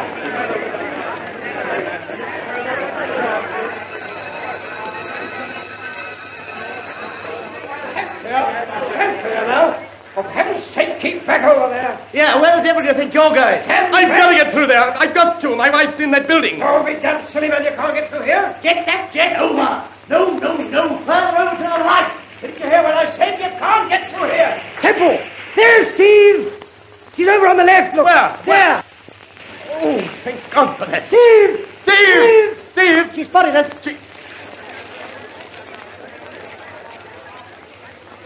Hello, darling. Steve, you little devil. Oh, Paul, you look ill. You look as white as a sheet. And why, Timothy, I feel as white as a sheet. Dashing into burning buildings to rescue damsels in distress at my time of life. You didn't dash into the building. Well, I was going to. I'm not so sure. I'm not so sure myself, as a matter of fact. Carefully. Now, get that hose across here. I'm sorry to be such a nuisance, sir. Would you mind getting out of the ruddy way? Out! Go ahead.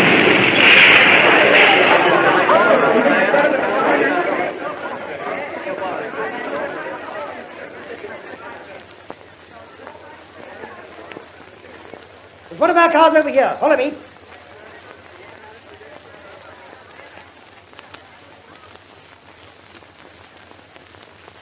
Now, Steve, what's the big idea? I told you to go to the theatre. I bought you a ticket to go to the theatre. Yes, I know, but I wanted to satisfy my curiosity. Your curiosity? About the Marquis? Yes, I told you he wouldn't turn up. I waited almost a quarter of an hour in that lounge. But the Marquis did turn up, Steve. He did turn up? What do you mean? Temple, do you know who the Marquis really is? Yes, Sir Graham. And I'll introduce you to him. When? Tomorrow night.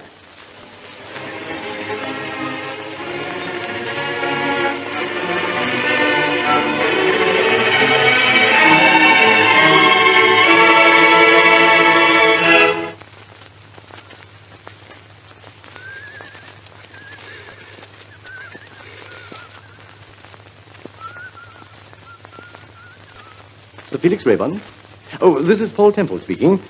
I'm giving a little party this evening. Just a cocktail party. And I was wondering if you'd care to come along, Sir Felix.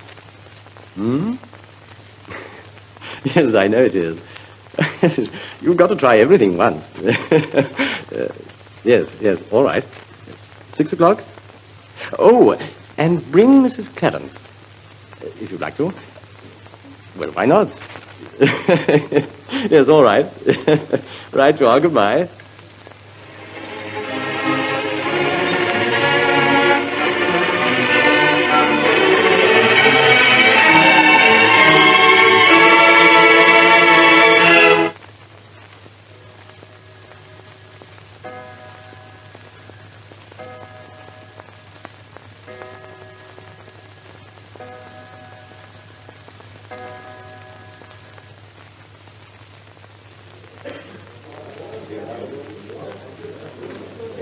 Darling, I thought you were never coming. Did you?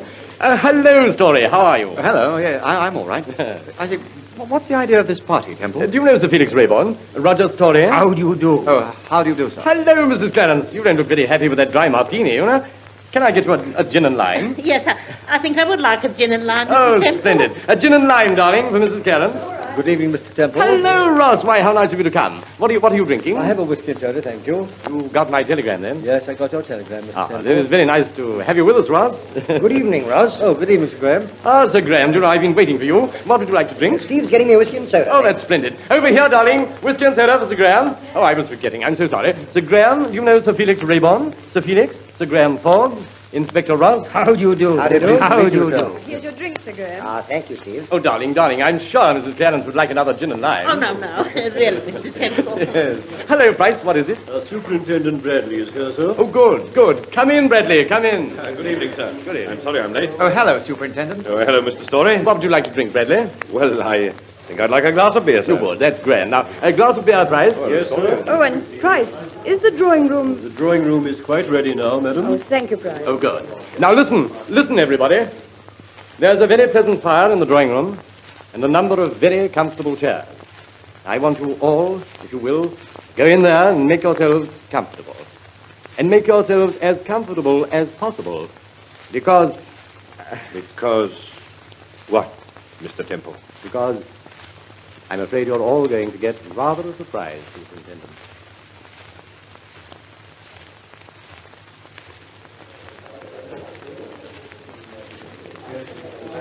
Well, I think we all appear to be a little more comfortable now. And we all seem to be here. Anyway, that is everyone I invited. Sir Felix, Mr. Story, Inspector Ross, Superintendent Bradley, Sir Graham, Steve, and myself. Oh, yes, and Mrs. Clarence. I beg your pardon, Mrs. Clarence. Oh, that's all right, Mr. Temple. Yes. Well, I expect that you're all wondering why I invited you here this evening. And no doubt you all realize that I had a reason, a particular reason for doing so. Well, last night outside the October Hotel in Dalton Street, Sir Graham asked me a question. He asked me if I knew who the Marquis was, and I said... You said yes, Temple, and that you... And that I would introduce you to the Marquis tonight. Do you mean that the Marquis is actually coming here tonight? The Marquis is already here, Sir Felix. You don't mean that he's here in this room? That he's actually one of us? That's precisely what I do mean, Bradley. Look here, Temple. I think you owe us an explanation. Of course I owe you an explanation, Sir Graham. And I intend to give you one. But let me begin at the beginning. Now, let me, in fact, start with suspect number one. Suspect number one? Yes, Sir Felix Rayborn. Really, Mr. Temple, I Now, did Sir Felix, think please, that please. 48 hours before Lady Alice Mapleton was murdered, she paid Sir Felix a visit. 24 hours before the police discovered the body of Carlton Rogers, he had dined with Sir Felix at his house in St. John's Wood. And the last person to see Myron Harwood alive was Sir Felix Rayborn. Now, those are facts.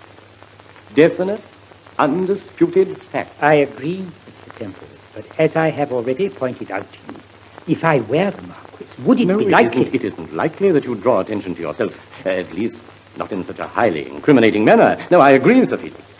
Therefore, the possibility arose, and a very strong possibility, that someone, the Marquis himself, in fact, was trying to... Throw suspicion on the Rayborn. Exactly. Well, now, how did we first of all hear about Sir Felix? How? Well, personally, I heard... Oh, I told you about him.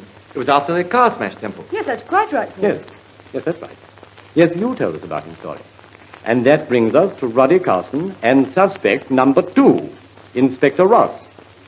When the body of Roddy Carson was discovered at Forest Glen, he had, amongst other things, an envelope in his pocket.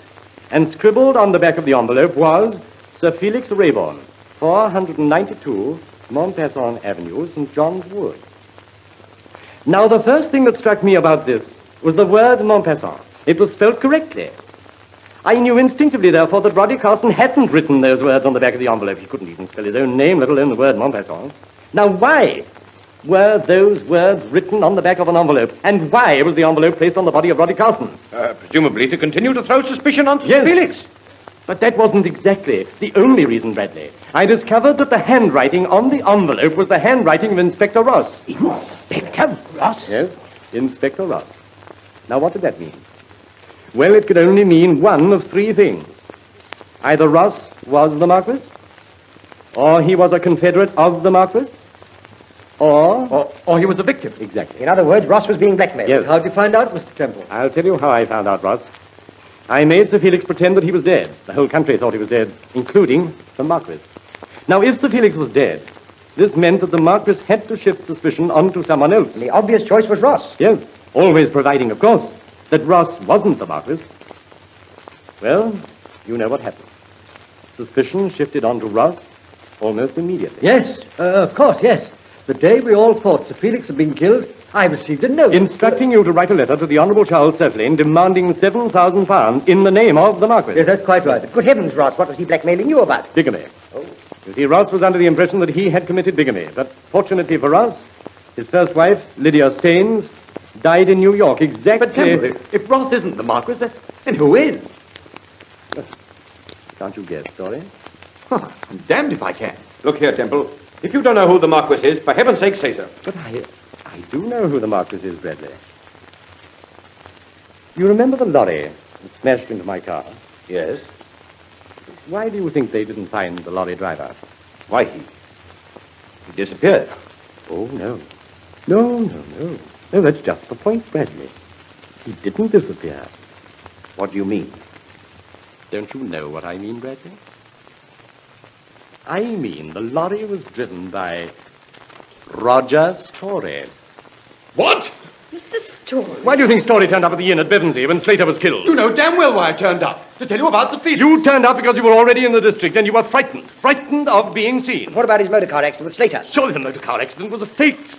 He knew perfectly well Slater was going to do... That's a damned lie. Then what about the cigarette, the dope cigarette? Who else could have planted that dope cigarette in that box? And you killed your own fiancée, Lady Alice Mapleton, because she found out that you were the Marquis. Stand back! If anyone moves, God help them. Put that gun down, Story. Oh, dear. Now put that gun down, Story. It isn't loaded. Isn't it? Well, this one is Mr. Temple. Would you like me to prove it? You see that delightful photograph on the piano? Stand back! Get over there! You too, Bradley. Now listen. If anyone moves from this room, I shall let them have it. Quickly, Sir Graham. Oh, darling, do be careful. Where does that door lead to? It's an emergency exit. Leads onto the roof. Come on, Sir Graham, come on. Now, Ross, Bradley, get downstairs. Watch the main entrance. Yes, all right, go on, Ross. You get down.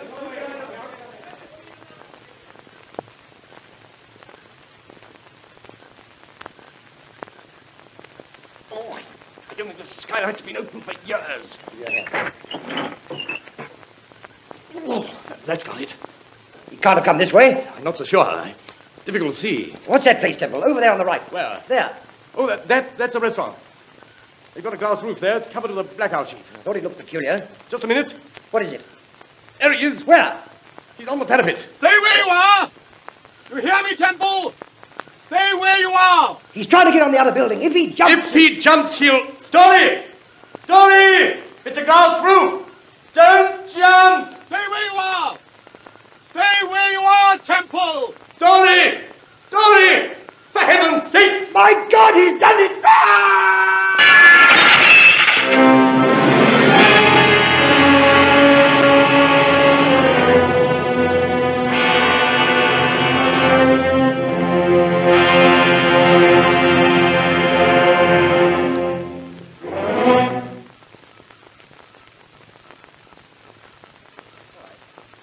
another cup of coffee, Steve. Oh, I say. You know, this is a frightful photograph of Sir Graham in the Morning Express. He looks like Frankenstein's grandfather. Paul, darling, will you answer my question? Which question? You know, you've been popping questions at me all night. I never had a wink of sleep. Well, why did you tell Story to follow Ross? Why did I tell Story to follow Ross? For obvious reasons, my sweet. I wanted Story to believe that I was under the impression that Ross was the Marquis. Yes, but why did Story always push himself to the fore? I mean, at the beginning, he made a lot of inquiries about the Marquis. He was always here or with Sir Graham. Story created a part for himself, and he played it very well. He was almost the amateur detective. And who suspects the amateur detective? Who, Steve? Why, no one. Except, of course, the amateur detective. You sound very chirpy this morning. I feel very chirpy this morning, darling.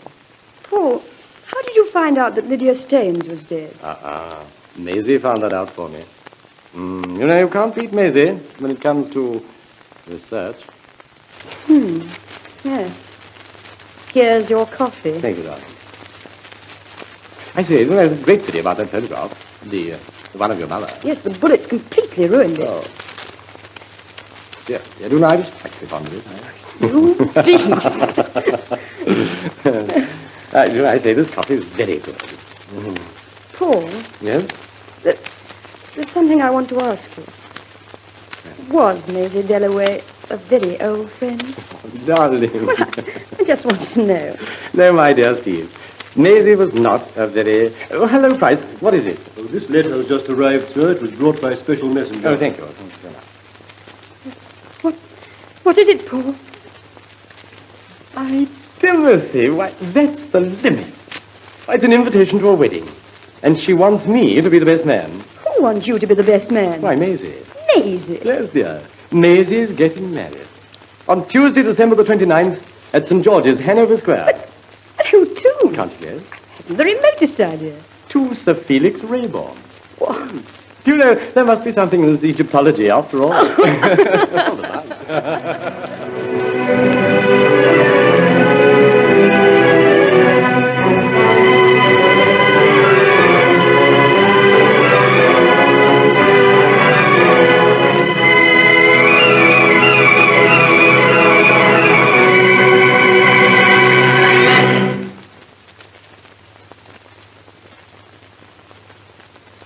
Well, that's the last episode of the new Paul Temple serial, Paul Temple Intervenes.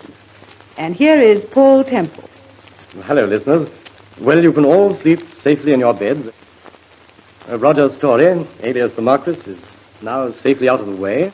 But I'm sorry if some of you thought the Marquis was Superintendent Bradley. Well, I was convinced it was Ross. You were? Dear, I thought that announcers never made mistakes. Well, once again, many, many thanks for listening. And for the present, at any rate, cheerio. Good night, Joan. Good night, Mr. Temple. And keep out of mischief. Well, that's always rather difficult with a wife like Steve. Well, I'll be seeing you. That was Paul Temple. In other words, Carl Bernard. The part of Steve, his wife, was played by Bernadette Hodgson. Sir Graham Forbes by Lester Muddett. Roger Story, alias the Marquis, by Sidney Taffler. Inspector Ross by Edgar Norfolk. Superintendent Bradley by Godfrey Baisley. Sir Felix Rayborn by Ronald Simpson. Mrs. Clarence by Mabel France. Price by David Compton. Hart by Hal Bryant. And Banks by Philip Garston Jones. The Paul Temple plays are written by Francis Durbridge and produced by Martin C. Webster.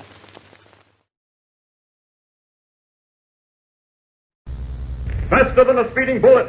More powerful than a locomotive. Able to leap tall buildings in a single bound. Look! Up in the sky! It's a bird! It's a plane! It's Superman! Yes, it's Superman, strange visitor from another world who came to Earth with powers and abilities far beyond those of mortal men.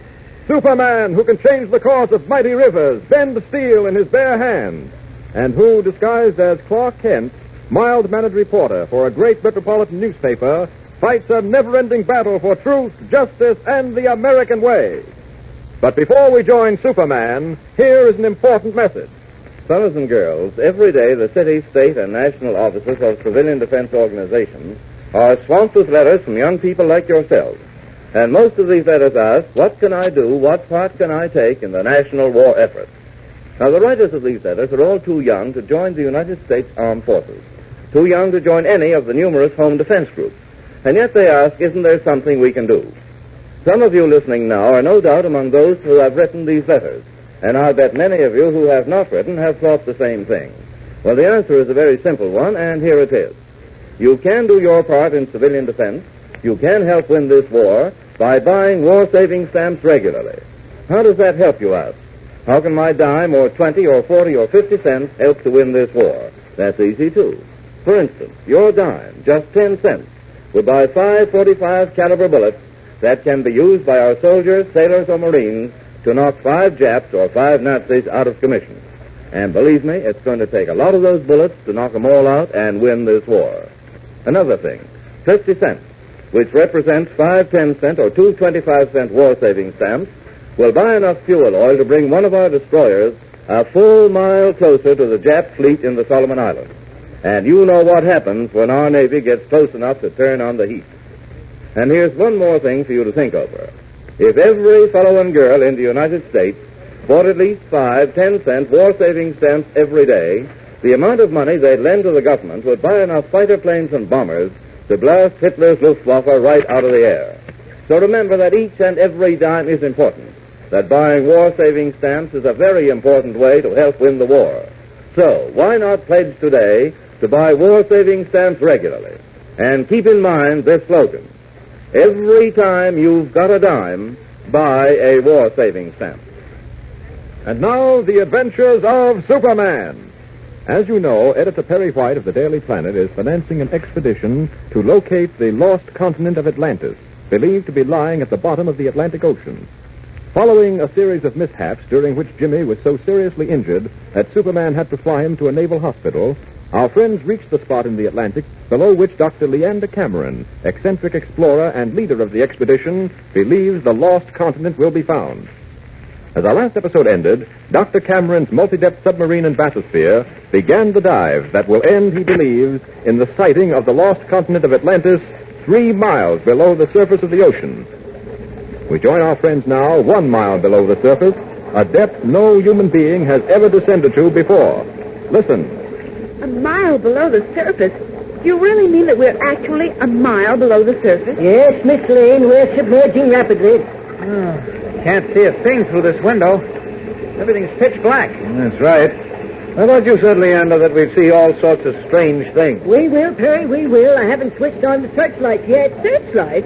Well, now, don't tell me this submarine is equipped with searchlights. I might say, Miss Lane, that there's nothing with which this submarine is not equipped. Be prepared, that is my motto, along with the Boy Scouts of America. Wish we had a few Boy Scouts here now.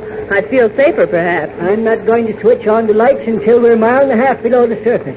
In a little while, we should begin to see... Wait, there's something now. Where? Yes, look, see it? Gracious, what is it? A fish. A fish? Well, I don't see anything but 2 big white eyes and rows of long teeth gleaming in the dark. That, if I'm right, is the Gonostoma pellicum. Really? And what might that be? A pickerel. A pickerel. Now, look here, Leander. I am a freshwater fisherman. I've caught many pickerel in my time, and they don't look like that. The Gonostoma pellicus is the saltwater cousin of the freshwater pickerel. It lives a mile below the surface of the ocean. This fellow is 40 times bigger than any pickerel you've ever caught, Perry, and his teeth are also 40 times bigger. Notice how they shine in the dark? You mean they're luminescent? That's right, Mr. Kent. From here on, we shall see nothing but luminescent fish. Fish that shine in the dark. Well, I should think that would be quite necessary in this inky blackness. Look, isn't that pretty? Oh, yes, Lois. That's a beauty. My heavens, look at the colors in that fish. Red, green, yellow, blue, and all lit up. Why, it looks like a swimming Christmas tree. Wonderful, isn't it? Let me get to the phone. I want to tell Nicodemus about it. Nicodemus. Yeah? Nicodemus, did you see the Anthropomorphus nocastalsis? What? You're crazy. What do you mean? That was a Mictophon punctatum. You are out of your mind. That was no Mictophon punctatum. That was definitely an Anthropomorphus nocastalsis. These zoophictite fins were much too long, and any fool could see the Lamarian scales were much too close together. You're just stubborn. Didn't he agree? He says it was a McTopham punctatum. Ridiculous, utterly ridiculous. No, Doctor, it really doesn't matter. Well, whatever it was the most beautiful thing I've ever seen. Just like a Christmas tree glowing in a dark room. This is wonderful. I've never experienced anything like it. How far down are we now, Doctor? Well, now, let me see. Yes, 1.5 miles. Time to turn on the searchlight. We don't want to hit a projecting ledge or coral reef. Or an Atlantean mountain peak. Nicodemus? Yeah? Turn on the searchlights, Nicodemus. Okay. I still say that was an Anthromolicus locus talcis. I suppose you didn't see the iron dactylometer depending from the Aurelia? You can't even pronounce it. It was a McTopham punctatum. There's no doubt of it in my mind. No doubt of it in his mind. He hasn't got a mind. Uh-oh, there go the searchlights. Great heavens, look. Oh, Clark, isn't it amazing? Simply amazing. Leander, I really don't care now whether we find Atlantis or not. I've seen everything there is to be seen. I feel the same way, Mr. Oh, White. I knew it would thrill you. It thrills me, too. Remember, I've never seen this before, either. Well, if you've never seen all this before, how can you be sure you're right and Nicodemus is wrong? What do you mean? Well, he says that fish we saw was a McTopham pictatum. Yes. What was that again, Chief? Nicodemus said that fish was a McTopham pictatum. McTopham pictatum. And Leander here says it was an Anthromolicus australis. Now, why don't you just forget it, Chiefy? Those Latin names are a bit too much for you. Now, look at here, Kent. I want to... What? Well, maybe I'd better. Better have that upper plate fixed. Yeah. Look, what's that? Clark, great heavens, look. That is a mammoth shark, Miss Lane, a veritable sea monster. A mammoth shark? It looks the size of a whale. It is. You mean to say that there are sharks as big as whales? Of course, they have to be that big to withstand the pressure of a mile and a half below the surface. Oh, which reminds me, how are we withstanding the pressure? Well, we appear to be doing very well. Very well indeed. Ah, yes. Yes, in a short time we ourselves will look upon the ancient and now submerged land of Atlantis, a land where 9,000 years ago men and women lived as we live today. We shall see houses, roads, streets, buildings of all sorts. We shall see... What's that? What? I saw it only for a moment, caught in the beam of the searchlight. That thing there? It looks like an eel. Certainly, that's all it is, an eel. Pretty big eel. But as you say, Leander, what's the matter? You're turning pale. Give me that phone. Leander, what is it? Nicodemus. Never mind, Doc. I've seen it, too. Surface at once. I'm servicing, Doc. What's the matter, Doctor? Look at that eel. Look at it now. What? Why, it can't be an eel. It looks like a lot of tangled giant eels. It's a devilfish, an octopus, a giant octopus. Yes, by heavens, and it's seen us. A giant octopus?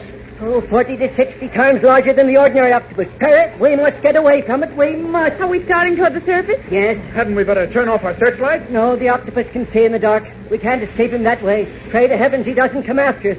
But he really doesn't see us. It's beginning to move up toward us from the depths. I'm sure it's moving toward us. Those tentacles.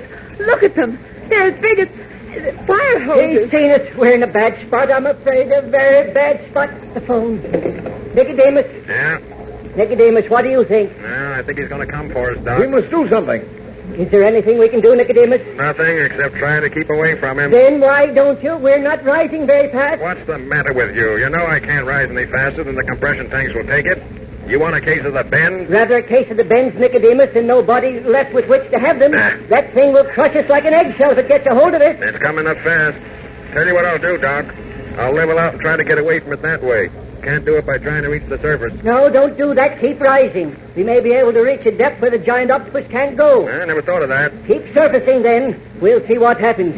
What did you mean, Doctor, when you said we'd reach a depth where the octopus can't go? Well, you see, Kent, these fish live at great depths because they're accustomed to them. They build up an internal pressure that reacts against the external pressure. In brief, they can only live at tremendous depths. Oh. Once they reach a normal pressure, the internal pressure blows them apart because there's nothing to hold it in. I see. How far do we have to go yet before we reach that point? Just a moment, I'll check the gauge. Oh, it's horrible. Look at that thing swimming up toward us. It's like a huge head with tremendous arms attached to it. It's gruesome. Yes, isn't it? Look at those big suction cups on its arms. We're moving away from the thing, but it's coming on fast. The question is, will it overtake us before we get too high for it to follow? Oh, we just got to wait and see. Oh, if only Superman were here. I doubt if there's anything he could do. Oh, of course you doubt it.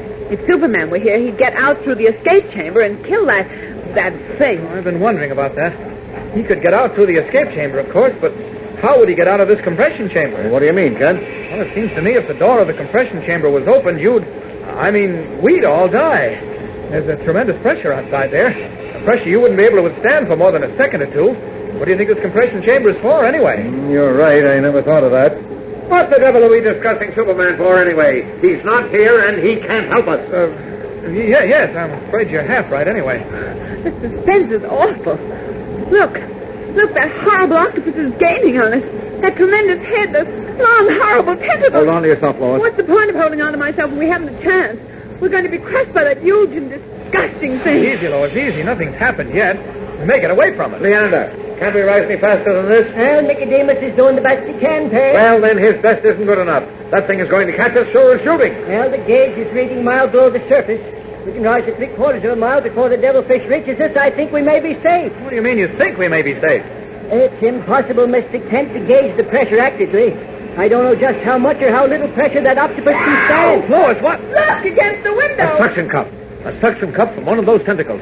Leander, it's reached us. We're caught in its tentacles. Not yet. No, not too quickly. Look for yourself against the glass. It's as big as a platter. Yes, I see it. There's nothing I can do now. Nothing anyone can do unless there's one last chance. Nicodemus! Yes?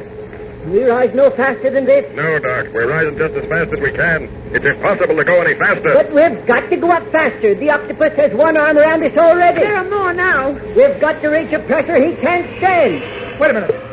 What's that? It's the motor. The octopus has wrapped his arms around us. He's pulling us down, and the motors can't pull against him. The gauge. Look at the gauge. We're going down again. We're sinking. I'm afraid there's nothing we can do now. Nothing at all. Is there really nothing that can be done to stop the monster of the deep, the mammoth octopus whose many powerful tentacles are wrapped around the submarine, dragging it and our friends down into the bottommost depths of the Atlantic? Superman, it seems, is helpless, for he cannot leave the compression chamber without killing the others in it. What can Superman do now? How will he resolve this situation? Well, be sure to listen Monday and every day, Monday through Friday, same time, same station. Tune in and follow the adventures of Superman. Well, there goes Superman until Monday. Meanwhile, don't let the weekend go by without buying your share of war savings stamps. And remember what I told you at the beginning of this program, you fellows and girls who are too young to join the armed forces or any of the national defense organizations. You can do your part. You can help win this war by buying war savings stamps. So let's make a pledge right now to buy war savings stamps regularly. Talk it over tonight with Mother and Dad. Ask them to give you a dime every day or even every other day for war savings stamps. And then buy some extra ones out of your regular weekly allowance. And see if you can't get your friends to buy stamps regularly, too. Or better yet, why not organize a war savings stamp club right in your neighborhood? And make this your club slogan. Every time you've got a dime, buy a war savings stamp. Faster than a speeding bullet. More powerful than a locomotive. Able to leap tall buildings at a single bound. Look! Up in the sky! It's a bird! It's a plane! It's Superman!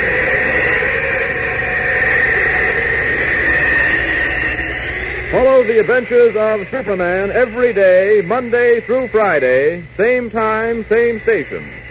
Superman is directed by George Lothar and is a copyrighted feature appearing in Action Comics magazine.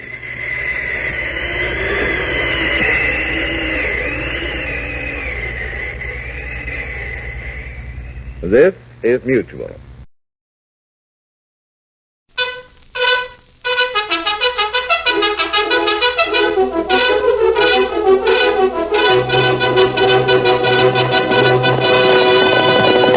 Hail, Silver! Away! Fiery horse with the speed of light, a cloud of dust, and a hearty hi-yo, Silver, the Lone Ranger.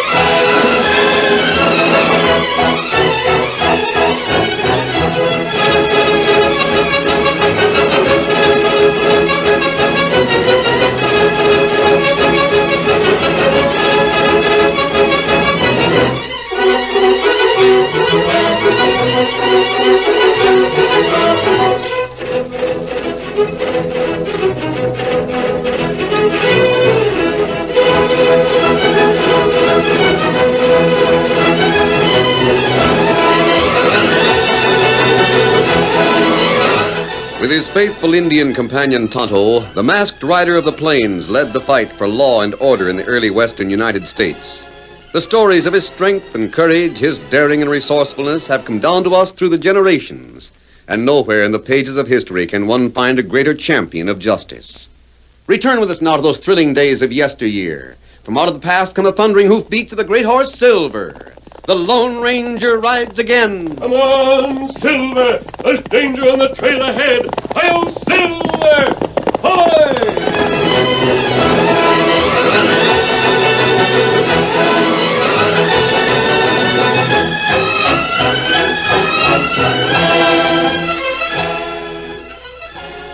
Two men crept stealthily through the wooded border country of Montana. Beneath their low-pulled hat brims, their hard, inscrutable eyes peered at a small cabin in a clearing thinly crusted with snow. Now and then, as they cautiously worked their way through the thick foliage of evergreen, which had shielded the woodland from the snow, a dry twig would snap. Otherwise, their sinister approach was silent. Well, we're almost to the cabin, Buck. That's it, dead ahead. Yeah. Keep your head behind the bushes, you fool. You want the old coot to see us? Old Lemp won't be looking out the rear of his cabin. Gotta watch out for his dog, though. We'll take care of him when the time comes, Fagin. Can't be too soon to suit me. The old man's got that hound trained. He'll jump anybody who comes near the place. I know it. Give him half a chance and he'll tear your throat. You sure there's gold hidden in that cabin, Buck? I tell you, there must be. Lemp was a prospector up in the Yukon region for, at least 10 years. Stands to reason he didn't come here empty-handed. I don't know. And haven't I seen him exchange gold for cash at the bank? Besides, even if we don't get gold, we'll accomplish our main purpose. What's that? We'll frame the Lone Ranger. And he'll be out of our way. How you figured on getting into the house without the dog seeing us? It's through a trapdoor in the roof. Trapdoor? Yeah. The old man generally keeps it propped open to let more air in the place. That sounds slick enough, Buck. How do we get on the roof? Well, there's a tree in back with a low limb just overhanging the house. We'll just climb out on that bough and drop to the roof. Not bad. By the time the mutt's onto the trick, we'll be in a position to take care of him. Yeah. What's more, we won't leave any tracks for the sheriff. Except on the roof, and he'd never look there. That's so. Here in the woods there ain't snow, and we make our getaway by the trapdoor. The only footprints will be those of the Lone Ranger. And the kid that'll help us frame him. Here's the tree. Yeah. Now boost me up, and then I'll give you a hand from that bough.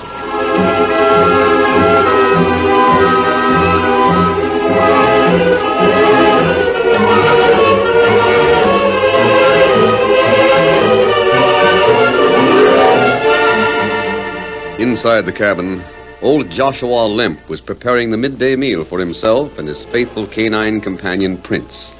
The huge hound, whose loyalty to his master was equaled only by his hatred of outlaws whom his master feared, lay quietly before the fire, sniffing the appetizing aroma of the old man's dinner. Yeah, makes you hungry, Prince? Take it easy, old fella. I'll have your meal ready for you in a jiffy. What is it, Prince? What's the trouble, fella? Somebody coming? Yeah, I guess I'd better take a look through the window. Can't be too careful with all them outlaws on the prowl. Come on, boy.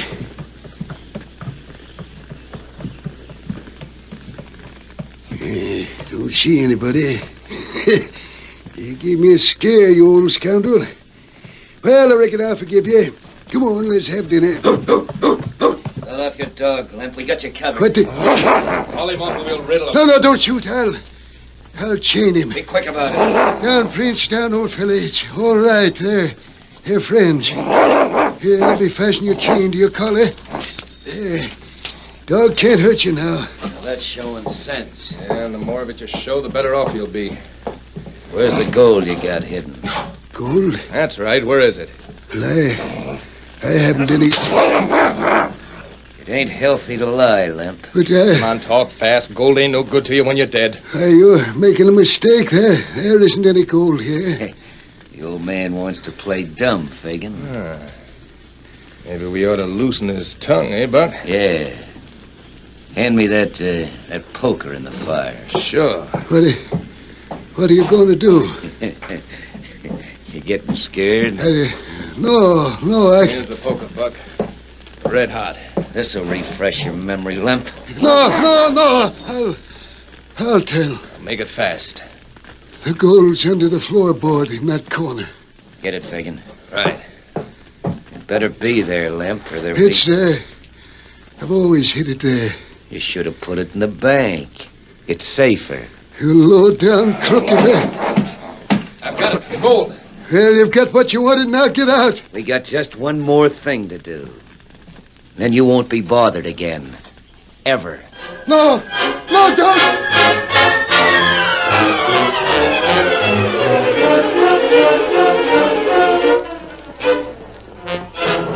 A little later in the day, the Lone Ranger and Tonto headed for Old Limp's cabin in response to a rather vague message.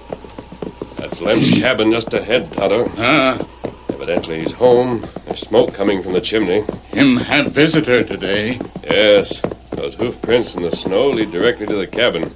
Oh, Silver. Oh, Scout, old fella. Oh. Easy, big fella. Here's where the rider dismounted and walked to the door. You wait, Kimasabi. Me look at footprint.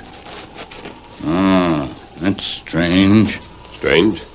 Fella leave cabin on dead run. Oh? Make horse get away in plenty hurry, too. He must have had a good reason for riding away at that speed on such icy footing. That must be Prince, old Limp's dog. That's right. I wonder. Tonto, look around outside the cabin. Wind makes snowdrift back here. Nobody enter or leave cabin without make tracks. There's something strange about this whole affair, Tonto. That message we received, for example. It just said that Limp wanted to see us. You think note a trick? I don't know. Well, the only footprints are those at the door. Here, we'll go inside. Tonto, look. Dead. Limp murdered. Look around, see what you can find. You look for sign. Steady. Steady, old fellow. We're trying to help. Now, that's better, Prince. Find something, Tonto? You come. What is it? Here, you look. Look here. Someone's pried a board loose from the floor. Limp may have used this space to hide money. It's empty. Someone is coming. Look out there. Plenty horsemen come this way. Looks like the sheriff of the posse. Them come here. Stop to look at Silver. Be ready. Masked and an Indian. Hoist your hand. Don't make a move or we'll kill you. Hey, Sheriff, look. It's old Limp. He's been shot. Plumb through the heart. Look here. You two stand where you are. You're murderers. You drilled a harmless old man. Limp was dead when we got here. You can't squeeze out of a hang noose as easy as that, mister. I came all the way from the county seat on the tip that a masked killer was nearby. With an Indian partner. Yeah, a masked man and an Indian. Hey, Sheriff, Limp's gold's been stolen. Well, that clinches it. I was told that you two'd be after the old man's gold. You resisted, so you shot him. Sheriff, that's not true. I've heard killers sing that tune too many times. I got the goods on you, and I mean to see you hang. I suppose it's no use telling you that we found a note on my saddle. No, it isn't. Well, you can search us for the stolen gold. Your partner made off with it. My partner? Yeah, the buckaroo whose tracks we found going away from the cabin. Oh, I see. As plain as a nose on Rube Johnson's face. That you two are killers? Sure. It stands to reason that if three of you rode up here and one vamoosed, he took the gold with him. When you'd looked around, you planned to join him and then divvy the loot. But we nabbed you before you could get away. Hand over them guns, mister. Come on. Come around from the back of that table and give yourself up. You see what's under that mask. All right. Take the table. Hey, come on, Tonto. Tommy, come. Look out! They're trying to escape. Stop them. Don't let them get away. You let us through. Oh, I'll get you. Let me show you. Stop where you are. I'll shoot. With this gun? No, you... Out of my way. Fists flailing, the Lone Ranger and Tonto fought their way through the sheriff's men to the door. Slowly but surely, the posse fell back before the smashing blows of the masked man and the Indian. Guns were useless to them, for there was more danger of their shooting friends than their quarry. Then, with lightning speed, the Lone Ranger and Tonto leaped into the saddles of their horses. Come on, Silver! Get him up! Down! Up, or I'll rid of you! No, you won't! Oh, my wing me! They're getting away! Shoot! Shoot him! Let them have it, boys! Draw him down! Silver! Bless them. We'll catch him again. And when we do, there'll be a hang noose for each of them.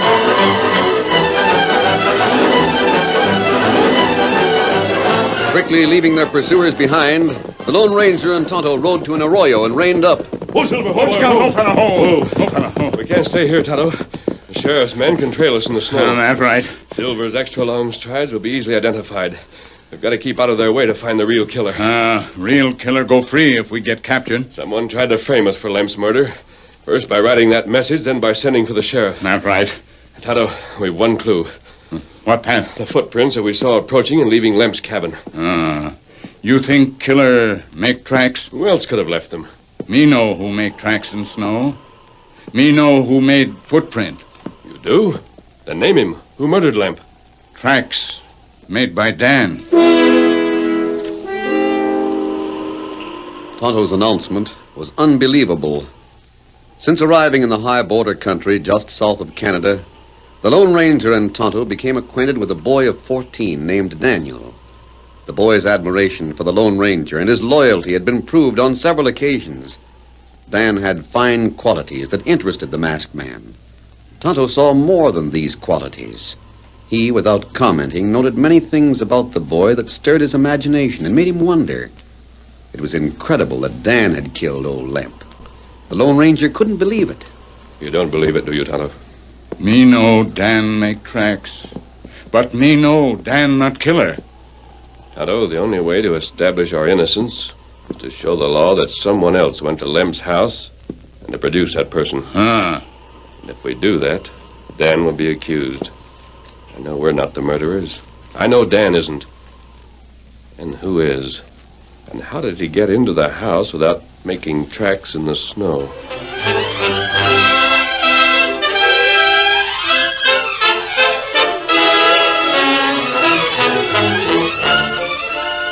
The curtain falls on the first act of our Lone Ranger story. Before the next exciting scenes, please permit us to pause for just a few moments.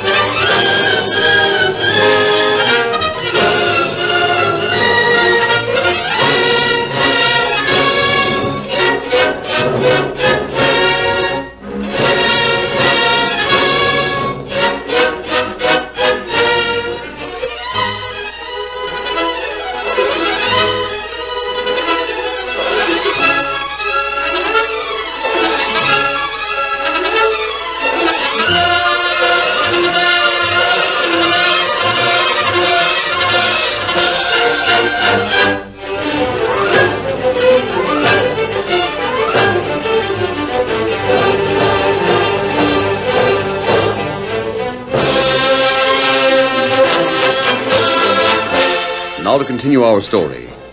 Knowing that the long strides of Silver made it easy for the law to follow his tracks in the snow, the Lone Ranger remained in hiding until Tonto spoke to Dan. The lad, eager to help the masked man, went to a rendezvous in the woods after dark. Someone's coming. Horse is white. It must be the Lone Ranger. Golly, to think he asked for my help. Oh, Silver, oh boy, oh. Dan. Right here. Here I am. Easy, big fella.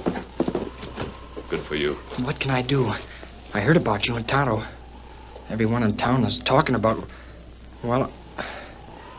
The murder? Yes, sir. What can I do to help prove you're innocent? How do you know I am innocent, Dan? Well, I know you are. That's all there is to it. I see. I tried to tell the sheriff that Lemp was dead when I went to his house. You hadn't been there then. There weren't any tracks in the snow. At least none to the door. Why did you go there, Dan? To find out about Mr. Lemp. The man told me Mr. Lemp wanted to see me. Said Mr. Lemp wanted to ask me to do some work for him. I understand. Well, I went there to see Mr. Lemp. He was dead. Then I hurried back to town. Oh, I'd have given anything to have been able to see you then. I looked for the sheriff, but he'd already left for town. Have you seen him since? Yes, sir. Tried to tell him that I'd been to the house. He wouldn't pay any attention to me. Well, I guess he thought I was just saying it to shield you. He knows what I think of you. Thanks, Dan. You said a man told you Mr. Lemp wanted to see you. Yes. Who told you that? I don't know. He was a stranger. I'd never seen him before. He might have sent you there simply to find the dead man and report it. Dan, if Tonto and I have been framed for this crime, it was a mighty neat job. Well thought out. I'd know that man if I saw him again. He wore whiskers, a beard. But he could take that off. Still, he had a habit of pulling on his right ear when he talked. That's a habit. He couldn't change that. Good for you. You're observing. If only the sheriff had believed my story. It's true. I went there and my tracks were the only ones. If Lemp was dead when I was there, well, it's a sure thing you couldn't have killed him. Don't you realize that if the sheriff did believe your story, he might think you were the murderer? I wish he would. Hang it all, I wish he'd accuse me and leave you alone. If only there was some way I could help. You can, Dan. You're almost as observing as Tonto. I want you to work with him. You bet. I'll stick to the woods where there isn't snow, where Silver's tracks won't show so clearly. With strides like his, it's a snap to follow him. And be sure of the horse that's being followed. But for the time being, I will make tracks in the snow to keep the sheriff busy on the trail. While he's following me, you and Tonto will go back to Lemp's and look around. But if you make tracks, the sheriff's men will find them. Yes, but they'll lose them when the tracks go into the woods.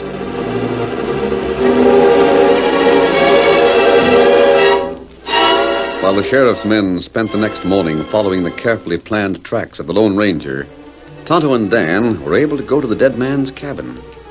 They first walked around the building studying the snow, and then approached the door where there was now a confusion of marks made by men and horses. The cabin's owner was no longer there, but the big dog Prince was still inside to be disposed of with Lemp's other property.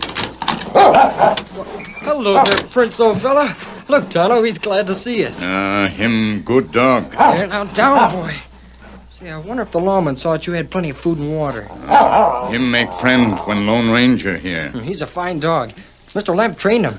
I spent a lot of time with old Prince. Him chained to wall when outlaw killed Lemp. We gotta find a murderer, Tonto. That'd be plenty hard. Me not find tracks anywhere. Couldn't have vanished into thin air. Maybe we find new clue here in cabin. Down my sleeve, Prince. Down now. Him want you to follow him, Dan. He sure is anxious about something. He acts like... Tonto. Prince saw the murder. Maybe he's trying to tell us something, or show us something. That right. Let's follow him. Lead on, Prince. Lead on, boy. Come on, boy. Lead on. Him want you to walk the steps. Yeah. Now he's going upstairs. Him take us into spare room. Yeah. I wonder. Him stop now. Tonto, he's looking at that trap door in the roof. What is it, Prince? Trap door. Well, what are you trying to say, old fella? Here. You look here and ladder, Dan. A piece of cloth. Torn by a nail.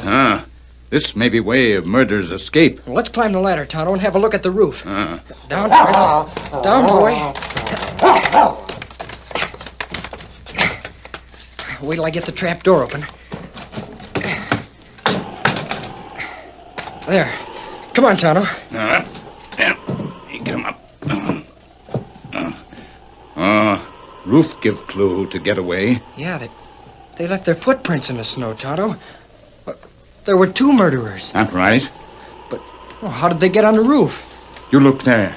A tree overhanging the roof. That way killers come and go and not leave tracks in snow on ground. Gosh, if it hadn't been for Prince, we might never have known. Him plenty smart dog, and them plenty smart crook. But not so smart they can't be caught, eh, Tonto? And Prince will be the first to identify them. Studying the ground near the tree which had afforded the killers an entrance to Lemp's cabin, Tonto's sharp eyes soon saw a faint trail in broken twigs and crushed leaves. Then he and Dan reported their findings to the Lone Ranger at his camp. As the masked man listened, a plan formed in his mind. And that afternoon, Tonto and Dan paid a visit to the sheriff's office. Tonto and I want to talk to you, Sheriff. Dan, wouldn't say the engine. Yeah, I've been looking everywhere for you, Redskin. You and that slippery masked partner of yours. You got away from me once, but it won't happen again. You want to arrest Lemp's murderers, don't you? Well, Juniper, I'm arresting one of them right now. You not arrest me? I won't, I'll show you. Sheriff, listen. See here, kid, I'm not taking orders from you. You want to capture Lem's murderers? You're darn tootin'. What do you think I've been chasing you and that masked man for? We not men you want. That's right, Sheriff. I saw them two in Lemp's cabin soon after you was shot. Saw them with my own eyes. Well, the killers timed it so you'd find him there, Sheriff. We take you to killers. What's that? Tonto found the trail from Lemp's cabin. We can prove that they're guilty. All right, I'll go. But if I ain't satisfied, I'll fix a hang noose for this Injun and that masked man so fast it'll make their heads swim.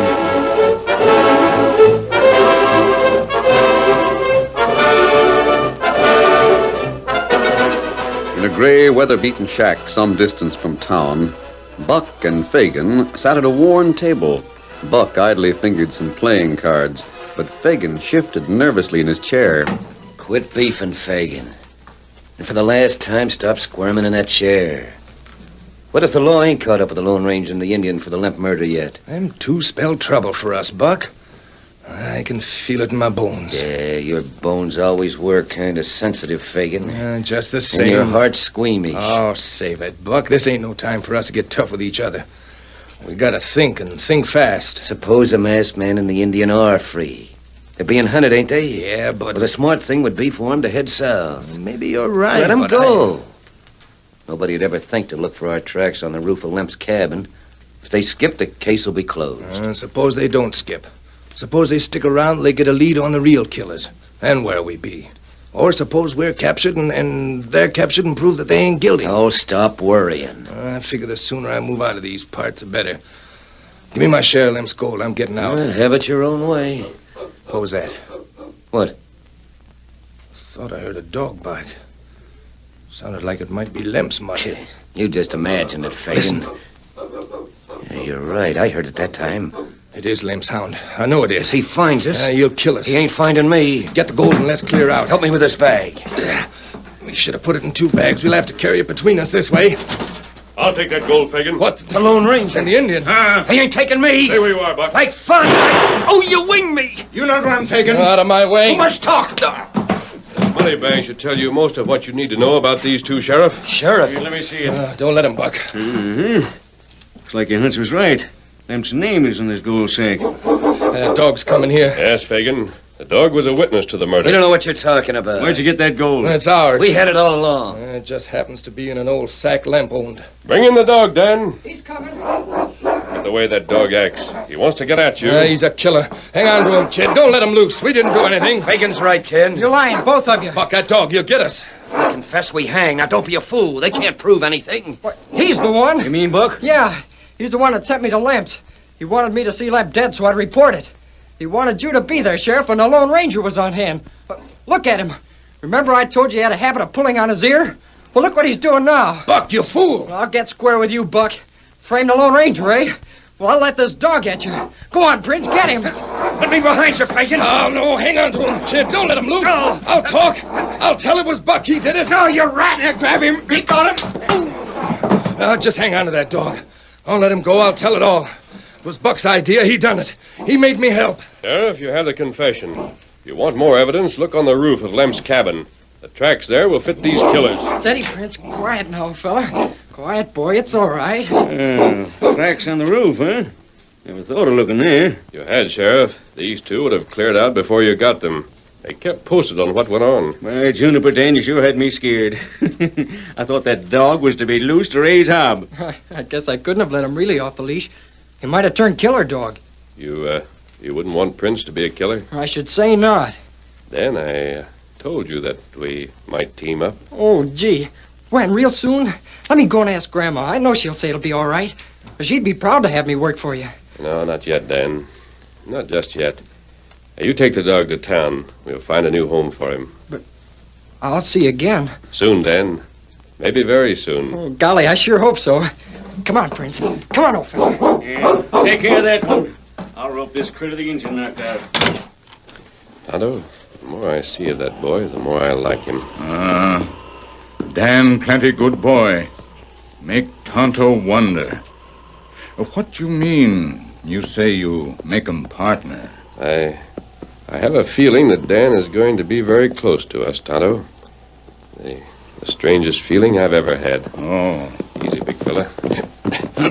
Come on, Silver. Get him up, Scout. Get him up! Hi-yo, Silver! Hooray! Further strange developments in the story of Daniel are to be heard in the next episode of The Lone Ranger. Why does the masked man feel an inner voice trying to speak whenever he thinks of Dan? What is the unvoiced idea that Tonto has kept a secret? Be sure to tune in the next surprising episode.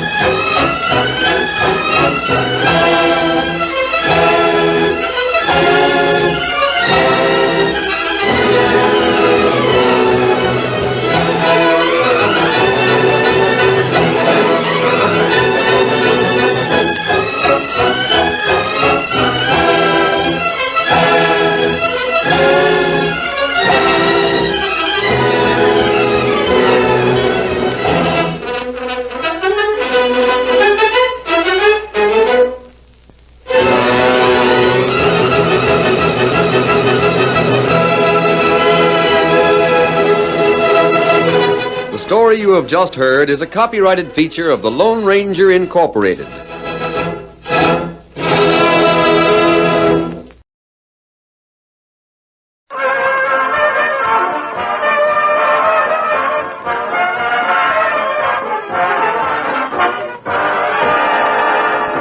A presentation of the Special Service Division of the War Department of the United States to the fighting men of the United Nations.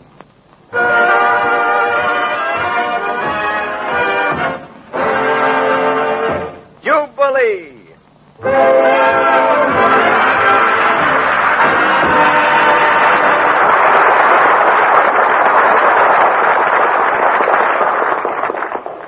Yes, Jubilee. And that means scintillation and rhythm and music and song and laughter. To supply it, another all-star cast of entertainment headliners. Benny Carter, America's amazing man of music and his orchestra. Savannah Churchill, Savannah, the ballad sweet and the blues thermal. Jester Harrison's Hallelujah 4, harmonizing neat. And Rose Murphy, whose songs are always a treat. And our extra special guest of the evening, Nicodemus. Now, your host for the Jubilating, which is forthcoming, star of pictures, stage, and radio, Mantan Moreland.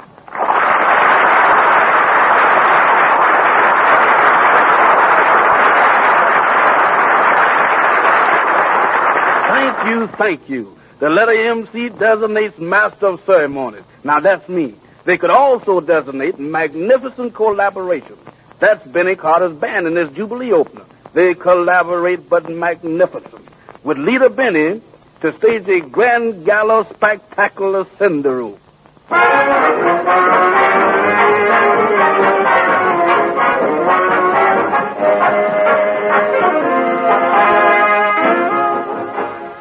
Jumping at the Savoy. Yeah.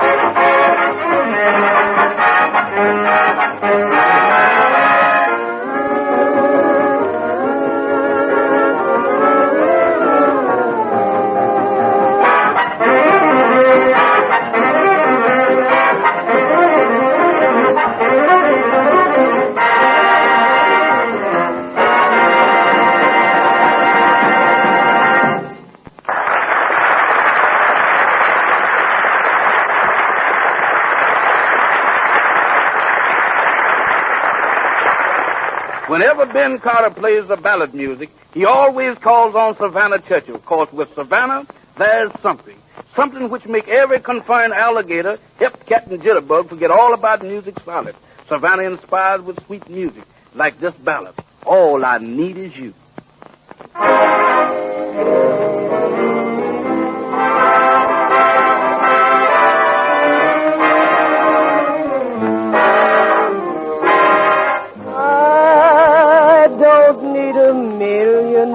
$1,000,000 to make my dreams come true, baby. All I need is you. I don't need a fortune teller to tell my troubles to, baby. All I need is you. Don't need the sun, don't need the stars, for at last I realize I found the sun, I found the stars, shining right in your eyes. I'm right at the gates of heaven, and I could walk right through, baby. All I need is you.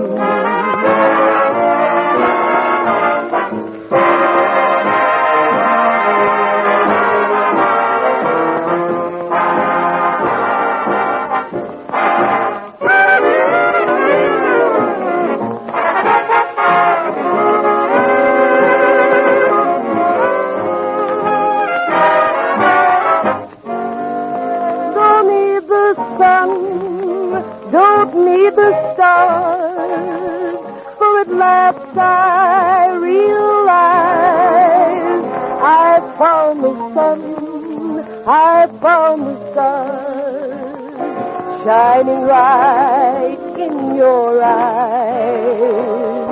I'm right at the gates of heaven, and I could walk right through. Baby, can't you see? All I need is you.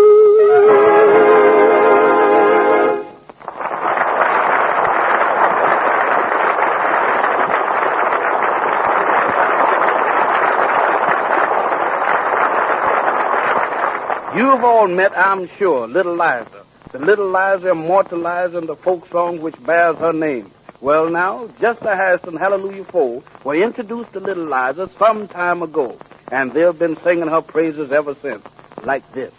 Oh, Little Liza, love you. Little Liza, love you. Love you in the springtime, in the fall. Little Liza, love you. Little Liza, love you. Love you the best of honey, honey, honey, honey. Little Liza, love you. Little Liza, love you. Love you in the springtime, in the fall. Little Liza, love you. Little Liza, love you. Love you the best of all. I had a dream the other night, the sweetest dream of all. I dreamed I kissed a brown-skinned girl. Well, behind a garden wall. Honey, honey, honey, honey. Little Liza, love you. Little Liza, love you. Love you in the springtime, in the fall. Little Liza, love you. Little Liza, love you. Love you the best of honey, honey, honey, honey. Little Liza, love you. Little Liza, love you. Love you in the springtime, in the fall. Little Liza, love you. Little Liza, love you. Love you the best of all. He came around to my back door, and asked for turtle doves. Well, look at that. Now, look here, Liza, tell me the truth. Who is that man you love? Honey, honey, honey, honey. Little Liza, love you. Little Liza, love you. Love you in the springtime, in the fall. Little Liza, love you. Little Liza, love you. Love you the best of honey, honey, honey, honey. Little Liza, love you. Little Liza, love you. Love you in the springtime, in the fall. Little Liza, love you. Little Liza, love you. Love you the best of honey, honey, honey, honey.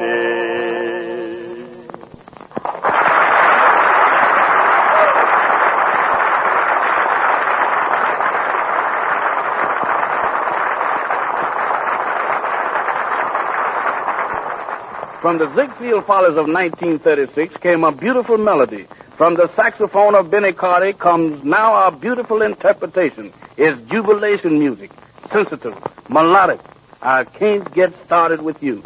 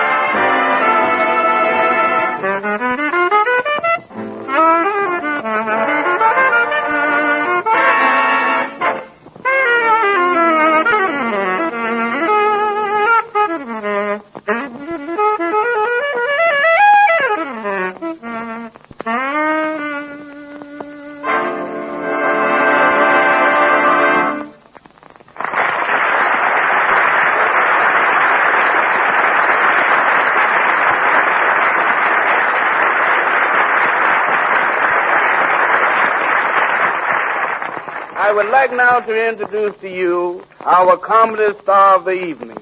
From Louisiana Purchase, soon to be seen in MGM's Cabin in the Sky, 20th Century Fox Meanest Man, and Republic Hit Parade of 1942. He's that quick man with the repartee, that speed merchant with the verbal phrases, that fast-talking gentleman and comedian, Nick Crodema.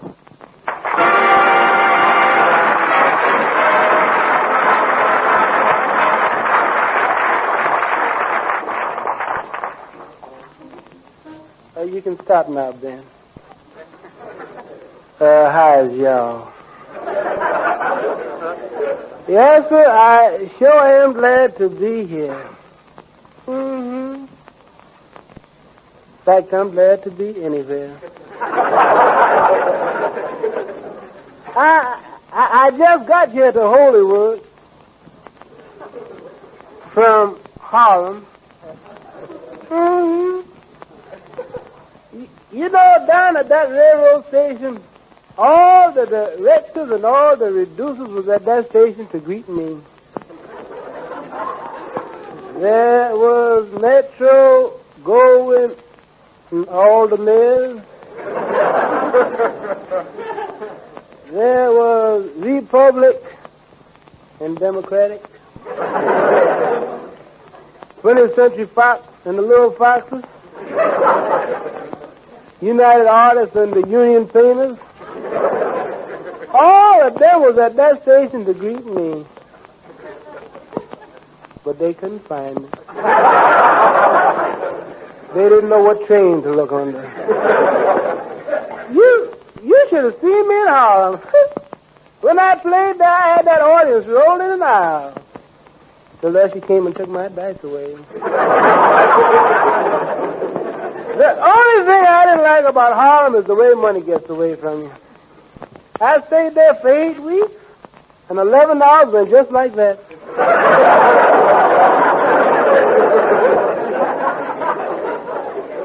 Next time I'm going alone.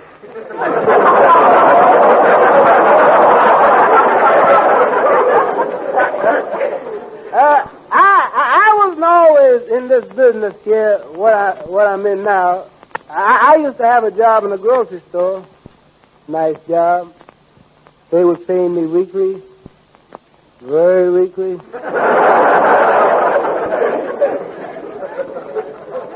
Everything was going good till the proprietor got ambitious and asked me to do things I couldn't do. Would you believe it, that man asked me to lay eggs in the grocery store window for advertisement?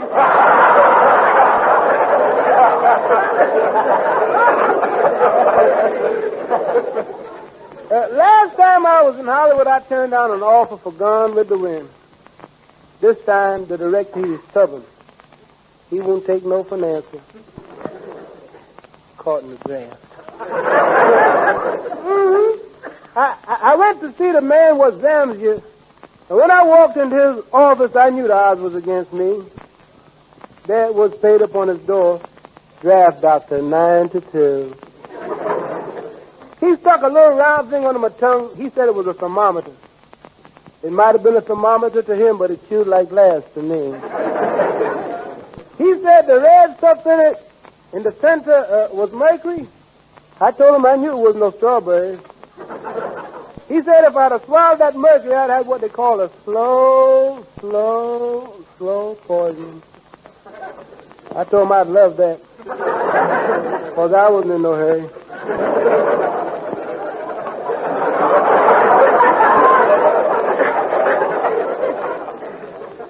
asked him, I said, Doc, does flat feet's empty? He said, no. We taking flat feet, boys. We giving them the hot foot and using them for pressing. Then I said to him, I said, what if you got bad teeth? He said, these things to fight them, not to eat them. So I said, well, Doc, suppose you're nearsighted. He said, we'll cure that. We'll put you in the front line where you can reach them.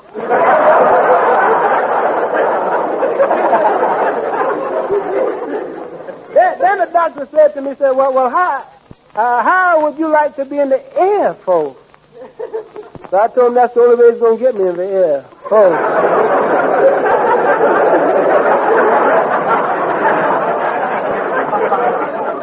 You know, I didn't know that the Germans had an army of insects till I saw it in the paper the other day, Rommel fleas.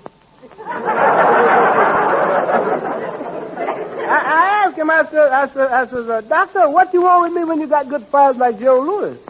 He said Joe Louis was just right for giving Hitler a good whipping. So I said, Mister, I'm anemic. I am undernourished. I can't whip nobody. He said I was just right for Mussolini.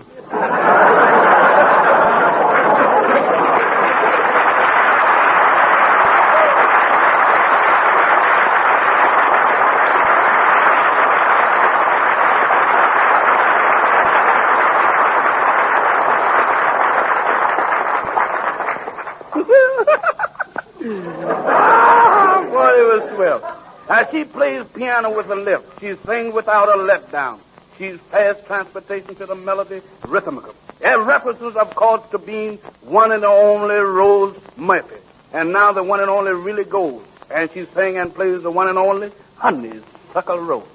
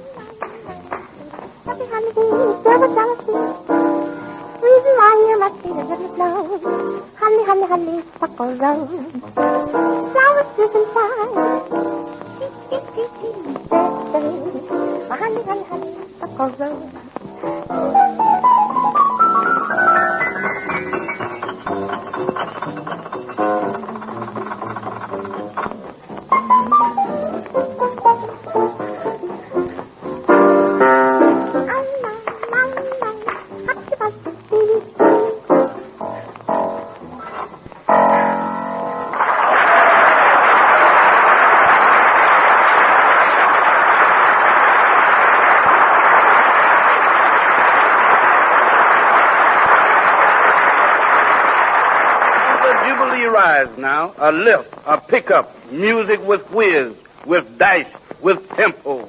Just a hash and hallelujah folk will sing the traditional spiritual, do you call that a religion? Do you call that religion? No, do you call that religion? No, do you call that religion? No, do you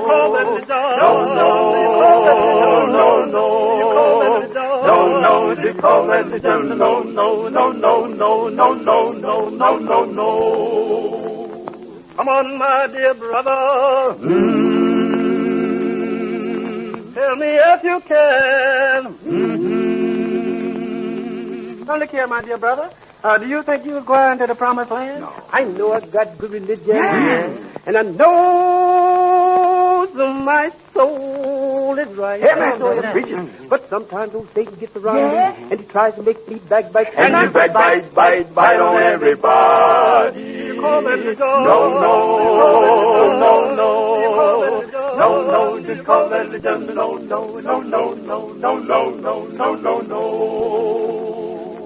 Come on, my brother Deacon.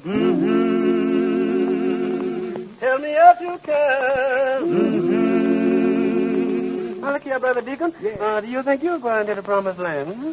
I know I've got good religion. Going to heaven when I die. Sometimes old Satan gets in behind me and tries to make me lie, and I just lie on everybody. You call them the dog. No. No, you call them the dog. No. Come on, my dear elder. Tell me if you can. Look here, Real. Do you think you're going to the promised land? I know I got good religion. And I know I was called to teach. Look here, brother. There never was a man called to teach going around here doing like you've been doing. Now listen here, all of y'all. It ain't none of y'all's business what I do. Y'all just practice what I preach. And I preach that to everybody. No, they call that religion. No.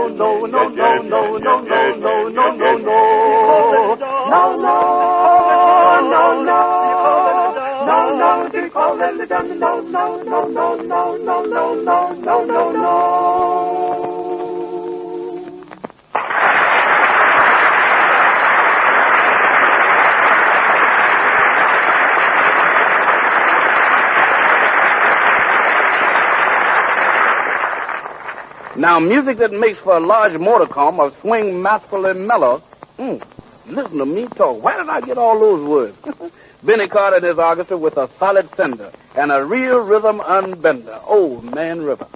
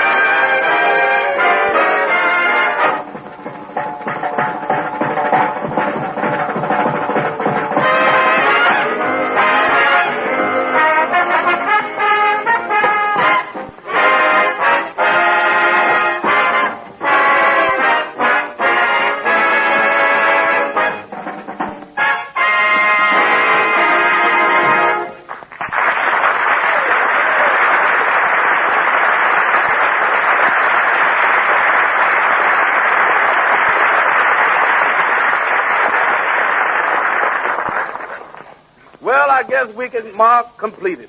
All our jubilation for this time. But Jubilee will come your way soon again. And we hope you will be listening. Speaking for Nicodemus, Savannah Churchill, Juster Harrison, Hallelujah 4, Rose Murphy, and Ben Carter and his orchestra, this is Mantan Moreland saying good luck and so long. Jubilee was presented for the Armed Forces of the United Nations by the Special Service Division of the War Department of the United States of America.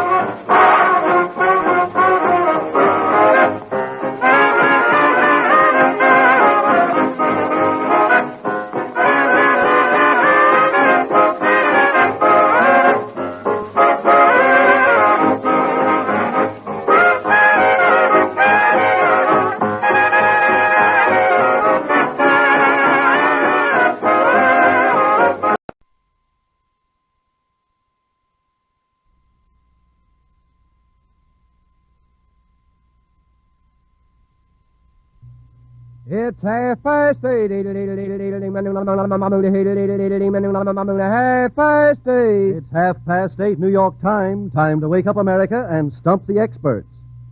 By the way, ladies and gentlemen, are you stumped by that very difficult problem of shopping this Christmas? An ideal solution is the Lucky Strike Christmas gift.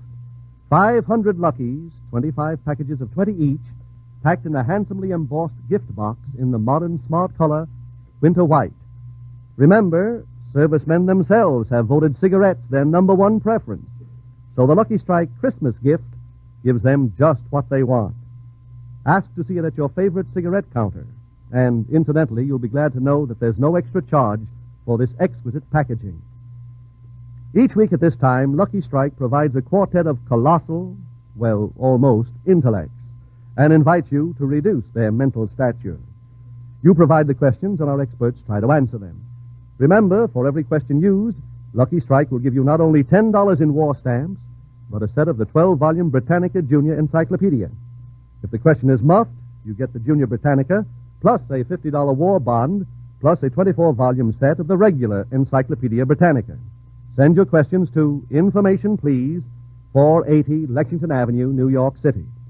If our editorial staff edits your questions a bit, don't fret over it.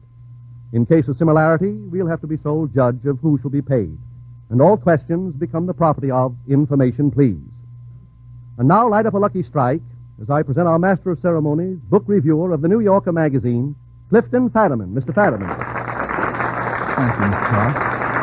Ladies and gentlemen, the only kind of show that we know how to put on is one that's go as you please and completely unrehearsed, and that's the kind we do put on. And the board tonight includes our three stalwarts, John Kieran, Franklin P. Adams, and Oscar Levant, and as our charming guest, the versatile actress, radio star, and author, you may have read her witty book, Past Imperfect, Miss Ilka Chase. We're going to begin with a arrangement of certain letters of the alphabet. Tell me just where you'd find the free arrangements. Let's see if we can get 2 out of 3. The first T, Y, U, I, O, P. Well, I have 1, 2. On any typewriter? Yes. What is the... across. Well, naturally... Down? Below the figures, which would be on the top, the exclamation, ordinary letters. Yes, that's right. QWERT on one side, POIUI working backward from the other. Say, that's good. I didn't know that, Mr. Fadiman, because I write longhand on a yellow pad. Oh, I thought you dictated. Here's another arrangement. MNOPRS. Mr. Levant. For your eyesight. No. Well, I can't see, and it looked like that to me. No, it's a good guess. MNO, these are capital letters. MNO, and then another... Is that a rationed alphabet? PRS, no. Let's have a guess on this. It's Greek from Menopelius. You can't pronounce the darn. It's the telephone dial. There are two sets of... They're on a telephone dial. They're arranged M-N-O-P-R-S. There isn't any Q. Maybe you think there is a Q, Mr. Levant. I don't know anybody with a Q. No. Now, that gives us one wrong. Now, here's another set of arrangements. 1A, 1B, 2A, 2B, and so forth. What does that suggest to you? Mr. Kieran. Well, it might be in a shoe shop, for instance. Shoe shop? How do you make that out? You have shoes 1A, 1B, 2B, 3C, any size you want. It's grade school. Grade school, Certainly. Well, be in a shoe shop, too. I spent most of my life in 1A. I ought to know. It could be on a questionnaire, too, couldn't it? 1A, 1B, Various 2A. subheads. Well, I don't think they have all of those. I think the public school arrangement that Mr. Levant refers... You did get out of that 1A. Not entirely. Don't go too far in your numbers. That gives us 2 out of 3. How about this? From Raymond Hogan of Brooklyn. Identify the play in which the following things happen. Let's get 2 out of 3 on this. In the first play, the curtain rises with the family coming in to breakfast. What play? Mr. Levant. Vinny, Life with Father. Life with Father, yes, that's quite right. Now, in the next play, there's a contrast. The curtain falls with the family about to have dinner as the curtain falls. What play? Miss Chase. You can't take it with you. That's quite right. You can't take it with you. How about dinner at 8? I never saw it and don't know how the curtain... Well, they had dinner in it. They had dinner in it. I don't know whether it was the end of the last curtain or not. Now, in the third... They never did get to the table. They never did get to the table? You see, Mr. Levant? You Well, just I never never stayed do that long. You ought to see your plays out the way Miss Chase does. In the third play, food is served throughout the action. Well, more or less throughout the action. What does that mean, the 3 acts? 3 acts, yes. What one would that be? Is that the Feast of Belshazzar? Well, there's an oratorio, but they don't eat, they just sing. If there was a play about the Feast of Belshazzar, that would be true. What is that question? Henry VIII. Food is served all through the play, Mr. Adams. Henry VIII. In the movie, there's a lot of food served, but not continuously. Mr. Adams? It wouldn't be the first year. No, though there is a dinner in that. Food for action. No. Oh, golly, we're just guessing. It's the Petrified Forest, in which the action takes place in a lunchroom. Cafe Crown, also. Isn't that in a restaurant? Yes. Petrified Forest, I don't believe. Don't believe that? I'm not sure. I only see the picture. On the card, it says the Petrified Forest. You quarrel with the card. That gives us 2 out of 3. And sends us on to a question from Pauline Saltzman of Grand Rapids, Michigan. Now, this is a musical question. Get 2 out of 3. According to the items that are suggested by each of these musical selections, what would a lady have in her purse? In other words, the title of each of these selections should suggest to you something that a lady might conceivably have in her purse. Let's have the first.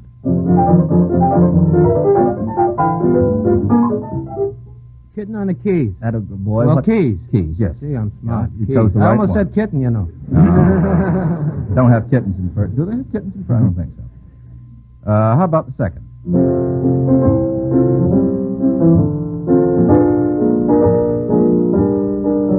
Mr. Levant's a bear on this. Mr. Levant?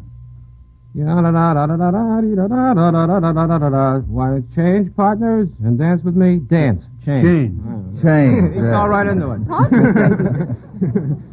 You picked that up pretty well, Adam. Now the third and last. This is a tricky one. Miss Chase, you had your hand up. Well, I think I know the title of the song. Yes, but what would a lady have in her purse that might be suggested by the title of that song? The Love Nest? Mm-hmm. A farm. A deed to a Love farm. Nest is a piece of chocolate candy for a nickel. That's right, yeah, sure. She might have a piece of chocolate candy called Love Nest. I thought that was a Baby Ruth. No, Babe Ruth is also a nickel. No. That's an O. Henry you're thinking of. And that's enough commercial plugging in the first part of this program. Well, we get 3 out of 3 on that. How about this one from Kathleen Fisher of Lyndhurst, New Jersey? What places in the African campaign do you associate with the following people? The first is Cato the Elder. Cato the Elder. Mr. Kieran. Delenda es Carthago. Carthage must be destroyed, which the ancient town was wiped out, but I believe it's right up near where the American and British forces are fighting now. Not the Rommel action, but the other one. Tunis. The Anderson Yes. Carthage was part of what is now Tunis. Cato, of course, was the Roman. Roman. He was the elder. Yes, the elder Cato, who urged that Carthage be destroyed, and it was destroyed, as a matter of fact. How about A place He in had the- to say Latin then because he didn't learn Greek till he was 80. But what do you suppose Kieran was talking? Kieran was talking Latin. He was talking Latin, but that was in his Cato the Elder's younger days. How about Stephen Decatur? What place? The place in the African campaign, Mr. Levant? Tripoli. Tripoli. Why? That was when they wiped out the pirates there. The start of the Marine tradition starts right. there. It's in the Yes. song. It was a war against Tripoli about what time? When that pick a date. Dinner at 18... no. Mr. Kieran, how about... 1814. About 1804, I think it was, the war against Tripoli. The hero of naval battle in 1804 was Stephen Decatur. And Monroe is associated with what place in the African campaign? This is a tough one. Mr. Kieran. Monrovia. That's right. There is Monrovia. And what is it? Monrovia is in Liberia, isn't it? That's right. And it's on the southern-western loop where Africa takes a bend down below the equator. That's right. And pulls its stomach in right there, Africa. South of Dakar. Yes, and it's one of the places where we are setting up bases, is it not, from which to send out soldiers to northern Africa. Yes, Monrovia, the capital of Liberia, was named after President Monroe. Got 3 out of 3 on that. How about this one from Marion C. Lawless of Eagle Rock, California? Can you identify for us these love affairs in which royalty or nobility participated? In the first case, 2 princes want to marry the girl, but she's finally glad enough to be a commoner's wife. What love affair is that? I was going to say Victoria at first because 2 princesses did, but I don't know about the commoner. 2 princes sought Victoria's Albert and his hand? brother. They had a duet there, an operetta duet for a few minutes. But Albert wasn't a commoner, was he? No, I didn't hear the question. I wish I hadn't heard the answer. Now it's Mr. Kieran. Well, there was one of the British royal house that married a commoner. I should say perhaps that these are imaginary or fictional love affairs. Does that make it any less clear? Is the music by Romberg in these? No. This is never set to music. Is this by Mark Twain? No. Now we're just very far afield. Although the country's very nice around there, Mr. Adams. It's Portia in The Merchant of Venice. You remember, who marries the commoner Bassanio, although she's courted by the Prince of Morocco and the Prince of Aragon. One wrong. Now we have to get the next one right. In this case, this is a play. The princess loves a tutor, but she doesn't marry him. Miss Chase. The Swan. The Swan is right. Yes, do you remember the names of the characters? Lillian Gish. Basil Rathbone. That's Basil right. Rathbone and Philip Merivale were in it, and Eva Le Gallienne, but I don't remember. Alexandra was That's the name right. of the princess. Alexandra, and she doesn't marry Nicholas Agi, I think his name was, A-G-I. Now, how about the case in which the prince woke up the lady with a kiss? Miss Chase. Sleeping Beauty. Sleeping Beauty, yes. Mr. Kieran, were you going to... Siegfried. He wakes up a goddess, which is even better. Which is even harder. And now, before we go on to the next question, here's Mr. Cross, who wonders how our assembled experts would define the word cigarette. Well, Mr. Fadiman, I think they'd arrive, first or last, at Webster's own very forthright definition. A cigarette is tobacco rolled in thin paper. And, ladies and gentlemen, doesn't the simple definition itself make clear that in a cigarette it's the tobacco that counts, and that in selecting your own cigarette, it's worth your while to take a tip from the men who know tobacco from A to Z, the independent tobacco experts. These auctioneers, buyers, and warehousemen who attend the auctions down south obviously see just who buys what tobacco. Yes, year after year, they see the makers of Lucky's consistently select and buy the riper, lighter, milder Lucky Strike leaf. No wonder that with men who know tobacco best, it's Lucky's 2 to 1. Smokers, remember, in a cigarette, it's the tobacco that counts. And Lucky Strike means fine tobacco. So round, so firm, so fully packed, so free and easy on the draw. Thank you, Mr. Cross. That took 60 seconds. And now a question from Dave Rosen of Chicago. What I want you to do, Miss Chase and gentlemen, is to identify the situation and the parties involved in each of 3 brief conversations that will be acted out for us now. Let's have the first. How many rooms? Children? How many? How old? Are you on one of those diets? Does your husband come home on time? What's the situation? Who's talking to whom? Oh. Mr. Levant. Is that when somebody wants to adopt a child? No. What's the matter with me? I don't know. It's only a half-hour program. Well, is it Must it be a specific, a well-known incident? No. It's a general incident that might take place. Was that a boarding house keeper? Who's doing the talking? The keeper, I guess. Boarding house keeper? Whom is she talking to? And the applicant for the... Maybe I didn't listen. You're very close to it, Miss Chase. I think it's an applicant for a domestic position interviewing a prospective employer. Wouldn't that be? How many rooms, children, how many? Are you on one of those diets? Probably be a cook. A reverse angle. I imagine. Well, and does your husband come home on time? She wants to know whether you have to serve 4 or 5 meals after 6 o'clock. I was pretty close. What did you say? About adopting a child. Well, it's more like adopting a whole family, Oscar. And now the second. Let's see if we can do a little better on that. Of course he isn't 14. He's just big for his age. Long pants? Well, you know how boys are. They all want to look older. Just turned 10. Quiet, Elmer. Mr. Adams. That's the half-fare business, which doesn't obtain in my family enough anymore. Yes, kind that's of right. coquettish young mother. Yes. Not so young mother. Maybe not so young, yes. The old half-fare gag. And now the third and last. I want one without bones. Not too long, either. I hate it when they curl up. As a matter of fact, it's my first, and I really don't need it. Miss Chase. A woman buying a girdle, I'm afraid. Yes. No, nothing to be afraid of. Yes, that's quite right. I thought it was a shampoo. As a matter of fact, it's my first, and I really don't need it. Permanent. You know, one of those shampoos that are permanent. That don't last long? I don't know what a permanent is. Let's see. We got 2 out of... we were supposed to get all on that. So that sends a $50 war bond for Mr. Rosen and a set of the Britannica. How about this one from Mrs. Ann Butler of New York City? I want you to recite for us 3 lines of poetry from different sources that mention the word honor. Honor or O-U-R. Mr. Adams. I could not love thee, dear, so much loved I not honor more. Yes, that's a very famous one. That's only 2 lines. Very well, that's good Yet enough. this inconstancy is such, as thou too shouldst adore. I could not love thee, dear, so much loved I not honor more, Lovelace. Yes, very good.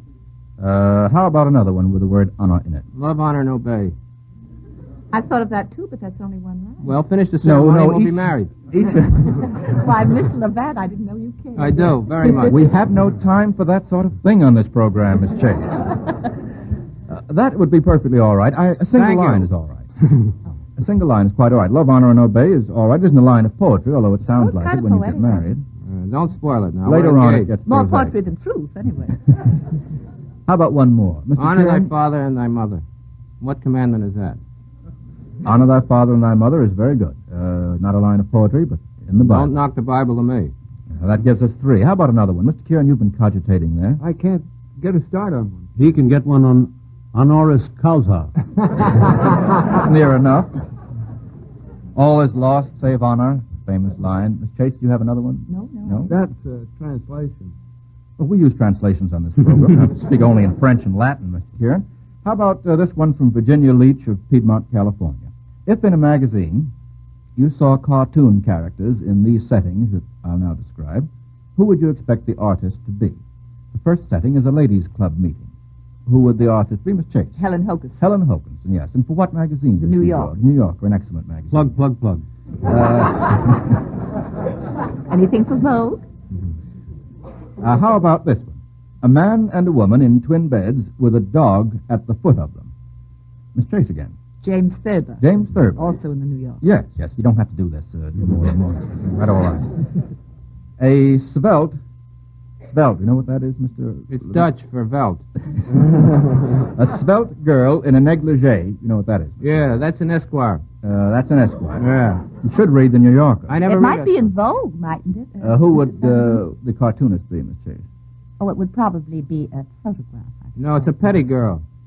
Yes, sometimes they're larger than that. But it is by Petty. You're quite right. Yes, the cartoonist is Petty, one of the most popular cartoonists, as He's I supposed to understand draw it. his daughter all the time. I don't know if that's true or not. I don't know, but I understand that he's very popular among the boys in the Well, his service. daughter ought to be. I don't know her. That gives us 3 cartoonists out of 3. How about this one from B. Shupak of New York City? What part of what animal is each of the following? Get 2 out of 3. Hackles. What? Hackles. H-A-C-K-L-E-S. Pig's hackles? Oh. Hackles. Miss Chase. Aren't those the things that rise up on a rooster when he's angry? Wattles, those are. No, Yes. hackles. Yes, hackles. Sure. That's right. Long, narrow feathers that rise up when he's angry, or I guess when he's scared, too. Do we have any hackles, Mr. Kieran, on our bodies? Not that I noticed. Yes. Mr. Adams, do you have a rudimentary hackle? I had once, but I'm getting a little bald. It's more a heckle with Mr. Adams. Well, now, how about dewlaps? Dewlaps you'd find where? Mr. Kieran? Dewlaps, that excess wrinkled epidermis hanging down below a bull's throat. Yes, animals of the ox family. Oh, dogs have dewlaps, too, don't they? What is that? Some of the, bloodhound might, and some of the other bigger, short-haired dogs. Yes. Don't fowls have them, too? Like Turkeys? No. Oh, no. Fowls don't have dewlaps. I don't know what fowls have. What do fowls have? They have turkey necks. Yes, if they're turkeys, they do. And withers, gentlemen, those things that are unwrung. Mr. Kieran. Well, the withers are, roughly speaking, the foreshoulders of a horse at the high part. That's where you measure the height of a horse, for instance, at the withers. Yes. Well, isn't that where the gall jade winces? That's right, on account of the saddle. That's where a saddle always, if it galls at all, it galls on the fore end. Isn't it the ridge between the shoulder bones? Well, that's where the ridge at the top of the ridge is where you measure. Yeah. Get the height of a horse in hand. I think we understand each other, Mr. Kieran. Very good. That gives us three, right? Hackles, dewlap, and withers. How about this one from Sarah J. Olson of Fargo, North Dakota? What's the island setting for each of these novels? Name the island. The first novel is South Wind. Mr. Adams. I think that is Capri or Anacapri. Well, that is the model. That's the original island, but the name that is given to the island in the novel, and which is based on Capri, is what? Miss Chase? You had No, your I hand. was going to say Capri. Well, it is really Capri, but Norman Douglas, who wrote the charming novel South Wind, calls the island Nepenthe. Isn't that something that you use to make you forget everything, Mr. Kieran, a classical reference that doubtless... Kind of poppy juice. It's sort of like that, yes. That gives us one wrong, nevertheless. How about Ultima Thule? Ultima Thule is an island setting for what novel? Mr. Kieran. Was that the island setting for Sir Thomas More's Utopia? No, I don't think so. Well, that was the name of a book. You just mentioned the title. Go ahead. Isn't it in Australia? Yes, that's right. That's Yeah. the island. Australia, and the novel is by whom? There was a sequence which Ethel Barrymore played a woman of 103 years old. I don't remember the name of the No, you got the wrong... The No. Jokes of Jalna I keep thinking of. Okay. Yes, but that's a different H.H. one. Richardson. H.H. That's Richardson. right. Henry yes. Handel. Yes, Henry Handel Richardson wrote a book called Ultima Thule. It's really three novels, and Australia, which is Ultima Thule, is the island setting for that. I hardly think that we should get full credit on Why that. not? I said Australia. I know, but somebody else said something before you. Oh, I'm sorry. I didn't. I'm sorry. I give you credit for it, Ultima Mr. Thule, Levan. as the title goes way back. Oh, yes, it does. Wasn't it originally meant to indicate the islands of around Iceland, the northern seas, sort of, Mr. Kieran? How about this one? The Great Gatsby. What's the island setting for that? Mr. Kieran? I think it was Long Island. Yeah, Long Island is quite right. Mr. Kieran, you think we ought to give Mr. Levant credit? He looks a little on the I was going to say Long Island. All right, we'll give you credit for that. We got 2 out of 3 on it. And how about this one? I guess we'd better save that for the next time. Now, before we go on to that next question, Mr. Rysdale wants to give you a very graphic demonstration of a fundamental truth. Well, ladies and gentlemen, you've often heard this statement. In a cigarette, it's the tobacco that counts. But did you ever stop to think how literally true this is? I have right here in my hand a package of Lucky Strikes. I take one Lucky out of the package and hold it between my fingers. It's a tube of thin white paper, round and firm and fully packed. But let's just split this Lucky Strike down the middle. And what do we see? Tobacco. In a cigarette, it's the tobacco that counts. And Lucky Strike means fine tobacco. Yes, ladies and gentlemen, when you buy cigarettes, you're really buying tobacco. So it's surely worth your while to profit by the experience of the independent experts who spend their lives buying, selling, and handling the leaf. Remember, with these experts, auctioneers, buyers, and warehousemen, with men who know tobacco best, it's Lucky's 2-to-1. Clearly, Lucky Strike means fine tobacco. So round, so firm, so fully packed, so free and easy on the draw. Thank you, Mr. Rysdale. And now a question from William Stiles of Flushing, New York. Who was the famous son-in-law of these people? Got 2 out of 3. The first is Charles Comiskey or Comiskey. Mr. Kieran, how do you pronounce it? Comiskey. Comiskey? Now, who was the famous son-in-law of Charles Comiskey? Mr. Levant? I don't know if he's famous. He's a baseball pitcher. Who is he? Rigney. Rigney is right. Well, I guess he's famous. Mr. Kieran? Is that right? He was. He's in the Navy now. Well, he's still famous. Pitcher for the Chicago White Sox. He married President Comiskey's daughter, president of the team at that time. How about Elliot Roosevelt? Who's the famous son-in-law of Elliot Roosevelt? Who's the son-in-law? Yes, tricky, isn't it? Mr. Kieran. I'll try. Franklin D. Roosevelt? That's quite right, Mr. Kieran. Yes. How about explaining your answer? Well, Mrs. Roosevelt was also Roosevelt, and that was her father's name. Yes, that's exactly right. Get it, Mr. Levant? See? Now, the son-in-law of William Godwin. The son-in-law of William Godwin. Mr. Kieran. Yes, and I don't think he liked them very much either. P.B. Shelley, the poet. Yes. Whom did he marry? He married Mary Godwin. Mary Godwin. I thought he married Mary Wollstonecraft. I like that name anyway. That was her middle name. That was her middle name. It Is takes that a long right? time to say it, yes. Just learn that? No, I know Mary Wollstonecraft. In fact, he set out after Shelley to catch him and wring his neck. How about this one from Mark Goodman of New York? Who was the subject of each of these insults? Let's get 2 out of 3 on this. The first is, you limpin' lump of brick dust. Who is the subject of that insult, Mr. Kieran?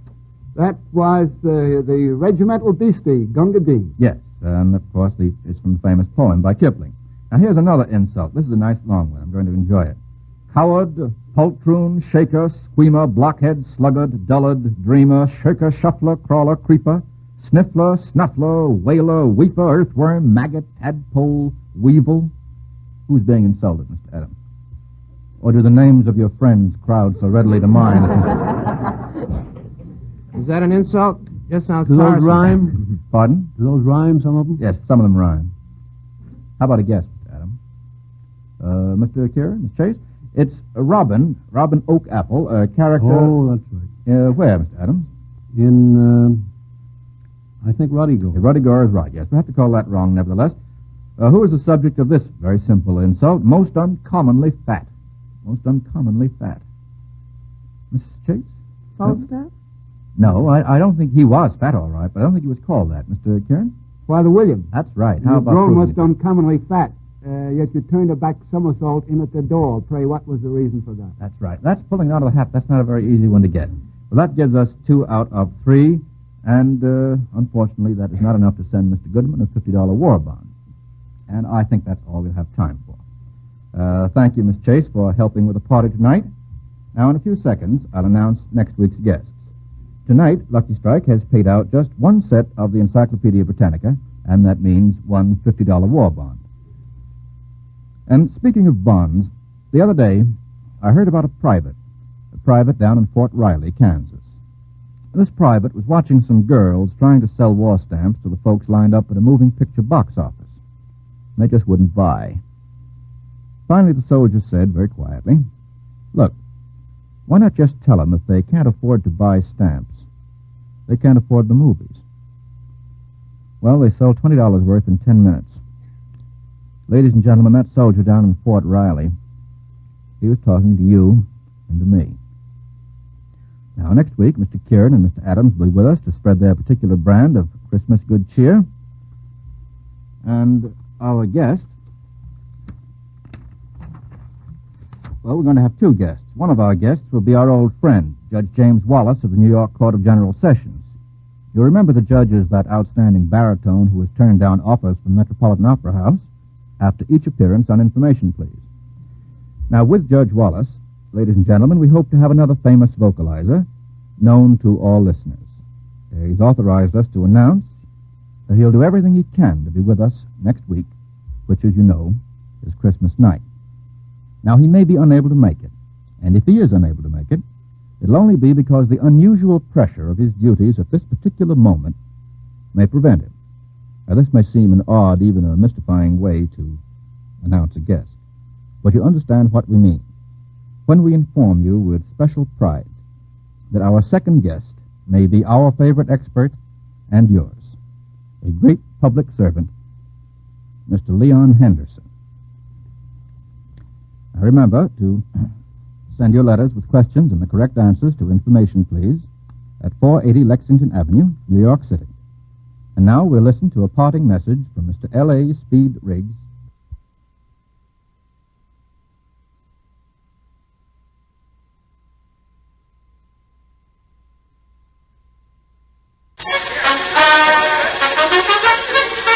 In person, Dinah Shore.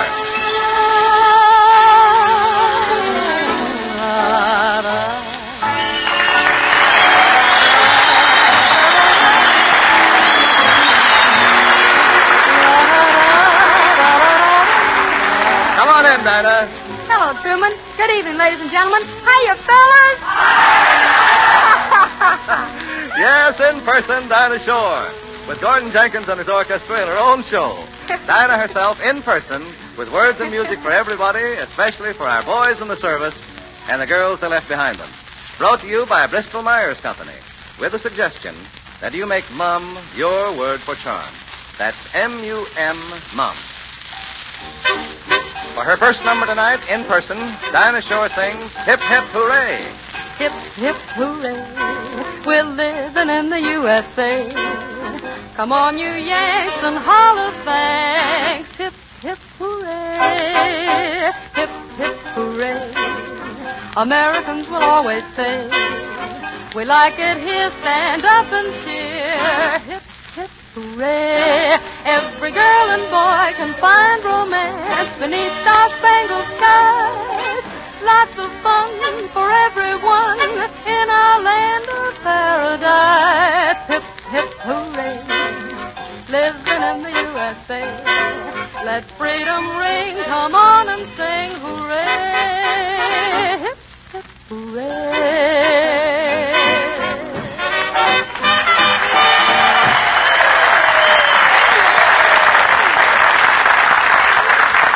Three rousing cheers for you, Dinah. That was swell. Thanks, Truman, and thank you, ladies and gentlemen.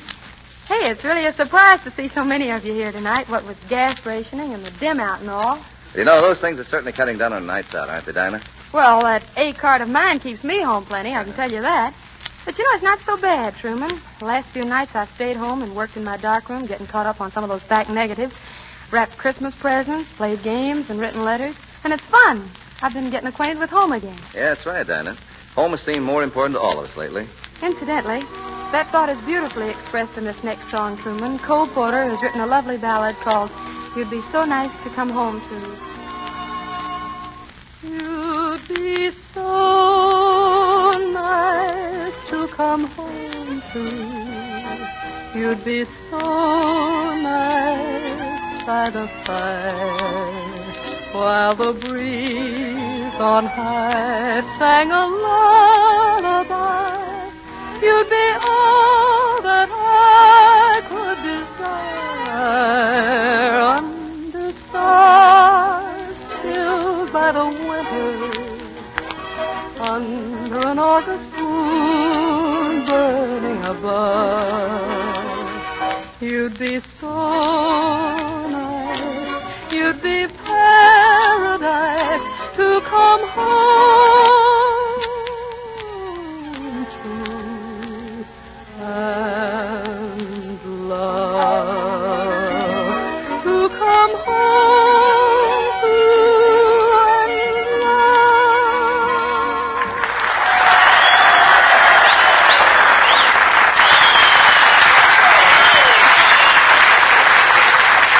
Jean, dear, I can't imagine you working the munitions plant, especially working on the evening shift. The swing shift, Auntie. That's the one from 4 in the afternoon until midnight. Oh, but my poor child, when do you have fun, have dates? After midnight. Oh.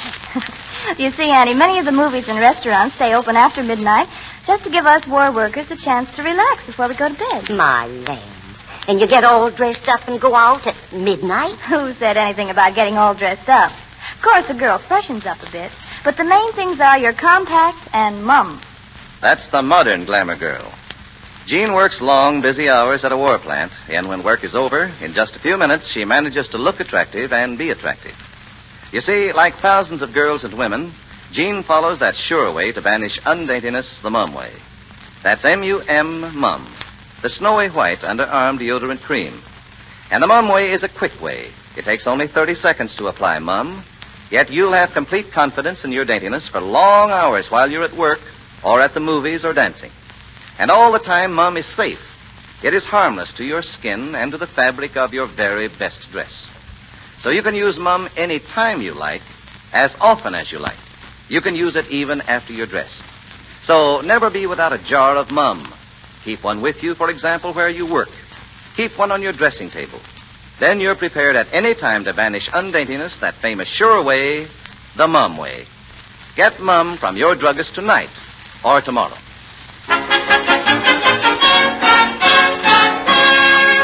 Well, tell me, Dinah, Yes, you got a lot of letters from the boys in service. Judging from these letters, what type of song do the boys like best? Well, that's hard to say, Truman. Their choice of song seems to depend a lot on how they're feeling when they write. Most will want a sentimental ballad. Others will want a rousing marching song. But that next one craves a scorcher. The requests are as ruggedly individual as the fellows themselves. I see. Well, your next song isn't exactly aimed at the sentimentalists. Well, no. You're right there, Truman. But it's one that just about everybody seems to like today. In person, Dinah Shore sings Mr. 5x5. Well, twirl my turban, man alive. Here comes Mr. 5x5. He's one of those big, fat, bouncing boys. Solid avenue boys. He's Mr. 5x5. He's 5 feet tall and he's 5 feet wide.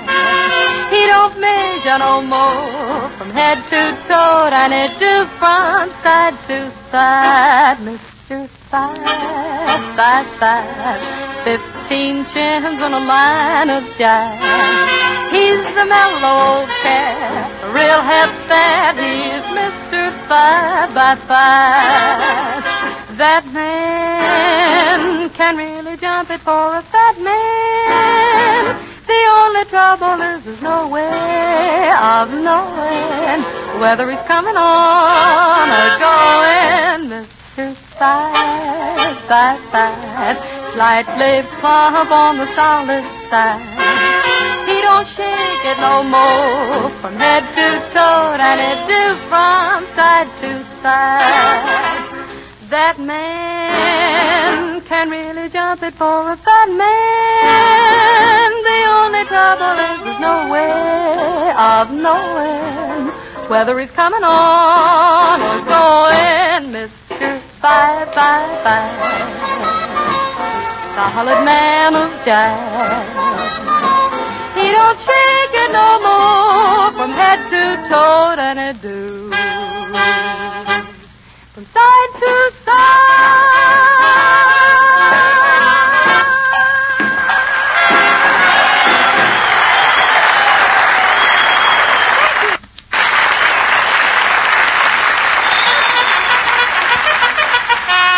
Men in service, it's the mail call. Girls back home, it's your selection of the memory medley of the week, sung by Dinah Shore in person. First, though, Dinah, would you come here a minute? Sure, Truman. Friends, it's my pleasure to announce that for the second time, Dinah has been voted the best girl singer by the radio editors of the United States and Canada in the 7th annual poll conducted by Motion Picture Daily. And to tell you that she has also been chosen the outstanding new star for 1942.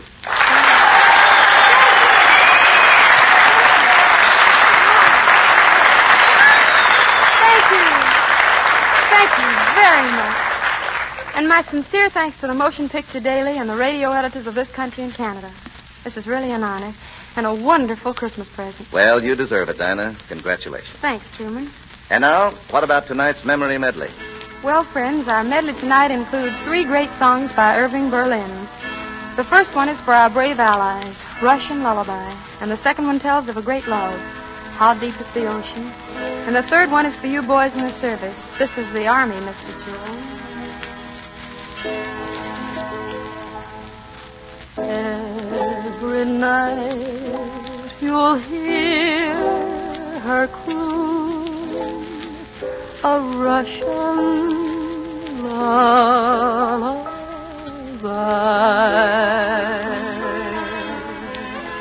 Just a plaintive little tune when baby starts to cry.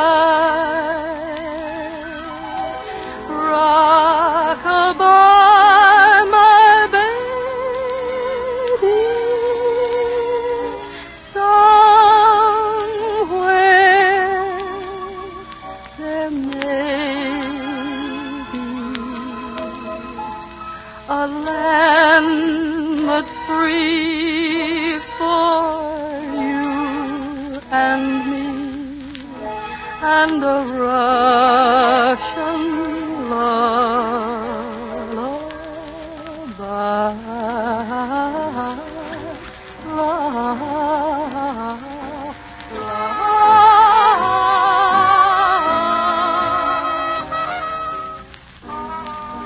How much do I love you? I'll tell you no lie. How deep is the ocean? How high the sky? How many times a day do I think of you? How many roses are covered with dew? How far would I travel to be where you are? How far is the journey from here to a star? And if I ever lost you, how much would I cry? How deep is the ocean? How high is the sky? This is the Army, Mr. Jones. No private rooms or telephone. You had your breakfast in bed before, but you won't have it there anymore. This is the Army, Mr. Green. We like the barracks nice and clean.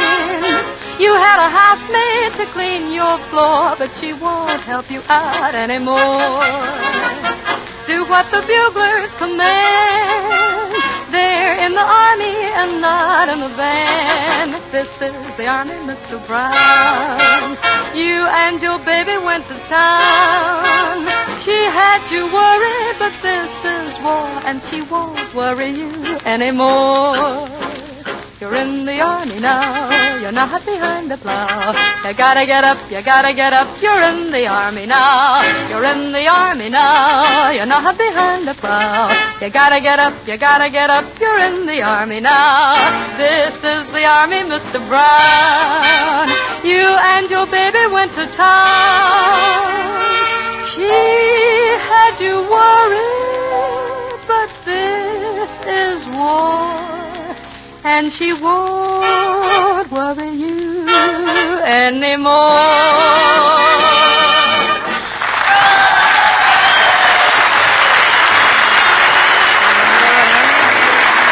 This is Dinah Shore saying goodnight until next week to all you fellas in the service from us girls at home.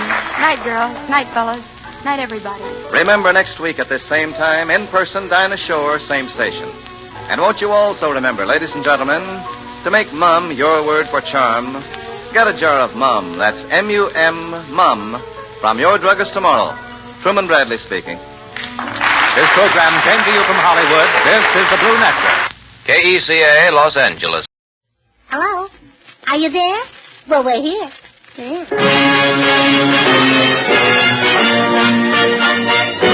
The Treasury Star Parade.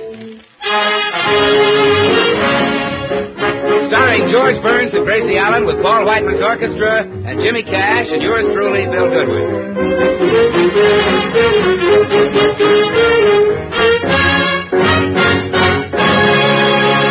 Jimmy Cash and Paul Whiteman and the orchestra salute the Treasury Star Parade with a song dedicated to the boys serving in Uncle Sam's Armed Forces in memory of this dance.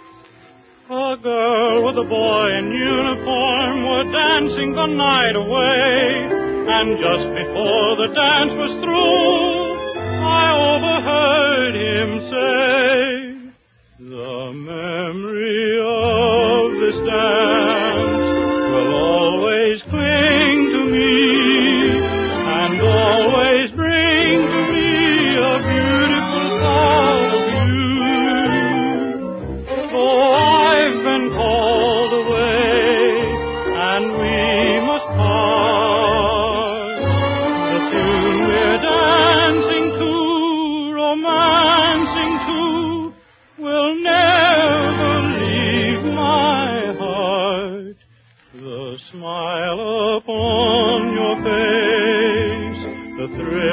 of your embrace will always hold a place as long as the starlight shines.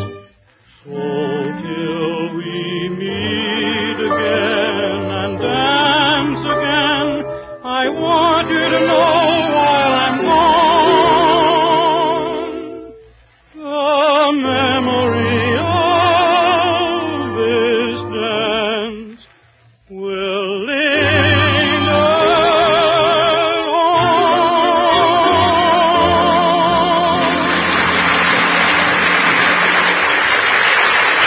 Now for the stars of our show, George Burns and Gracie Allen.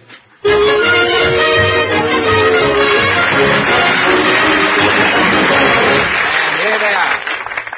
Well, Gracie, here we are. And it certainly feels good to be in front of an audience again. Yes, it does. Now, let's see. What do we talk about? How about your family? All right. Oh, but before we get started, I must tell you what happened at our club meeting today. All of us you girls... mean the Beverly Hills Uplift Society? Uh-huh. Yes. All of us girls were sitting knitting backless sweaters for the soldiers, and Tootsie Sagwell Wait a came minute. in. Backless sweaters for the soldiers? Well, yes, they asked us to knit sweaters for the boys up at the front. Well, for a minute, I thought you girls were doing something silly. Oh. Well, anyway, Tootsie Sagwell came in and told us a very sad story. A bee sting nearly ruined her whole life. A bee sting? Yes. Her face got all swollen, and she met a wonderful man, and he was all ready to propose, and then the swelling went down, and her face returned to normal, and he gave her up. Well, poor Tootsie. If there had to be a face like hers, the best place for it is on a body like hers. Oh, yeah, well, Tootsie's a very nice girl. And I can't understand why men don't like her. Well, men ought to love her. Heaven knows she looks like a man. If she didn't have dependents, she'd probably be in 1A. Well, our meeting hardly got started when Blanche Morton and Clara Bagley had the biggest fight. Blanche Morton, you know, she's the one who dyed her hair gray. Well, she and Clara... She dyed her hair gray? Yeah, well, you see, it was white and she wanted to look younger. Made her look about 60 years younger. Anyway, what were they fighting about? Oh, well, Blanche Morton copied the design of Clara's new dress. Well, I don't blame her for getting angry. Well, I don't agree with you. After all, how many people who see Clara Bagley's dress are going to see Blanche Morton's wallpaper? Well, that's a nice, friendly little club you've got Oh, there. of course, Vicky Gruskin didn't come to the meeting on account of what happened at our beach party last week. What happened? Well, I don't think the girls should have laughed because Vicky had a patch on the knee of her bathing suit. On the knee of her bathing suit? Poor Vicky. She already has an inferiority complex. She has, huh? I should say she has. Why, when her son was born, she only expected him to be vice president. Should happen to me. Well, then we called for a vote of sympathy for Mrs. Taylor. A vote of sympathy? Yes, her husband left her on account of another woman. Who's the other woman? His mother-in-law. Look, Gracie, is there anybody in the club who isn't a problem? Well, we don't have to worry about Miss Peterson. She just sits in the back of the room and looks at the ceiling. She looks at the ceiling? Poor Miss Peterson. I begged her not to have her face lifted again.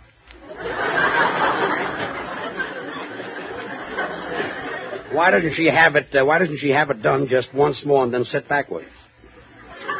What a club. Yeah, isn't it? Gracie, I've heard enough of that silly club. Now, this is no time to talk about it. Let's talk about your family. All right. I'll talk about my brother, but I won't talk about my sister. All right, do it. On the other hand, I'll talk about my sister. Well, yeah, do that. Why should I? I don't know. You just said that. Oh. Well, there's nothing to say about Bessie outside of the fact that she's suffering from shortness of breath and sits in the Davenport all day. She sits on the Davenport? Yeah, well, she used to be able to sit in a chair before the rubber shortage, but now she'd rather spread out in the Davenport. And, she's suffering from shortness of breath. Something terrible. She comes home and falls into the Davenport and just sits there panting. Well, is she better now? Oh, yes. We made her stop seeing those Charles Boyer pictures. Superman does the same thing to me. Of course, I love to watch Bessie feed her goldfish every morning. It's awfully hard to do, but she does it beautifully. It's hard to feed goldfish? Oh, sure. They keep slipping out of her hands before she gets the spoon into their mouths. Our goldfish are only pets? Oh, no. She has a dog and a goat, and she's got a beautiful birdhouse lying on the lawn, and she's got a white rabbit. She keeps the birdhouse on the ground? What for? Oh, George, I'm surprised at you. If you put a birdhouse up in the tree, the cats climb up and get the poor little bird. So she puts it on the ground? Certainly. And birds live in it? No, cats. You know, Gracie, I've been married to you for years, and I still can't understand your family. We do talk fast, don't we? Oh, sure. Say, George, could I see you for a minute? Oh, glad to. Gracie, excuse me for a minute. Oh, sure. What is it, Bill? Well, I've always envied the way you work with Gracie, George. Well, thanks, Bill. And I'd give anything to be able to stand up there and do exactly what you're doing. Well, thanks, but it takes a certain type of fella. Yeah, I know. Well, I guess I'll always have to work for my money. You think it's that easy, huh? But, George, are you kidding? Well, I'm going to let you work with it. Well, what'll I do? Just walk over and say, Gracie, how's your brother? Then what happens? She talks for 2 years. For that you get paid? Just go over there and say, Gracie, how is your brother? And if you get stuck and you need help, just sing Nola. I'll be standing right here. It goes like this. Well, don't worry, I won't need it. Well, okay, go right over there. Well, Gracie, how's your brother? Oh, which one do you mean, Willie or the other one? The other one. I haven't any other one. Well, then Willie. Oh, Willie. Oh, he's awfully cute. He's engaged to a gorilla. They're going to be married. Gracie, he's engaged to a gorilla? Uh-huh. She works in the lunchroom. She grills hamburgers and grills frankfurters and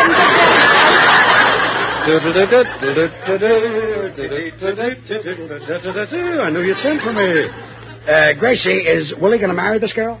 Well, as soon as he gets over his nervous breakdown. Well, I'm sorry to hear that. How did it happen? Well, you know how it is. 16 hours a day on your feet, no food, no rest, just slaving away at that machine. Willie works in the defense plant? Oh, no. He plays pinball at the drugstore.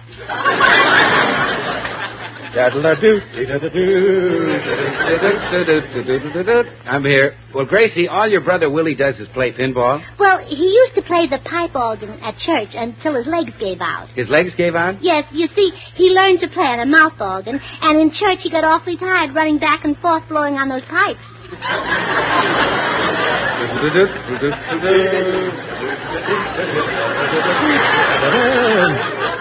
Well, this one is on me. Gracie, Willie, that's the tall one, isn't it? Oh, yes.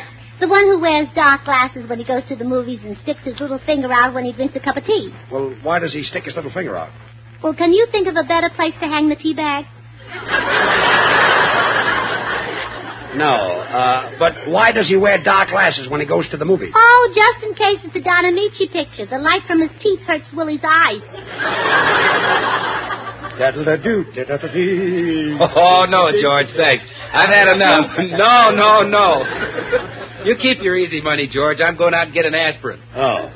Is there anybody in the audience that would like to ask Gracie a question?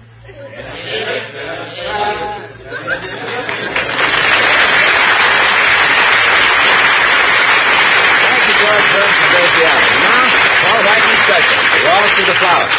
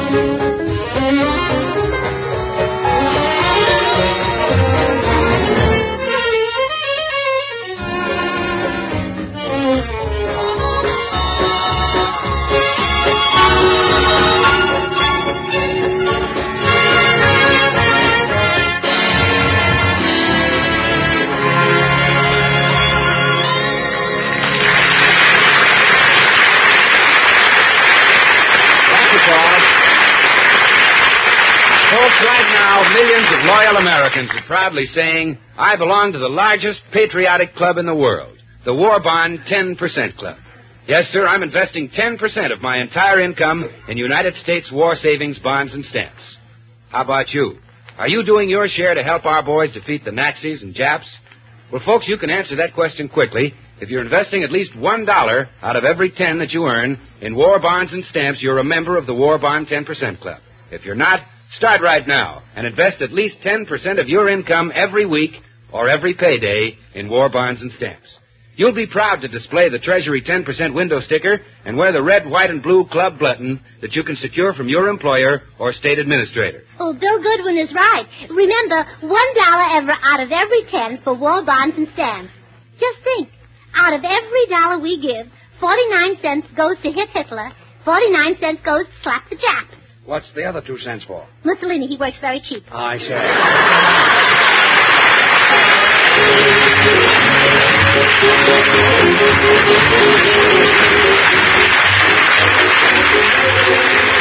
The United States Treasury wishes to extend thanks to George Burns of Gracie Allen, Paul Whiteman and his orchestra, and Jimmy Cash, who gave their talents to this program.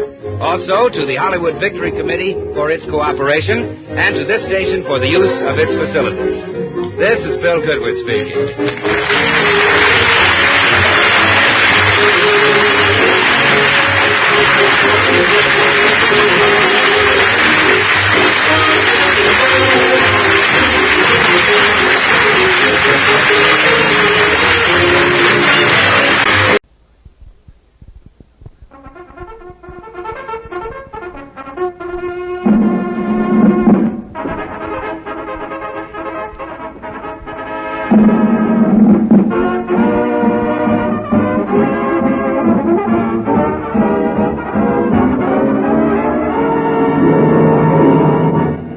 Performance USA, the greatest entertainers in America, as requested by you, the fighting men of the United States Armed Forces throughout the world.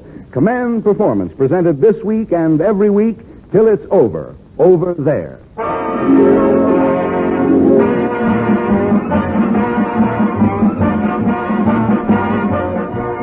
Okay there, men, drag up a shortwave radio and sit down beside that favorite program of yours from that favorite nation of yours, to hear the Hollywood stars who are standing beside you fellas who are standing beside the stars in Old Glory.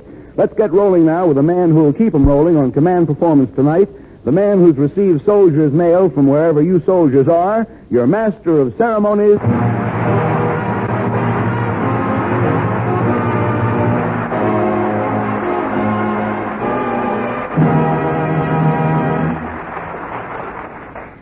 Thank you, Paul Douglas.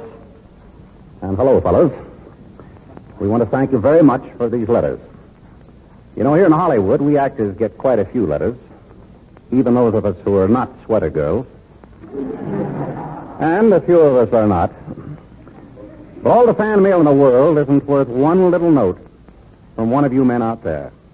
And apparently you guys get the same results with a pen and pencil as you do with a B-17, because the number of stars on Command Performance tonight makes the Milky Way look like a trial blackout.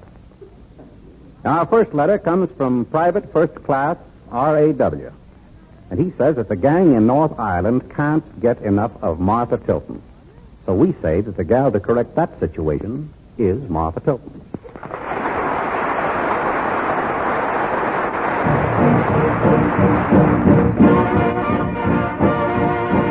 Here's the story of Private Joe.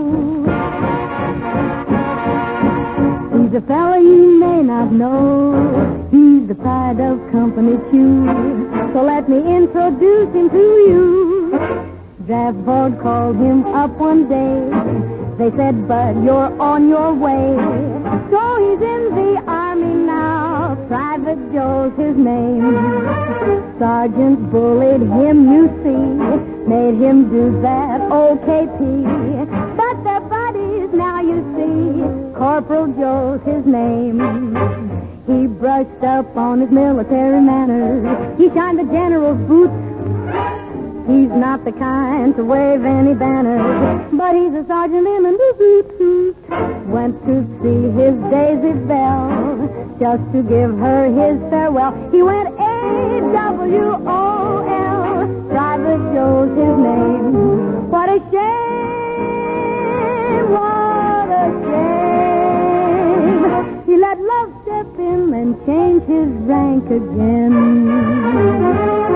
What a shame, I said, what a shame. From a private to a corporal and a sergeant back to private again.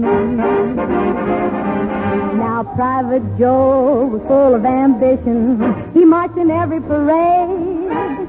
He worked hard and got his commission. Now he's a captain of the Third Brigade. Went to see his girl again, just to say farewell again. He was A-W-O-L again. Private Joe's his name.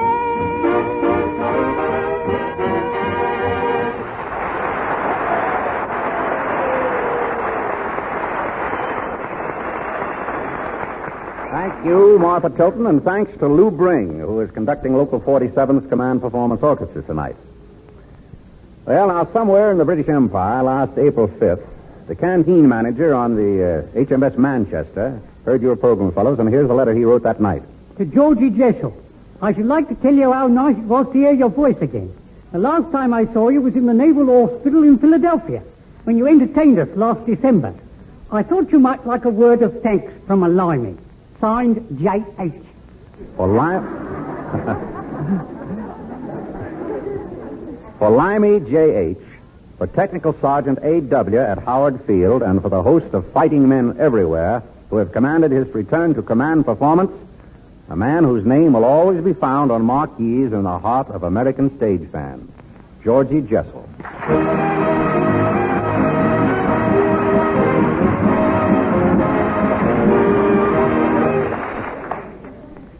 Thank you very much, and good evening, gentlemen, wherever you are. This is the second time I've appeared on your program, but this time there is an added note of gentility and charm. That is because of the presence of your very suave master of ceremonies, Bill Powell. The last time I spoke to you, gentlemen, I was introduced by Eddie Cantor, and this time by Bill Powell. What a difference in looks.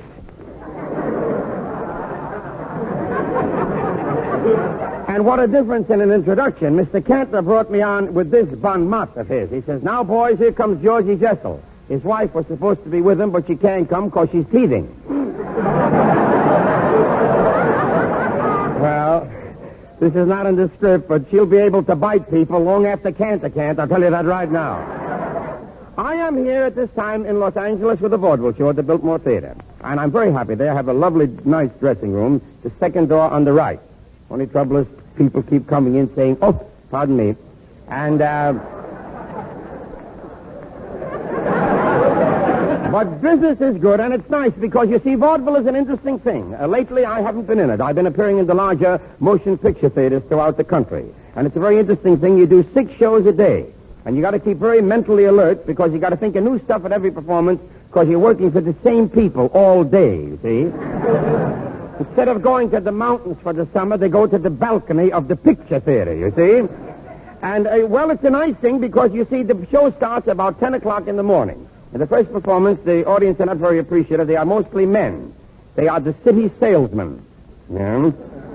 They've been up about an hour. Business is rotten, so they come in the theater, put their samples under the seats, and make faces at the actors all afternoon. It hurts them because we're doing something, you know what I mean? And about the second show, which is 12 o'clock, the audience consists of children. And that's so cute, you know, how they run up and down the aisles, you know. Right in the middle of your best joke, a kid hollers, hey, Mama, where is it? But I get along with them. I do, Bill, because I speak to these kids. I figure I introduce them to each other. I figure as long as they're going to be there so long, let them play in groups together, you know what I mean? One kid was so cute, child couldn't be more than 5 years of age, and I got him in conversation. What is your name? He says, Julius. I said, good boy? He says, who cares? I said, well, if you are a good boy, you come back and see me after the show. I'll give you my picture. He says, who needs it? So I made up my mind there'd be very little, if any, dialogue with Julius. So later on in the show, I started to sing my first song. And as I did so, that little Julius, he got up and started to run up the aisle. So I called him and I said, hey, Julius, where are you going? And he told me. Later, I figured out how fortunate it was I hadn't said, hey, Julius, what are you going to do? Don't you know? Well, I'm so happy to be out here, really I am, and I can't get over how much better looking that Bill is from the canter. But anyway, that's neither here or there. I love it here because there's a romantic atmosphere out here in California. Really it is. I mean, of course, Hollywood is so much more romantic than New York. In New York, I read an ad the other day in the New York Times where it said, man with tire wants to meet woman with sugar, you know. And now, gentlemen, I put you back in the very, very capable hands of my friend Bill Powell and hope that within the next few months, I may be with you, perhaps listening to just such a program as this, but with much better jokes. And so, fellas, this is Georgie Jessel saluting you wherever you are. Thank you for being with us tonight, and good night, Georgie. Good night, Bill. I can't get over how much better looking he is in Canton.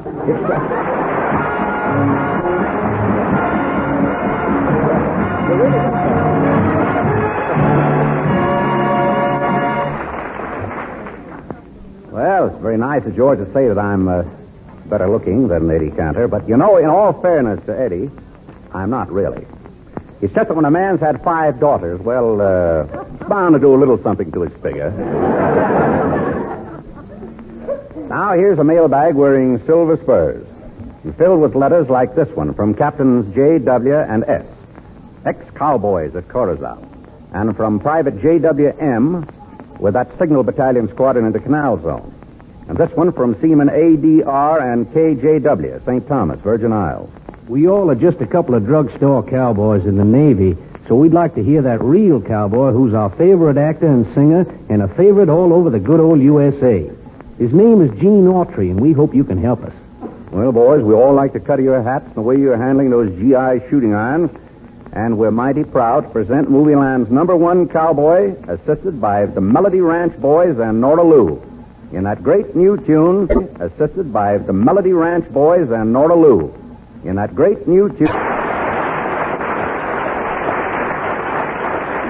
The singing star, Gene Autry.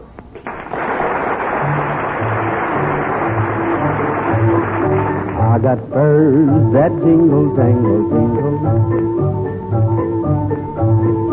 I got spurs that jingle, jangle, jingle, as I go riding merrily along.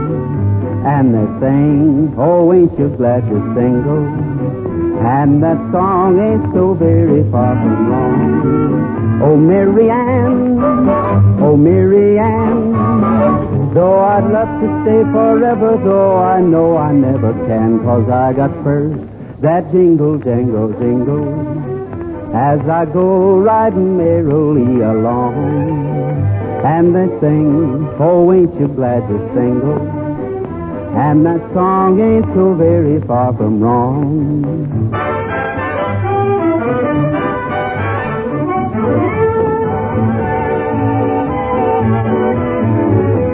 I got spurs that jingle, jangle, jingle, that jingle, as I go riding merrily, and they'll sing, oh, ain't you glad you're single? Oh, ain't you? And that song ain't so very far from wrong. Oh, Sally Jane, oh, Sally Jane, though I'd love to stay forever, this is why I can't rewire. I got spurs that jingle, jangle, jingle, that jingle, as I go riding merrily, and they'll sing, oh, ain't you glad you're single? Oh, ain't you? And that song ain't so very far from wrong. And that song ain't so very far from wrong. So I jingle, jangle, jingle all along.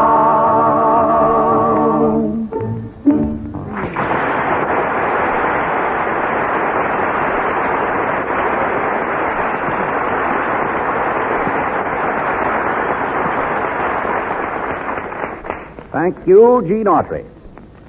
Now, by popular acclaim of hundreds of you who wrote in after the May 31st edition of Command Performance, those 2 glamour gals who posed for the Tiger Shark insignia on the AVG planes. That alluring pair who can switch from a clay pack to a gas mask and still look the same. Lower society's own anemic blue bloods, Brenda and Copina.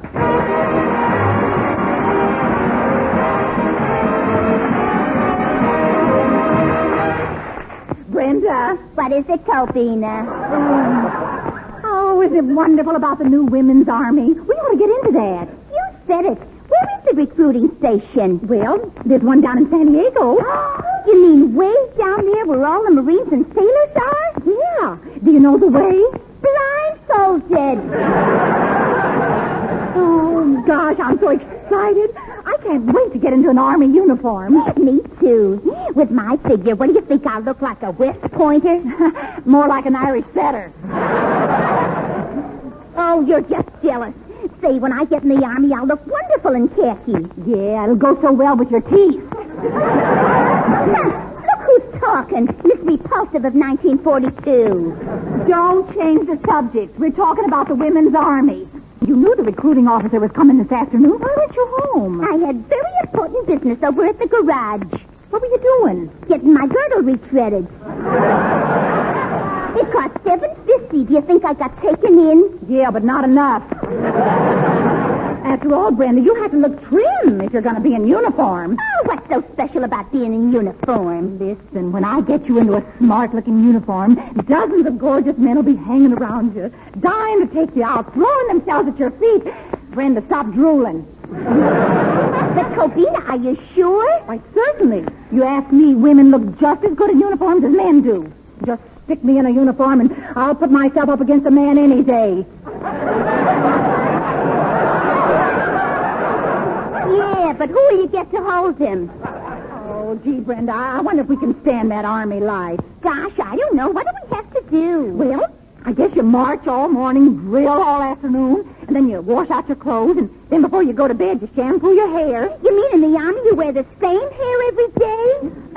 Well, yeah. Why, that's not sanitary. Say, Copina, what kind of equipment do they supply in the women's army? Well, they give you some stockings, a slip, 2 nightgowns, 3 girdles, a bathrobe, and in your case, they'll throw in a catcher's mask. What for? Oh, they don't want anything to happen to your face. They're saving it for a secret weapon. Now, listen here, Spaniel Puss. Don't you talk about my face. After all, I used to be a model for a commercial artist. They used to take pictures of my face all the time. Yeah, but the only place they ever put it on was iodine bottles. Well, anyway, it was very artistic the way they had my arms crossed under it.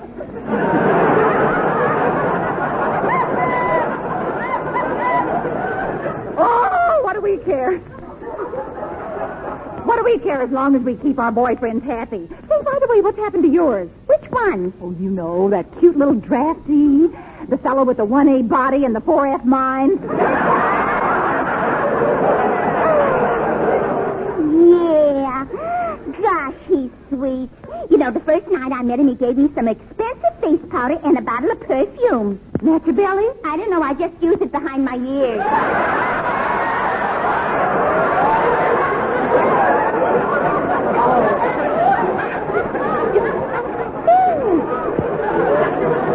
Is that all he did? Is that all he did? Just give you a bottle of perfume? I should say not. That first night he took me in his arms and kissed me. And he told me I had skin as smooth as a baby's. A baby's what?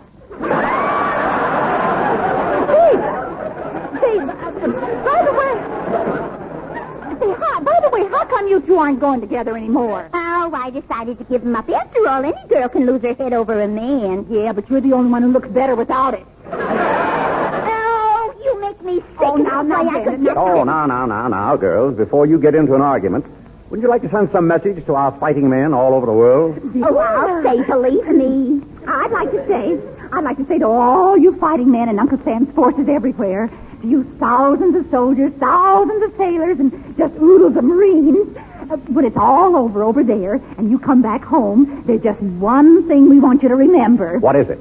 Gladstone 4166.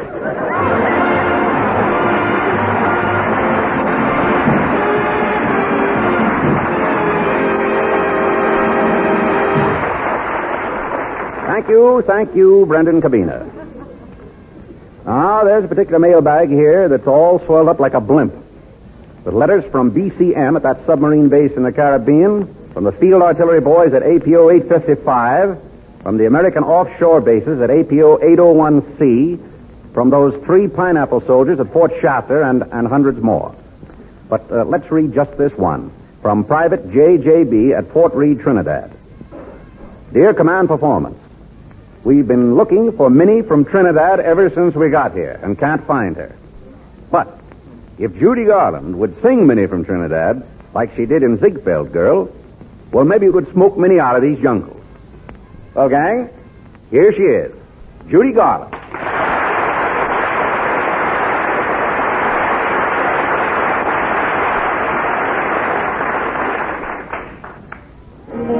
I'm gonna tell you a story, and there's no moral to be made. But don't forget when you're dancing that somehow the piper must be paid.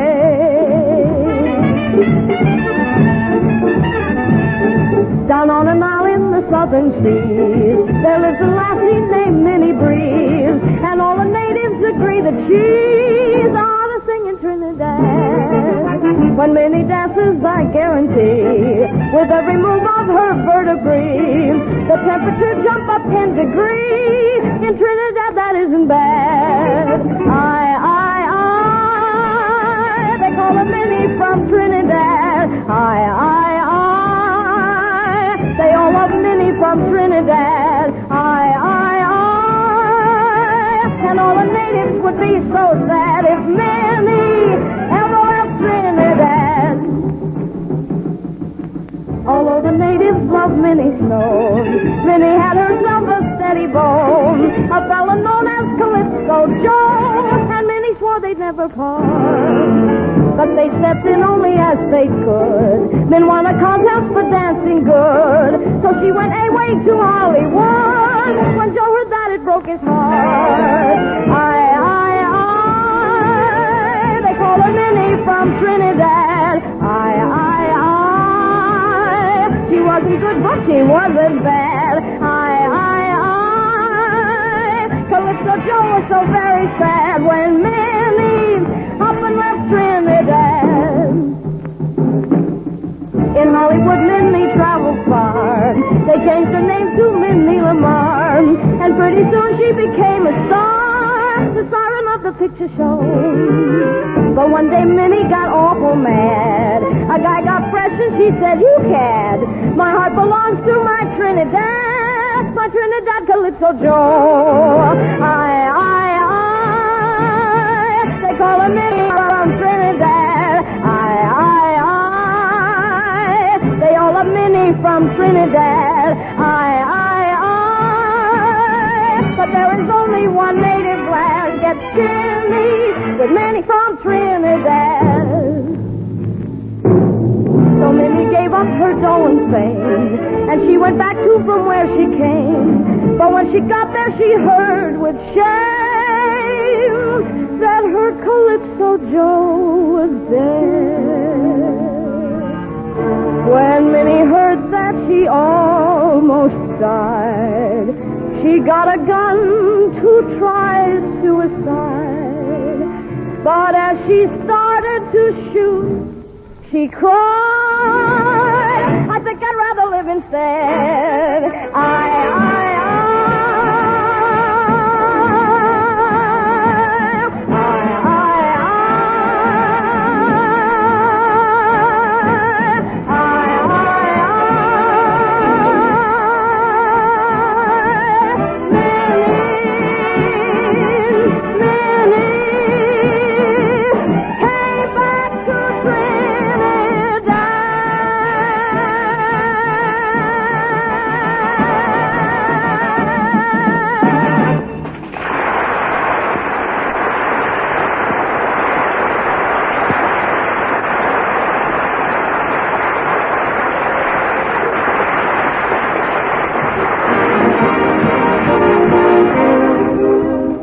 Fellas, the minute hand on the studio clock is caught up at the hour hand, and they're both pointing at us to move along. It'll take a lot more time than we have left to tell you how much we appreciate being picked out of your family of 130 million and invited to your special party, Command Performance. Speaking of another kind of party, we've heard that the Japs often like to take on a load of sake. that, man, what they've been taking on out there in the Pacific is Sarcola. And I'd also like to mention a certain party over in Germany. For a short time, this fellow Hitler was drunk on success. But now the guy is really getting plastered. So long.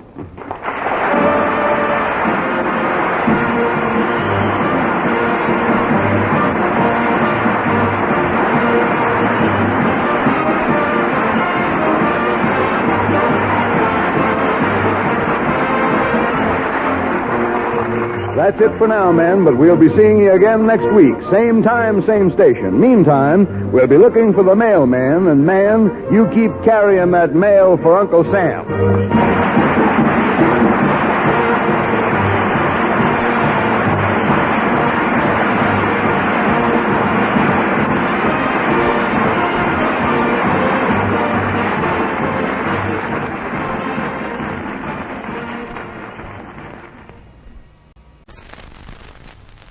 Here it is, fellas. The AEF jukebox of the air, G.I. Jive.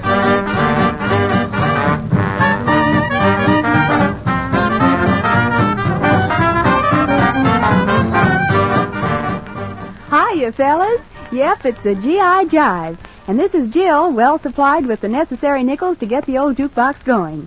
I've got a lot of requests to answer, so here we go with the first one for Sergeant R.R. Camel, Private Jackson, Sergeant Patterson, and Sergeant Willie Thomas at APO 708. They wrote, "Please knock us down with something by the count."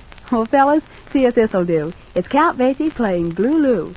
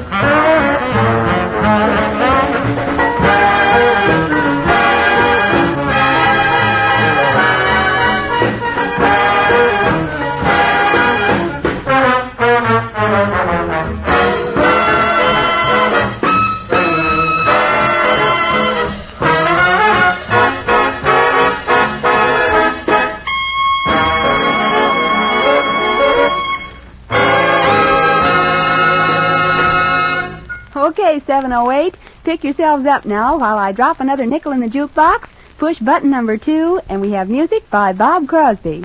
An old tune that's getting an A1 revival. Proof of my theory that you can't keep a good tune down. Remember I'll Get By? Here it is for the men at APO 627. Okay, Bob Crosby.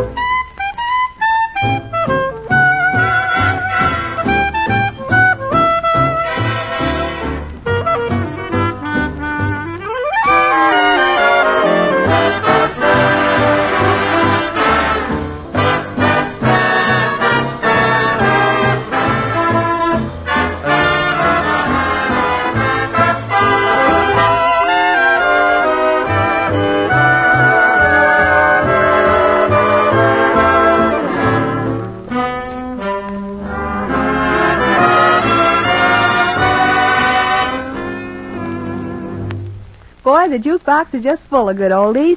I know you all remember this one coming up. Requested by Sergeant Michael T. Fedegek of the United States Marines and played for you now by Lucky Millender. It's Cherokee.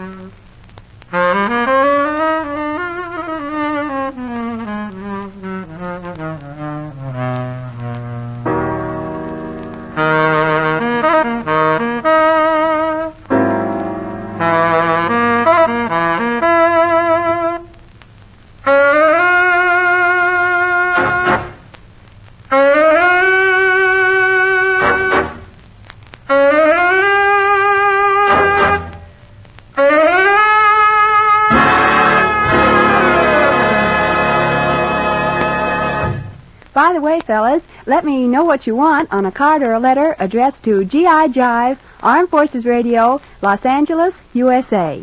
Take, for example, this letter from APO 726.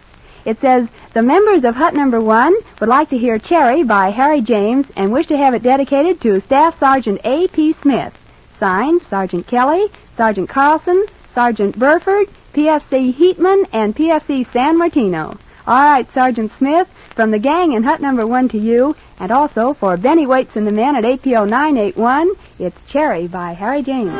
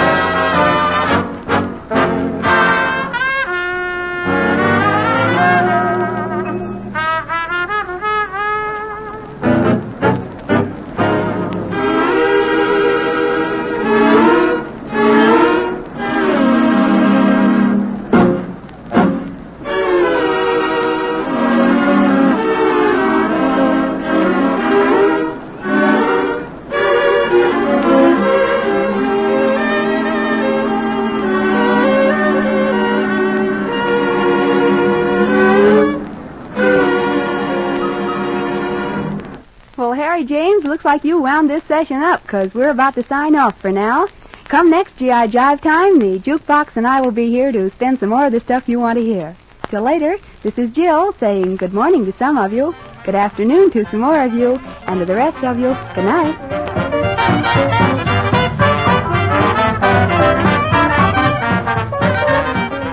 This program was produced by the Armed Forces Radio Service.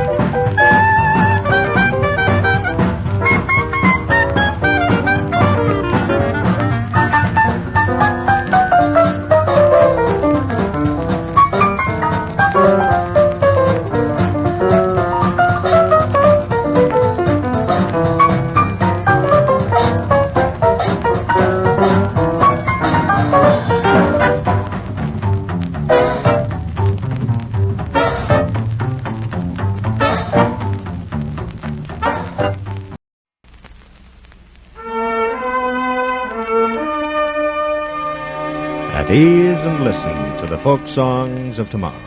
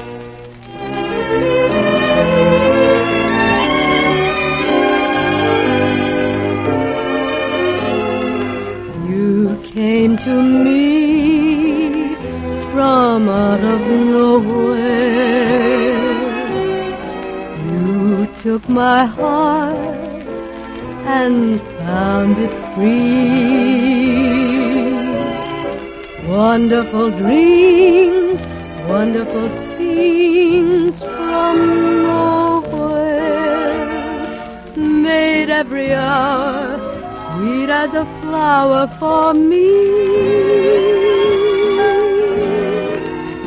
If you should go back to your nowhere, leaving me with a memory, I'll always wait for your return out of nowhere, hoping you'll bring your love to me.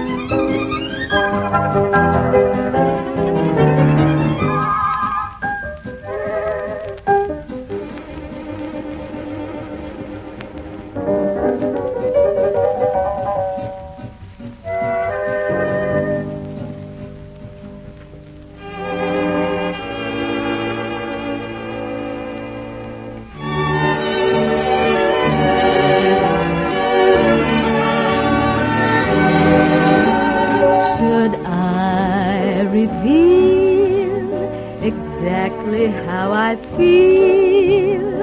Should I confess I love you? Should I recite beneath the pale moonlight and swear by stars above me? Could I repeat the sweetest story told? Could I entreat, would it be truthful? Should I reveal exactly how I feel? Should I confess I love you?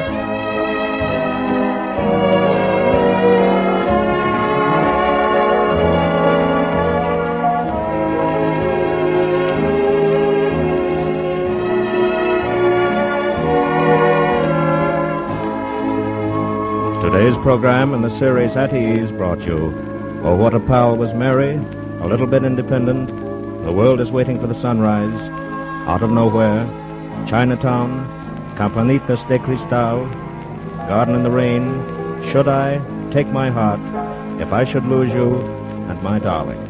The Armed Forces Radio Orchestra is under the direction of Major Meredith Wilson. Your featured soloist, Martha Mears, Les Paul on the electric guitar. This is the Armed Forces Radio Service.